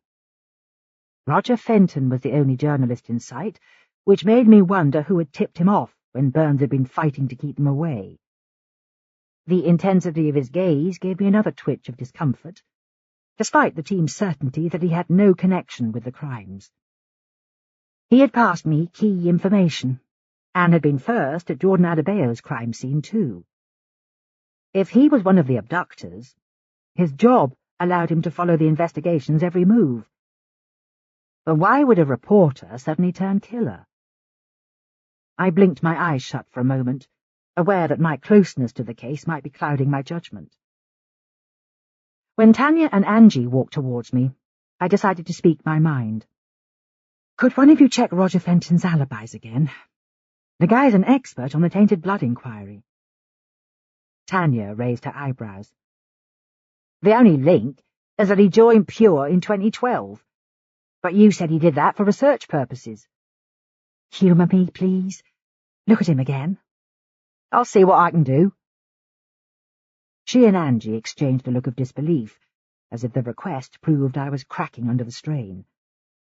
I stayed silent on the way to the station, perched in the back of Tanya's car, redrawing my image of the killers. Whoever had murdered Dawn Coleman had a strong sense of symbolism. Their enjoyment of high drama had been part of Jordan Adebayo's murder too, but this time the site was religious instead of historic. Maybe their biggest thrill came from imagining witnesses' faces as they peered into the boot of the car. Burns was holding court back at the station. His expression had changed, panic replaced by stoicism, but his team looked exhausted. The incident room smelled of heat and entrapment. Dozens of people locked indoors for days without respite. I watched him organizing the crowd, more by body language than instruction. The heft of his shoulders ensured that any request was granted instantly, but his confidence seemed to falter when he spotted me, like I'd caught him play-acting. Once the briefing began, his swagger returned. He gazed around the room steadily, as though he was awarding points to the best listeners. "The case has taken a new direction. Now we have proof that the killers are politically motivated. They're killing government advisers on the tainted blood inquiry. There are 10 names on the list. Dawn Coleman's the 5th to be taken. Lisa Stewart's still missing, and they're holding Claire Reardon. We have to make sure that the remaining 5 get round-the-clock protection until the killers are found. Let's run through what we know so far. Alice, do you want to start? When I rose to my feet, the team watched with varying degrees of scepticism. I still think we may be looking for a couple who know Claire Reardon professionally or personally. It's rare for a hostage to be held this long. The killers may blame her most for denying the patient's compensation, or they're using her to gain information. The suspects still include Sam Travers, Claire's lover, still bitter about her rejection. His work as a filmmaker put him in touch with dozens of medics, including Lisa Stewart. Most urgently of all, we need to find Eleanor Reardon. She's disappeared from home before without telling her boyfriend, but there's an outside chance she could be working with a man with a blood fixation. It's unlikely that she's been taken, because the killers always leave a sample of a new victim's blood within 24 hours. Any of the tainted blood victims could be seeking justice for the illnesses they've received, so you need to take each one of the names on Pure's membership list seriously. The killers chose a religious site this time because they're on a moral crusade, convinced that right's on their side. We also know that they're obsessed by the history of blood medicine. I think it's likely that Reardon's being held at a location linked to their theme, so it's worth checking abandoned hospitals and health clinics. Location analysis suggests that the killers are based in South London, targeting victims inside a 2-mile radius of Walworth. Claire Reardon's son escaped from the killers there. He seems certain that's where his mother's being held. More street searches in the area would be a good place to start. Burns gave me a quick nod of thanks, but I didn't get the chance to say goodbye. When I paused by the doorway, he was motionless in the centre of the room, people whirling around him like a ship's mast in a storm. It must have consumed all of his energy to project so much calm, while Claire Reardon was still being held, vulnerable to the same fate as Dawn Coleman. Chapter 44. My stomach carried on doing slow somersaults at the memory of Dawn Coleman's murder scene as the morning passed. I was still feeling queasy at lunchtime, but at least my profile report had a new dimension. The killer's fascination with blood extended beyond medical history to religious symbolism. It was worth looking at anyone in Pure with religious convictions. It seemed too coincidental that Father O'Casey had heard such a tortured confession just before Dawn's body was found. As the afternoon ticked past, my anger grew harder to control. The choice of location underlined how sick the killers were. They had shown no remorse about depriving children of their parents, yet they still believed they had right on their side. The aging copper guarding the safe house that afternoon gave me a baleful stare, as though I was guilty of keeping him from his dinner. Most of the Met's spare manpower had been diverted to investigate Dawn Coleman's murder and protect the 5 remaining members of the advisory panel. Gurpreet's smile looked strained when I found him in the kitchen. "Mikey's gone even deeper into his shell," he said. "That's not your fault. You've been great with him." He seemed so upset that I gave him a brief hug goodbye. I was grateful for the unconditional kindness he'd shown Mikey since the start of his ordeal. The boy was kneeling on the floor in his room, using the art materials I'd brought him days before. He was building an elaborate structure from folded pieces of card, his stare a little too focused, as if he was running a fever. "You look busy, sunshine." "Almost there," he muttered. His hands flew as he worked on the model. It looked like a miniature fortress, with square walls and turrets. "I like your castle," I said. "Dinner's in half an hour." He was too busy sticking down corners to respond. The evening followed the same pattern as before. We sat in front of the TV, his head on my shoulder. He seemed glad to accept the comfort of a mother substitute, but my feelings were more complex. The people I loved could be counted on the fingers of one hand, and I'd never had a child depend on me before.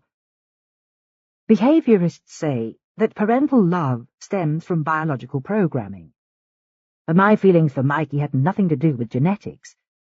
He'd breached my emotional defences, and it was too late to shut them down. I let my hand coast across his temple, smoothing his hair back from his forehead. Time for bed, Mikey. He was close to sleep when I checked on him again. His sky-blue gaze fixed on me as he pointed at his cardboard fortress, windows and brickwork picked out in black ink. It looked so impregnable that anyone entering the huge doors would never escape. "Not far now," he said firmly. "Get some sleep, sweetheart." I kissed his forehead, then left him alone. Back downstairs, I toiled on my computer, entering the coordinates of the Church of the Precious Blood. New location analysis software was part of the Home Office's latest profiling program, helping to link sites in a crime series. The killers seemed to be using different systems for the calling cards and murder locations.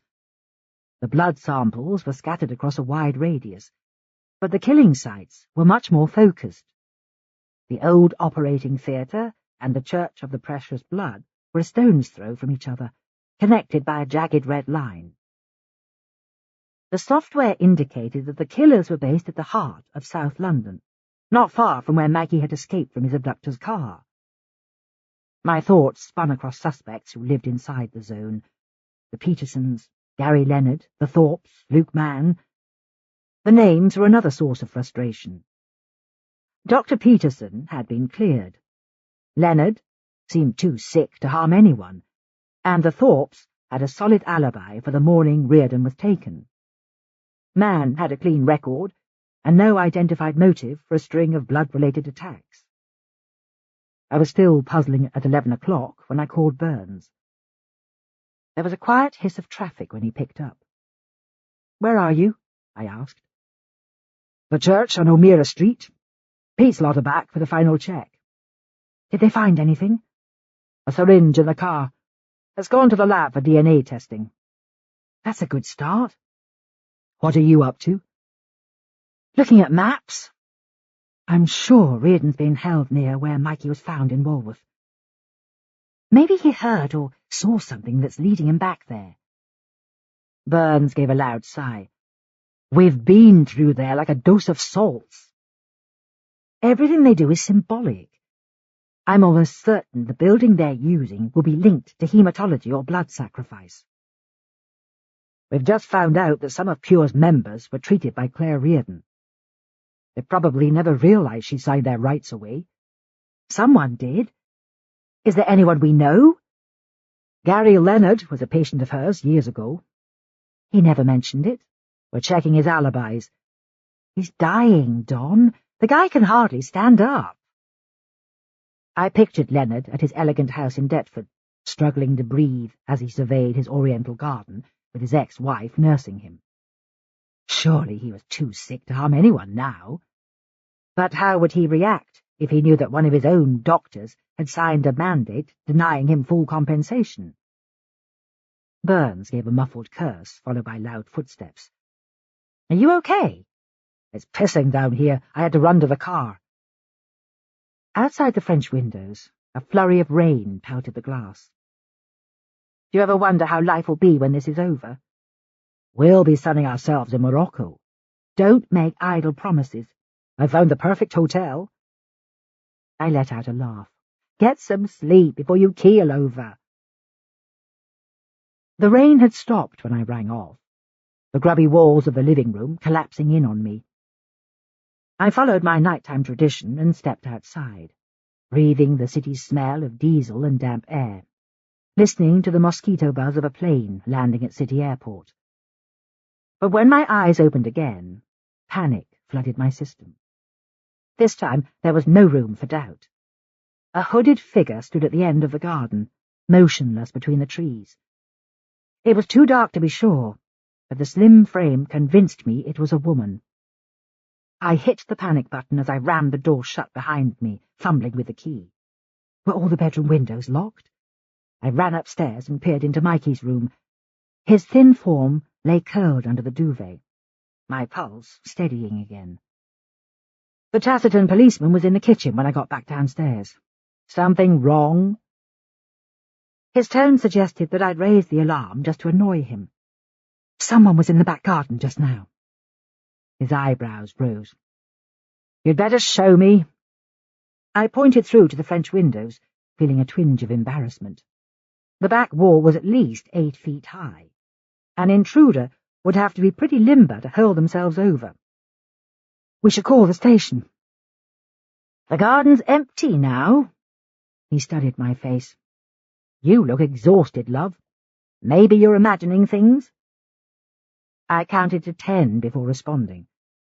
Something about being blonde and child-sized made it easy for people to doubt me. I grabbed my phone and called Burns's number on speed dial. "We've had an intruder, Don. The building's secure, but I need more guards. Forensics should check outside." The officer threw me an angry scowl. "You'll look pretty stupid if you're wrong." "Why don't you wait outside? New officers are coming to replace you." My hands were shaking. The combination of seeing the shadowy figure and having my judgment questioned had kick-started an adrenaline rush. Hancock listened in silence when he arrived, then searched the garden with one of his juniors, torch beams strafing the back wall. Pete's face was grave when they returned. They'd found scuff marks on the bricks and damaged plants where someone had landed on the undergrowth. I felt grateful that he'd come himself, instead of sending a team member, after toiling at Dawn Coleman's murder site all day. "Thank God," I said. "I was beginning to think I'd seen a ghost." Pete shook his head. "Ghosts don't leave dirty great boot prints on wet ground. You might as well put the kettle on. I'm staying till the guards arrive." Chapter 45. The woman's body aches, legs bruised from hauling herself over the wall. Anger and frustration make her head pound as she hides in the shadows. From here she can keep track of the police cars arriving and leaving, grim-faced men thrashing through the shrubs. It angers her that she came so close. She'd been hiding between the trees when the shrink raised her stupid, doll-like face to the sky. If she'd waited nearer the house, she could have overpowered her and taken the child. It would have been easy to force him over the wall, then drag him back to the car. When the boy appears at an upstairs window, she feels a shot of pure hatred for his mother. Another police car pulls up on the alleyway behind the house, and she steals a last look at the child. The distance is too wide to read his expression, but she can see his hands splayed on the glass, like he's trying to claw his way out. "Any day now," she promises, then backs away. Chapter 46. Tuesday, 4th of November. I caught a whiff of gunpowder when I crossed the Thames the next morning. 2 huge barges were slowly drifting west, laden with fireworks for the following night's display. Guy Fawkes Day had almost arrived without me noticing time slipping by. There was an incendiary atmosphere in the incident room when I arrived, too. The roar of conversation from detectives gathered round the coffee machine told me there must have been a development. Angie bustled over as I took off my coat, her face animated. "Where have you been, Alice? I left 3 messages." My phone was on silent. "Sorry." "We found Eleanor Reardon. She's confessed to killing her sister." My briefcase slipped from my hand. She admitted to it. "One of the sergeants heard the whole story in the car when she was picked up. The boss wants her assessed in half an hour. You can read this in the meantime. It's Roger Fenton's background file." She passed me a slim manila wallet before returning to her colleagues.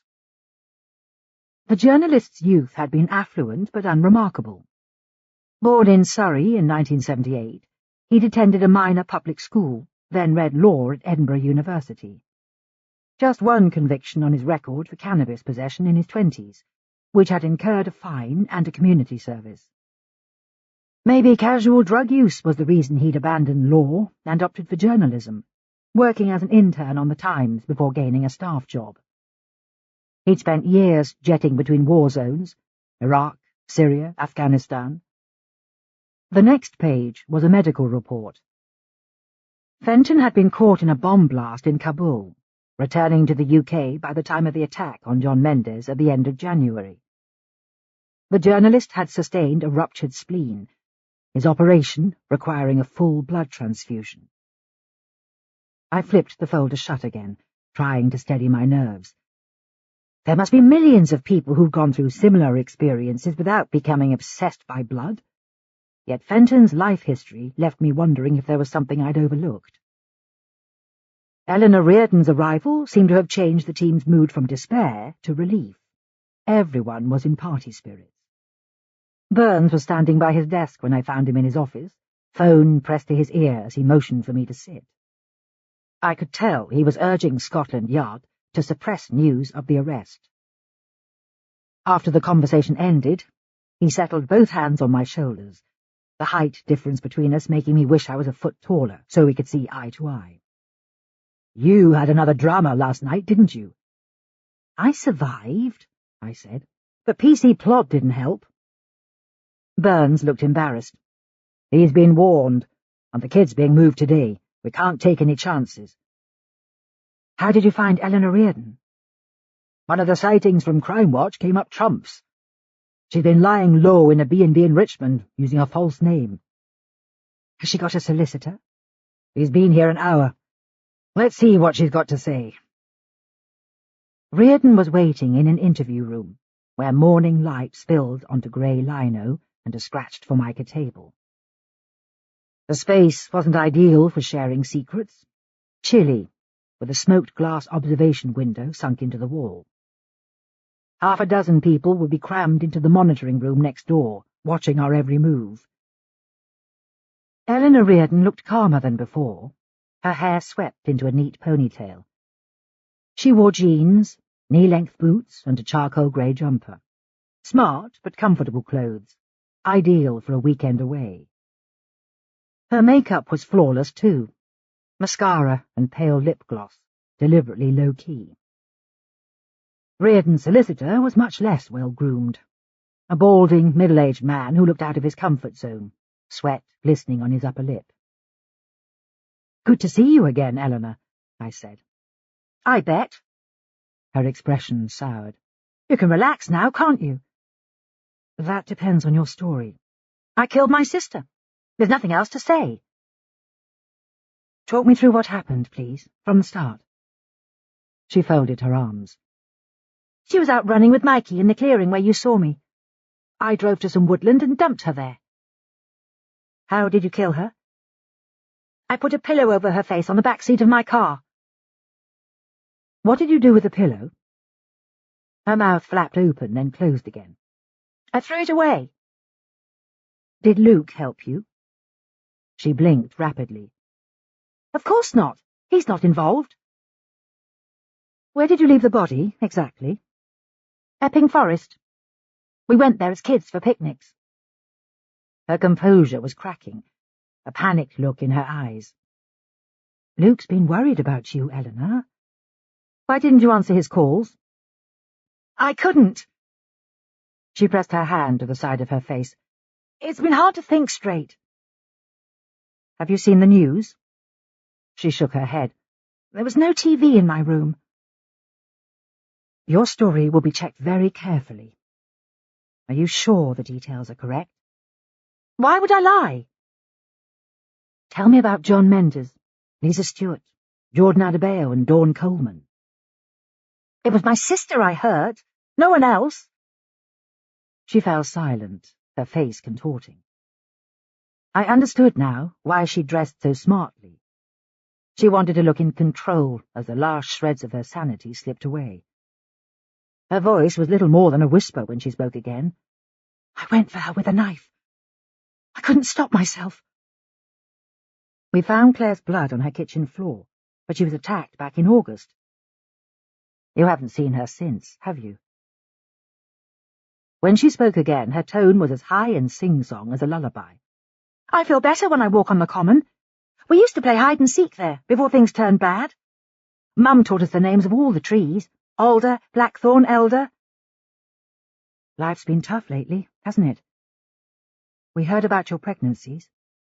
Luke could never keep a secret," she said, scowling. "What kind of medication are you on, Eleanor? Fluoxetine? Sertraline?" "I'm not ill," she snapped. "Postnatal depression's a serious condition. You need to see a counsellor." Her eyes glistened. "I hurt my sister. You have to believe me. We attacked each other for years." "Your claims will be investigated, but if they're false, you'll need to spend time in hospital. The Home Office psychiatrist will see you tomorrow." Maybe she realized she was inches from being sectioned because she burst into a storm of tears. Her solicitor's hand hovered above her shoulder, like it was unethical to offer comfort. "That won't please the bigwigs," Burns muttered when we got back to his office. "They're desperate for conviction." "At least we know why Reardon's blood was on her kitchen floor. Depending on how long Eleanor's recent pregnancy lasted, it could be postpartum psychosis, which increases violent tendencies. Or the grief of so much loss could have destabilized her. The sisters had been at loggerheads for years. Claire had everything Eleanor wanted. Their parents' love, the house, a child. The court case had taken all her money. Burns frowned. "She might still be one of the killers." "The psychology doesn't make sense. She's got no reason to harm any of the other victims. She didn't even recognize their names. A fit of temper made Eleanor stab her sister, and now the guilt's hit home. It's interesting that Claire protected her identity when Peterson came to the rescue. Perhaps there's more residual loyalty between them than you'd expect." "You think Claire going missing was one loss too many?" "She seems obsessed by it. The psychiatrist can assess her again tomorrow, but if I'm right, she'll need counselling and medication." When I looked at Burns again, he was on his feet, the crown of his head level with the light fitment. It was tempting to walk into his arms for a quick shot of comfort, but Angie burst in before I could move a muscle. "Reardon's solicitor's bleating about mental suffering, boss. He wants her bailed." Burns's work persona snapped back in an instant. "Tell him to get real. If she's lied, she'll be put on a psychiatric ward, or we'll sue her for wasting our time." Chapter 47. The man spends the afternoon alone at home. When he peers from the front window, there's no sign of her, and she's not answering her phone. It terrifies him that she may have been caught. He levers himself from the chair, the stab of pain in his right side strong enough to take his breath away. But there's a last promise he has to fulfill, and he can't let her down. He drags himself along the hallway to collect his keys. It takes half an hour to drive to Bermondsey. He leaves his car parked at the end of the cul-de-sac. Classical music drifts from the radio, a Chopin etude for piano, one of his favourites. While the music plays, he can almost imagine himself young again with nothing to forgive. He does his best to stay awake, but the melody lulls him. When his eyes snap open again, dusk has fallen, and it's almost too late. An unmarked police car is pulling away, and he catches a glimpse of the boy's dark hair. He keeps the vehicle in sight as they cross Tower Bridge, but by Shadwell it's vanished. Traffic clogs the road ahead. The dark blue car is swallowed by a sea of metal. It surfaces again at the next lights, and he parks by Shadwell Pier. Through his binoculars he sees the child being led away, clutching a duffel bag. Another flare of pain burns across his torso as he slips the binoculars back into their case. Now he knows where the boy is being kept. A flat this time, close to the river. It crosses his mind to keep the information to himself, so the child can stay safe. But he can't let the woman down. He takes out his phone and calls her again. Chapter 48. Wednesday, 5th of November. There was still no sign of Burns when I woke after a fitful night, but it was clear that he'd been home. Yesterday's shirt was heaped on a chair. I was getting a picture of why his marriage had failed. With 2 small boys to look after, his wife must have viewed his work ethic as constant desertion. I pushed the thought to the back of my head and focused on Mikey. My first impulse was to check on him. The house in Bermondsey might have been drab and comfortless, but moving to another location was bound to disturb him. In a world without certainties, he needed as much security as possible. I curled Gurpreet as soon as I'd showered. "We're off to the supermarket," he said. "See you in an hour." The conversation felt surreal.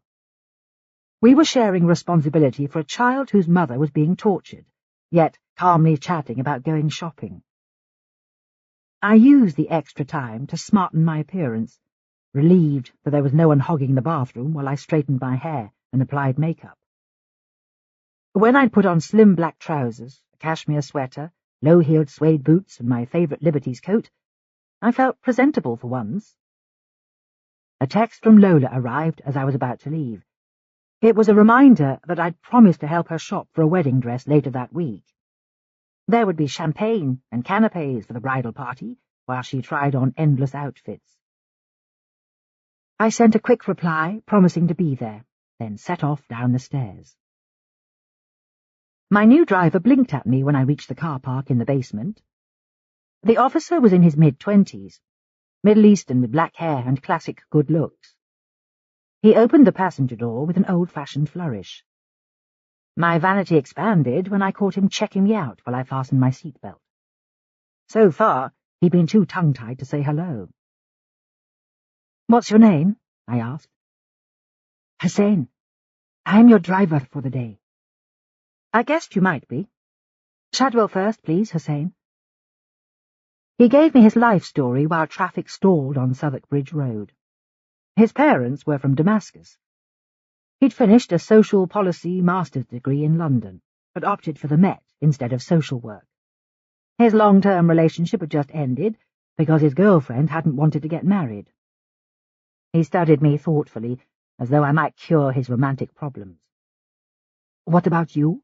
he asked. "I've been a psychologist for years. It's the only job I ever really wanted."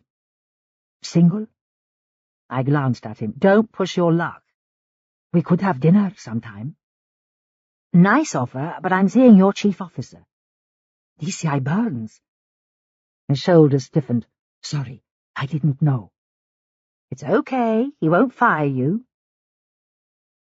By the time we swung right down Wapping High Street, Hussein had switched to friendship mode, lamenting the smallness of his rented flat and telling me about his desire for promotion. When he pulled up behind an apartment block near Shadwell Basin, I was about to say goodbye, but he insisted on escorting me inside. I'd been so spooked by the previous night's intruder that it felt good to have company. Hussein seemed in his element as we crossed the tarmac, keeping up a steady stream of chatter. The apartment block was far more upmarket than the safe house. A concierge in a smart navy uniform was guarding a set of lifts with mirrored doors. Despite my fear of confined spaces, I forced myself inside, watching the numbers tick by until we reached the 10th floor. The flat resembled a new hotel, with minimal furnishing, bare floorboards and mirrors to maximize the light. Silence echoed from its walls instead of the usual throb of the TV. I explored the place while waiting for Mikey and Gurpreet. The outlook was the apartment's best feature, floor-to-ceiling windows giving a panoramic view across the Thames. The river looked dark as gunmetal, busboats scratching its surface like etching needles on a steel plate. "Any danger of a cup of tea?" Hussein hovered in the doorway. "I'd love one, thanks." He muttered a quiet insult before retreating to the kitchen. I was still admiring the wraparound balcony when my phone hummed in my pocket.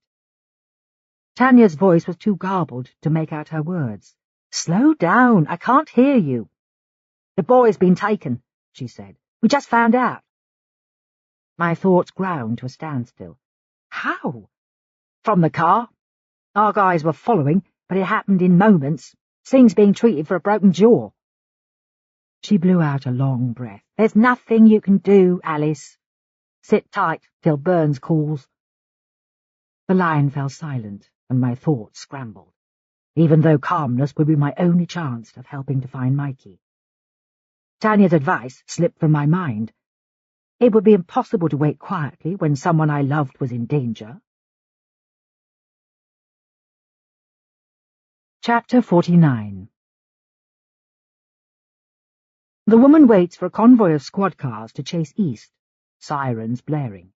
Then she drives in the opposite direction, a serene smile on her face. The man studies her again. She's still beautiful, even though she's lost her humanity. "Thank God," she murmurs. "I thought we'd never get away." "You realize this is where it ends for me, don't you?" "I'm not surprised. You've been squeamish about it from day one." "He's an 11-year-old boy. And our biggest weapon. He'll make her tell us more names." The man grits his teeth. "We had a point to prove. But you don't even remember it, do you?" "You're so self-righteous. I'm too tired for this." Suddenly her face softens, her hand on his arm. "I know, sweetheart. But it's nearly over. Just meet me in the lab tonight like we agreed." The man looks away. It's painful to glimpse the tenderness her rage is destroying, the light fading as the city speeds past. He doesn't want to consider what lies ahead.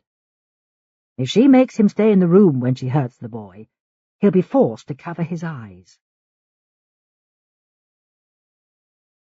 Chapter 50.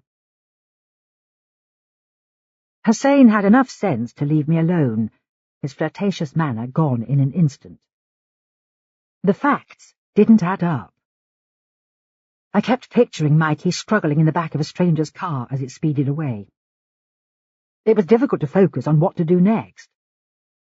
I had always believed that he knew where his mother was being held, hidden on one of the narrow Walworth streets we'd already explored. Mikey's new room was at the end of the corridor, large and airy with pale blue walls. The sight of his abandoned clothes made my stomach convulse. A hooded top slung across the chair, as though he might return at any minute.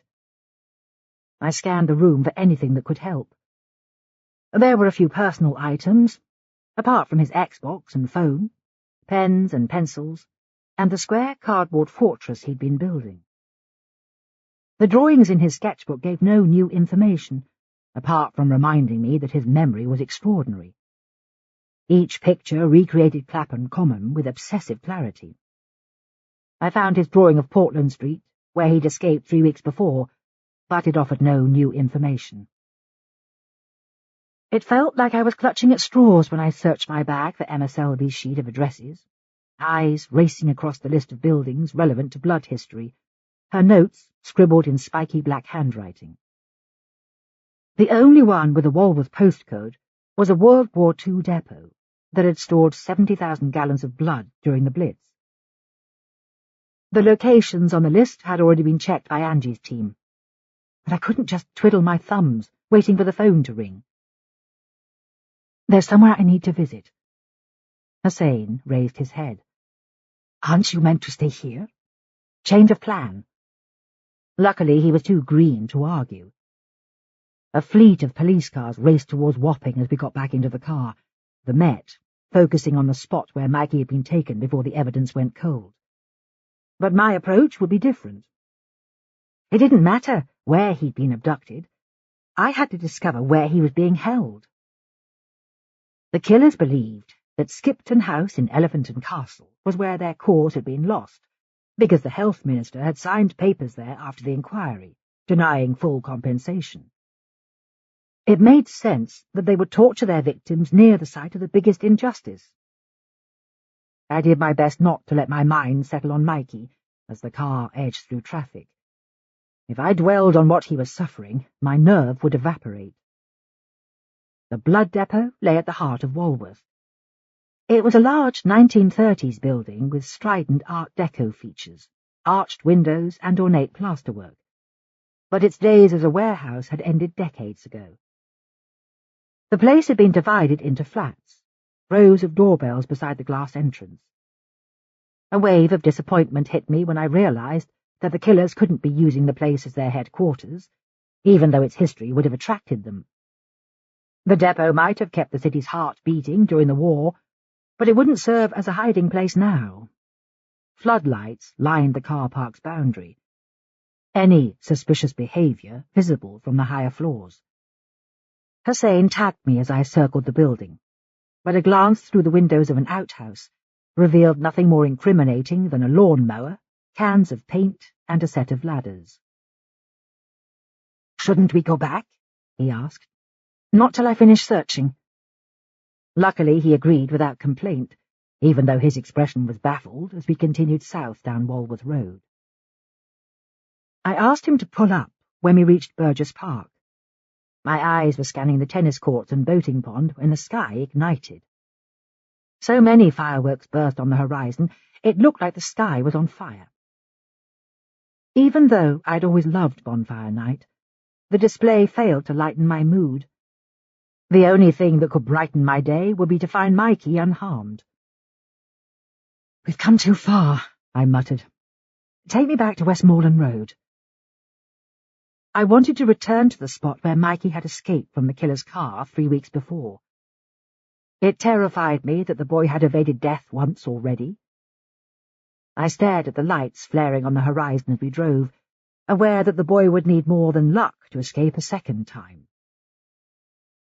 Hussein navigated the narrow streets of Walworth, and when we drew close to Portland Street, Mikey's catchphrase repeated in my mind. Almost there. Not far now. I felt certain he'd heard the abductors saying the words. I stared at his drawing again, focusing on the figure hiding between ramshackle buildings, surrounded by garages and parked cars. What if Mikey hadn't been running away at all, but following the car to find his mother? An odd pressure built in my chest, like a dam waiting to burst. "Let's walk from here." The young PC gave a half-hearted nod. "What are we looking for?" "I'll know when I see it." I brought up a street map on my phone. "We need to search all the roads off Portland Street for old buildings and churches." "Want me to bring a torch?" "That would help." Hussein sighed as we set off. Fireworks still exploding over our heads every few minutes, lighting our way, then leaving us in darkness again. The young officer must have been longing to be back in Wapping, part of a huge team solving a crime. Instead, he was traipsing through the suburbs on a wild goose chase, taking orders from a woman who was fraying at the seams. Luckily, he was too polite to voice his doubts, running his torch beam across the pavement, like the answer to Mikey's disappearance lay trapped between paving stones. I called Burns as we reached a crossroads that was patched through to his answering service. "Where now?" Hussein asked. I studied my map. "North first. I want to cover a half-mile radius from here." "That'll take hours." A peevish tone had entered his voice. I turned to face him. "A child's in danger, Hussein. He's escaped from a car near here once already. It's possible they've brought him back. You want him found, don't you?" My urgent tone seemed to prick his conscience. He gave a rapid nod, increasing his pace as we set off again. Our tour revealed an area of London that lacked money but had plenty of pride. A small, well-kept primary school stood opposite narrow houses built cheek by jowl. Our search was yielding little except evidence of gentrification, skips full of old-fashioned baths and abandoned kitchen units. "What about down there?" Hussein asked, pointing to a dark alleyway. "It's worth a look." The ground was rough underfoot, leaves rotting on the cobbles, wrappers from fireworks, a stink of decaying food. Something fluttered in the shadows at our feet. What's that? Hussein's voice was edged with panic. Rats, probably. His breathing was ragged as we retraced our steps. I didn't have the heart to point out that we were outnumbered. The city contained far more vermin than human beings. The search was starting to feel like a bad dream, but it beat waiting at the station, chewing my fingernails to the bone. We headed north up Brandon Street. There was little to see, apart from a sign outside a Seventh-day Adventist church claiming that God loves the faithful. I would gladly have offered a prayer to keep Mikey safe, even if it felt like a shot in the dark. We passed a sign for community art studios and a new building development without slowing down. Somewhere in this teeming city a young boy was being held captive. To stop myself falling apart, I had to believe that he was still alive. Chapter 51. The laboratory is colder than before. The man huddles on a stool, failing to keep warm. His fever's worse today, ice water chasing through his veins. The child lies hog-tied on the tiled floor, a hood over his face. His mother is too weak to stir, only her eyes fully alive. They burned like lasers when the boy's inert body was dragged through the door. Her shoulders jerk as she coughs against her gag. The woman told him not to give her water, but small acts of cruelty only make him feel worse. He picks up the bottle and releases the gag. Reardon's almost too weak to swallow, liquid splashing across her cheek.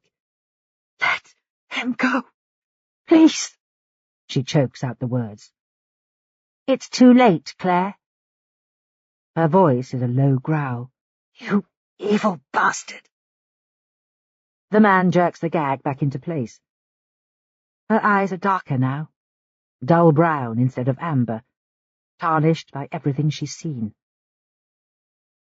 He settles on the stool again, scanning the room. The porcelain sink has stood in the corner since Victorian times. 100 years ago, gaslight would have fallen on test tubes and specimen jars, the pallid faces of human guinea pigs. He shuts his eyes and imagines the sufferers, too weak to fight for their lives.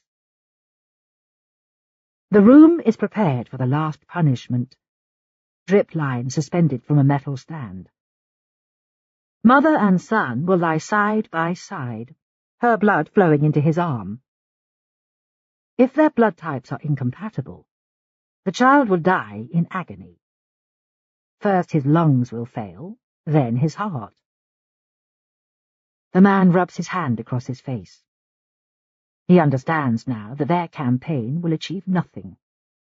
Even though doctors like Claire Reardon caused his illness, he lacks the strength to witness more suffering.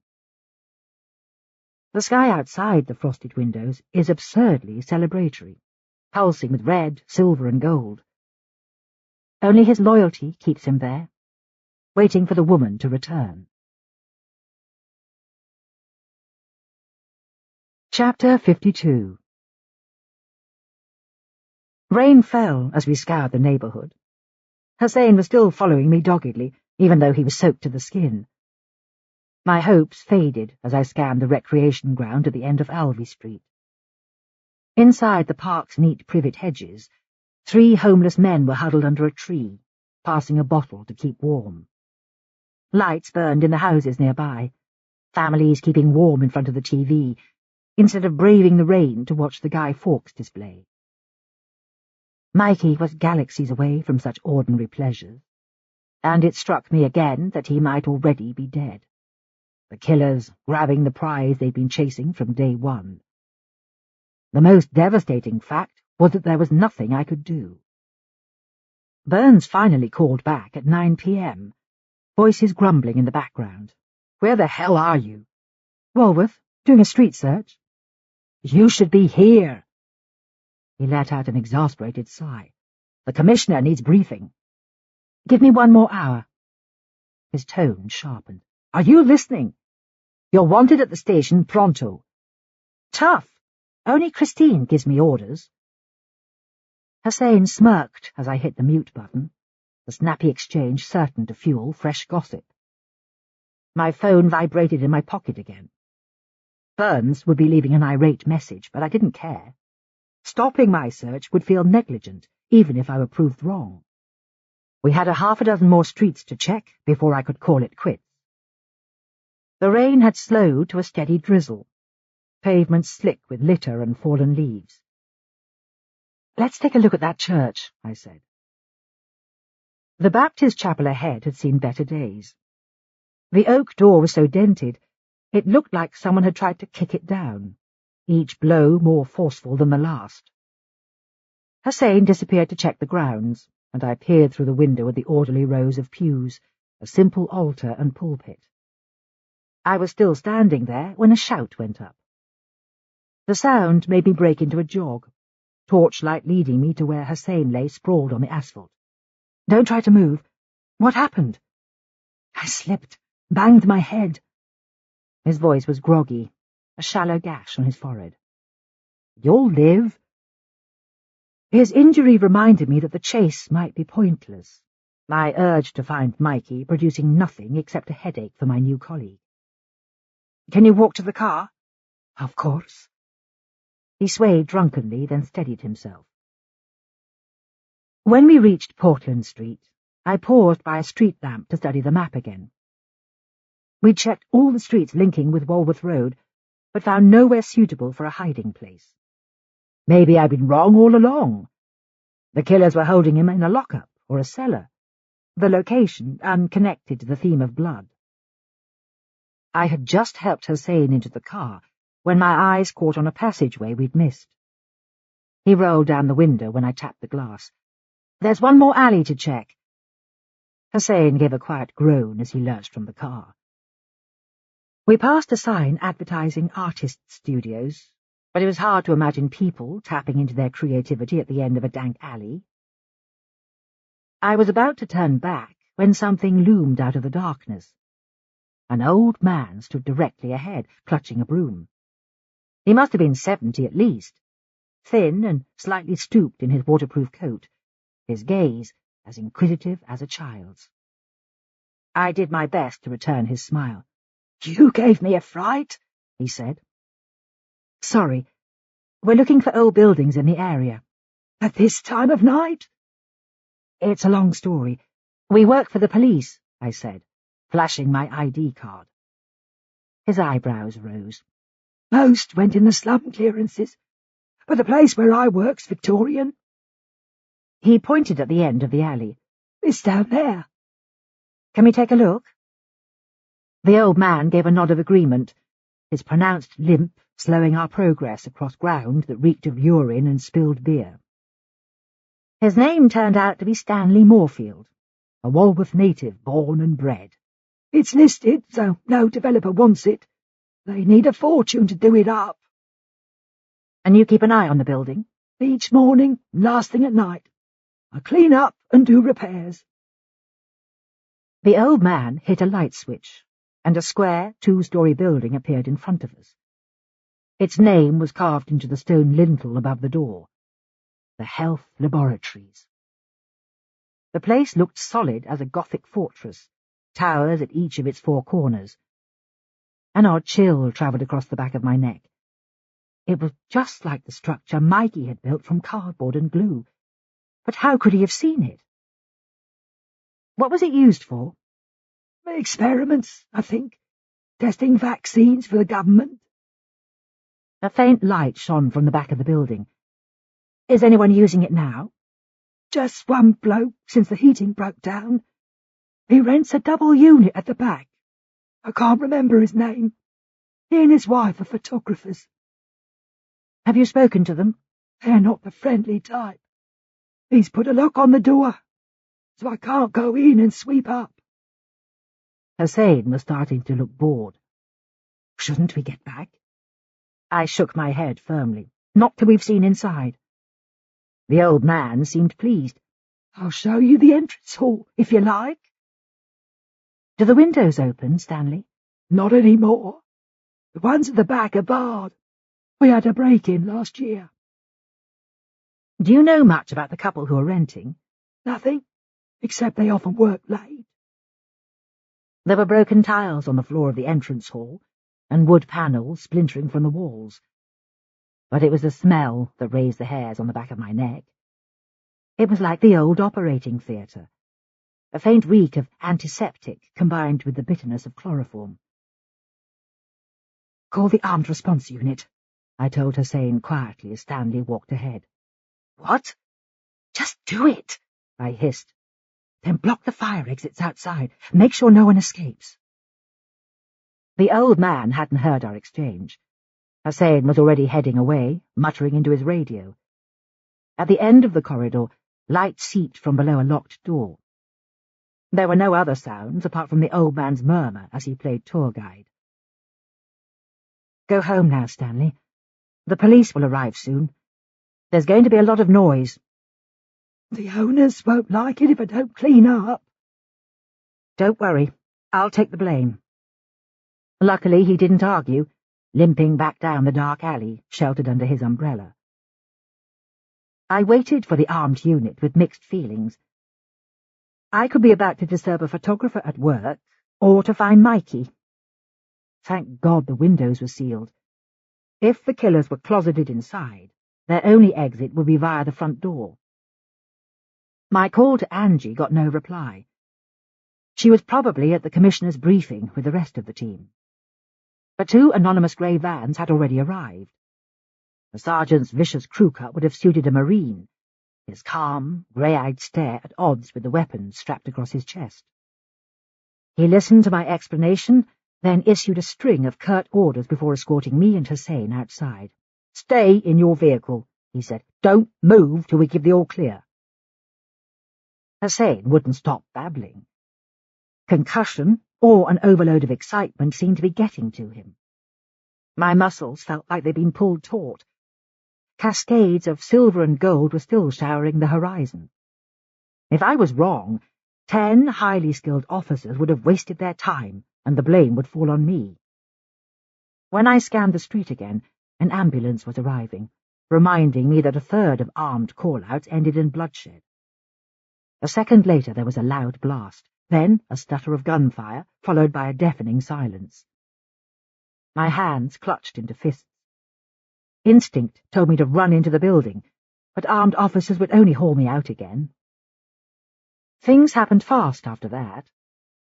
One of the men in bulletproof gear told us that victims had been found.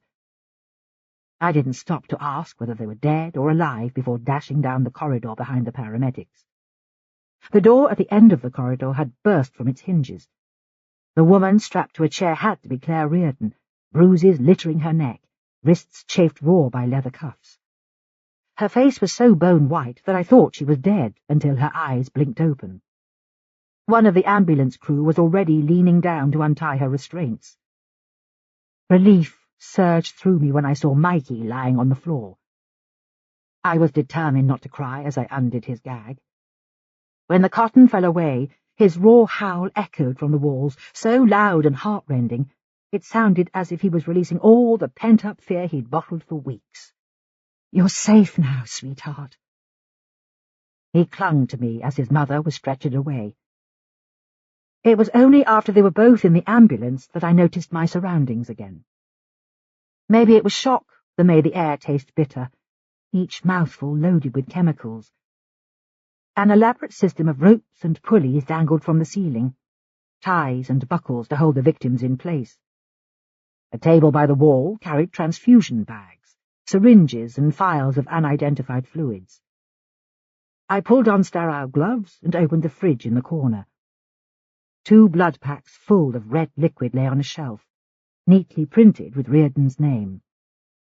My stomach tightened with nausea as I scanned the white walls and scrubbed tiles. The place was as clean and orderly as a dentist's surgery, yet it had been a torture chamber. Suddenly my head swam with the reality that Mikey might never have been found. All I could do was sit on the concrete step outside with my head between my knees, waiting for the dizziness to clear. When I straightened up, Hussein stood in front of me, a euphoric look on his face, as if he'd already been promoted. "They're holding the bloke in the van. Do you want to see him?" Who is it? He's not talking. No ID on him either. I stood up too quickly, the ground shifting below my feet, but curiosity dragged me back towards the van. Gary Leonard came to mind first. Few people had suffered more because of tainted blood. Maybe he'd exaggerated his illness to throw us off track. My head felt woozy again, shock and exhaustion catching up with me as I struggled to put one foot in front of the other. Chapter 53. The woman's panic rises as she reaches Portland Street. 3 squad cars sit at the mouth of the alley, blue lights flashing as she drives past, her hands shaking on the wheel. She parks 2 blocks away and walks back slowly, hiding between buildings. He may still be in the laboratory, facing a barrage of questions. Anger floods her system. Her main regret is not killing the boy when she had the chance. Drizzle mists her face as she stands there watching. When she lowers herself back into the driver's seat, her power has vanished. The idea of returning home to wait for the knock on her door is horrifying. But there's no point in running, with no one to help her escape. She takes the gun from her pocket and places its cold muzzle against her lips, tastes the steel with her tongue, but her finger refuses to pull the trigger. The gun falls back into her lap as she stares blank-eyed through the window. Chapter 54. Tanya arrived while I was preparing myself to look inside the van. For a second I thought she might hug me, but she converted the gesture into a pat on my arm. Maybe shrinks have a purpose after all. High praise, Tanya. I don't know who he is yet. Are you up to seeing him? Just about. Let's do it. My legs still felt unsteady as we approached the vehicle, its doors firmly closed. When one of the officers unlocked it, a man was hunched inside the metal cage, handcuffs around his wrists.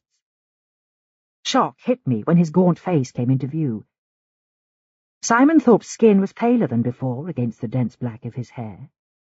He looked exhausted, dark grey circles under his eyes. "Where's your wife, Simon?" I asked. No answer arrived.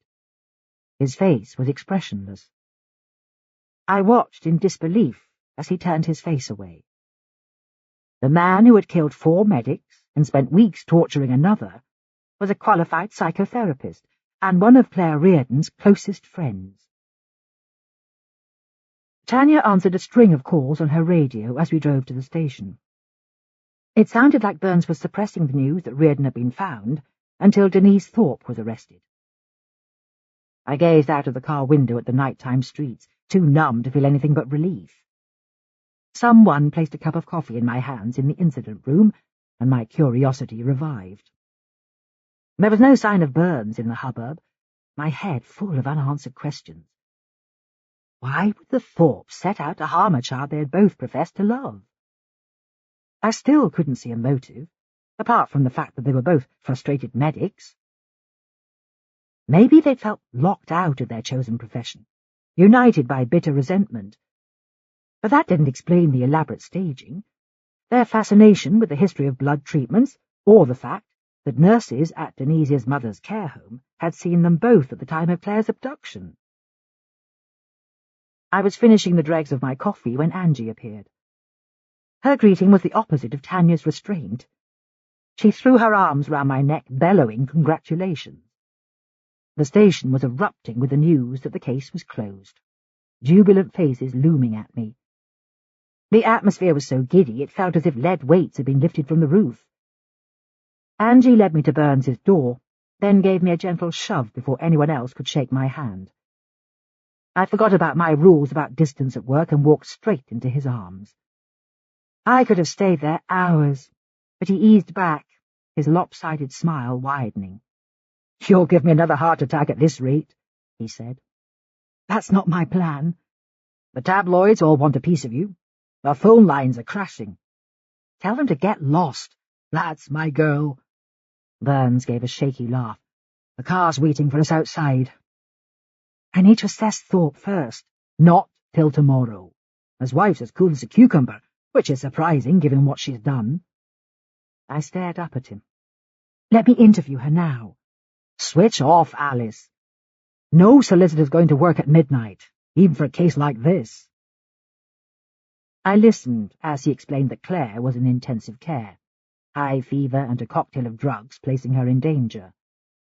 Mikey had been taken back to the flat in Shadwell to rest. I thought about him as we left Burns's office. His ordeal had been terrifying, from being dragged into Thorpe's car again to seeing his mother at death's door. I fought my urge to rush to the apartment to check on him. With luck, he'd be asleep, and I could see him in the morning. The last face I saw as we headed for the exit belonged to Denise Thorpe, being taken to the holding cells, face blank with shock. Maybe she'd believed they could hurt people indefinitely, shielded by middle-class respectability. There was something chilling about her anonymous appearance, which would allow her to walk down any street unnoticed. I ignored the flashbulbs as we trotted down the steps, unable to wipe her from my mind. Back at the flat, I was still jittering with pent-up adrenaline. Burns stood in the kitchen, facing me. Need a drink? Apple juice, please. The cloying taste of the laboratory's atmosphere was still in my mouth, sour with chemicals. How in God's name did you find him, Alice? Burns pressed the glass into my hand. Listening skills, logic, and mapping software. You took one hell of a risk. His shoulders tensed. And you were wrong about the line of command. While you're my consultant, I'm in charge. I could fire you for insubordination. Are you too macho to apologize? He shook his head. Tell me what happened. Mikey's clues matched my location analysis. He knew his mum was somewhere in Walworth, and I thought the killers were so obsessed by blood history that they choose a symbolic building. I was wide of the mark. I thought it would be another old church after the previous two sites. Andy's lot checked out the history of the health laboratories. It's pretty dark. The MOD used them to test nerve agents on soldiers in the 30s. 15 men died of blood poisoning, but they kept it hushed up for decades. But how would the Thorpes know? He shrugged. From local history websites, like us, probably. It's their motive I don't get. Serial killers normally fall into 3 categories: sexual predators, psychopaths, or sadists. Simon and Denise were getting even for a past injustice, but the reason's not clear. One of them could be seriously ill. Just be glad they're off the streets. Burns hooked his arm round my shoulders, then held out his phone. Take a look at this. A large building appeared on the screen, stone bleached pale by intense sunlight. Each room was more sumptuous than the last. The roof terrace had a turquoise swimming pool, surrounded by sun loungers and parasols. It looks amazing. There's a 5-star hotel in Tangiers. We can fly there on Friday for a week if I hit send. I reached out and tapped the button for him to end the debate. We talked 19 to the dozen, debating theories about the Thorpes' case. At 4 in the morning, I passed out against his shoulder, still fully dressed. Chapter 55. Thursday, the 6th of November. A psychiatric nurse called Paul Ryman was with Mikey when I reached Shadwell the next morning. She was a colleague of Gurpreet's, a slender 50-year-old with grey hair cut in a short, no-nonsense style. She looked concerned when I asked how Gurpreet was recovering from the attack. He's on the mend at home, thank God. Apparently he tried to fight them off.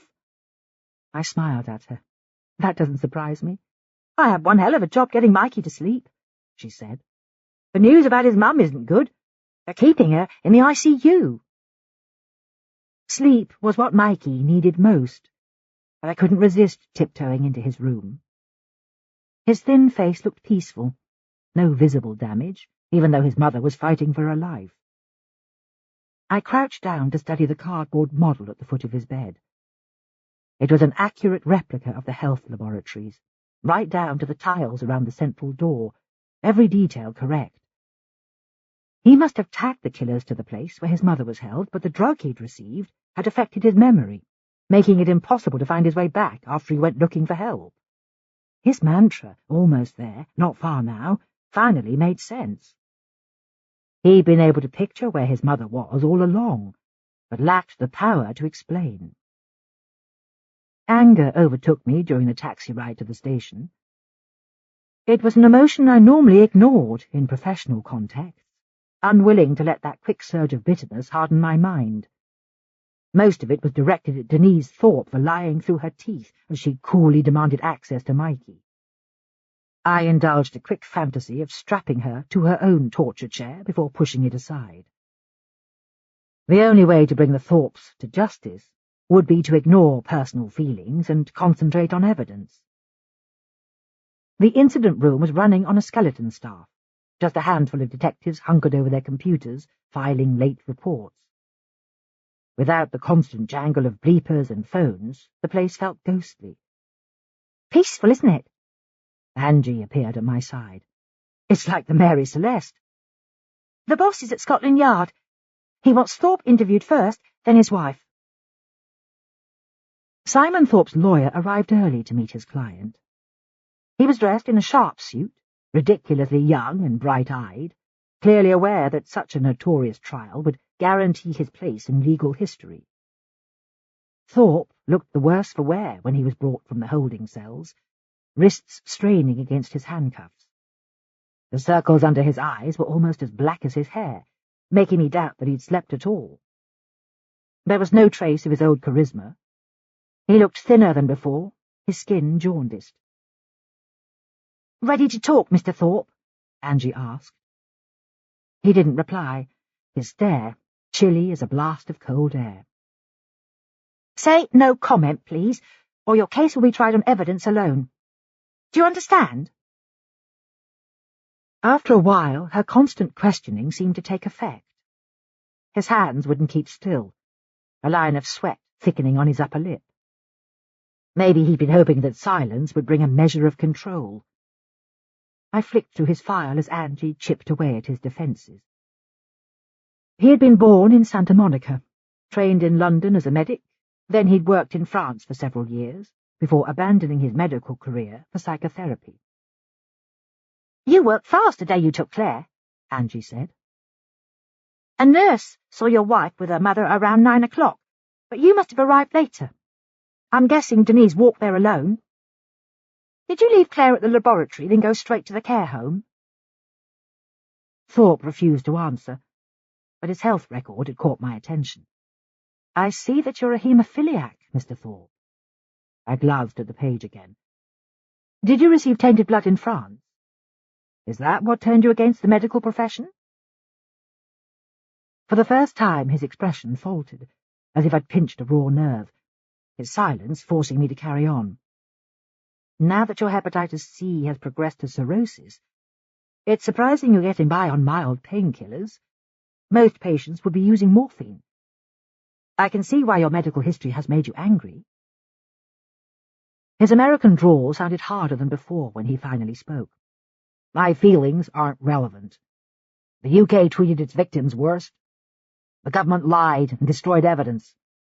Everyone on the health panel was rewarded afterwards, with promotions and opportunities. Lisa Stewart admitted it." "Where did you put her body?" He looked contemptuous. "Regent's Canal, by Acton's Lock." "You threw her in?" "She fell." "I'll bet she did," Angie muttered. Her face was angry, but I felt relieved. Police drivers would plunge into the canal's black water until Lisa Stewart's remains were found. Her mother would be able to hold the funeral at last. "How did you get her name?" I asked. The panel's membership was protected information. His eyes glinted. "Lisa was a client of mine, suffering from anxiety. She blamed the stress of working on the panel, but she accepted a promotion on the back of it." "She told you that in a therapy session?" That's how it began. She gave us Mendez's name straight away, and he was even more of a coward. He bleated out Claire's name in 30 seconds. You didn't know she was on the panel, even though she was a close friend? That was the worst thing. She knew how I'd suffered, but kept it secret. She did nothing to help. But she gave you Jordan Adebayo's name, and Don Coleman's. The guy from the blood bank wouldn't say a word. I felt a surge of respect for Adebayo. Despite his terrible death, he died a hero. It had taken weeks of torture to make Reardon reveal 2 names. If she lived, she would have to carry the consequences of naming her colleagues, but I doubted I would have shown as much courage. Using the Pure logo was misleading. He must have realized it put Ian Passmore under suspicion. The symbol represents all the victims. We plan to announce our reasons at the end. Why did you and Denise target the panel members? They could have reversed the damage. If the government had apologized and compensated the victims fairly, every country in the world would have followed suit. Thorpe's lips sealed themselves in a thin line, but his gesture was different from Mikey's silence. While the boy had been desperate to shout the truth, Thorpe wanted to conceal his secrets. He refused to say another word before being taken back to his cell. We had little time to compare notes before Thorpe's wife arrived, accompanied by her lawyer. He was elderly, dressed in an ill-fitting tweed jacket, but his gaze was focused as a laser. Denise seemed even more detached than before, barely acknowledging us, her cloud of mouse-brown hair obscuring her face. Angie offered a narrow smile. "Mrs. Thorpe, you and your husband have been arrested on suspicion of multiple murders, plus the abduction and torture of Claire Reardon and her son. This is your chance to explain what happened." She looked confused. "I keep telling you, I had nothing to do with it. Neither did Simon. We've been married 20 years. I'd know if he'd done anything wrong." "How does your husband's illness affect him?" "The pain's worse at night. When it's bad, he goes for a drive. He finds it calming." "He goes out alone at night?" "I went too at the start, but he prefers to be alone." Angie huffed out a laugh. "That's convenient, isn't it?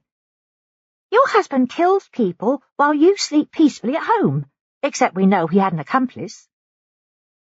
Denise's gaze met mine. "You believe me, don't you? It's not in Simon's nature to be violent." "Are you taking any medication at the moment, Denise?" I asked. Her reaction seemed unnaturally slow, combined with her unfocused gaze. "Just lorazepam to help me sleep. 1 or 2 milligrams. 2, most nights. And antidepressants?" She shook her head. "Not anymore. They made me feel worse." "How long have you been feeling low?" "All year. Things haven't been right between me and Simon.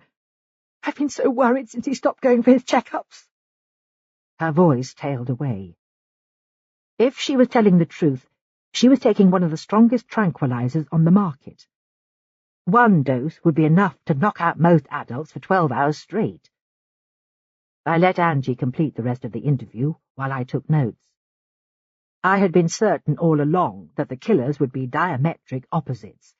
One coolly organized, the other wildly emotional. But Denise Thorpe seemed too fearful to do anyone serious harm, even though her husband could have planned the attacks. Her anxiety came over in the strain in her voice. The more I listened, the greater my concern. The woman's behavior seemed fueled by genuine panic. "Search our house," she insisted. "You won't find anything." "Your husband was caught in the act, Mrs. Thorpe. He's not denying it." Her lower lip trembled. "You're lying. I know you are."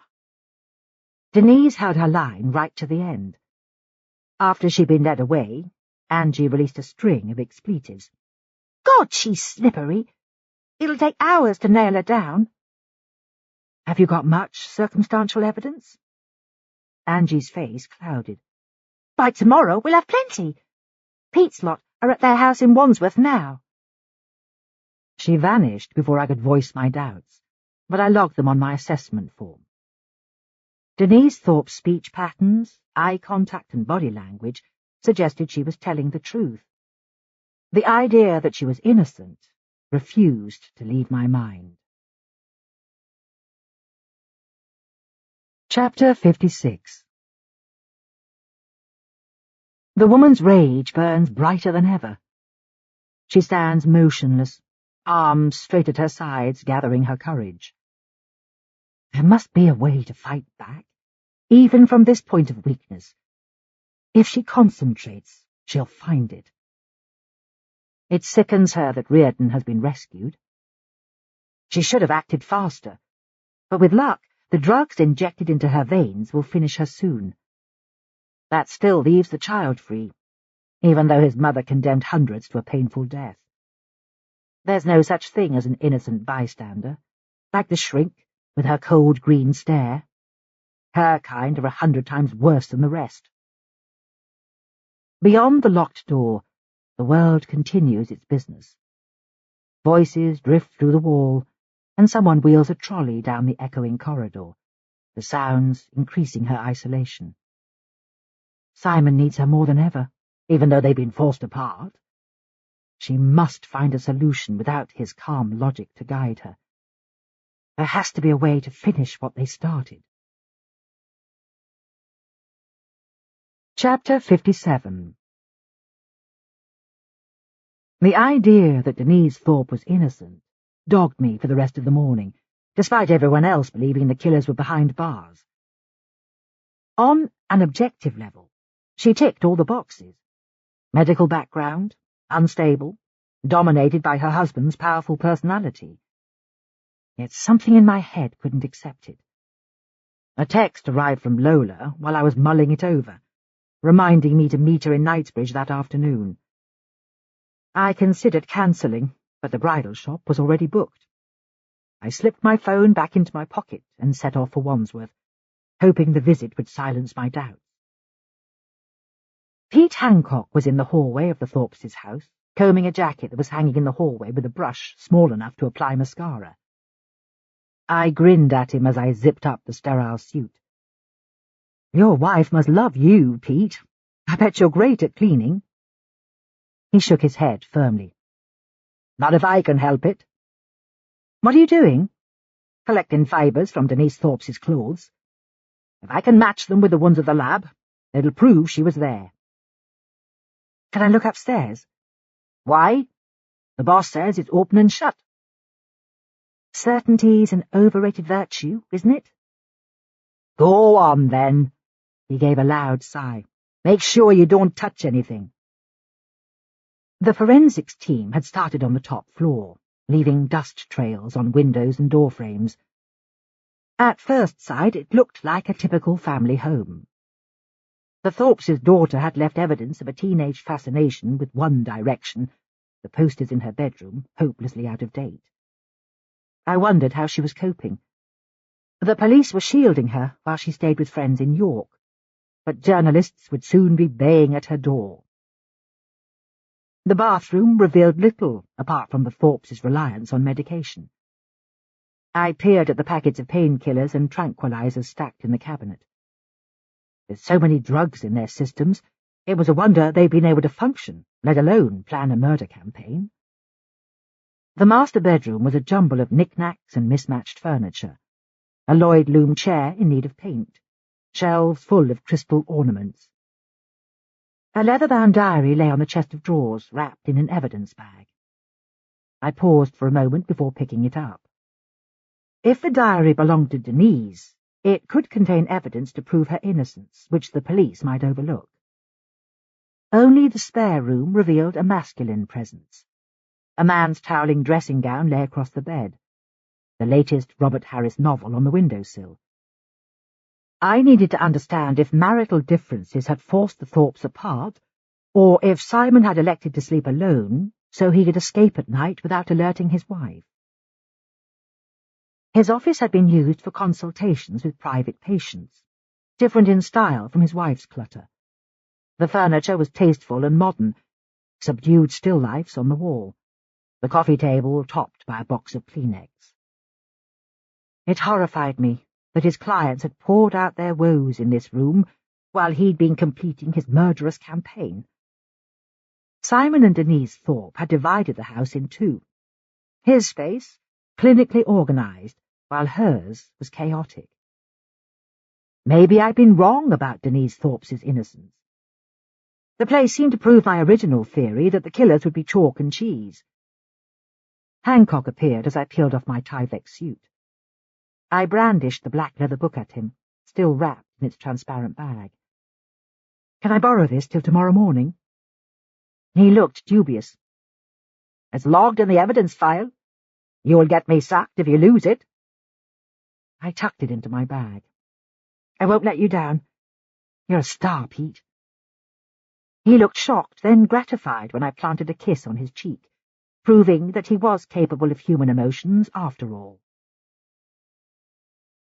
I had no chance to study the diary that afternoon.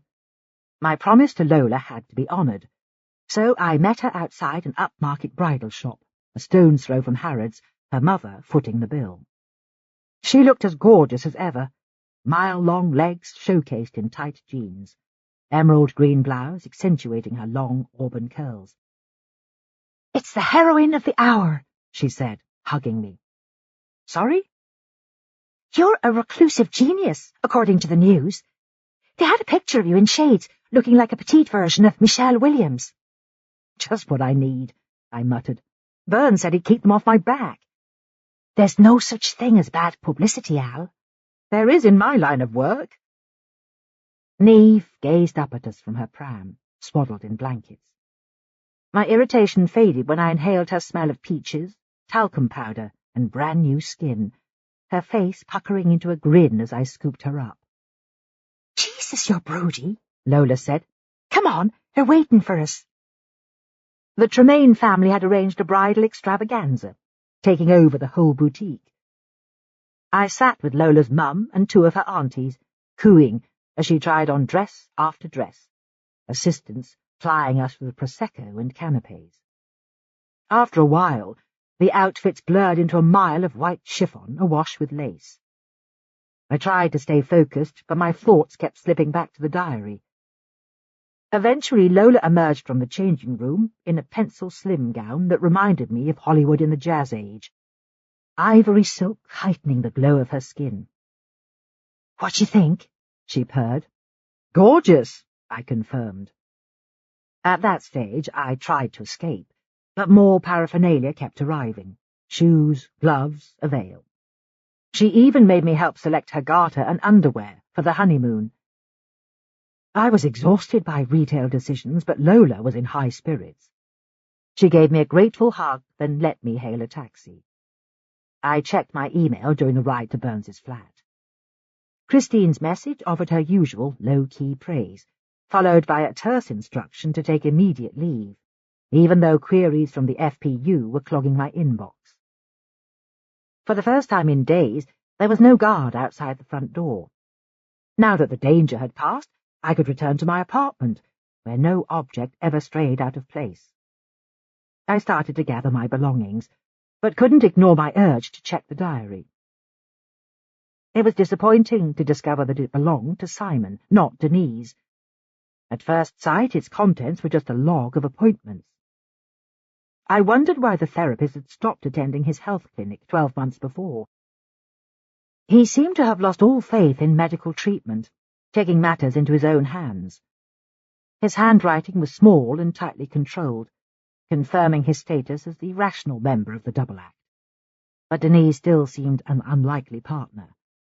She was hardly a wild maverick, capable of slitting a man's throat without qualms. I thumbed through the pages again, but appointments with his clients were recorded by initials instead of names. The tone of the entries was world-weary. Almost every week he'd written the comment, "Another meeting," under one of the dates. What nameless friend had he been seeing, and for what purpose? Something about the diary filled me with unease, but I couldn't pinpoint why. My phone rang as I was dropping it back into the evidence bag. A voice whispered at the end of the line. "Who's this?" Emma Selby. Sorry to bother you, Alice. It sounded like she was trying not to cry, her breathing uneven. Are you okay? Could I come round? I need some advice. Burns appeared in the doorway, studying me as he removed his coat. Emma, I'm afraid that's not possible. Could we meet another night?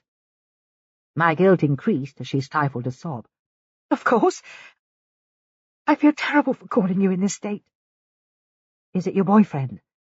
He finished it over the phone.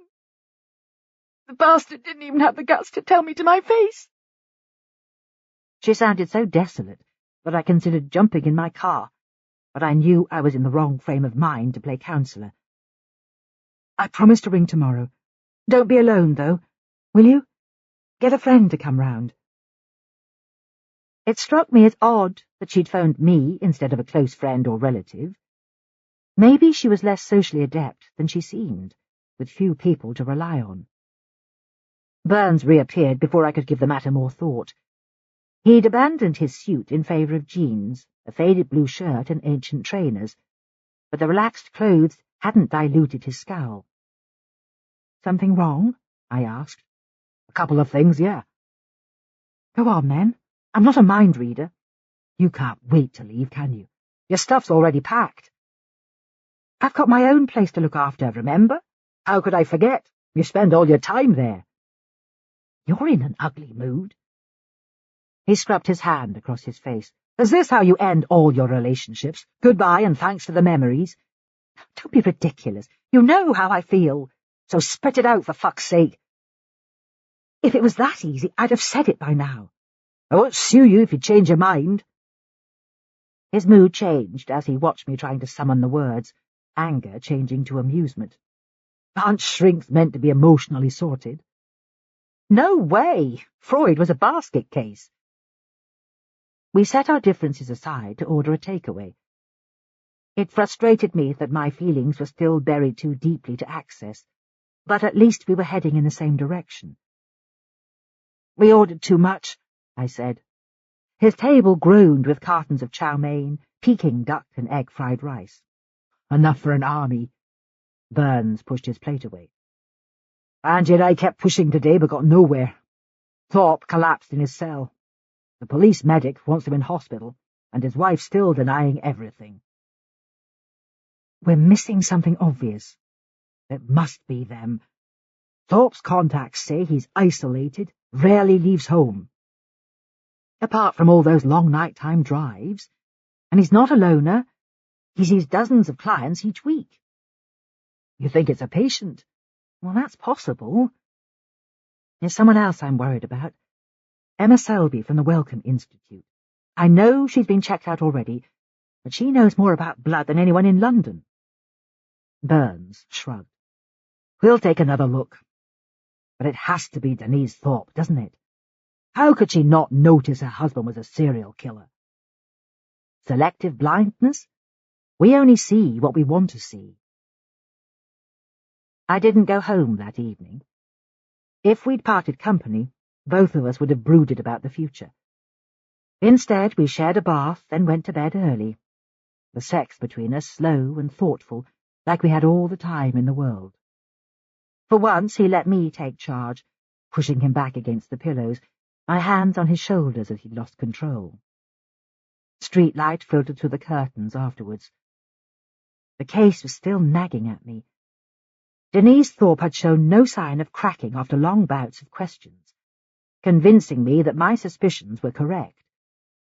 Such profound shock would have been hard to fake. I closed my eyes and listened to the silence.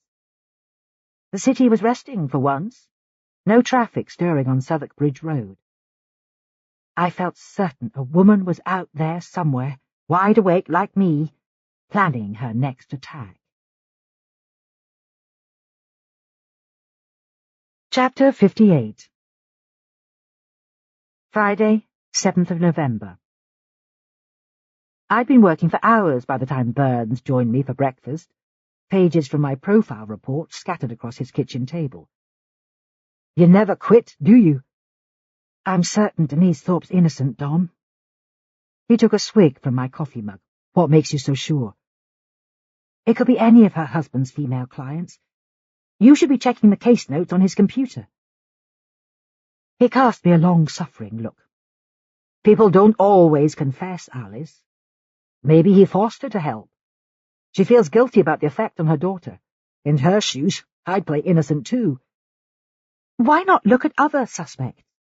Like who? His eyes narrowed. We've covered every avenue. Thorpe might know someone affected by the tainted blood scandal. Burns's face was deadpan as he put on his coat. There was no way to guess whether he would follow my suggestion. What are you up to today? Visiting the hospital with Mikey at midday. I'll meet you there. When Reardon comes round, we'll check her story. He made a swift exit, leaving me convinced that I was the only person questioning Denise Thorpe's involvement. I travelled to the Royal Free at 10 o'clock, hoping that revisiting Claire Reardon's haunts a final time might reveal the identity of the second killer, but aware that I might be clutching at straws. The hospital still looked like a grand architectural mistake, a drab hunk of concrete wreathed in traffic fumes. Patients were queuing in the haematology department as I waited for the receptionist to unlock Reardon's office. I saw one of them disappear through Dr. Novak's half-open door as Brenda Madison turned to me. She looked even more flamboyant than the first time we'd met. Lacquered nails long as talons, hair a startling traffic-like red. She smiled widely as she reported how thrilled everyone was that Claire had been found, then offered me a cup of tea. "I'll be back in 2 ticks. Make yourself at home." Reardon's consulting room was still in disarray. The same post-it note stuck on her jotter, reminding her to book holiday flights, a pair of running shoes hidden in a drawer. The overall picture was of someone who raced through life without looking back. Maybe she'd travelled forward so heedlessly she didn't notice all the people she'd trodden on, including her best friend. I carried on sifting Reardon's papers, hoping for a missed clue about the woman who'd abducted her. It still seemed hard to believe that she was clinging to life in the ICU 3 floors above. A sound disturbed me as I finished thumbing through the list. The receptionist stood there looking apologetic, offering me a cup of tea. "Sorry it took ages. The phone wouldn't stop ringing." I smiled at her. "Can I ask a few questions, Brenda? You must see everything on the front desk." She nodded thoughtfully. "I've been here donkey's years. Not much gets past me." "Do patients ever complain?" "Not often. It's the carers who sometimes lose the plot." "Women as well as men?" "A few months ago, this lady made a real scene. Michelle DeSantis. She was shouting about not getting enough help. She'd been caring for someone at home, doing all his injections. The poor thing must be in an even worse state now." "Why?" She blinked rapidly. "Her bloke died last night. Apparently she was with him at the end."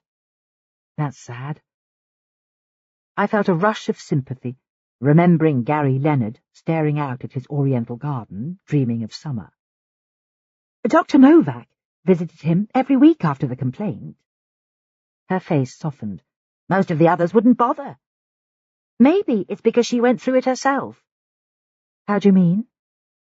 "She told me her dad died of a blood virus. Maybe that's why she's so kind to her patients." The receptionist's comment stayed with me after she left. I thought about Gary Leonard, his ex-wife's terror of losing him, and Adele Novak's determination to offer him first-rate care. Tanya's response was frosty when I called to suggest that DeSantis should be monitored. Michelle had reason to hate the people responsible for her ex-husband's illness, and Gary had been one of Claire's patients in the past. But Tanya's long silence made it clear she considered the case closed.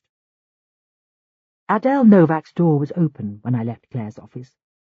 She was on her feet, listening intently to a patient, white coat buttoned to her throat. The doctor lifted her head when she saw me, gaze sharpening, as though she'd had something urgent to say. But Mikey was due to arrive in reception any minute, so I raised my hand in recognition before hurrying away. Angie had sent a text warning me that Claire Reardon's condition was no better. and it struck me that it would be the cruelest irony if she died without being properly reunited with her son. Mikey's jubilant smile revealed his certainty his mum would recover, a bunch of yellow roses clutched in his hands as the psychiatric nurse left him with me. My concern increased as we crossed the hospital campus. I had an odd sensation that we were being watched, though there was no one nearby, apart from a gaggle of nurses laughing at each other's jokes. I gazed at the windows of the tower, but sunlight reflected too brightly from the glass to tell whether someone was looking down at us. My anxiety doubled when we reached intensive care. The high dependency suite was empty, a gurney standing in the corridor outside. I mustered a smile for Mikey when we stopped by the nursing station. "Wait here, sunshine. I'll be 2 minutes." The nurse gave me a blank look when she heard Claire Reardon's name, hurrying away to fetch a doctor. My heart was beating a nervous tattoo when the medic finally appeared. A middle-aged Indian woman, long hair woven into a plait. She studied me through thick horn-rimmed glasses before her face relaxed into a smile. "Claire's a bit stronger today. She's not fully conscious, but her fever's down. You'll find her in the recovery suite. We'll talk again after your visit."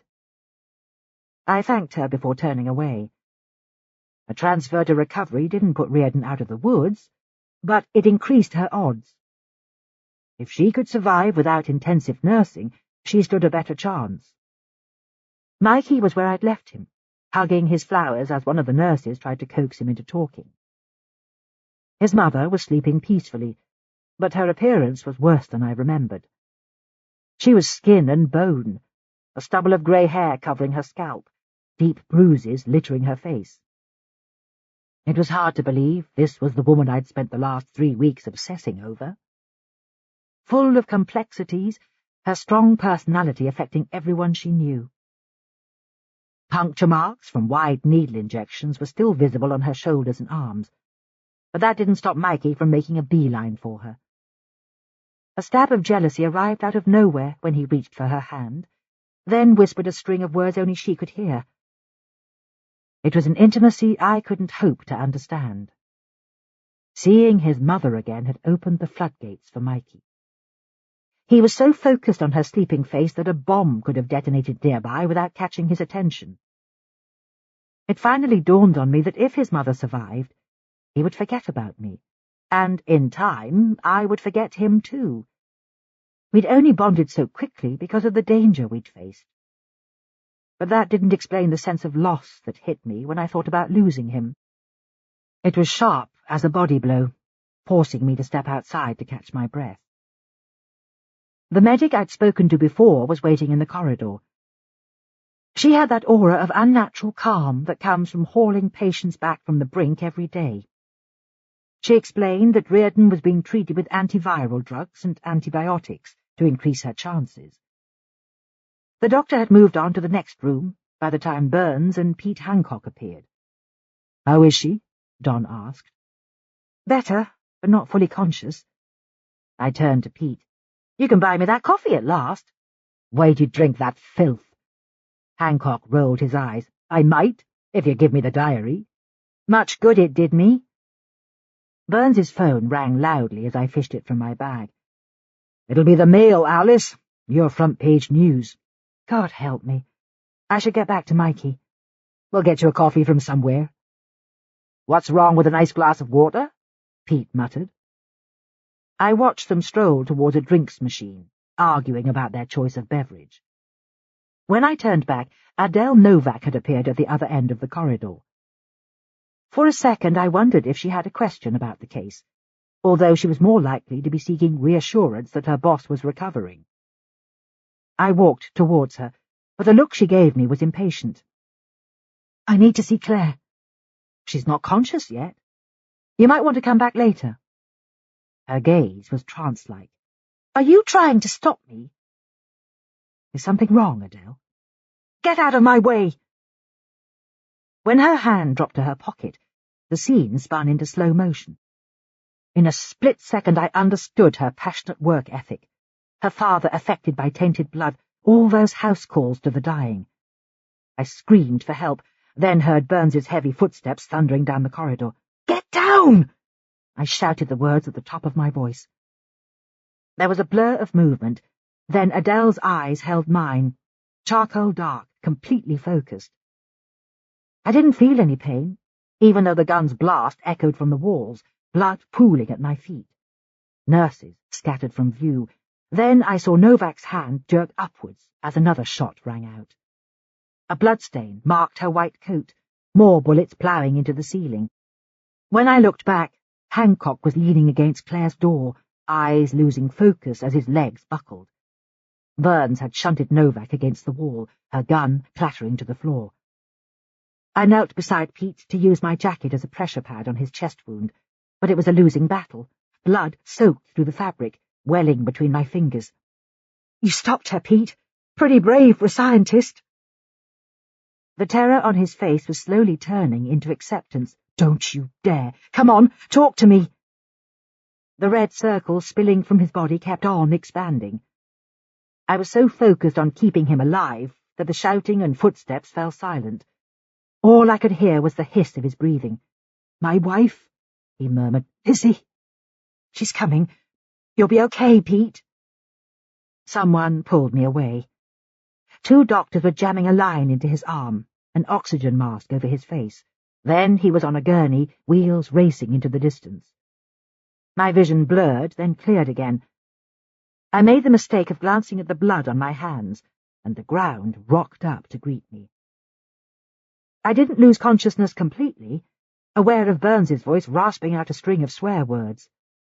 When I came round, someone had put me in the recovery position, my cheek cold against the lino. Don's face loomed over me, his grip on my shoulder tight enough to hurt. I insisted on getting to my feet, head still spinning, desperate to check on Mikey. But when I peered through the observation window, he was still in the same position as before, still clutching his mother's hand. I wondered why he was smiling, until I saw that his voice had worked its magic. Claire had finally woken up, her eyes trained on his face as if she couldn't bear to look away.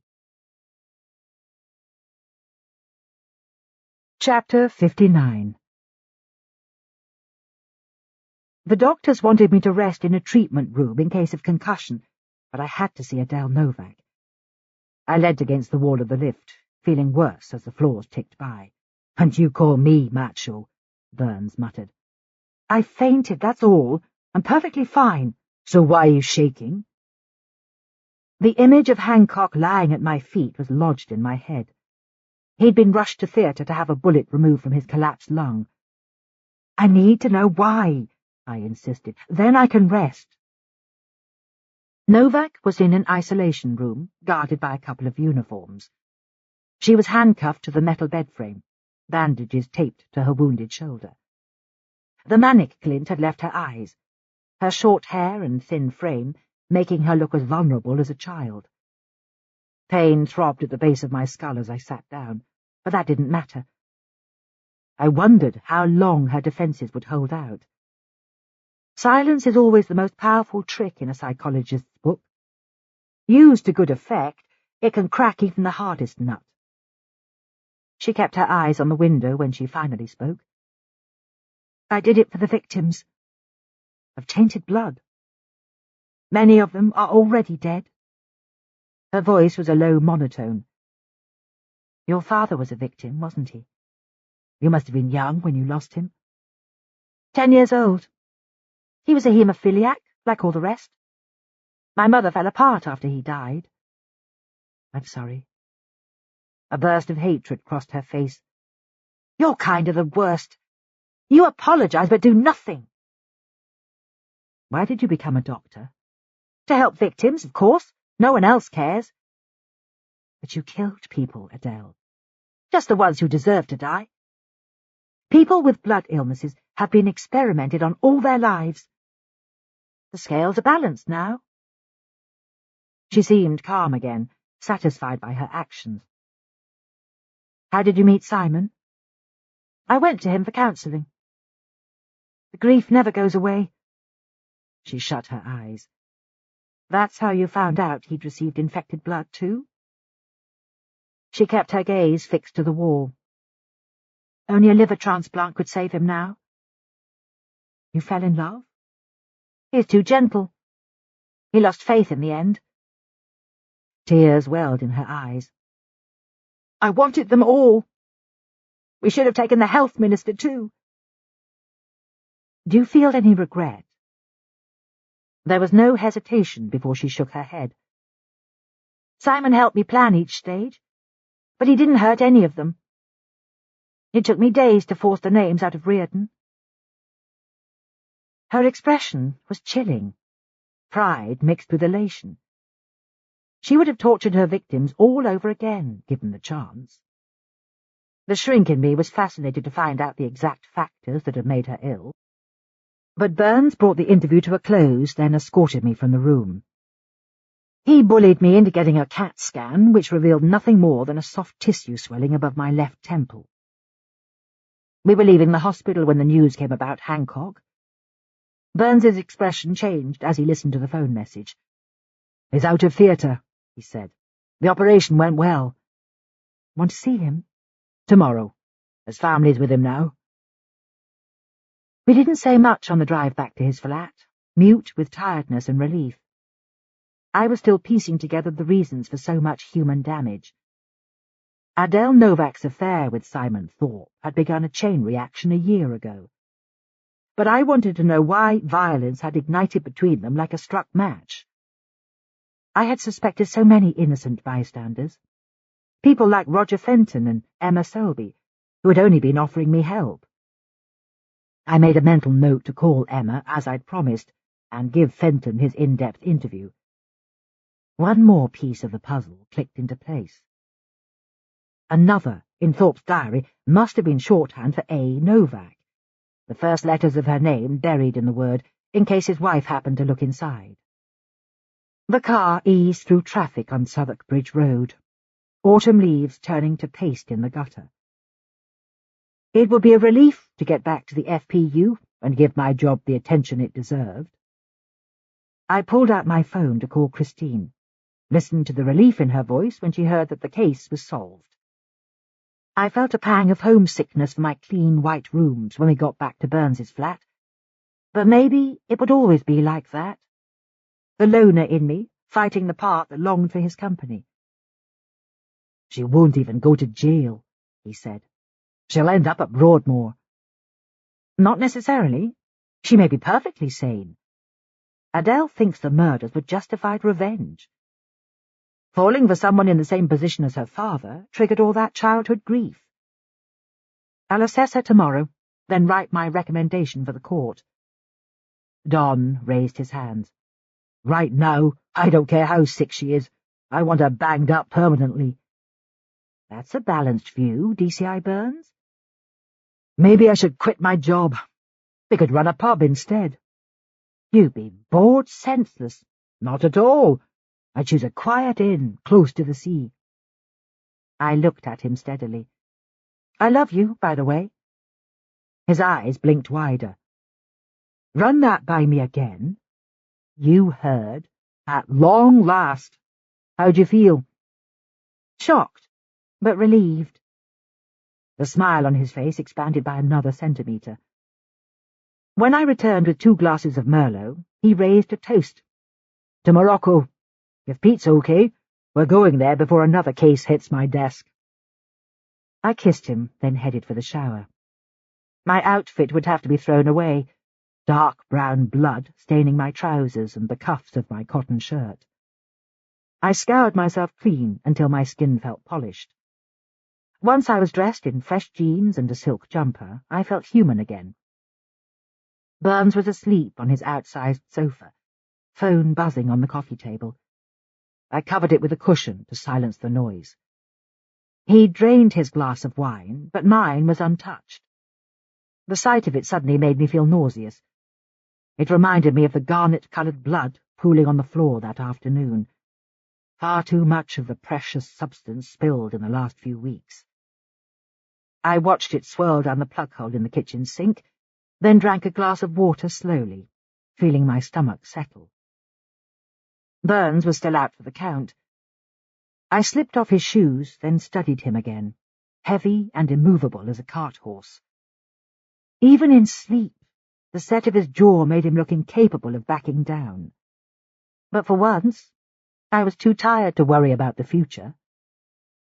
I settled myself beside him, my back cradled against his chest. My last thought was for Mikey, sprinting away to find his mother, the tie between us loosening until he became a speck in the distance. When I fell asleep, no bad dreams disturbed me, my mind wiped clean.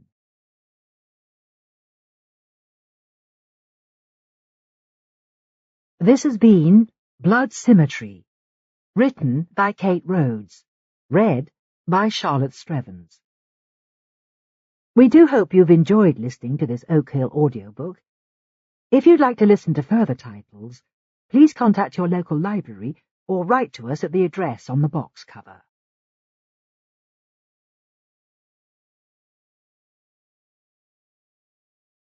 Audible hopes you've enjoyed this program.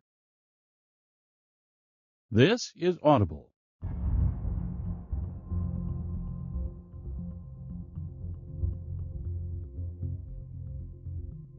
Brilliance Audio presents the unabridged recording of He Can Fall by Melinda Lee, performed by Christopher Lane.